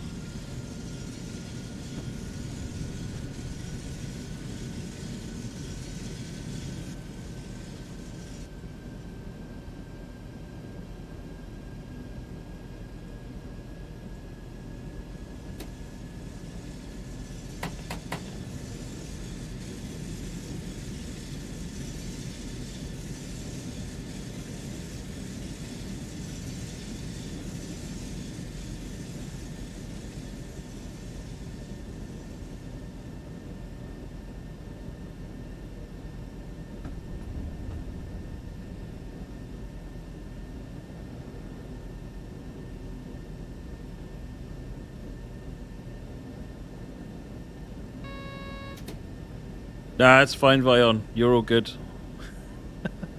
I would much rather have... See, keep saying this to everybody who gets a bit grumpy about it. I would much rather have an engaged, passionate community than a disengaged community.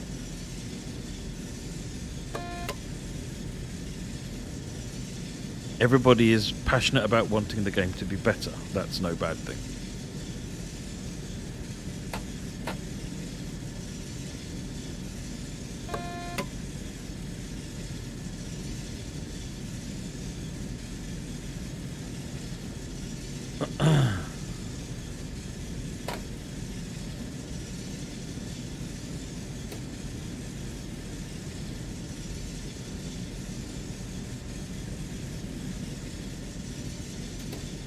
I don't know, Pele, whether or not it's had a different set of effects on it. Well, that's it indeed. That's it, Risen Ball. That's exactly it.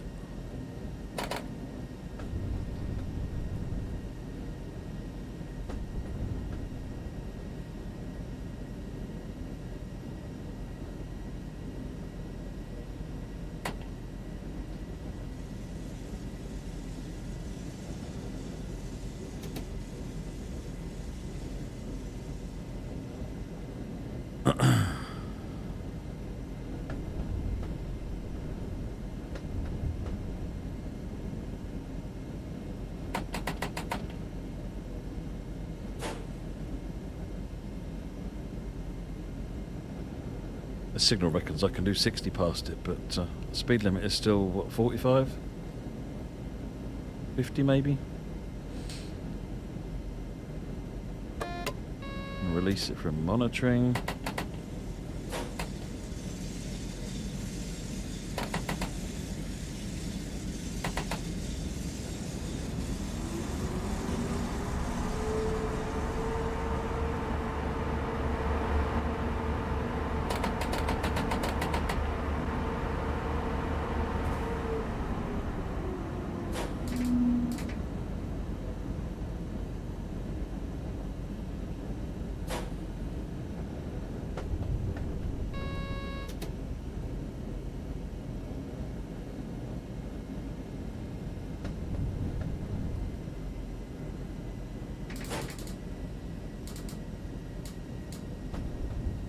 I don't know what the story is there, Happy Day, but as a general rule, if there is a yellow upcoming speed warning, ZS3V, then it's 60 or below, then it needs acknowledging.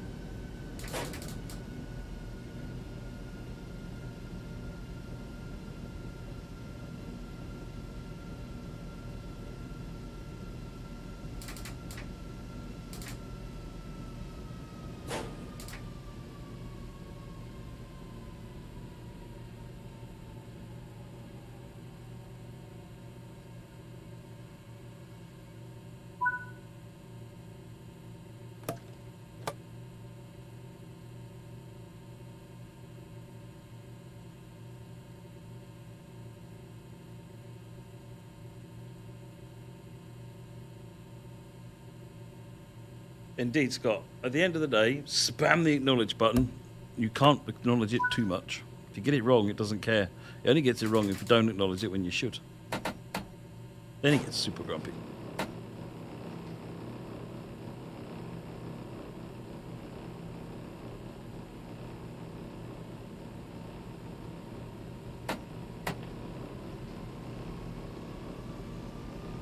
.4 Heidkrug.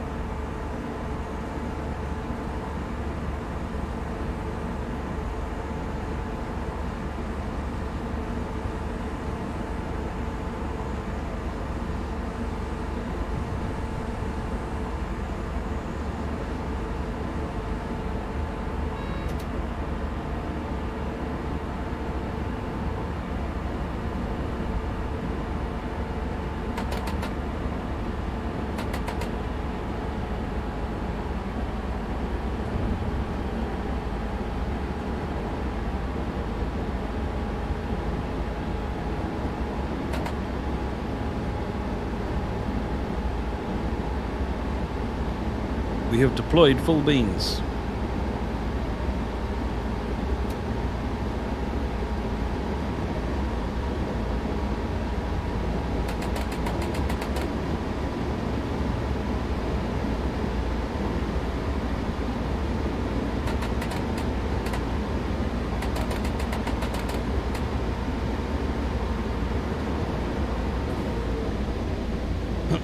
Bremen is a very recent route, Sandy. It was only just one of the most recent. Well, I think it's the last Dovetail route actually to go out, other than Trent. Before, obviously, Trenton, which just came out.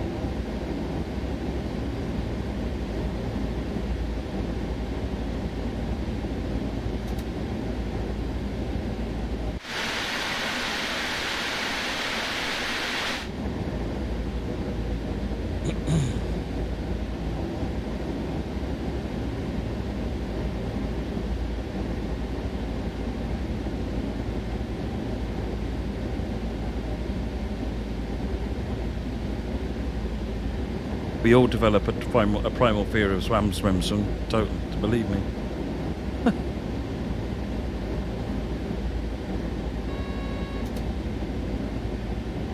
Let's keep those donations coming in, folks. See how far we can get it before the end of the stream. Very much appreciate all the donations that have come in so far. Sterling effort from everybody. No, actually, we don't need to go up. We're going to stop it in a minute. Getting back.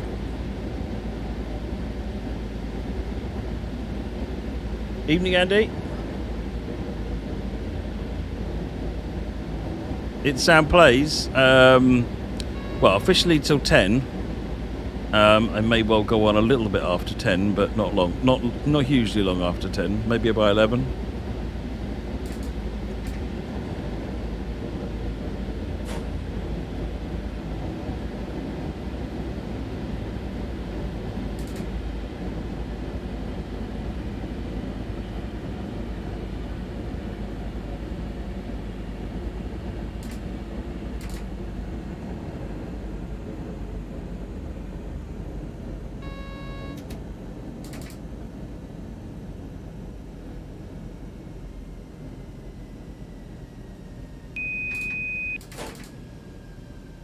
Off to work in half an hour, Andy. Nice.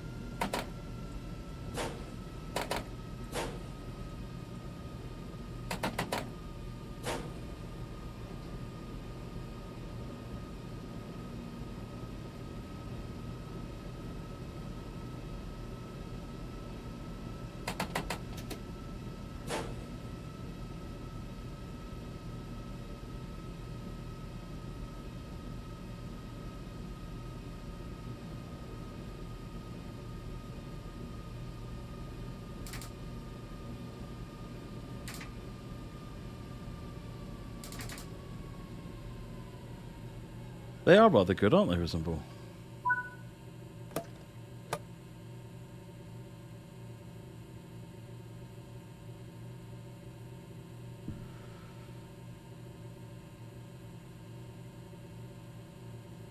I presume that's the door unlock button, Sandy.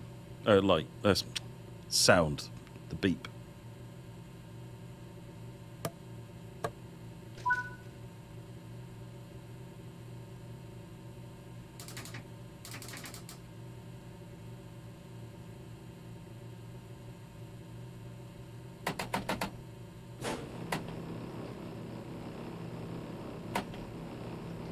.4 for Delmenhorst.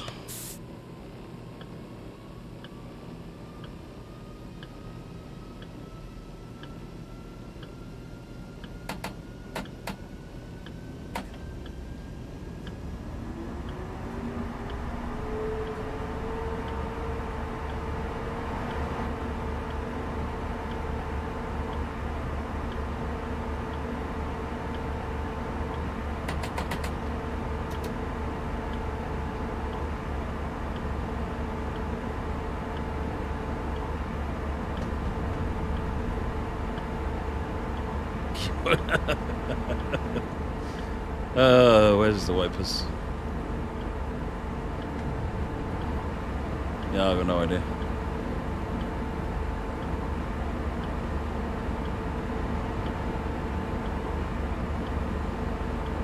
It's not it. Nope, don't have a clue where the wipers are.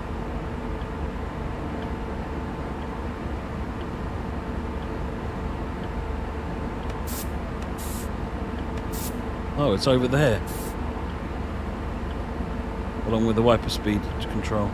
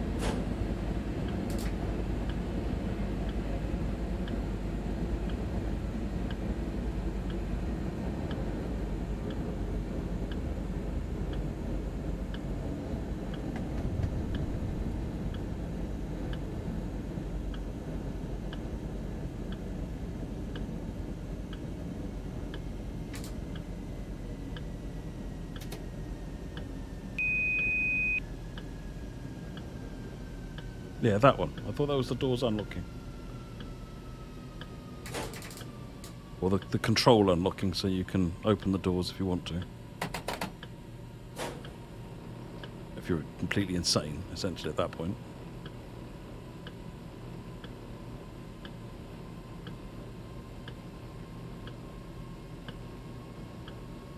Get used to these brakes. I keep thinking I'm going to overshoot quite badly and end up undershooting significantly.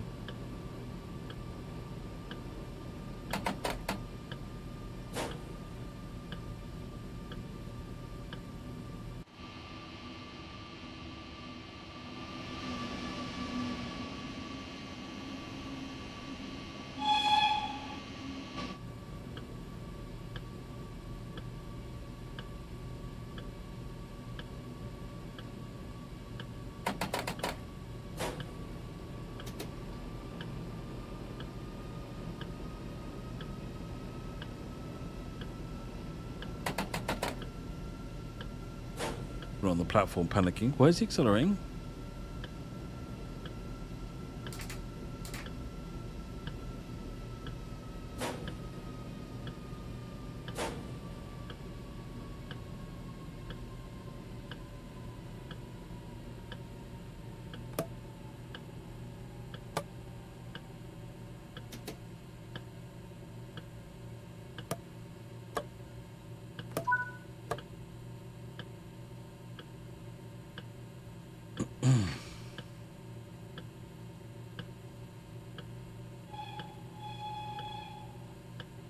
That's my hurry up and get on the train noise. Big Cat 4 and Tom Frisk. Oh, I've got a bunch of them coming. Hang on.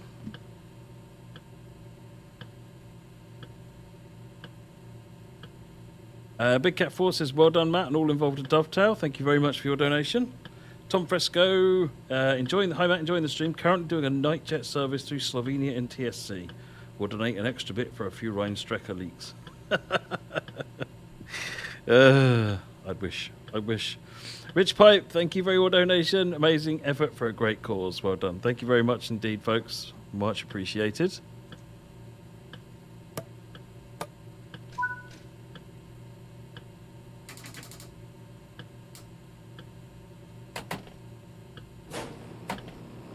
Hook and Camp.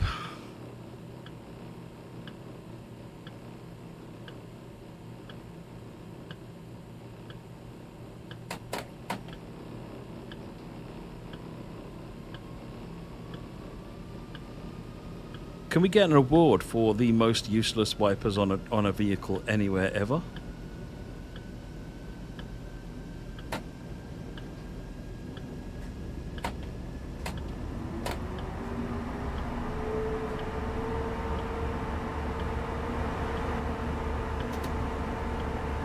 .6.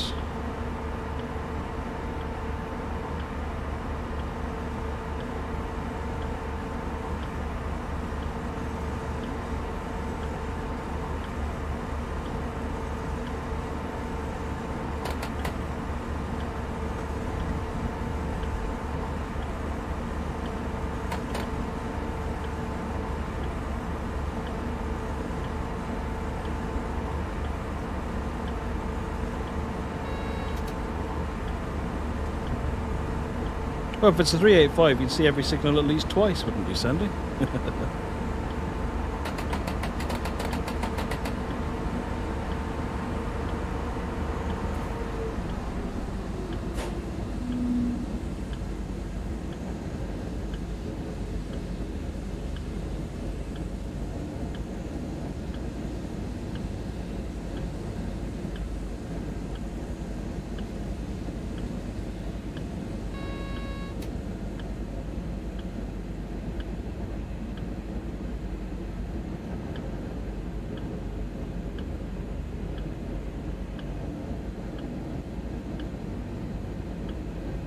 No, 377s, 387s are...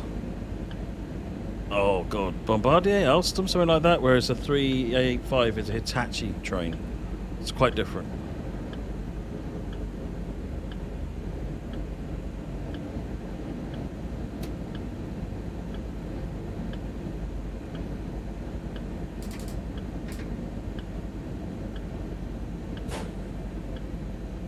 Bombardier, that's it.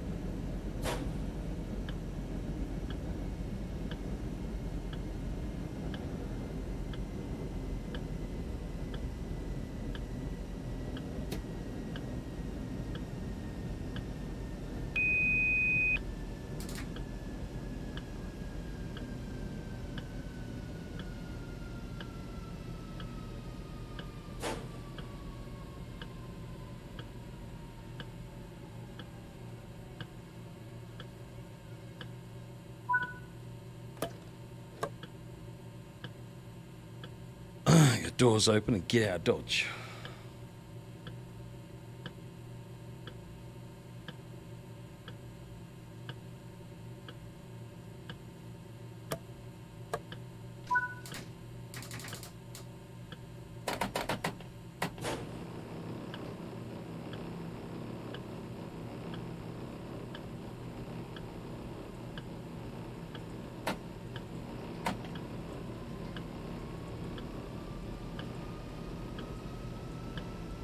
Good night, Tyrant.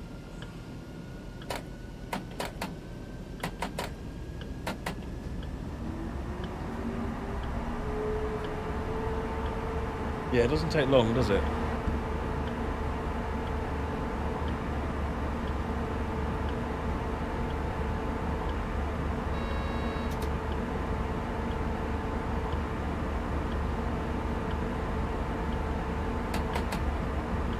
Sherbrooke.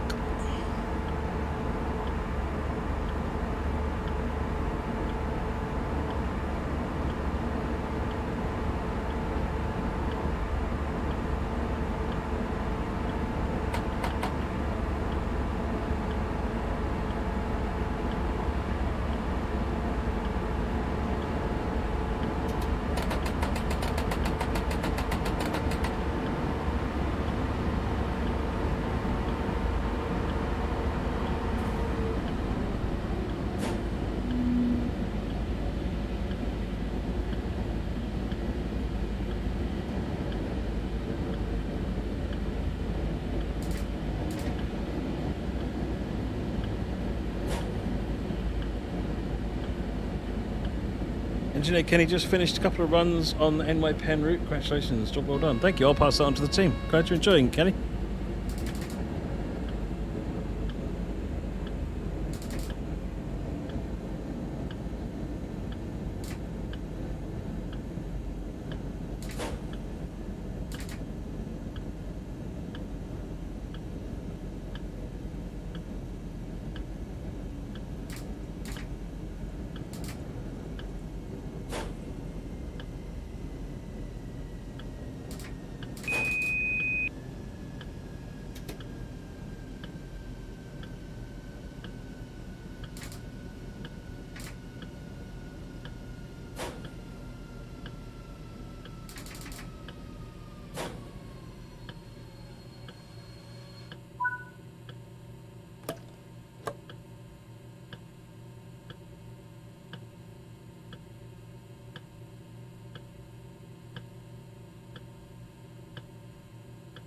Doors.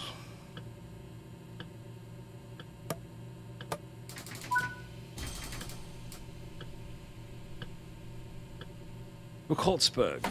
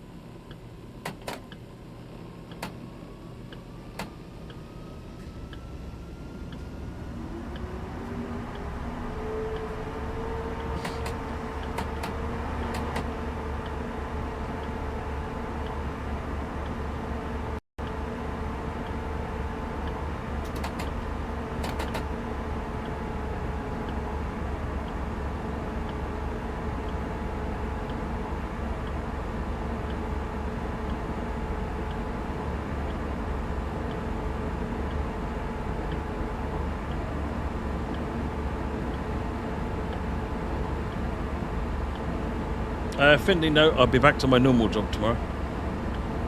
And finishing tonight somewhere between 10 and 11 o'clock, so a couple of hours, maybe 3 hours worst.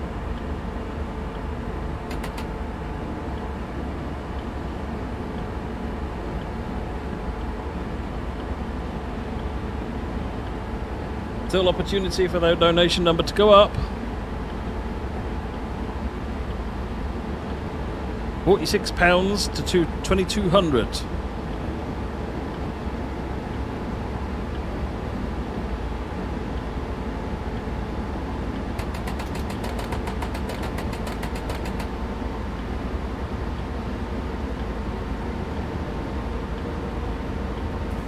Is the IC cab car a real thing? Not in the game, but it is a real thing in the real world, yes.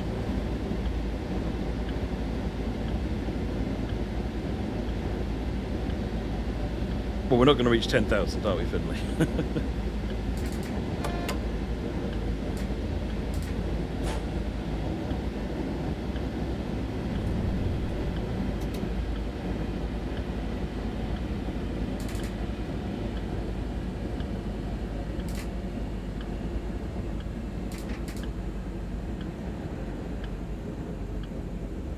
Starter signal here at Bukoltzberg is red at the moment, so we're down under 65 for the 500 hertz, which should ping us any second now. There it is down there on the end of the red section. 500 hertz going now. Just stopped.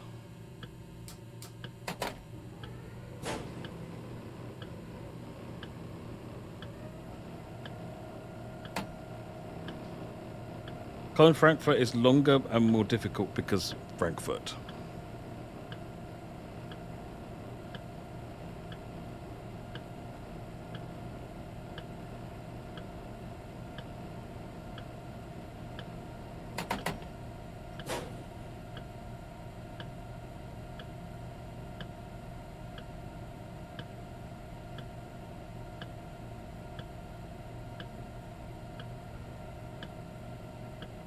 Yeah, really. Well, I put the brakes on panicky for the red light and didn't realise I hadn't properly released them, so we just carried on slowing down. Hey, Train Simulator driver.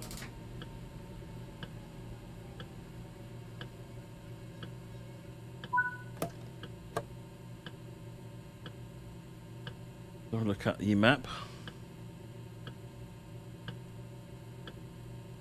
Berg over here.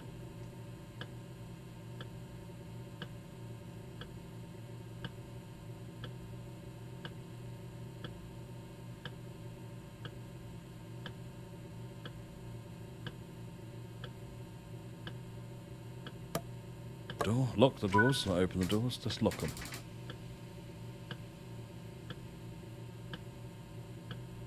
Yeah, all good, Train Simulator driver.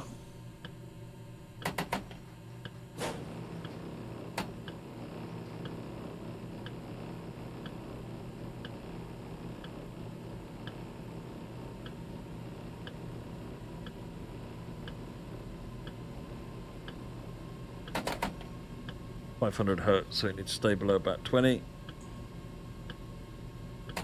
Then up by the signal, the 500 hertz will expire, and we should be able to get up to speed. Oh yeah. Stop raining.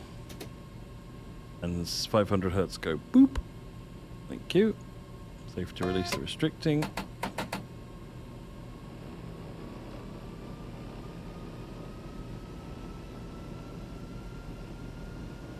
Thank you, Matthew Rice. Appreciate that.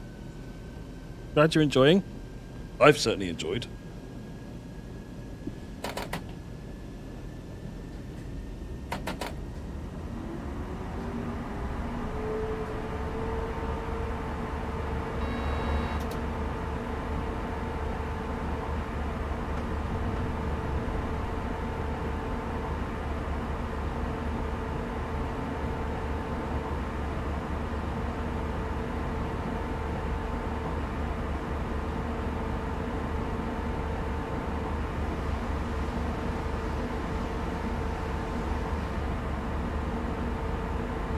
Hood is next at 4.3.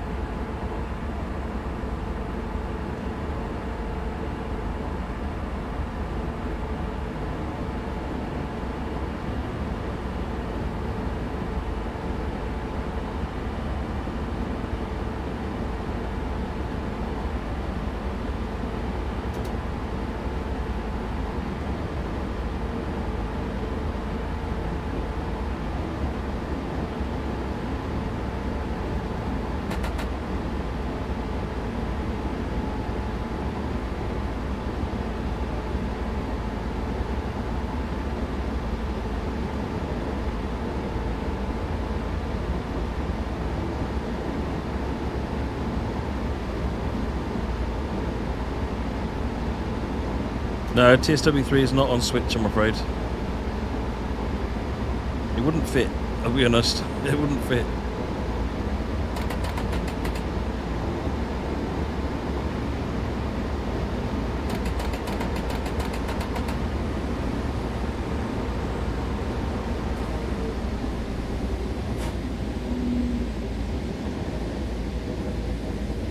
At least not as it stands. It'd need to be a slightly different game.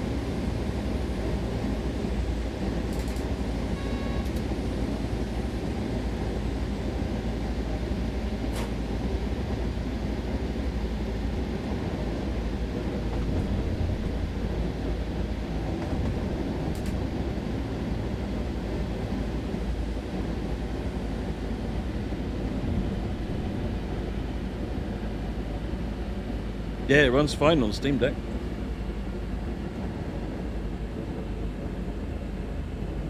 I actually got it re-checked by Steam, so it now shows up with the yellow tick on it, saying it's compatible. It doesn't have the green fully certified tick on it yet, because it's missing a couple of bits that it really needs to have, but I have at least now. It now says it's playable instead of unplayable.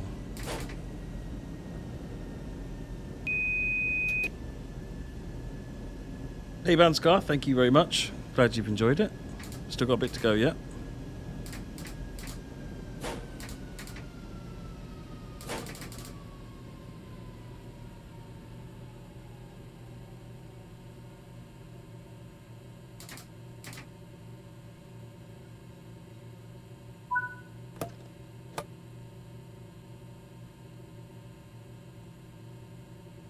Train Simulator Driver, thank you for the donation. Just look it up. It says a little to keep you going through Sunday. Thank you very much there, Train Simulator Driver.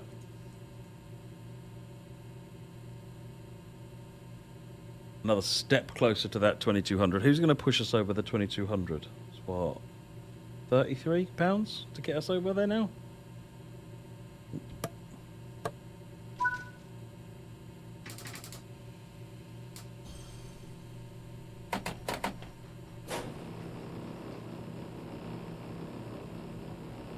Right. Wusting.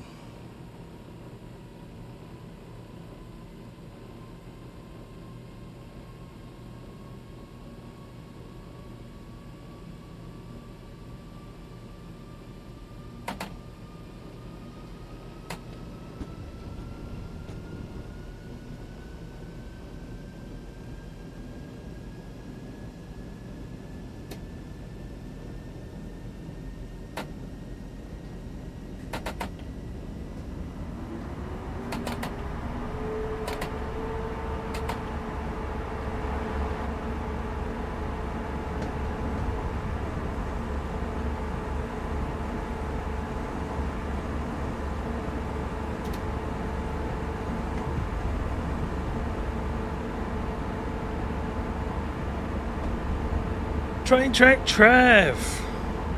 How are you, my tea drinking buddy?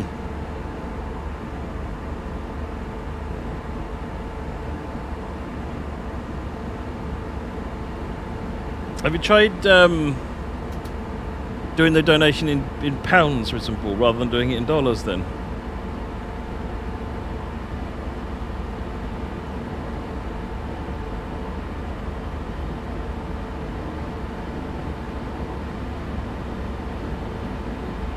But thank you for trying, Reasonable.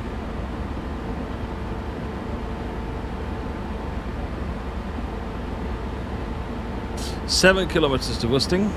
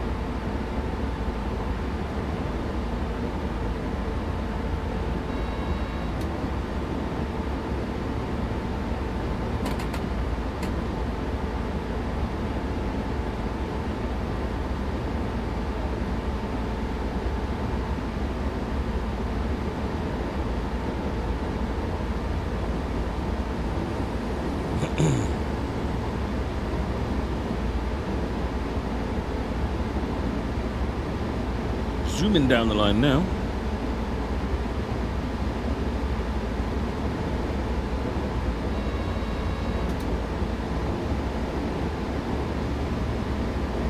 I don't think there's much to see in an office tour at this point, to be honest. Friday, I think there were 4 of us in the office.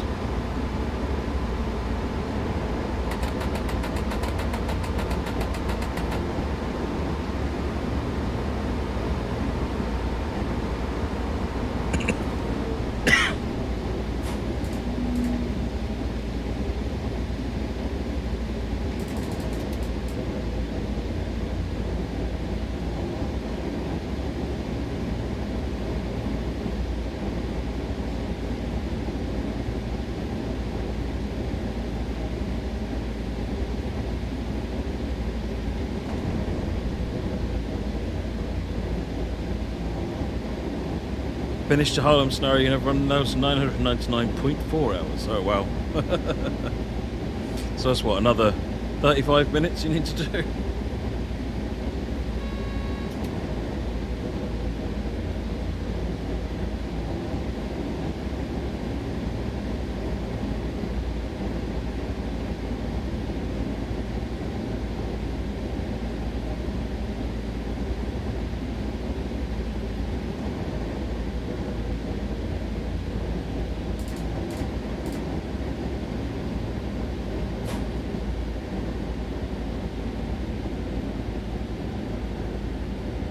Can we get a donation link for Marcus, please, mods?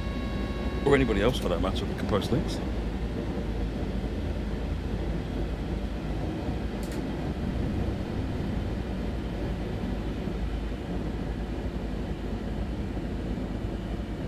Thank you, Emma. Oh, no. That's a YouTube link.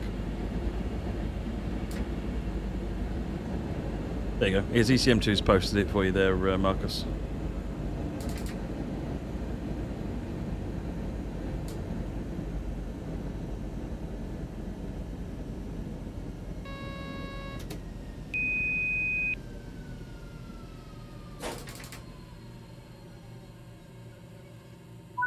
Crunch.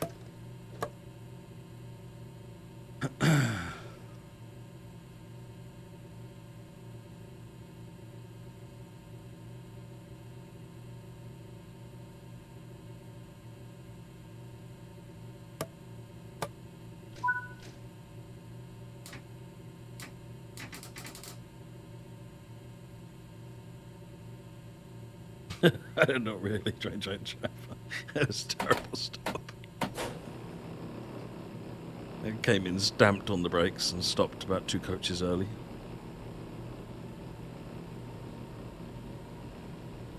You reckon? Okay, then. I'll take the compliment.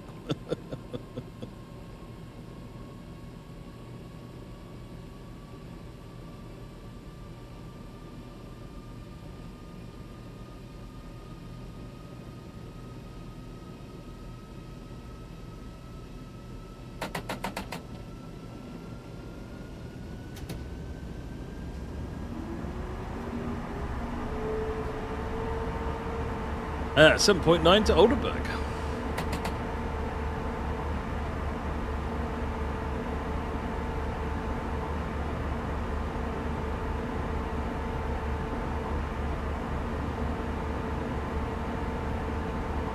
As far as I'm concerned, if you stop with one door on the platform, it's good enough.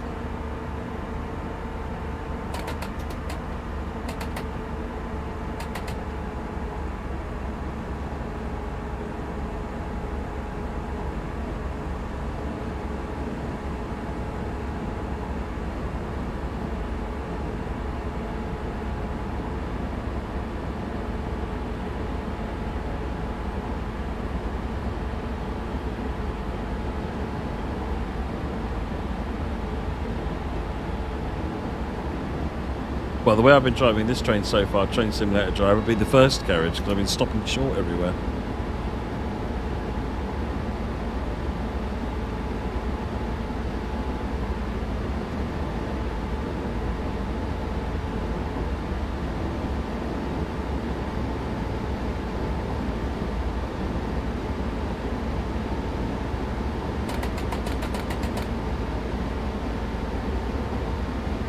Hey, Rich Pipe.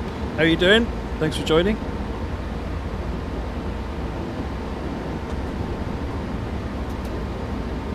Been driving the RHTT services a lot. Nice. I haven't done enough of that.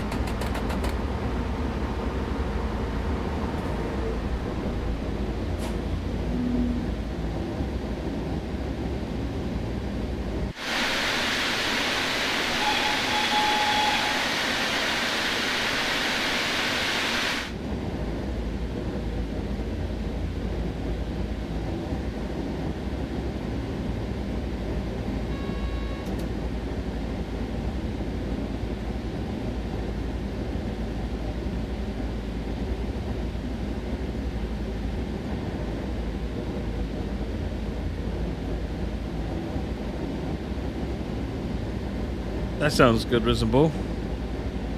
I think this is a 5900 or a 5950, and it's a 3090 graphics card.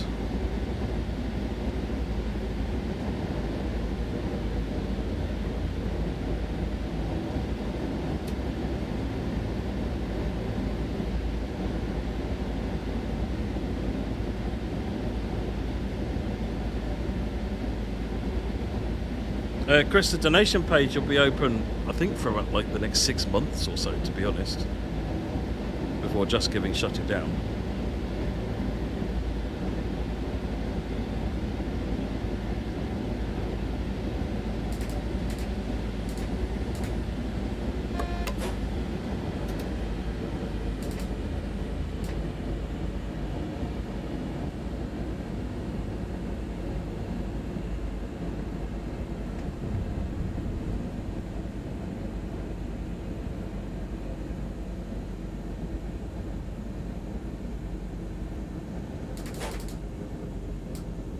Will Vulture's loco DLC for BML possible due to optimization problems on that route? I don't know. At the moment, I'd be reluctant to commit to a loco DLC on that route.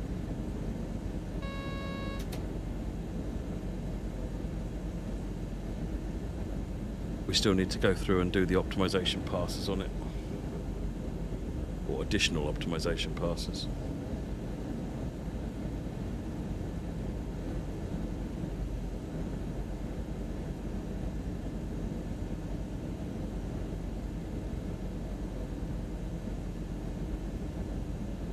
Had some more donations in. Oh, very close to the 2200 now. Just check the train is okay before I get this. We have Star Mouse says I enjoy TSW. Thank you very much. And then there was another one there for 25 after that. Appreciate that, folks. Thank you very, very much.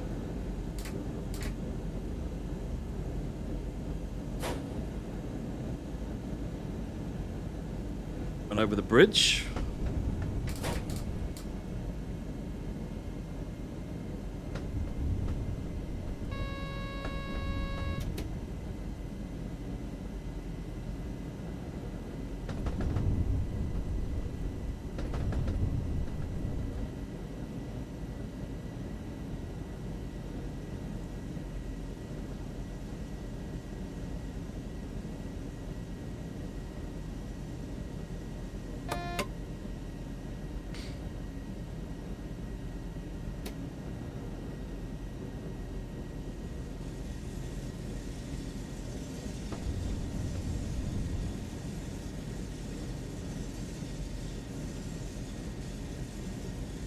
Blue on blue, this is Bremen Oldenburg.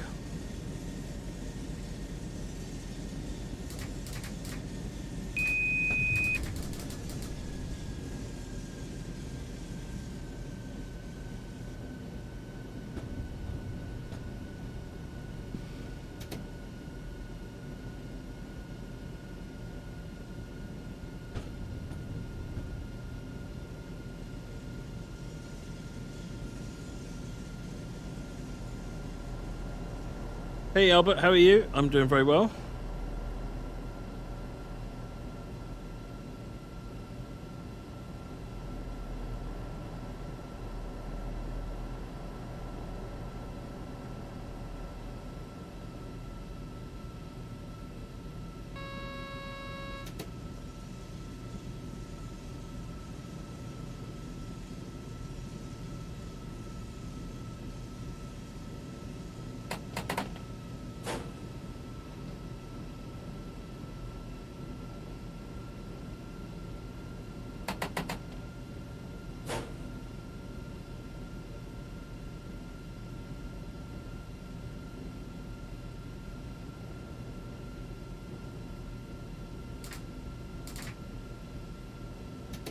Ease it into a stop.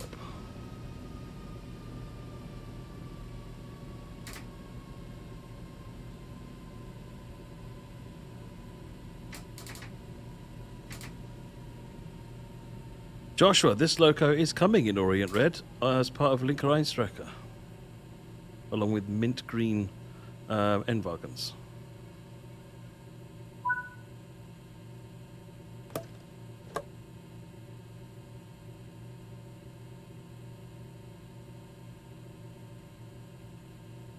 We did Trenton yesterday, I think, Alpha Yuki. I think we did Boston today.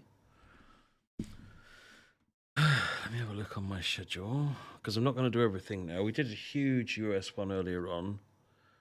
Oh, Tees Valley is next. Let's do Tees Valley.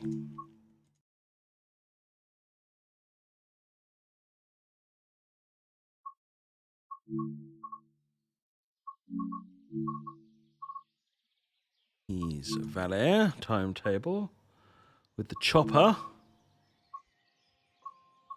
6 Sierra 11. In the summer, because I'm boring, like clouds.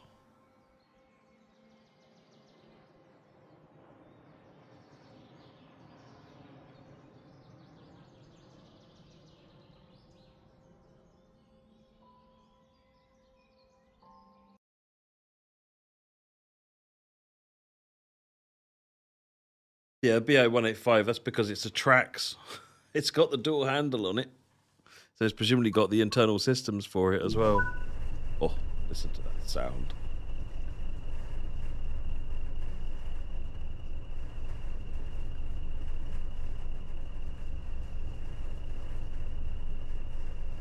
I'm in the wrong cab for turning it on.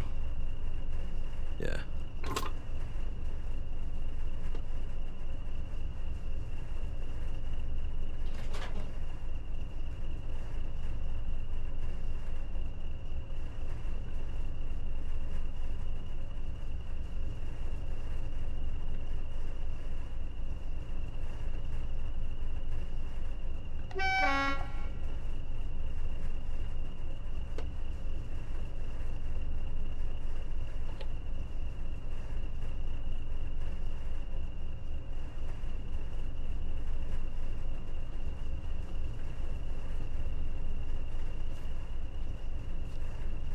I don't remember where the lights are.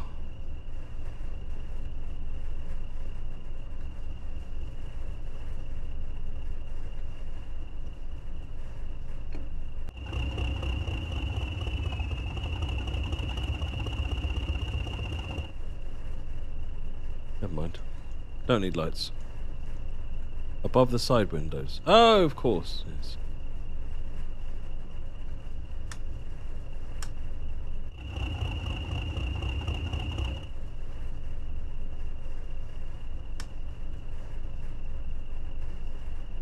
Right.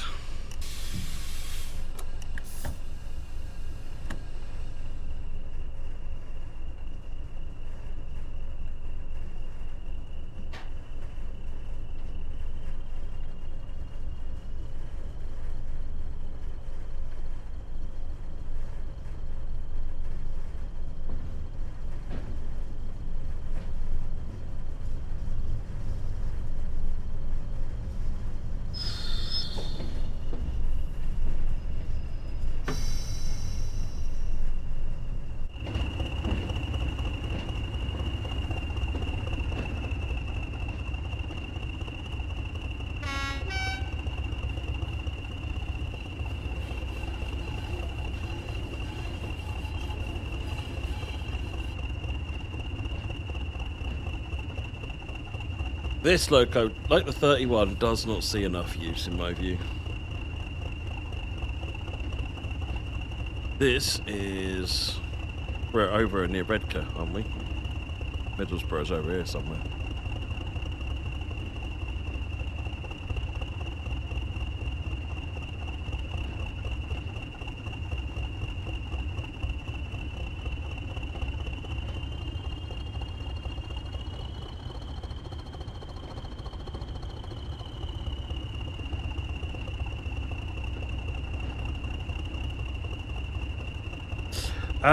I haven't any plans at the moment. I don't think there's any plans for it at the moment, Crazy Killer, but it is one of the ones I want to take a pass at.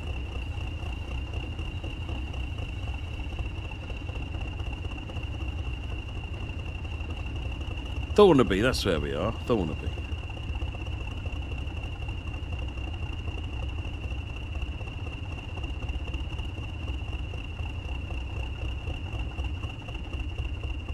I just think that's down to the skill of the driver, Emma, to be fair.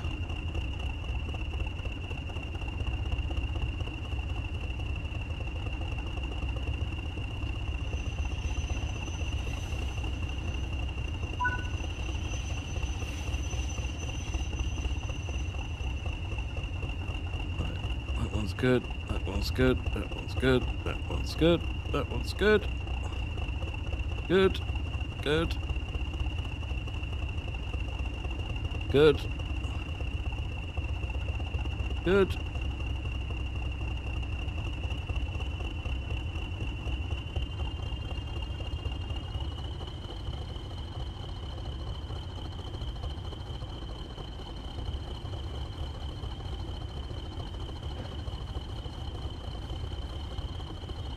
What safety systems are in the UK? Depends what trains, but majority is AWS.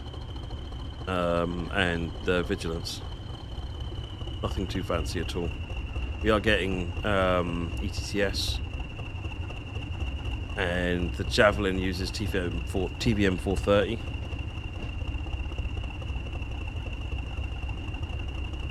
Yes, sorry, TP Obelisk as well, yeah.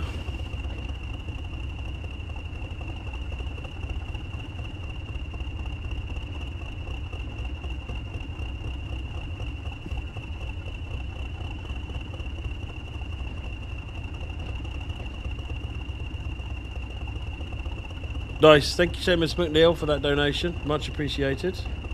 Oh, I've just had a look at the list. Oh my word. Oh my word. I've just seen the donations. Let me just have a look here. Mr. and Mrs. ECM2, thank you for your donation. Mark B says, keep on driving. Chiramu has done a beastly monster of a donation. Thank you very, very much. He says, thank you for those. Thanks for the charity streams. Really appreciate that. Thank you, Chiramu. Anonymous says, thank you for thinking of others, Matt. I guess that's you, Seamus. Thank you for thinking of others, Matt. Appreciate you and the mods for all your efforts. Wow. All of a sudden, 2,500 is actually achievable for the sake of £17. That's incredible. Thank you very, very much.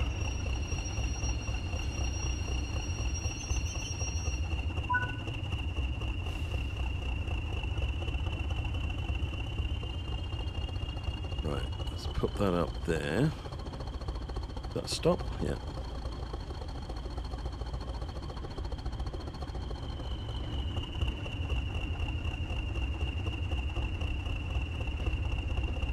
That's stunning. Thank you.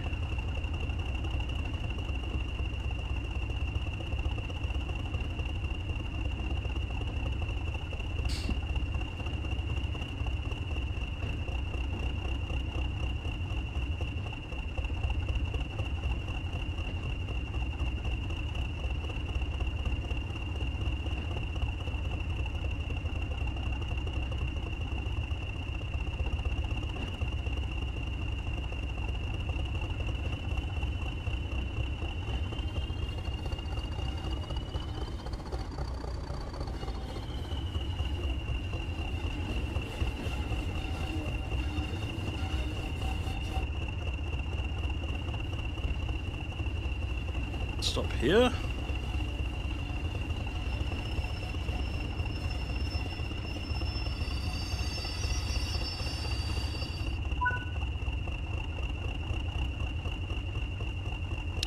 Now we need to couple to some steel slab wagons, which presumably are behind. Into that one. Into that one. Into that one. That one. That one.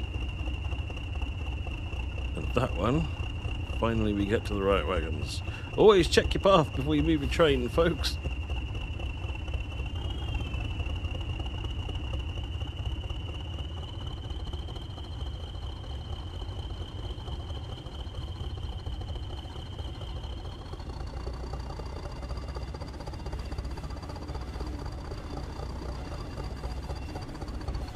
Levy6859 says, as someone who is legally blind and loves this game, I appreciate everything you're doing, Matt, and all those who've donated to the cause. Thank you, Levy. I appreciate it. I'm glad you're enjoying the game. We had a conversation with somebody else who was legally blind as well, having a good conversation about how we can maybe look to try and make the game more accessible. But this is one of the things actually we get with the the conversations we've been having with SpecialEffect is how we can, at a raw level, make the game more accessible.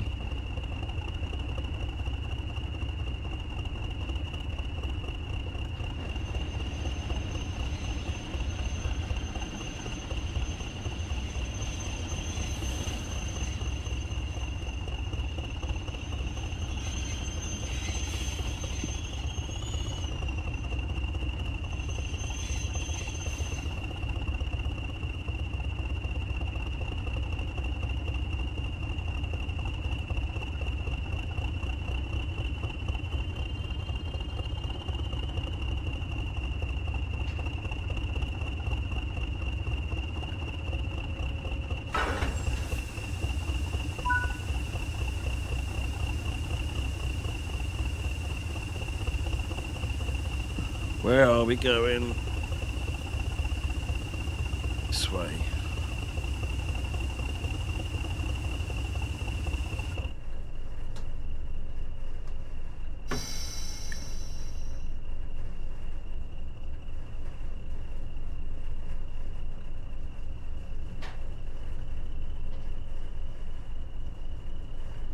Moth, oh, we've had some more in. Oh, wow. We have... Nope, they've not appeared on Just Giving yet, but we have Moth Laker with £13.73, which puts us to the magical 2,500. Adam CJ put in 20, and Sonic Scott put some more in as well. Geez, thank you all very much, and we passed 2,500. That's absolutely stunning. What brakes is this thing set to?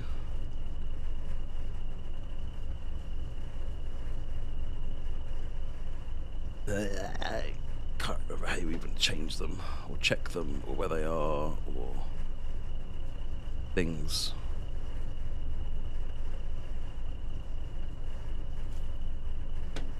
Assuming I've got brakes here because these look a bit...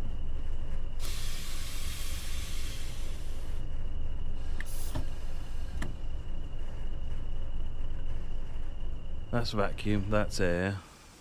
What are these? These are BBA, so these are air brakes. Why aren't you releasing?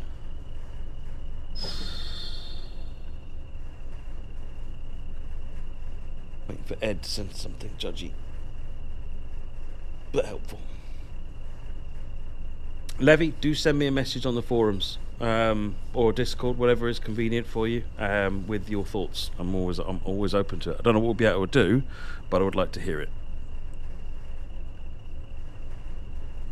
That's in running. That's in nothing.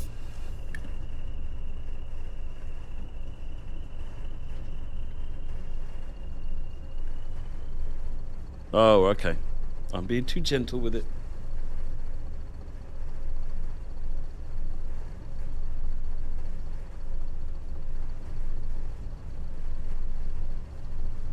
Triple J, I've not seen that. Feel free to ping me a link.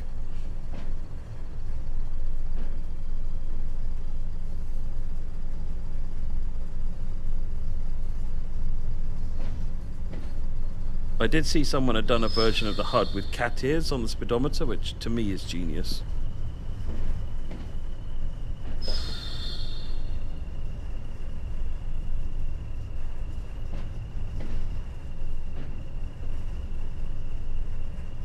Oh, I wish there was a 9F coming trains, but there isn't at the moment. 9F and A4, they're the ones I want to see, but we'll have to wait. I can't give it any more thrash. My supply of beans will have to be contained for a bit until we get a better speed limit.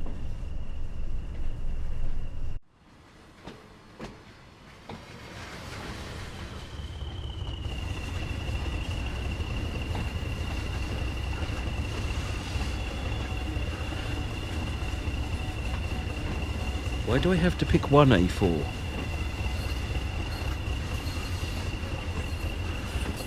I like the ones preferably without the skirts, because steam engines I like seeing the wheels and the motion. There's all skirts, there's things on the side. Clubbers.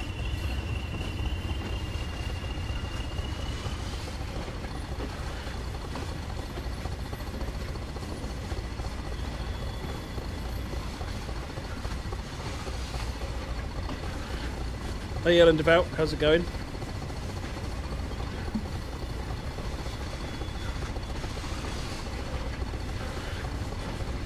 Moth Lakers, actually, I've just refreshed. I've got the messages now. Moth Laker, got to hit the big 2.5. It's been a pleasure. Thank you very much, Moth Laker.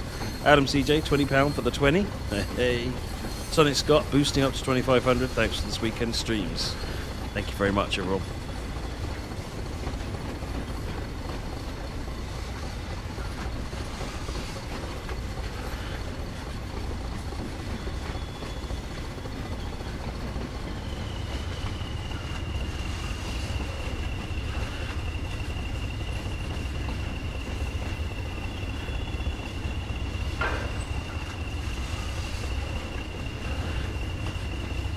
31 and the 20 are both right up there, Matthew Rice, in my view.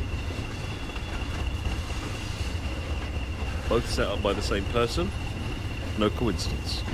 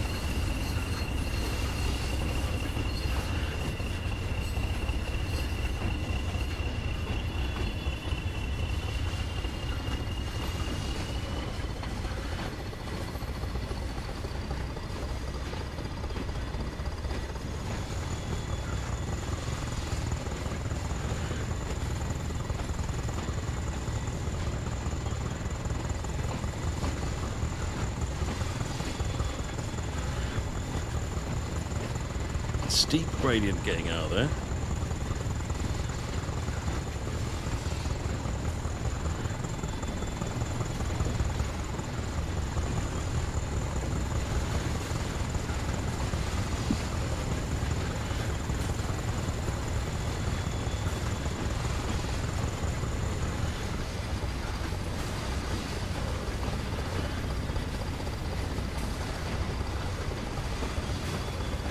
What new Tees Valley line do you mean to Total Crash?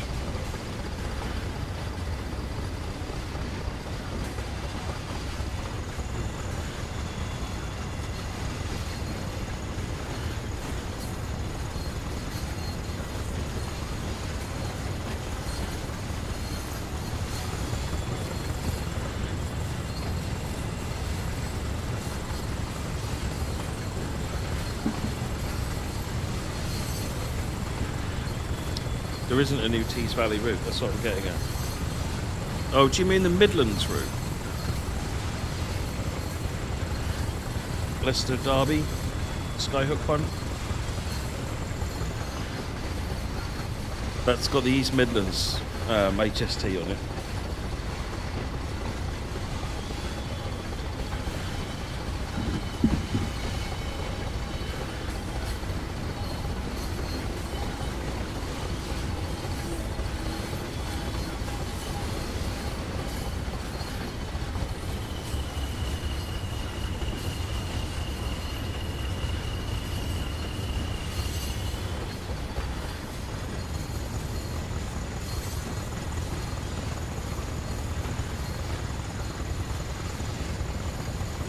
Donation in. Some more rounding up going on by the looks of it. Rob, team evens. Must get that back to a normal number. Thank you very much. We're now at £25.50. £2,550, folks. Isn't that amazing?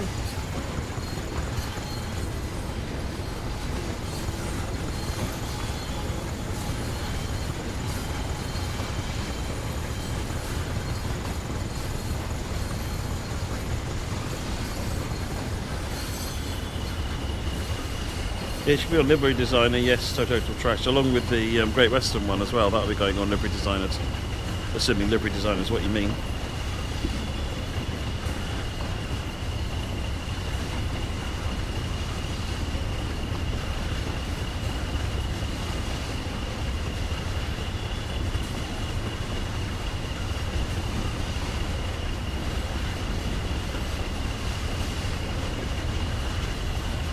I'll let you into a little secret, Mikey. At one point in the DLC schedule, there was a pacer down for it.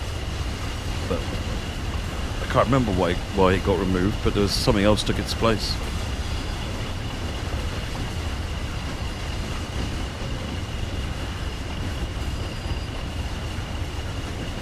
You're welcome, Eric. Thank you for joining us on.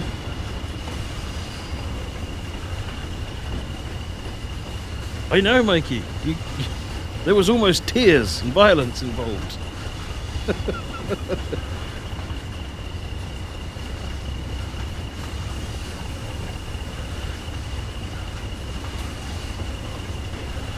Probably, Ed. You know what it's like.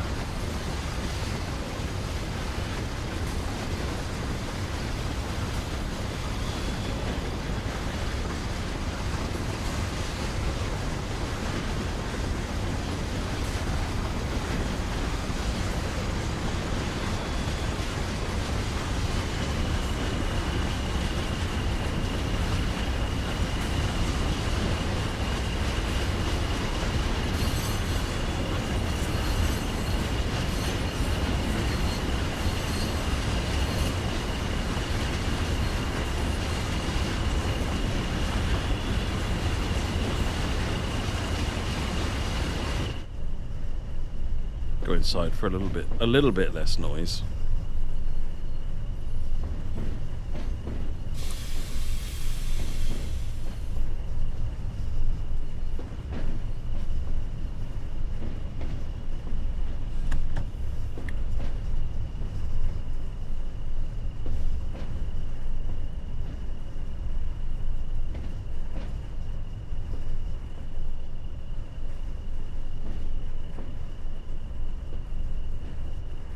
Have you seen the Arosa line? Total Trash.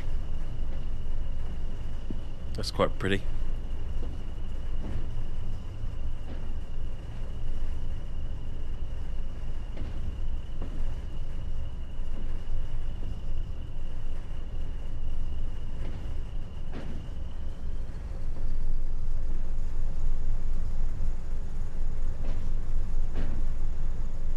You see, Adam, what's different and unusual about a pacer is that they are different and unusual. They don't, you know, it's a different engineering firm doing a different thing, and they lasted far longer than they ever should have, or were intended to.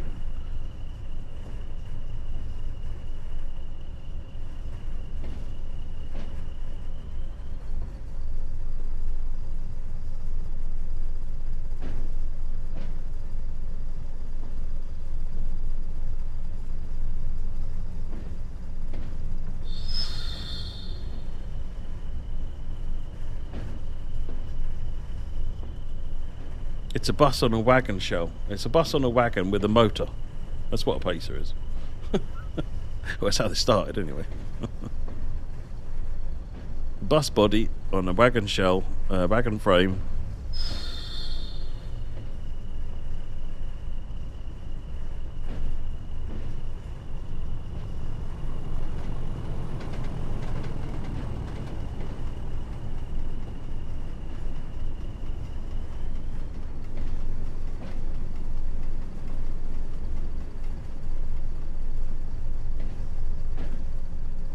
They don't have bogies, that's why they're uncomfortable.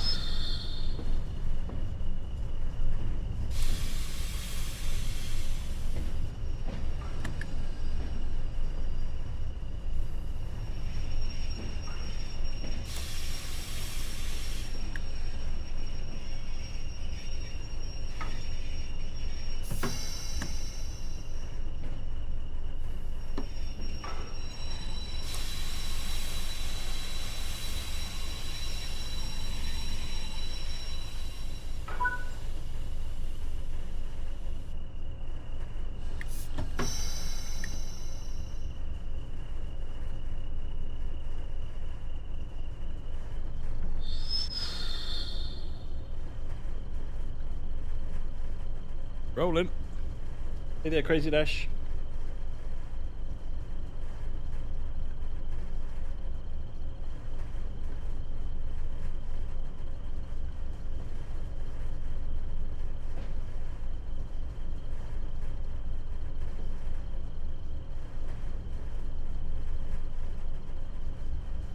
Well, they're doing this whole grandfathering thing. Yeah, even with current trains. That's why the 69s exist, aren't they? They're just a 60. All the gubbins of a 66 put inside of a 56, because then it only has to comply with the regulations that applied to the 56, not the modern regulations. And they're not allowed to buy 66s anymore because they don't comply with the regulations or something like that. And it's easier to just upgrade an old train than it is to build a new one.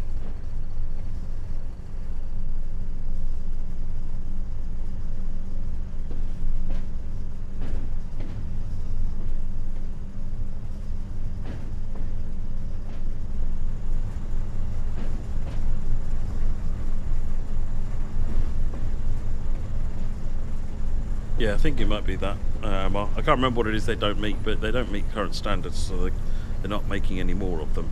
But they're upgrading 56s instead.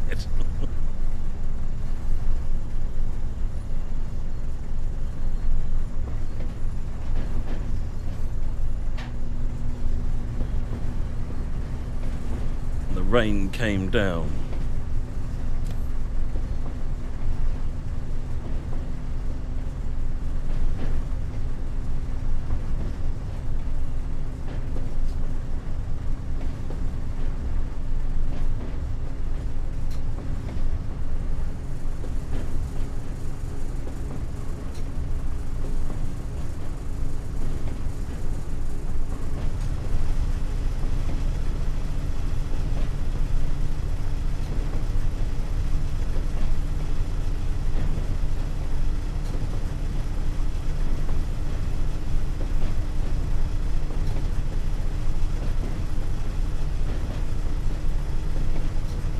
No plans to make any preserve railways at this point, Total Trash. The problem is that I'd like it, but a lot of people, they don't like it because as a driver it's not that much fun.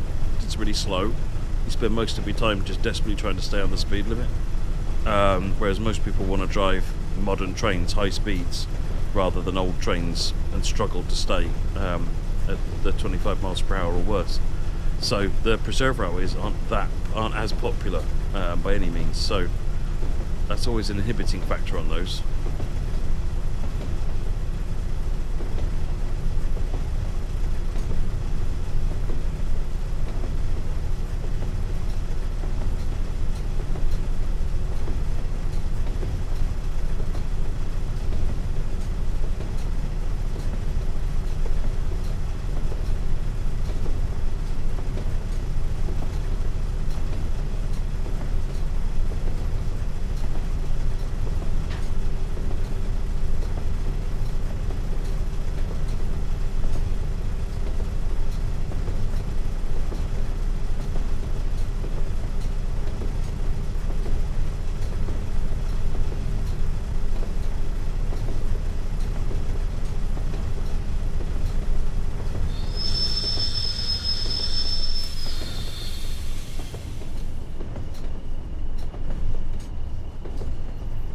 Hey Renfei, how's it going?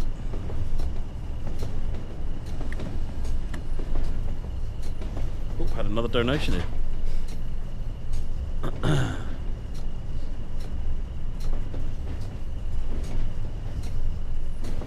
Duncan Hodges, thank you very much for the donation.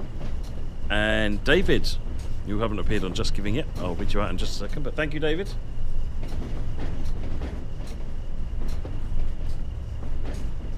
See you later, Total Trash. Renfei, yeah, this is Tees Valley with the Class 20.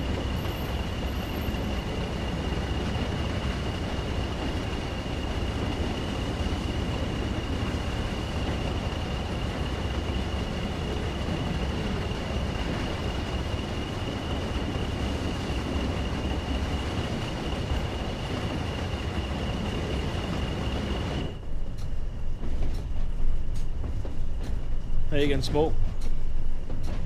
140 now. We're remembering a little bit of Twitch Plays TV there, Train Track Drive.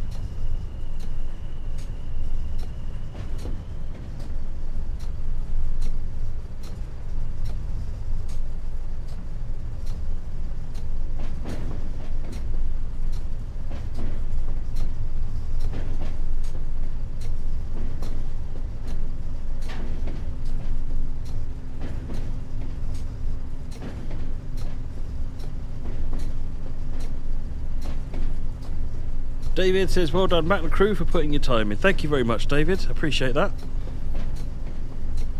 Bit of a lag getting the messages through Just Giving.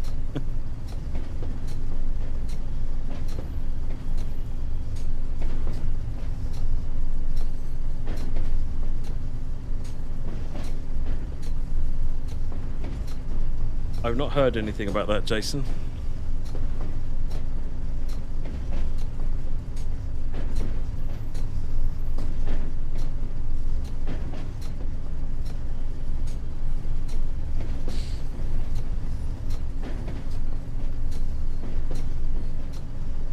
Renfei, yeah, it is very good. You're probably going to enjoy Nidatel with the BR628 then. That's quite fun to drive. Mikey, I'm probably going to do one more, in all honesty. Let me have a look at the what I got down.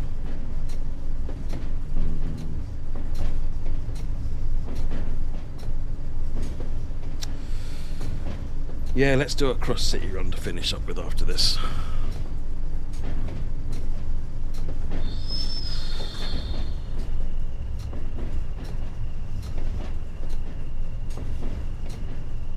Are you streaming from the original studio? I'm not at home, no, Train Truck Driver. I'm actually at work. Because all the decent streaming PC and equipment is all here.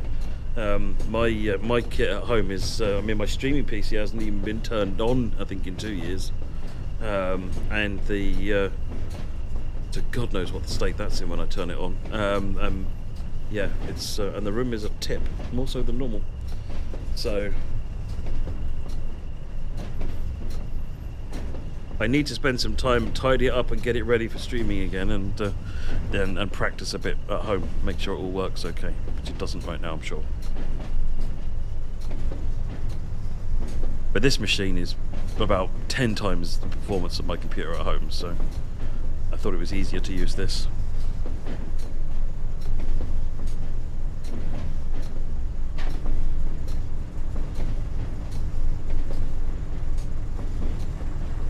This time of year the garage is also really cold, which is not very much fun.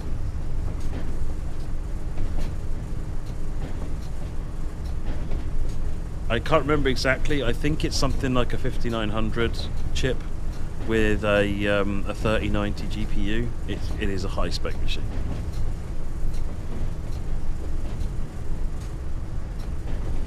Have I ever slept in the studio? Twice, yes. I wasn't comfortable getting in the car to go home. I was tired, so I had a nap. I've never slept overnight, but I went down for an hour or so. I was waiting for a build or something like that to test, and so I just thought I would put my head down and get some rest.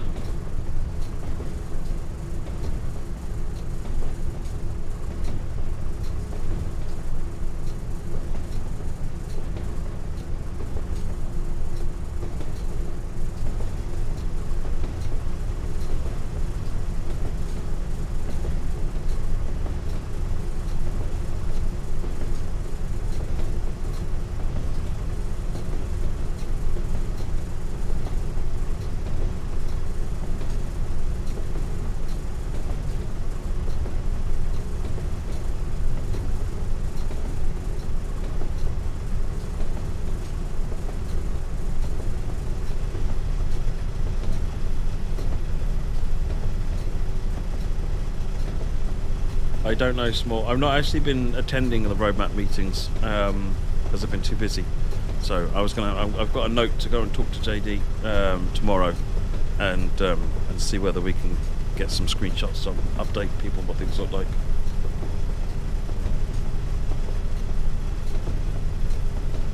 Weren't you supposed to be doing something else during the stream today? Yeah, I never got a time to get it sorted, so we'll put it to one side. I've not mentioned it in the hopes no one will remember.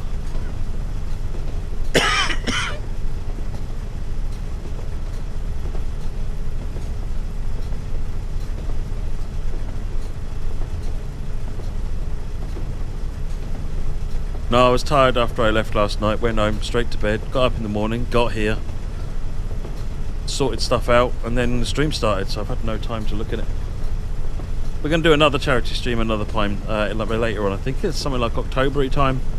So I will try and get a better act together by then.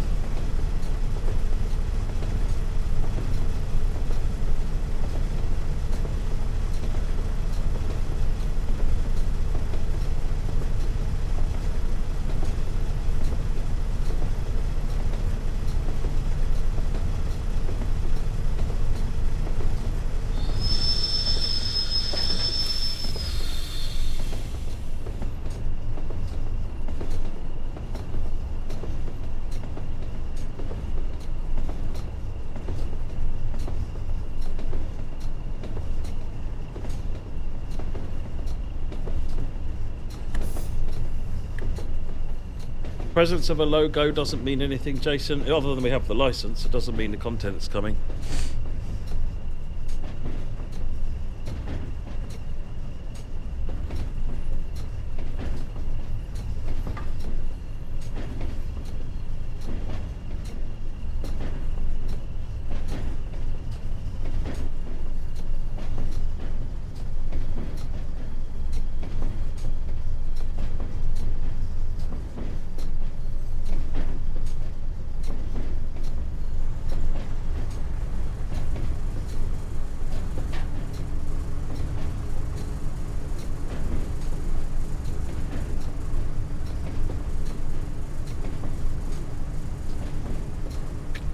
10 miles now to Darlington.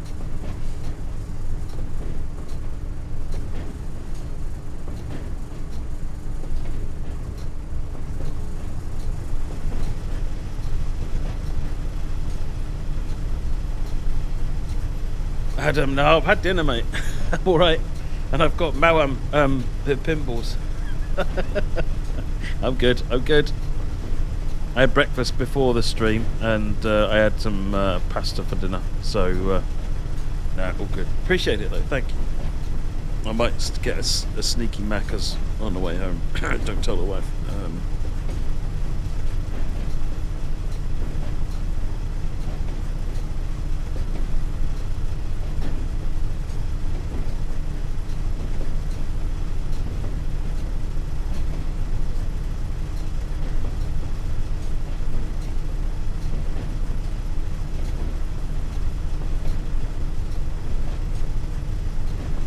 Driving a 465 to Gravesend, small, nice. There's a number of services, not many, but a few where you can drive the entire Dartford to Faversham with the 465.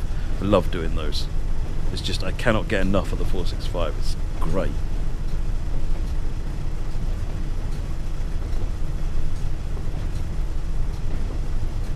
Bouncing up and down at the mention of Malin pinballs. These things, they should have a health warning on them. They're seriously Moorish.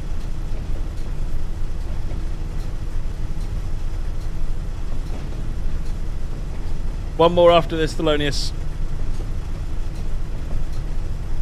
I'm going to encore it with Birmingham Cross City. I wanted to do a run of Cross City today, but we haven't got to it.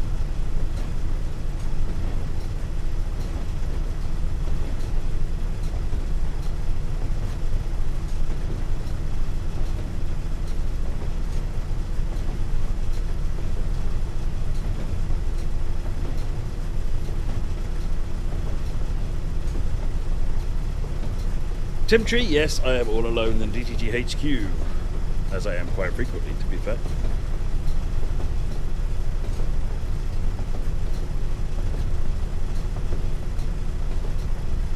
Once the stream is over, I've got to tidy it all up again. I've made a bit of a mess.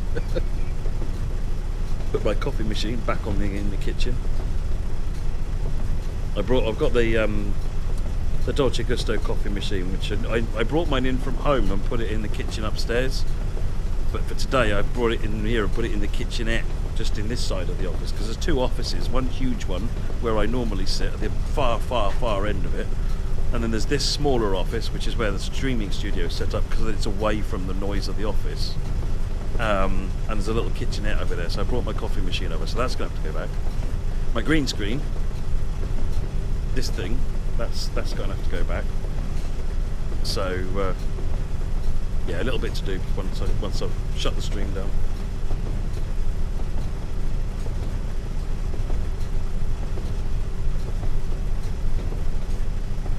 And then right back into it tomorrow.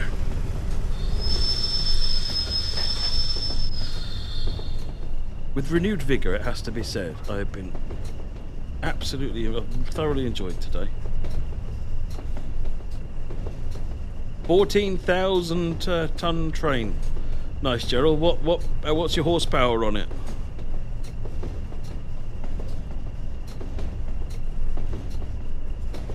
Oh, I love my Dolce Gusto machine. It's just the best.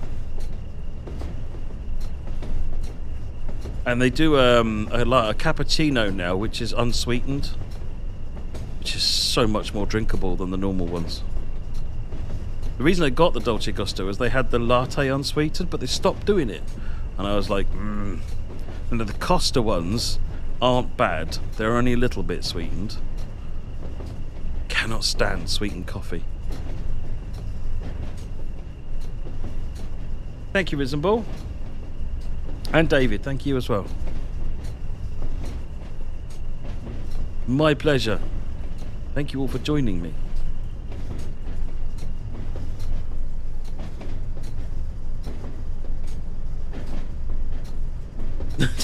Toaster in the summer room.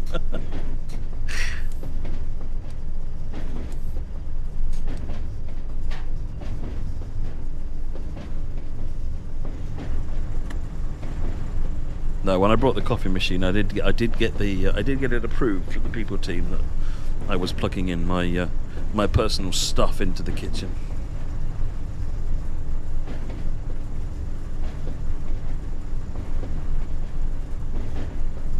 I mean, at one point I was tempted to put it on my desk. I didn't think that would go down well, so I thought, no, the kitchen's fine. It's from where I sit, the kitchen is directly above me. It's you know, easy. It's not like here. If I want to use the kitchen from where I am right now, it's a 5-10 minute walk.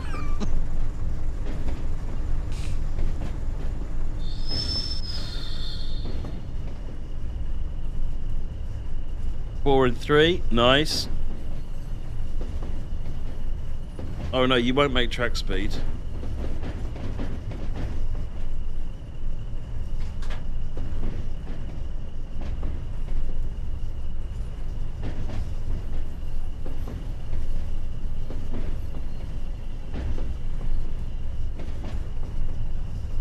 But you're running about 2.2 horsepower per ton, which is fine.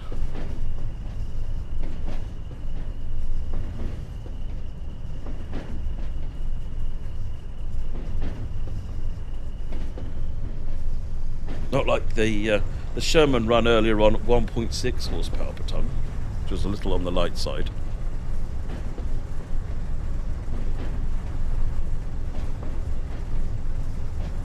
That's probably not the heaviest train then, because one of them is a 4+2+2, and I needed that because I needed the fourth loco in there. That one's an absolute beast.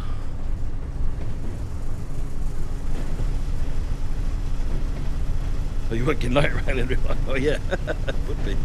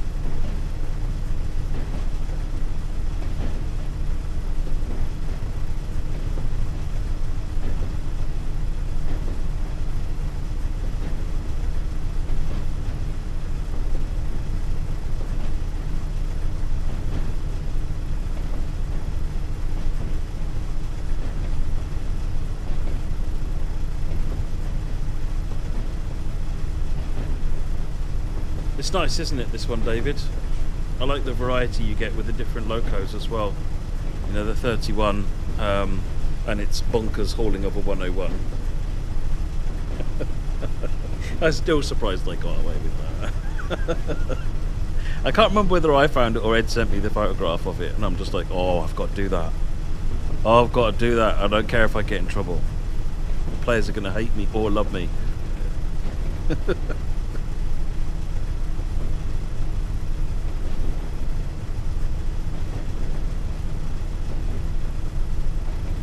Yeah, there's a 50 DLC limit on PS4, the platform that has players loan limits.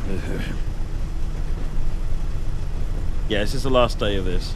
You're the one responsible for finding that one, and I thought you might be. You're the one who normally sends me obscure screenshots or obscure photographs. Although, the one on Clinchfield, I was... on Clinchfield, I was trying to understand some articles that had... or how to do some shunting. And Gary Dolezal sent me over some articles, sort of like a ride-alongs logbook of, you know, what he'd written down as he'd been going on. And I was trying to work out how this shunting move worked, sort of when the wagons arrived and what they did with it. And I sent Gary a message. I said, so, does the loco end in the middle of these wagons and then it pushes it along and pulls the ones behind it? And he said, yeah, that's exactly what it does. He sent me a photograph of it. I'm like, okay, fair enough. So I made sure that went in.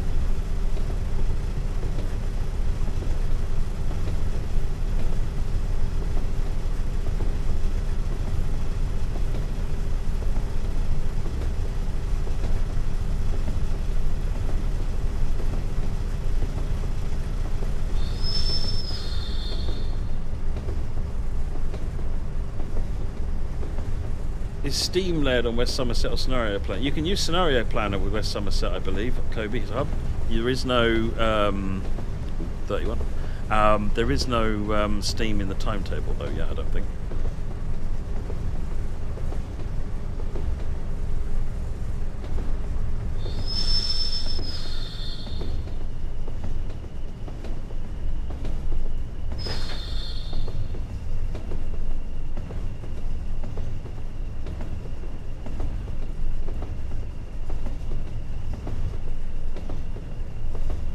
No, I think there's one that's longer. It's a 4+2+2 power.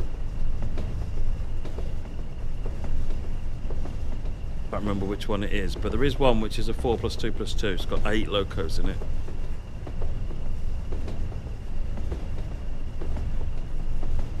And that one comes in at over 100, I think.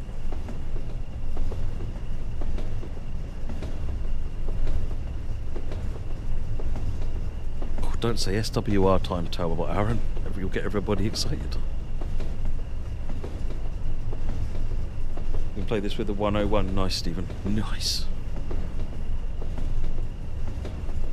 Oh, we've had another donation in. Or two, maybe. Look. JP, 2600 barrier hit. What a great weekend of some TSW action. Thank you, JP. Connor, smashing weekend. Well done, Matt. Thank you, Connor. South Coast Dave sends another donation. It sends a donation in. Thank you very much, South Coast Dave. And we're at 2605. Wow, that's incredible, folks. Give yourself a big old round of GGs. That's brilliant.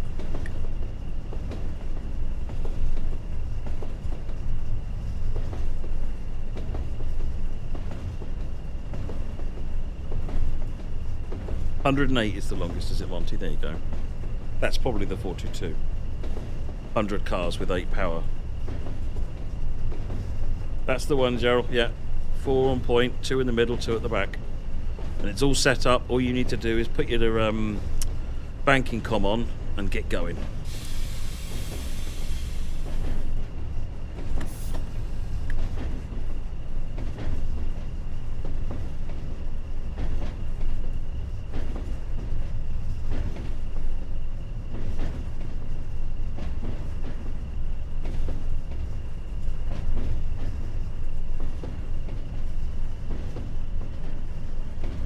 Well, the longer trains these days are all about precision. This precision railroading thing, aren't they? They end up having longer trains.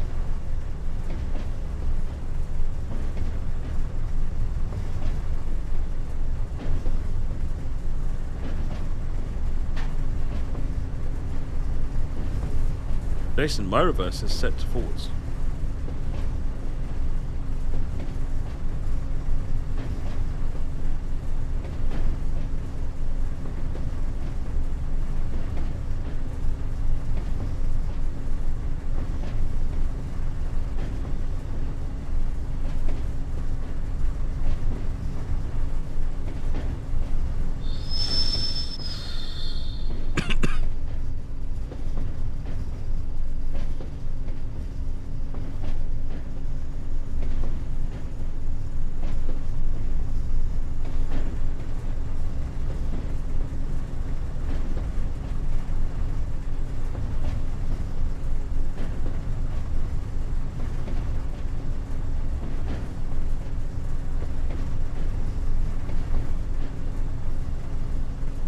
Yeah, I can't imagine why long trains were going to be the answer to that. That doesn't seem like a... Never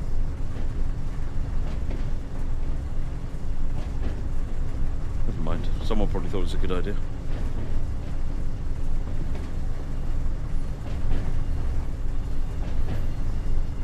Well, the run I ran today was about 100 cars, I think, Monty. That was 13,500 tons.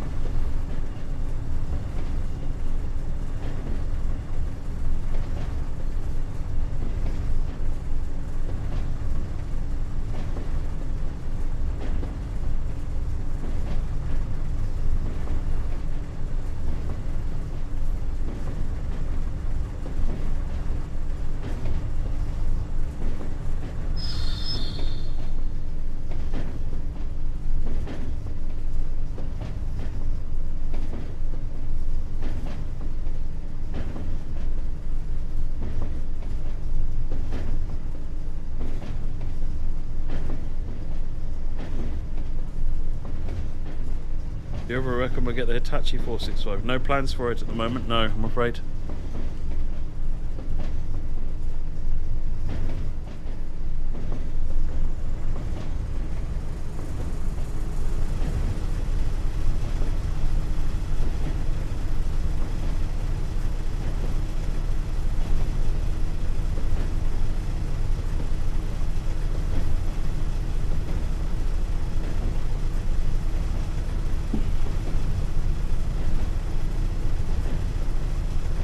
Streaming 10 hours and 11 minutes now.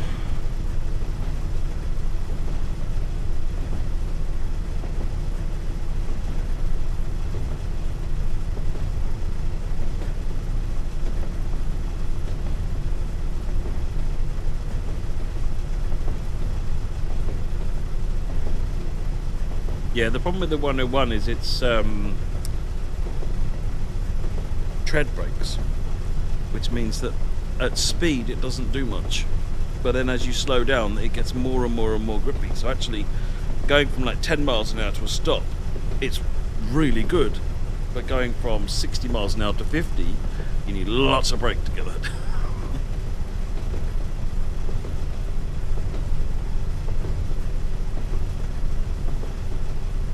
Yeah, we'll do a BCC run and then we'll call it, I think. I need to check in with JD. I'm not sure what the plan is for roadmap, and Stephen, I have no idea. I've been so busy with releases stuff, then I haven't had a chance to go to the meetings.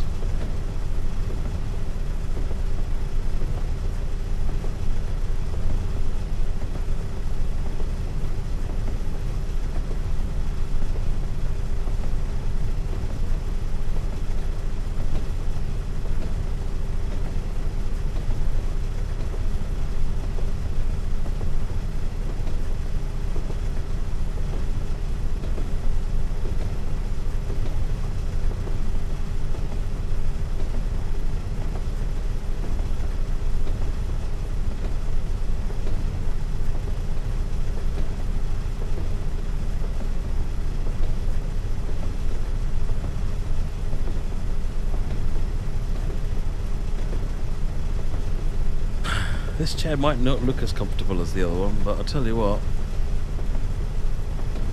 my back's bothering me a lot less than that one was.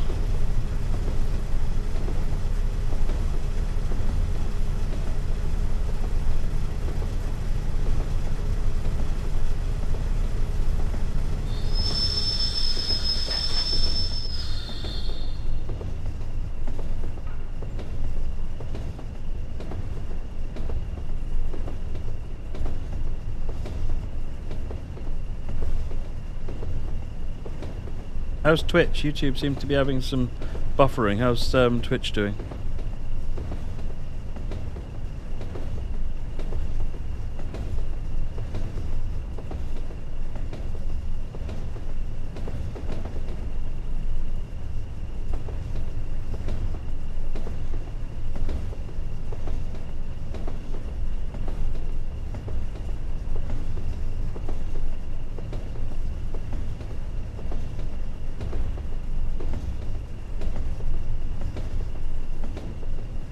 Is buffering a bit too.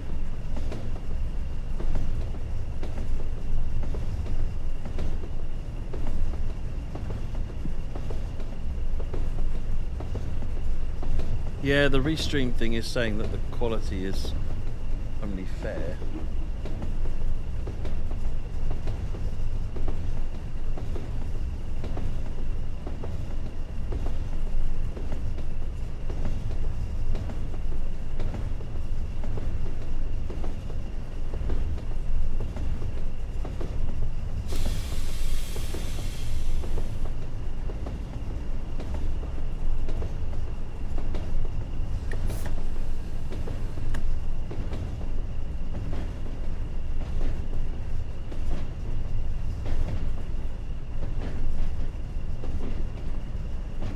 It doesn't have to last too much longer, does it really?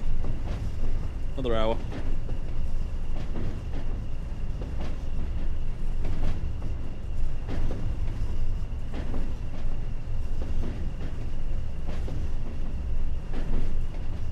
See you later, Sonic Scots. Thanks for watching. Thanks for donations.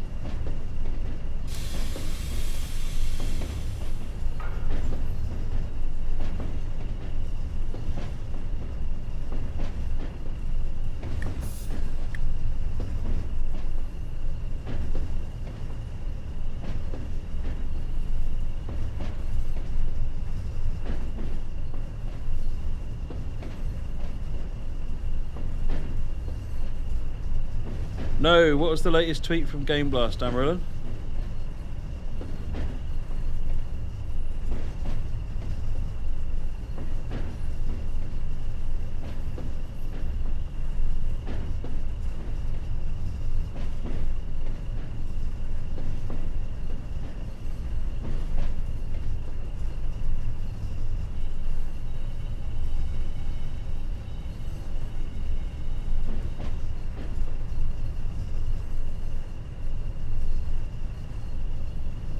Woohoo! Apparently I've driven 20 miles.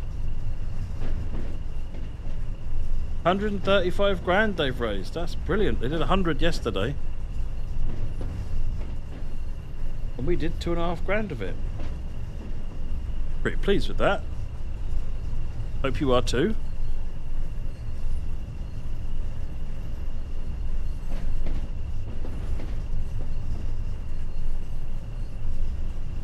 That's awesome. That's my stop. Coming up. Coming up soon.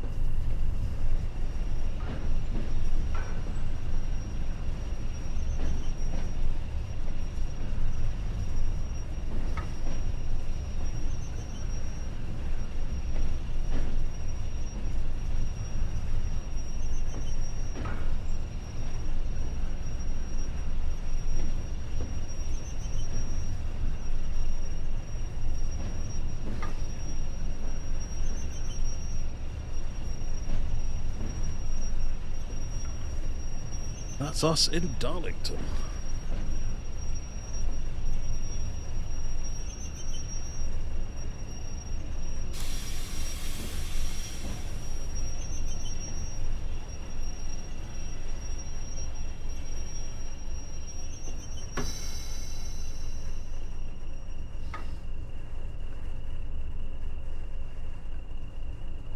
Ah, you're kidding me.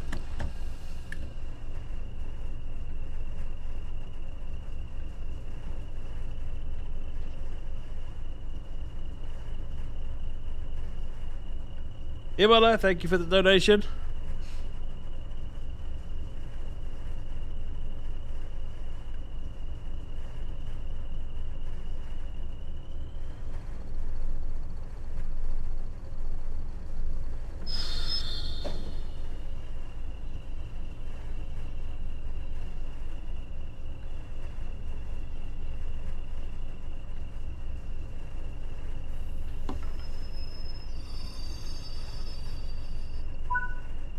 Cute.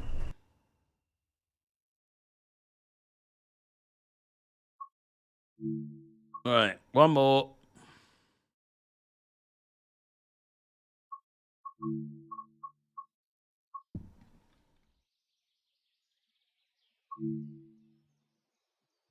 Bimra Ingham. 323. What was I going to run? Where's my plan? My plan has the answer. 2P24.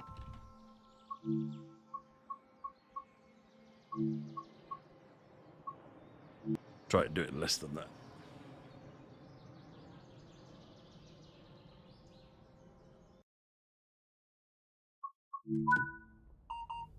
Right, so key in, reverser, doors open.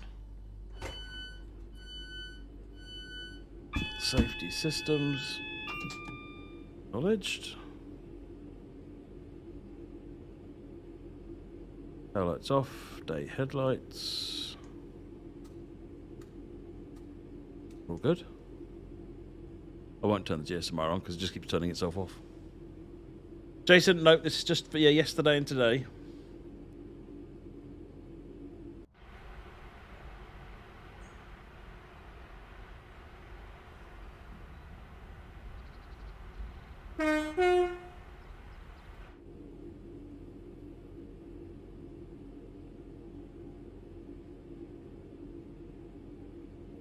Yeah, I think this goes to LTV.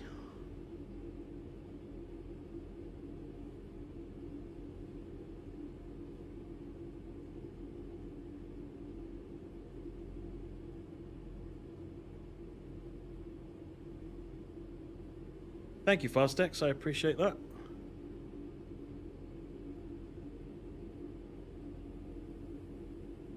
Hoped to get the next charity stream planned in and start thinking about doing a weekly stream on a weekend or something.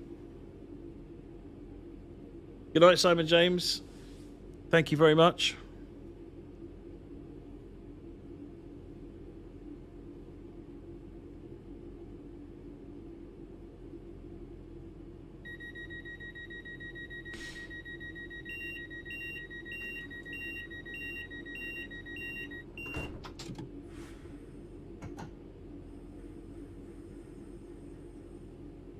Oh, I've thoroughly enjoyed it, Fastex. Thoroughly enjoyed it. Reminded me what I've been missing.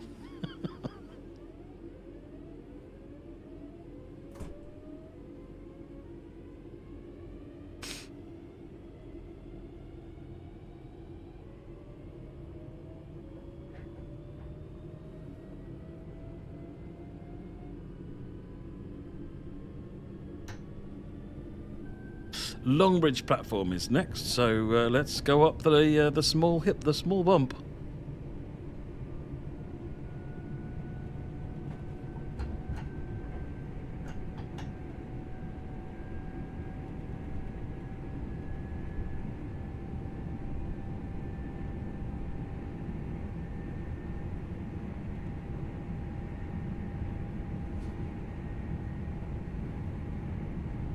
Good night, Cool Gaming.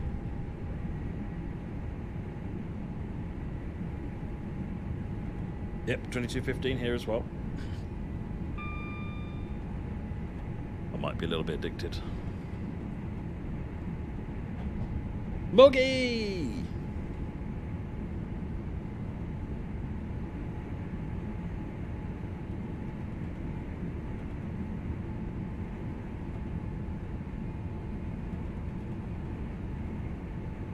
Oh yeah, no, I'm never going to do the 24-hour stream again, Ferromero. For a start, Twitch don't approve of them, and I haven't done for years now.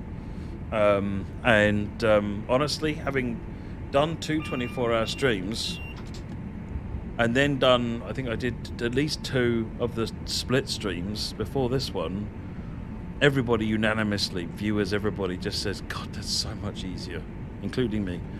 You know, it's a much better way of doing it.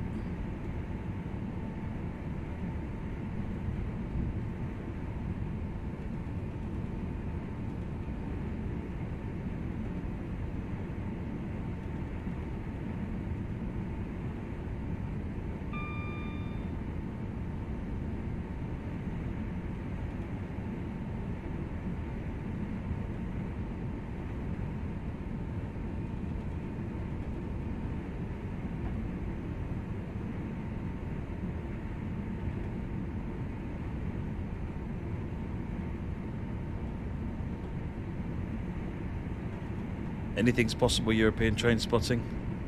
I don't know what Rivet's plans are henceforth. finishing up that patch and finishing up one of their other project that's in progress, and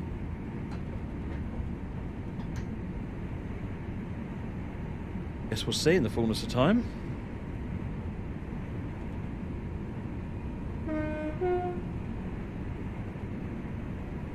Turn back sidings for loco hauled bankers.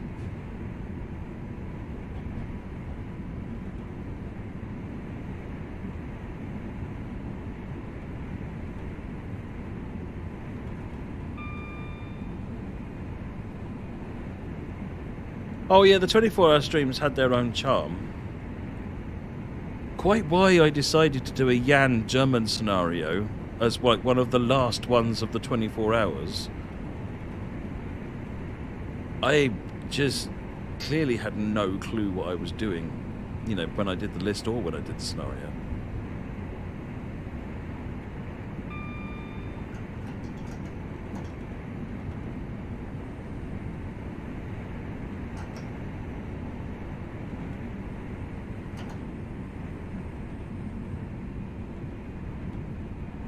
Because you're an utter loon. Well, yeah.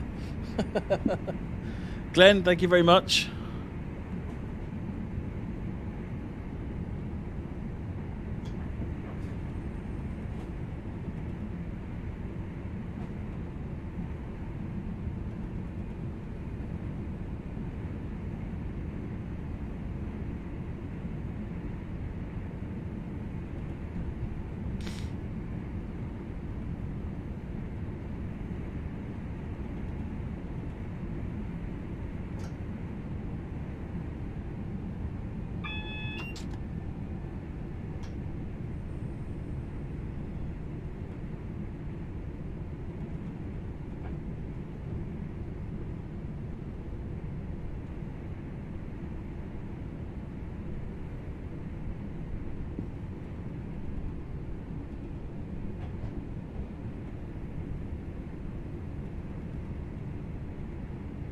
So the routes that are in the super bundle, they already have.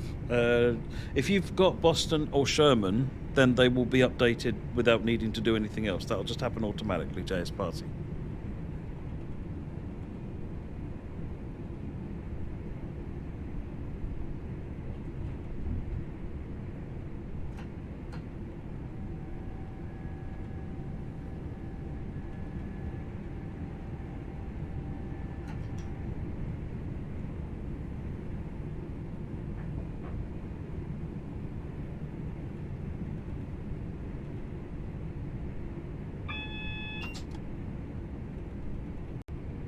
I don't think there is a back. Or there is. I don't know why it's disabled then, Cabepe.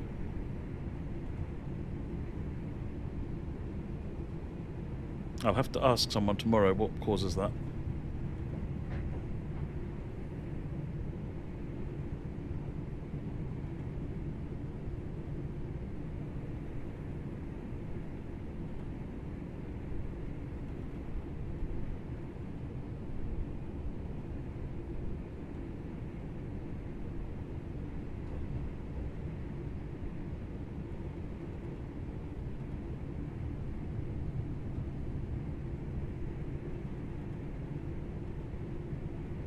No, Sherman Hill was quicker, Derek, because there's only really Hermosa Tunnel to worry about. Boston was a complete pain because it had to be done several times, even, and it's still not right, to be honest.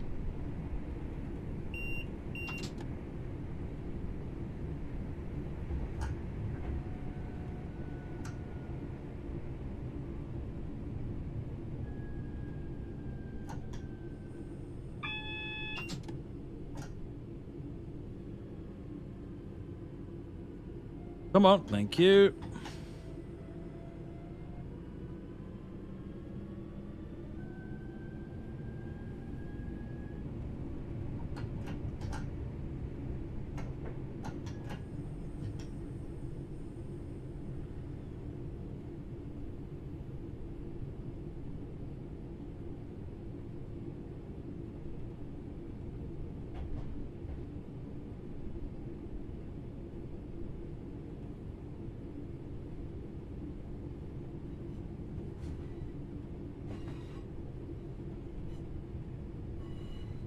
You want to see the Metrolink San Bernardino line? What do you like about Metrolink stuff, Train Track Trav?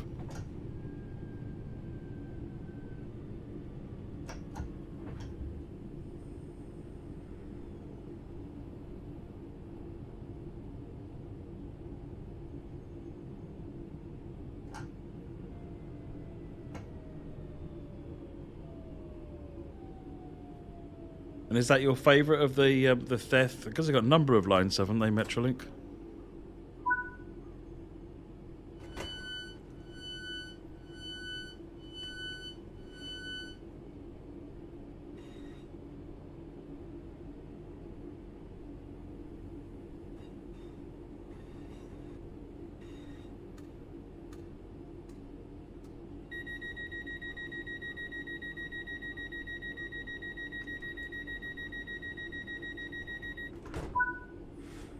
The Metrolink still use the F-59's Crazy Dash. We did the F-59PH, I think it was, in TS Classic. I was under the impression they were basically gone now.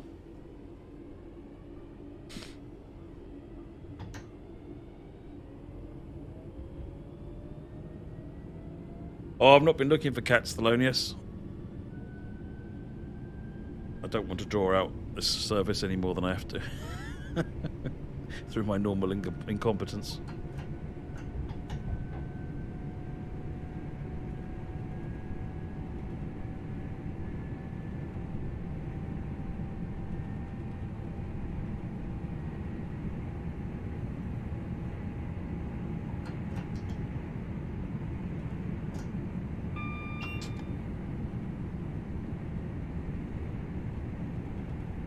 Oh, is that the one where it runs down the middle of the highway or something, Train Track Trav?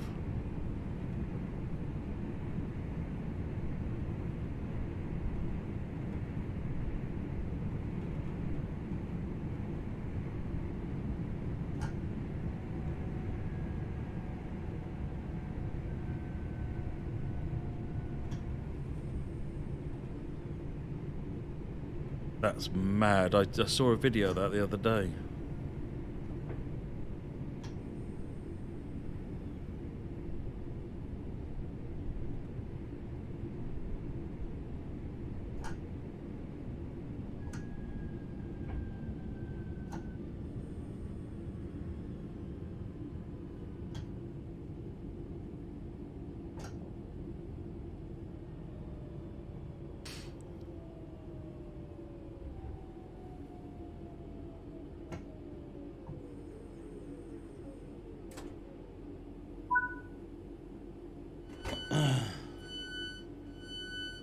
Yeah, down on the Surfliner side of things, it's a lot of chargers, isn't it? I think Coaster used them. The Surfliner itself is a charger now.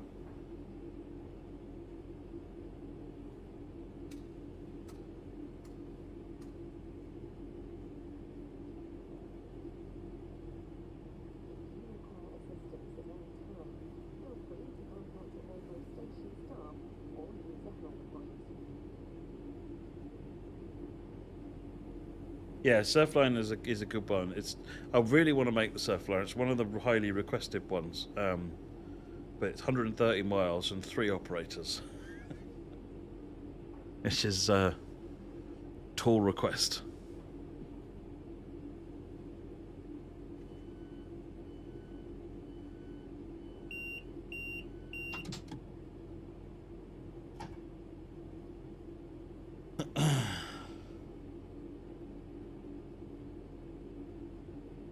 Oh, had another donation come in.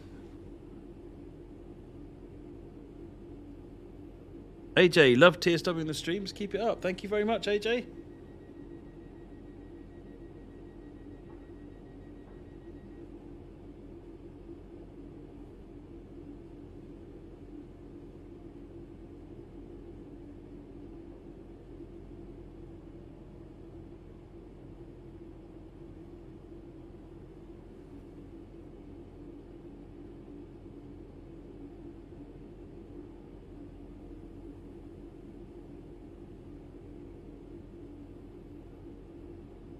Jeez, what a wait here.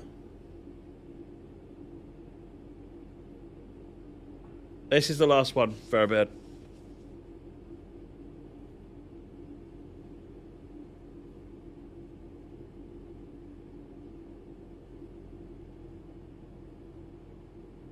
The problem is that Crazy Dash is if I do Oceanside San Diego, it's difficult to then do LA to Oceanside, whereas if I do it all in one go, then you get the whole thing, which I think is a more satisfying experience. So I'm trying to wangle that basically at some point.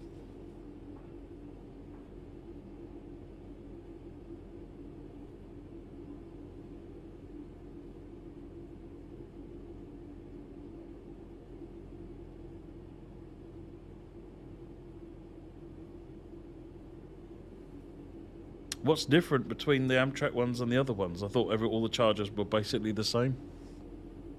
What makes them trash, Derek?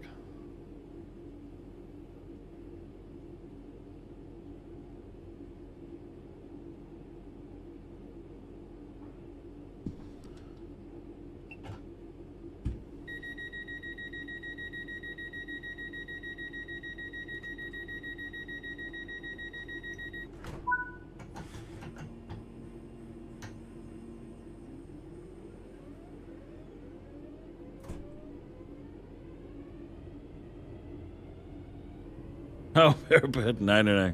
No, it was a Saturday, Sunday. Game Blast is this weekend. It was Friday, Saturday, Sunday. So I've streamed Saturday and Sunday for our bit of it. And, you know, this is still a healthy contribution to Game Blast's, what they've raised.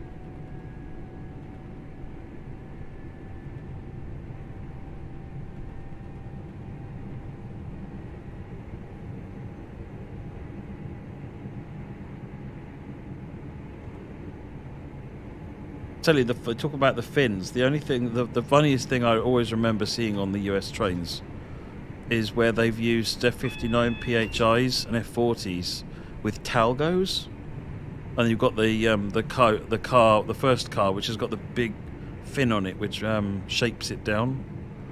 You realise just how tiny those things are compared to an American loco. It's hysterical.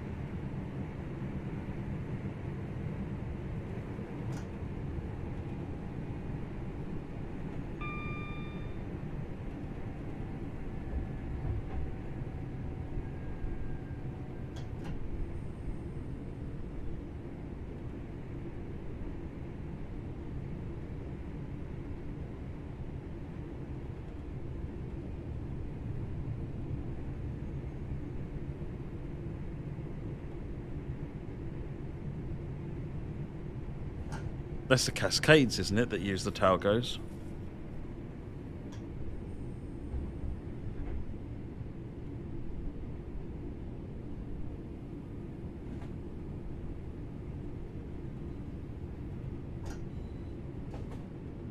Night, Rob.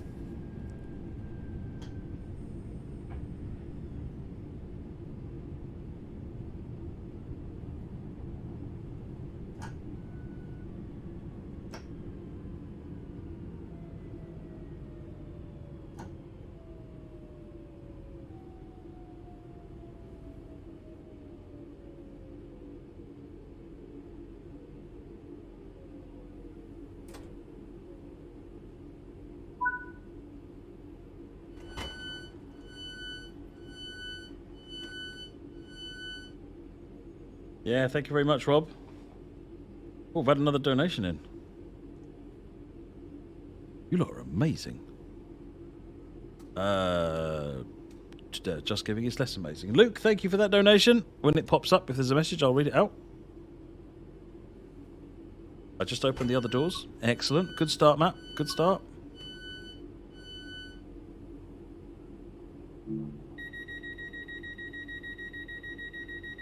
Good night, Jill.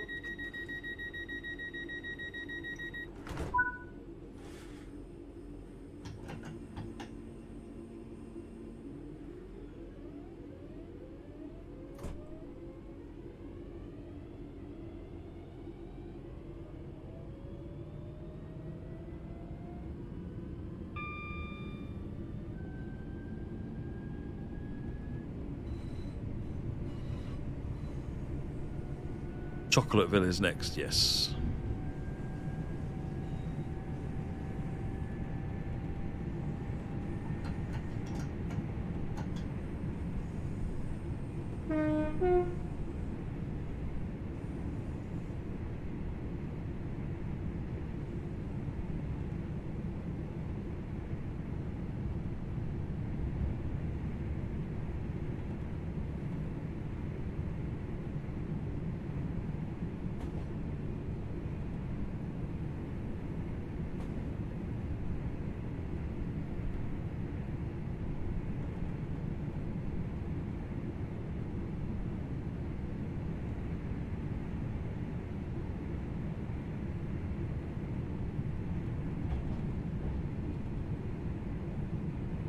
Moving into Bourneville.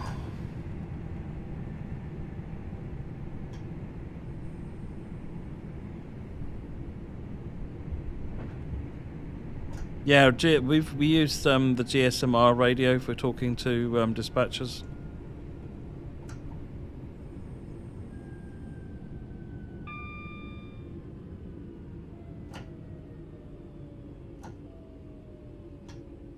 May have slightly panicked to come into there.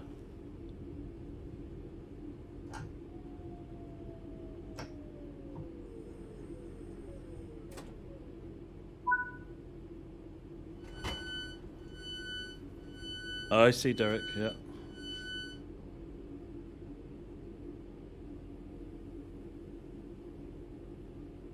Yeah, before the GSMR, we used a thing called an NRN. Basically just another radio, but analog instead of digital.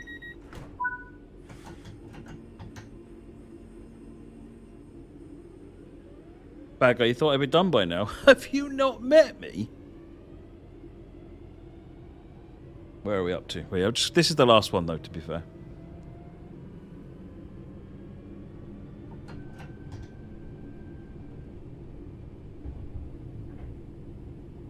Luke says, great streamer for a great cause. Well done keeping it up this long. Thelonious, another donation from Thelonious, says $19.99 for my 1,999 hours in TSW. Thanks for a great weekend. Do it again soon. Thank you very much, folks. £2,648 and 40p. That's epic.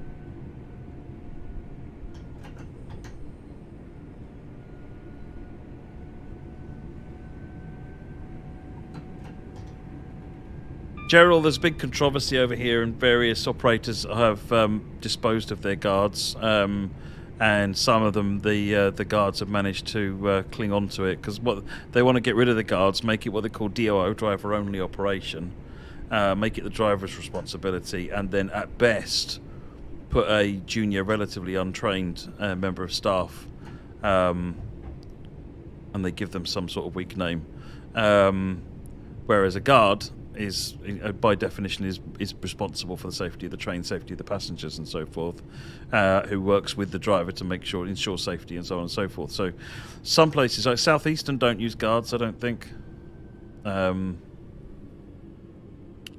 some of their trains at least. Javelins, I think they do. I don't know, but 323s have a guard. Daisy, who helped us make this, is a guard.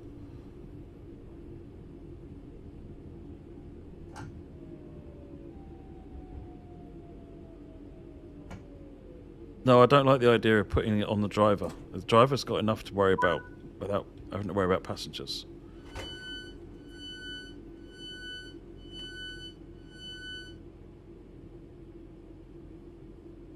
Look how long you can go for.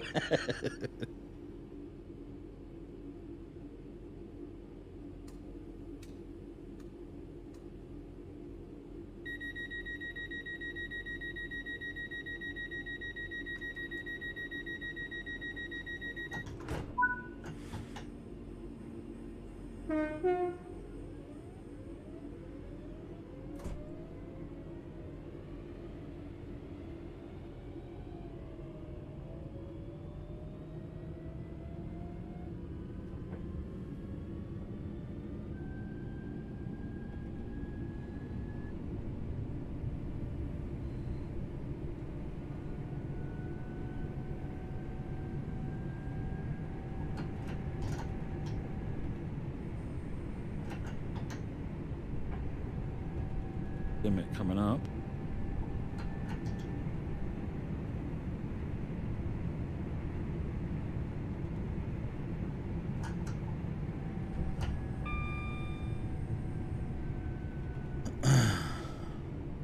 You can rely on the media to summarize an issue and swing it one way or another, depending on who they want to support. So I don't listen to them anymore.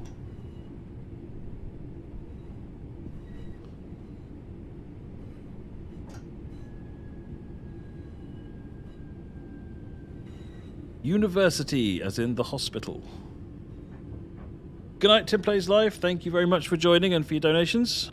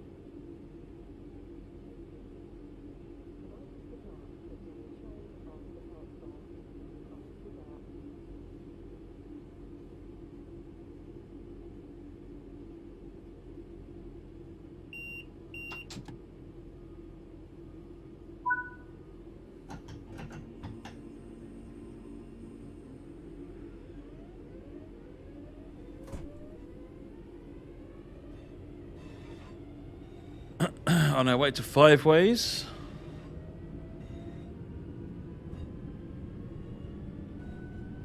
There's going to be lower footfall because a lot of people work from home now, British Ace.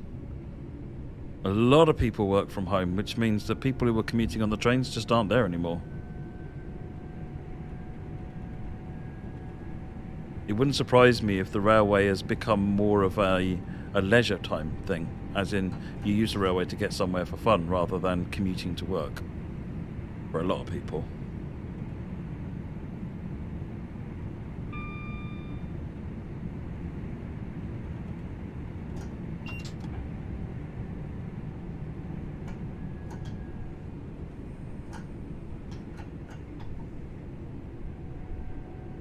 DSD goes off while you've got the reverser in forwards. If you want, what happens is when the driver stops, they'll normally pop the reverser into neutral, and that stops it going off. I did that on the 4-minute stop earlier on. I popped the reverser into neutral. That's how it's supposed to work. Different trains are different. Some of them it doesn't matter. You can leave it in forward, and it's just based on speed. Some of them it's just literally based on the reverser being in forwards.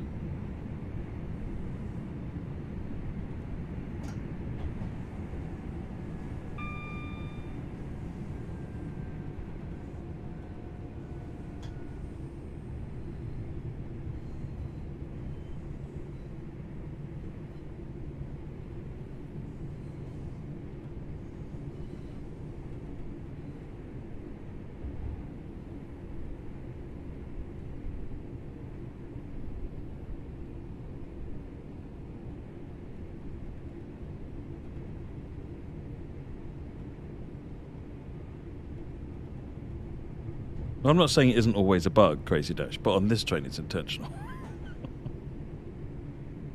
So each train has their own... They've got the different ways of doing it, and you need to check each train has got the right one.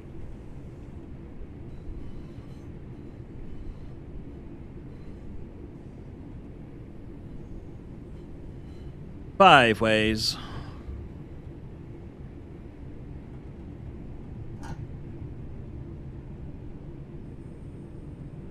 I think some people do put it in neutral. So one of the things that I think that they teach in some cases is if you are not intending for that train to move, put it in a state it cannot move. I.e., one of those things is put the reverser into neutral.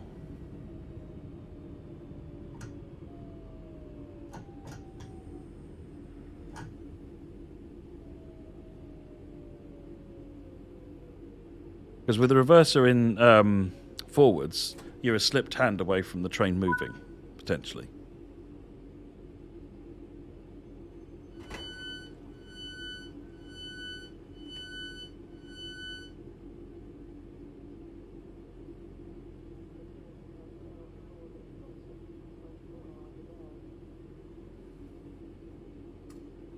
Morgan, you got 3 to 3 up to level 150. Wow.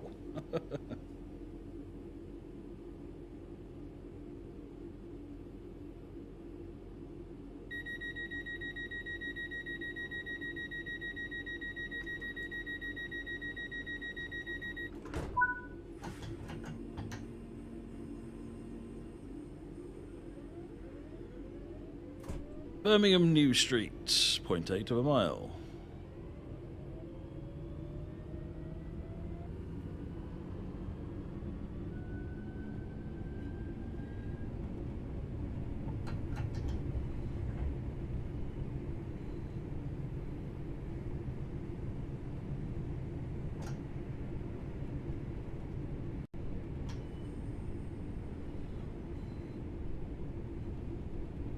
Yeah, 323 is very nice to drive. Physics team did a damn good job on it, actually. Mostly James, I think.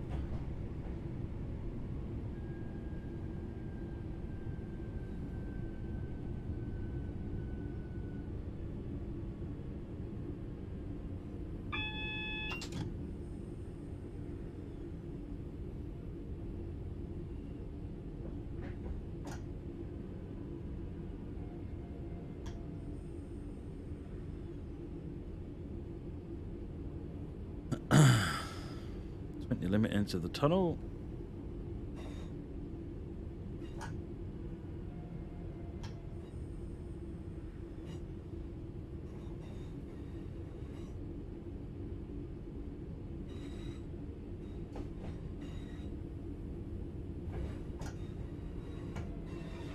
Then out of the tunnel.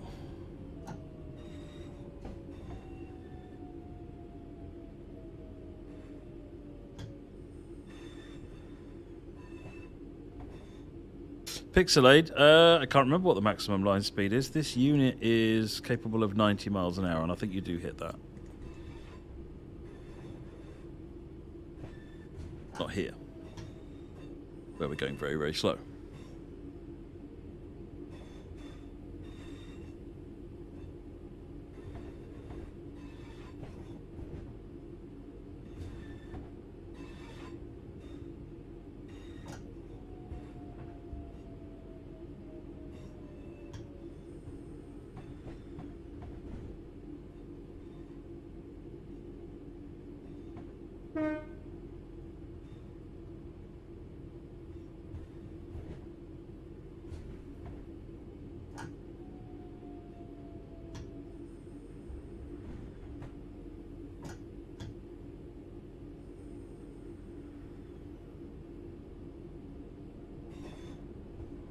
Finished your 12-hour game blast, utterly exhausted.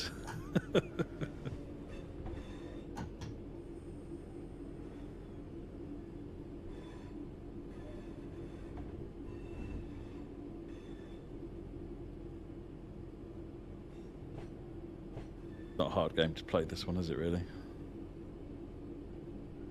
Easy community to talk to.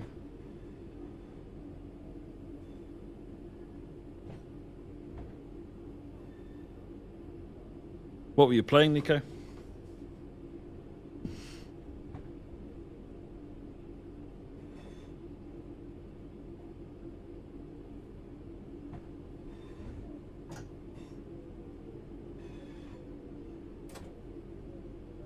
I'm not familiar with that.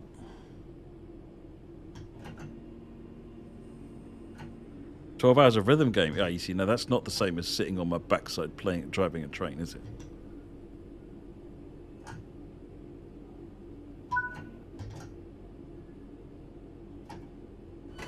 Pop the reverser out.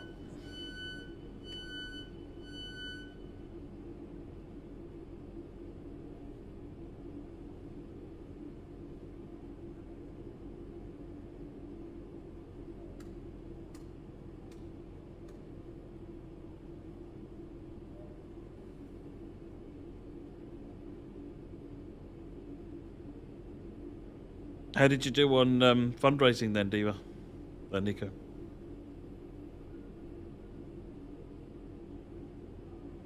Do you still stream on your own Twitch channel, Sergeant Salt? Hey, welcome back, Sergeant Salt. Haven't seen you for ages. Not really, not at the moment. I will at some point, but that's good though. It's got to start somewhere, hasn't it, Nico? It's really good.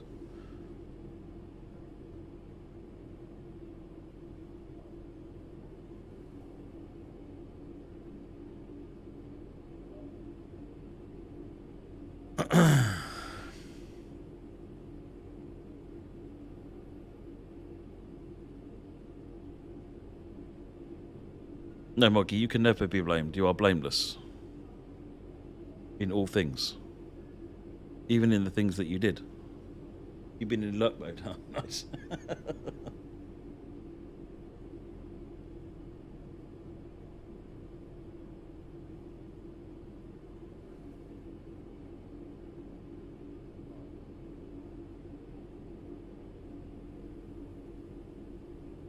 Yeah, I did a ton of reading and research before I did my first charity stream, and probably over-prepared for it, and still got a bunch wrong.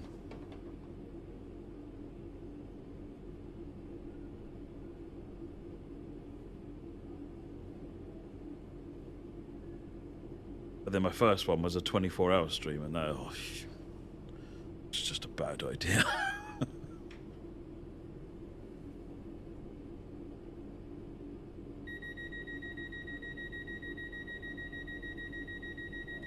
Back in normal time tomorrow. First meeting's at 9 o'clock. Back in forwards, and away we go to Aston. Still at poops miles per hour.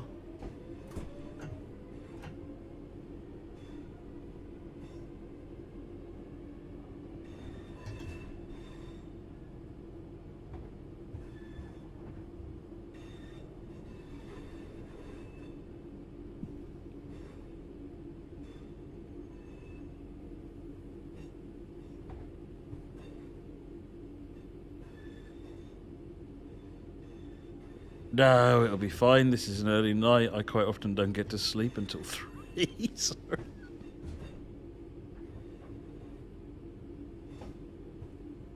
And when I get home, I've got to get clothes washed ready for tomorrow.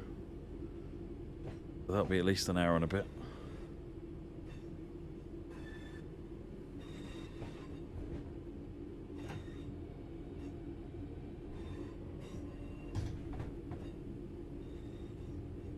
J Dizzle, this is class 323 on the Birmingham Cross City, Birmingham Cross City.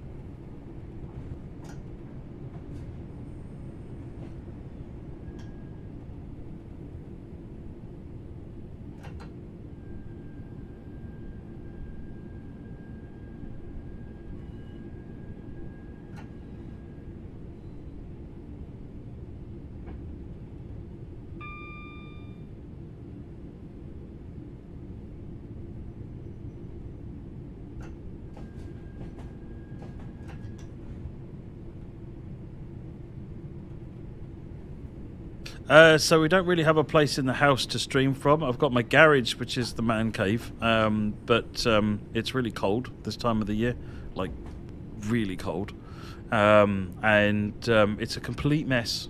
So I haven't had any time to prep for this stream, so I just thought, you know what, the fastest computer I know is here, so the stream will look good.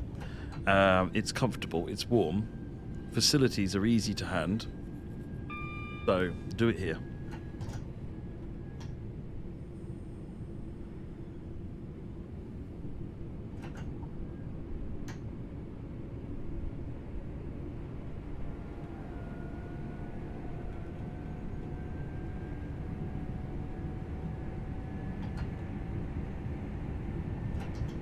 Yes, Sergeant Salt, I'm in the office.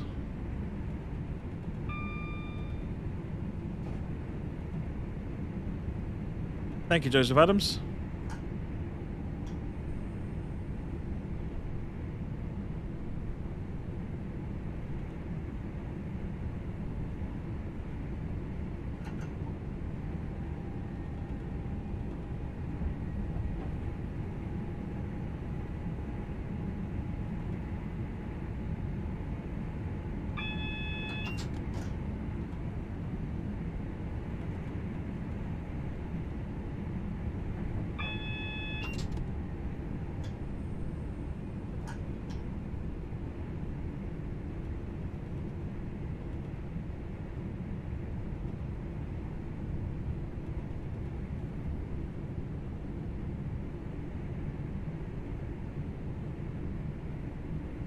for Aston.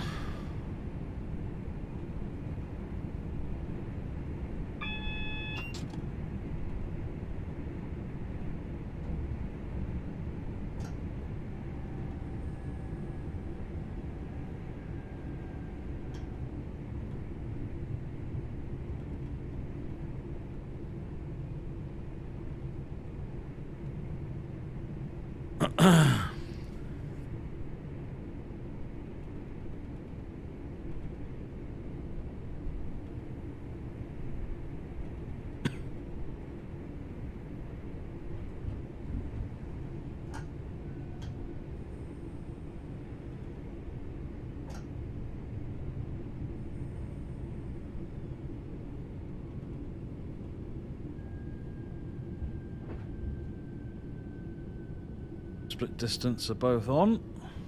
There's a red light at the starter.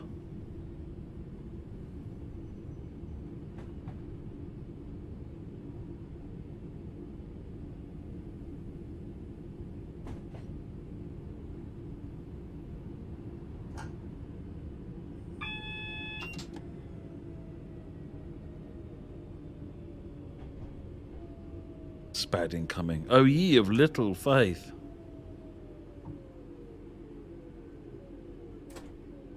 Two. Boom! On a money.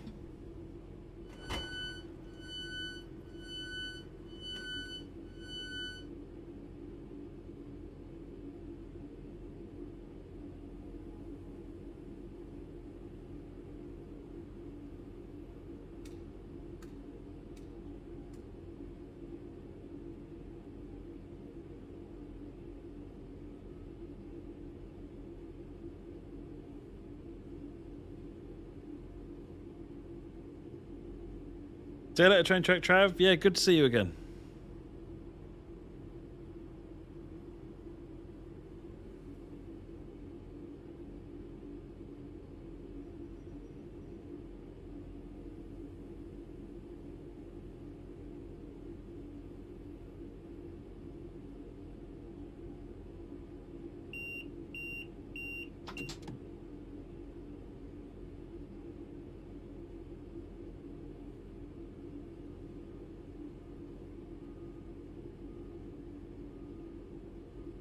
Oh, and another donation in from an anonymous. Thank you very much.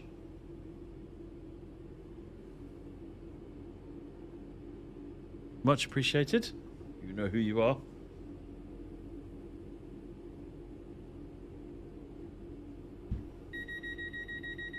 Blumenbot is back.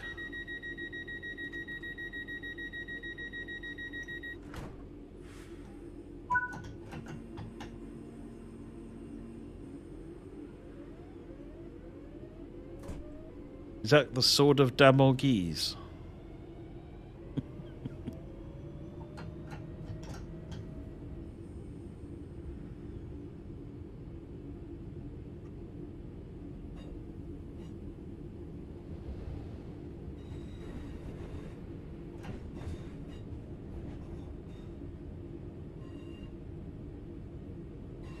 Spaghetti Junction.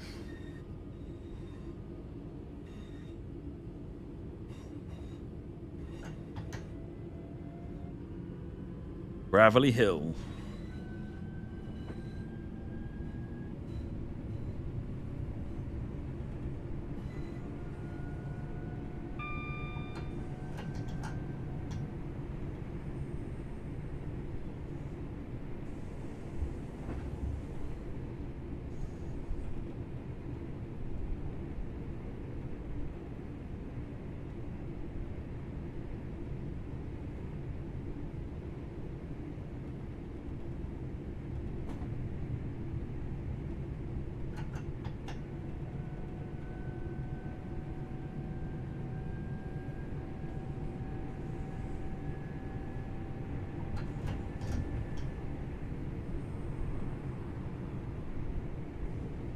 Yeah, but spag junk sounds like bad Italian food.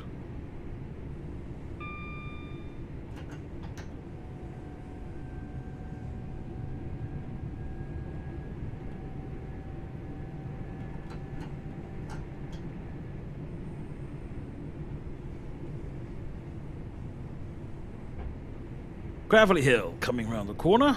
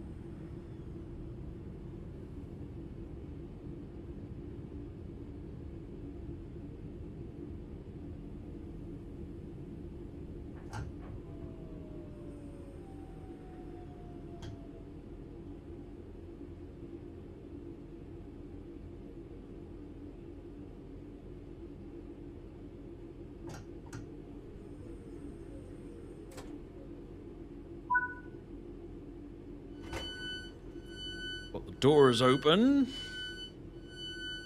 You got pizza in the oven, Gamer Tizza. Nice. See, the food talk is starting to make me hungry as well.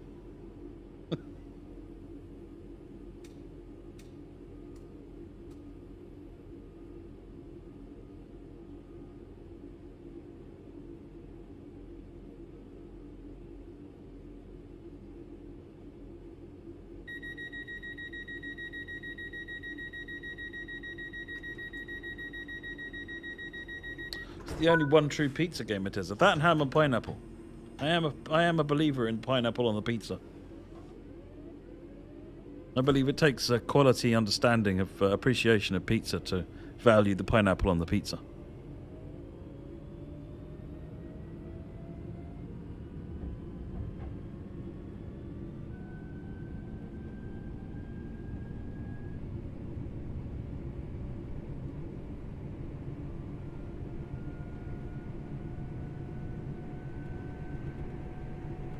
There you go, Pixelate's got it. He knows where it is.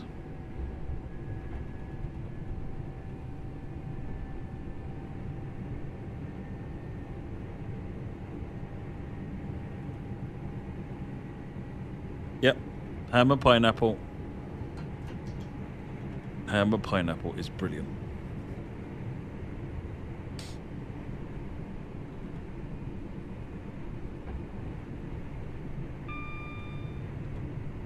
Tiger crust pizza is very good.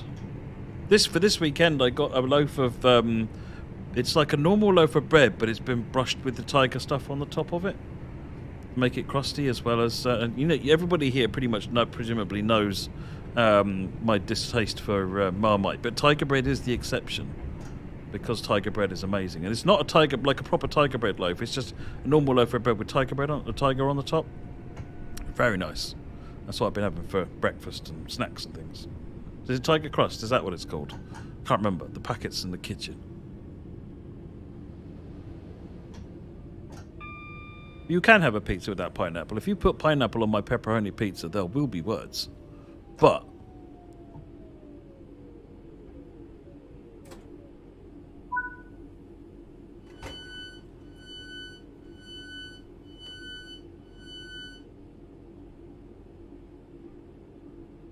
shots. 10 seconds.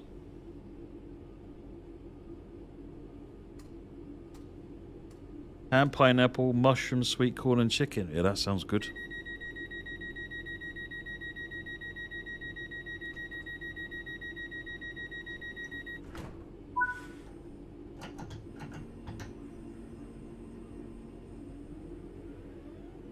Chester Road.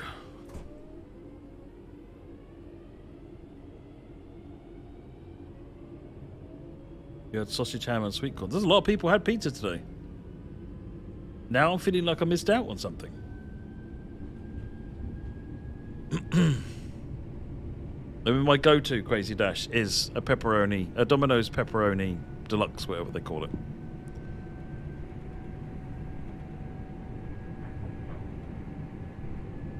But my wife says, can't we have something else? Does it have to be that all the time? Fine. And to be fair, it means that I try other things and realise I like them too. Otherwise, I would just eat one thing all the time. G11, thank you very much indeed for the donation. Much appreciated. £2,663.40. Wow.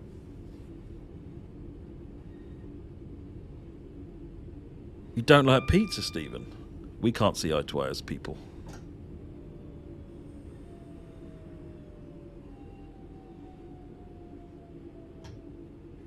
Sometimes I do prefer a calzone.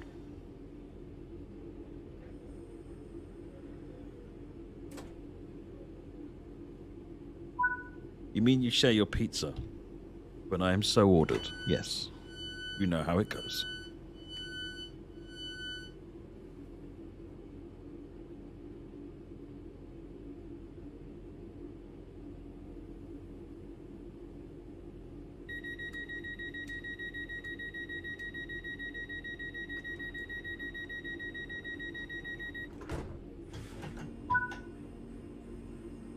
Wild green.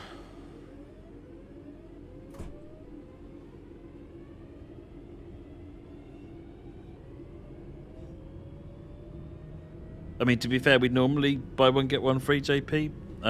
But normally that's a pizza for Sweeter and I to share, and something simple like a cheese pizza for Ollie.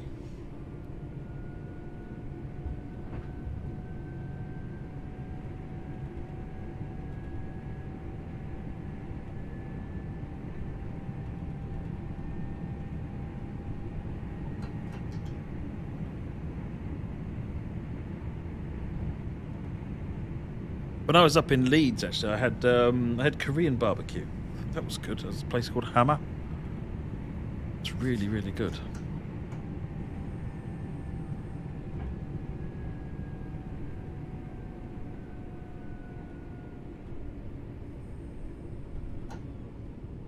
Like the pizza or barbecue, or pizza or burger, or that.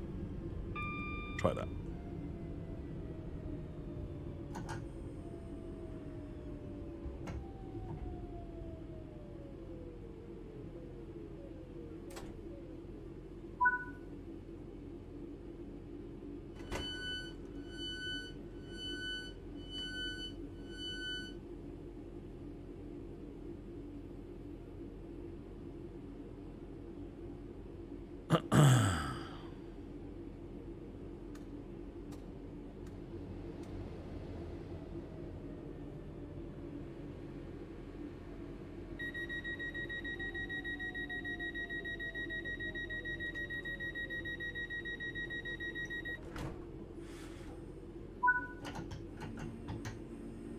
Right, Sutton Coldfields. Oh, you need to try yourself a calzone, Derek. It's basically a pizza folded. So take a pizza and fold it. Yeah, that's a calzone. There's probably more to it than that. In fact, a good calzone is filled with a lot of filling.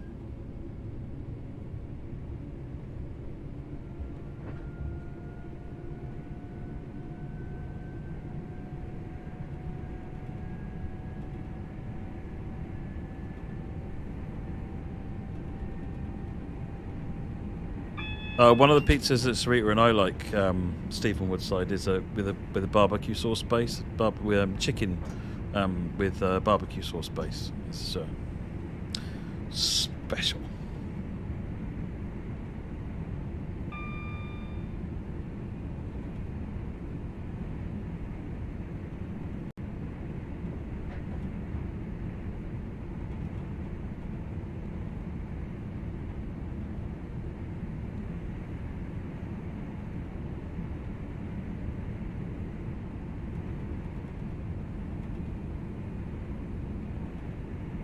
Yeah, the filling does tend to be hotter than the surface of the sun. Yep, that's true.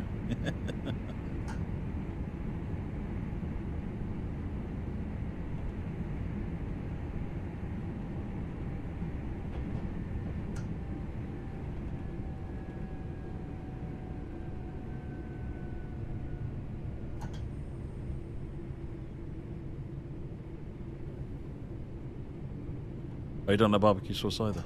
Okay.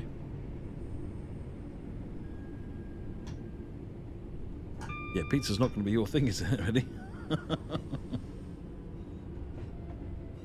Oh, this looks rather nice.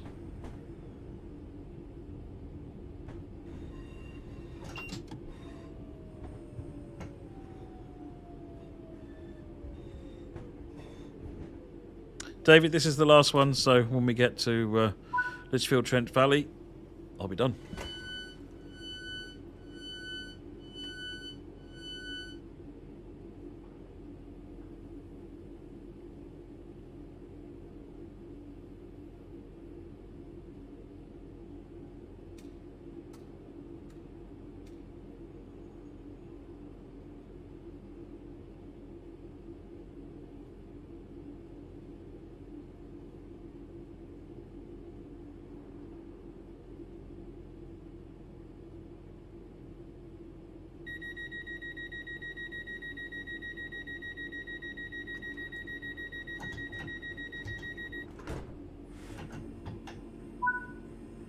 Next station is Four Oaks.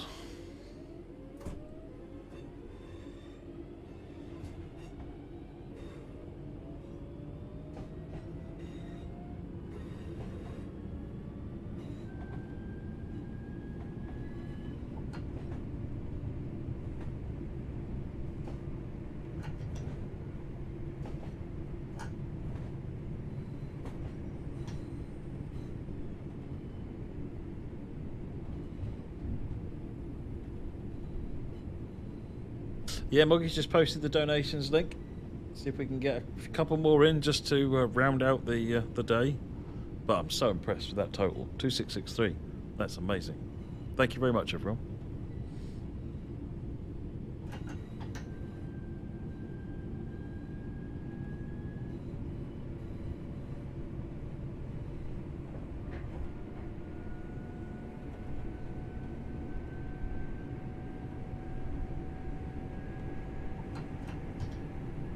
So I've asked the tech art team, Derek, to have a look at the where it gets too bright and see what we can do about that.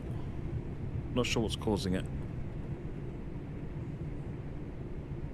There's a lot of things to balance and juggle around with getting light. It's not one thing. It could be something reacting to something else because of something else or something like that. So it's trying to sort of find the root cause of something and then see what you can do about it. But then sometimes you might find that you fix that root cause, and what that'll do is it'll kick something else out of whack. So you can be very careful.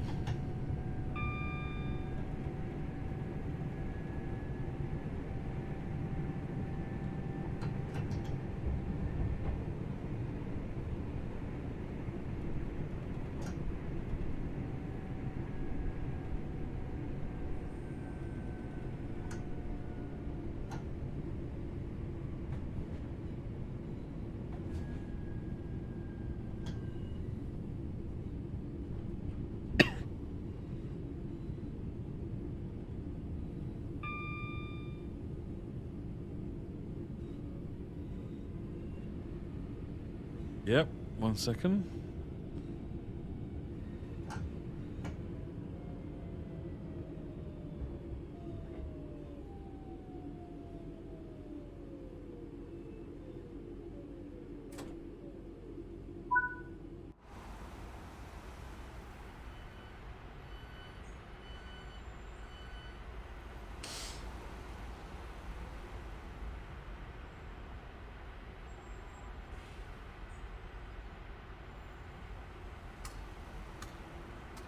Mold Junction, thank you very much.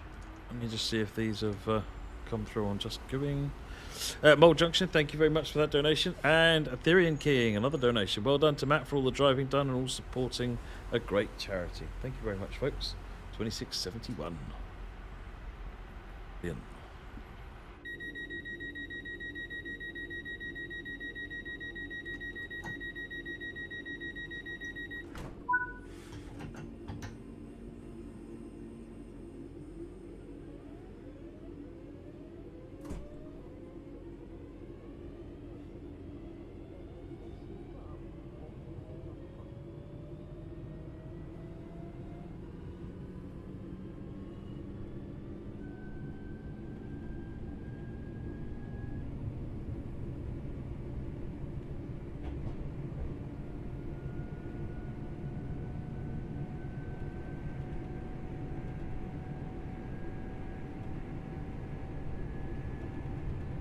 Butler's Lane.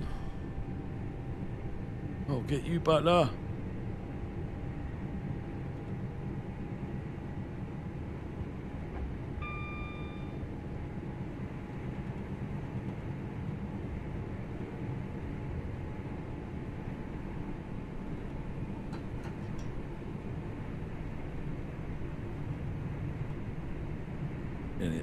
Nearly at Butler's Lane.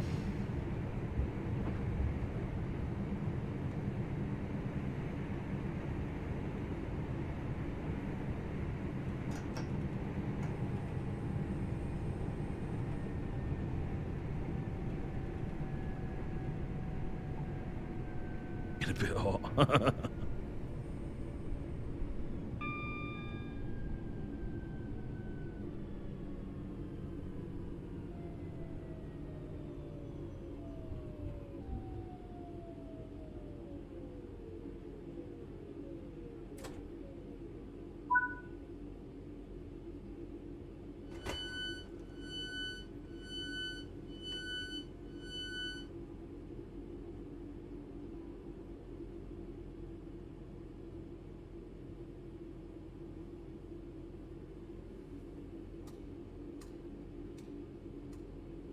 Falling asleep after 11 minutes, too. I'm having a blast.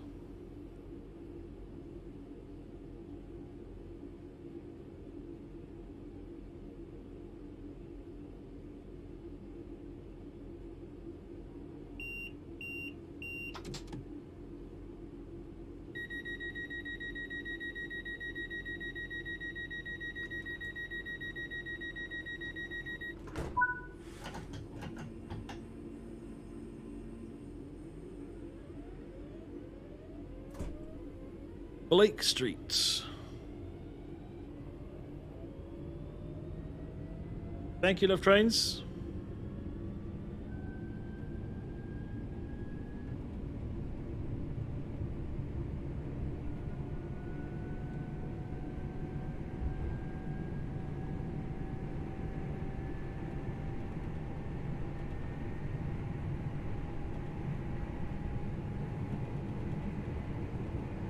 Limit coming up shortly.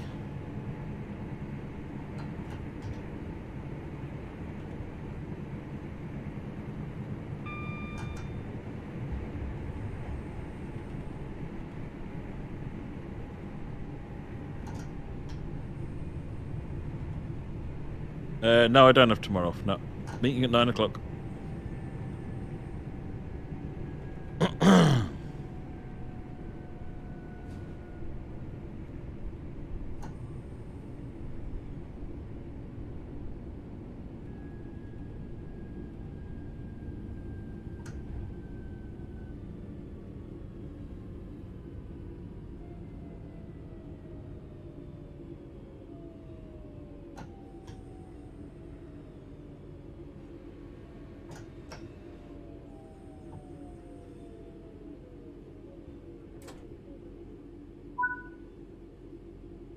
Hey there, Beastie Bill.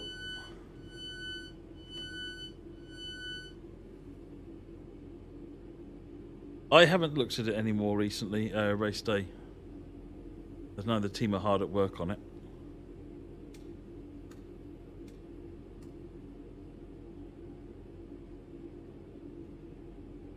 it. Maxim, it's because the only one on Game Pass is Standard Edition, and Steam is in the Deluxe Edition.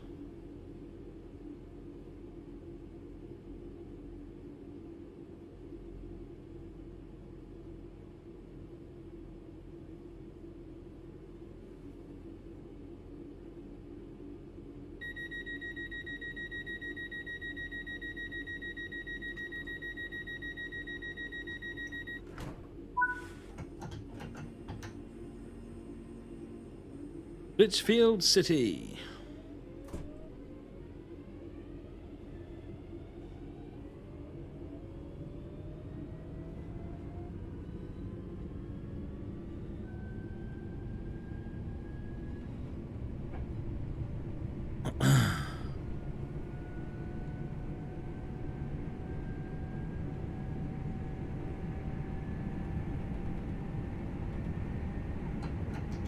So the good news, JP, is I picked up your chocolate at Bourville, as expected. Bad news...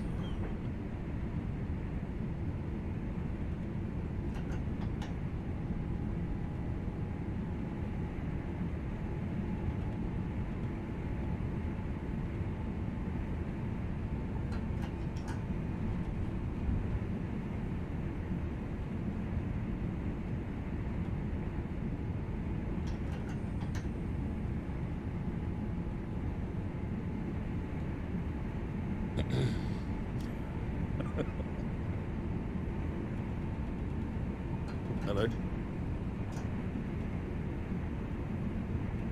A wee smidge of the overspeeding.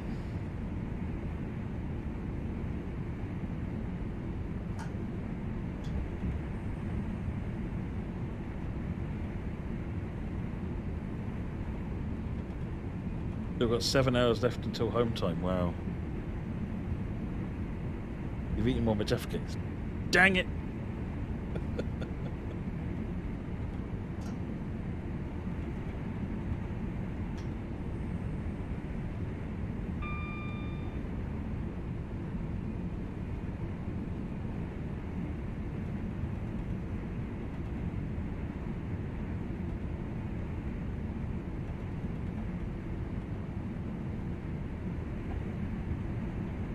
Come on, you can't both have drunk all of my brew.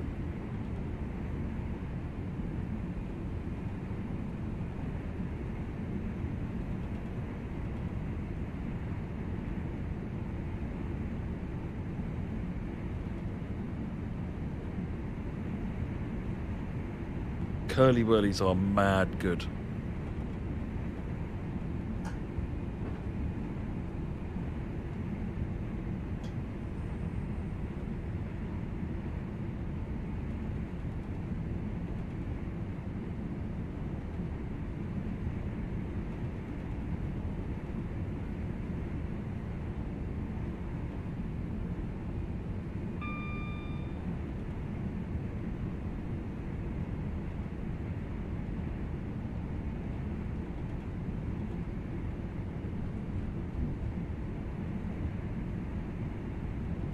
Well, if you get something like xCloud, Beastie Bill, you can play it on your phone, and then get one of those little like Razer Kishi type things that give you, that wraps around your phone and gives you like a controller, and then you can just stream it over xCloud. I've done that. It works quite well.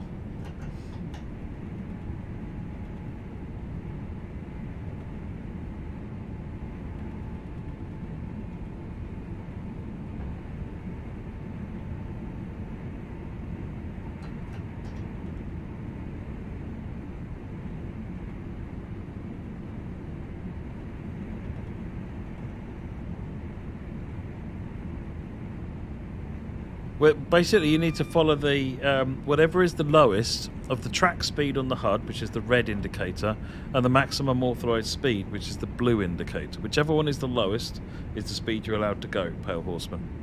You know, if it says clear 150, maximum authorized speed 150, and the track speed limit's 150, then go 150.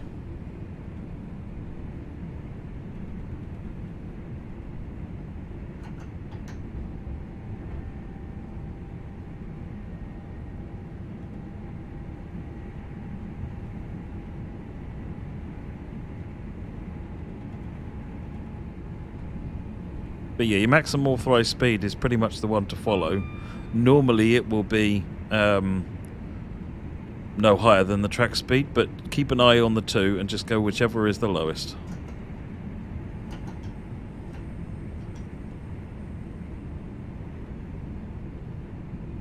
Hey there, Steam and Diesel again.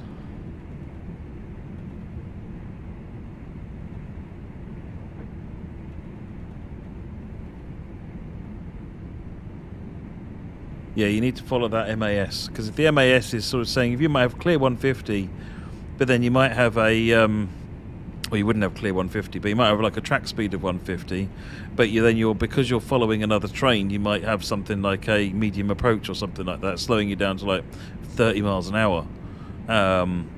So, yeah, it's follow that MAS on the ADU on the right.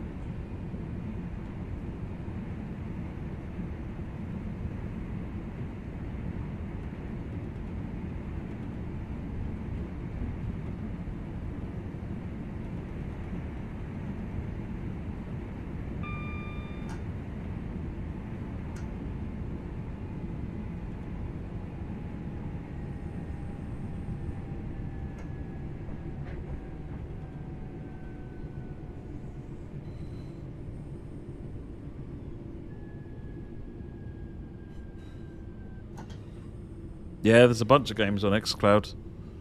I've got the Game Pass Ultimate subscription, which gives me it on PC, on Game Pass, and on xCloud. I just find it really, really handy. I don't use it lots, but when I do, it's great that it's there.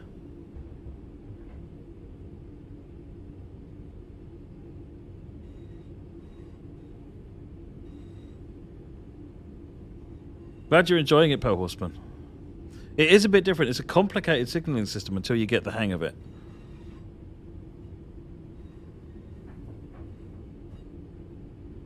This is it, Steam Diesel. Once we get to Trent Valley, which is the next station, I think.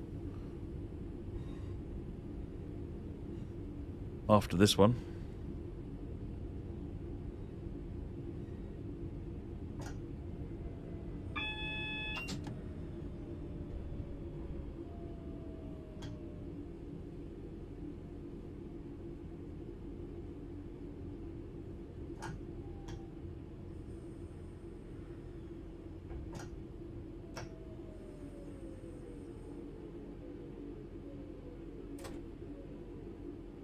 Do I actually get the time to play the game? I don't get the time to play this one. This is part of the problem, David. It's one of the reasons I wanted to do this stream. I test it all the time, and I'm doing sort of in it, check something, come back out. Never actually just sitting there going, ooh, today I'm going to drive this. Just don't get time for that, so... I am playing through Below Zero. I started it over Christmas. Got quite a progress in there, but I need to... I haven't had time to play it since, which is a bit upsetting. But I'll get there. Really enjoying Below Zero. And in this Christmas sales, I picked up Grand Theft Auto 5 because I played it when it first came out on Xbox 360. I thought it's about time I played the remaster on PC. Picked up Cyberpunk, which I've started playing, and I picked up Red Dead Redemption because they were all three of them like 50% off.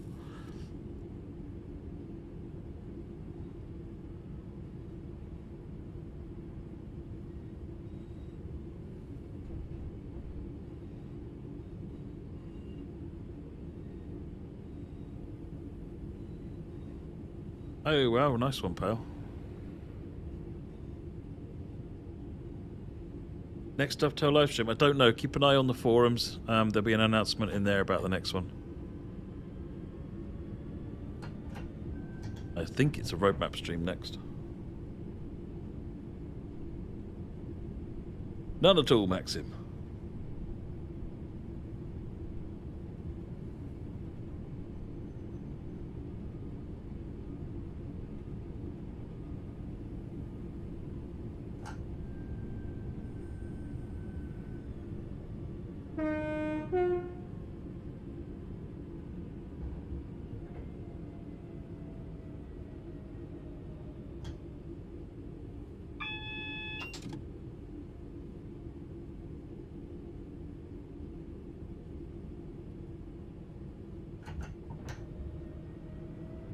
Approach release action going on here, I suspect.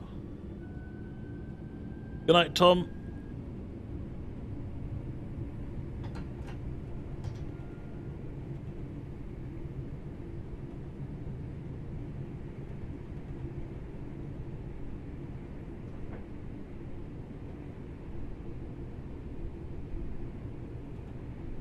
Oh, I worked on the Lantal Tuna. Nice one, pal.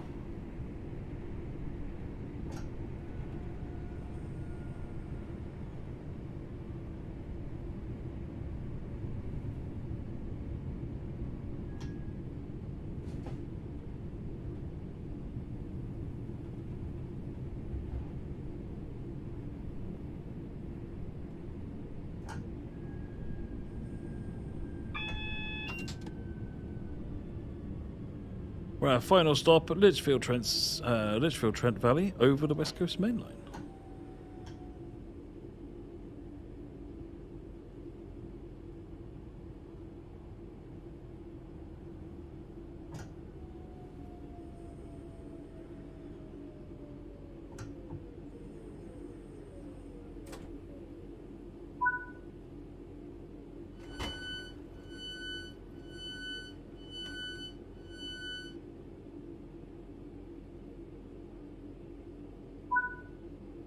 Thank you, Jason.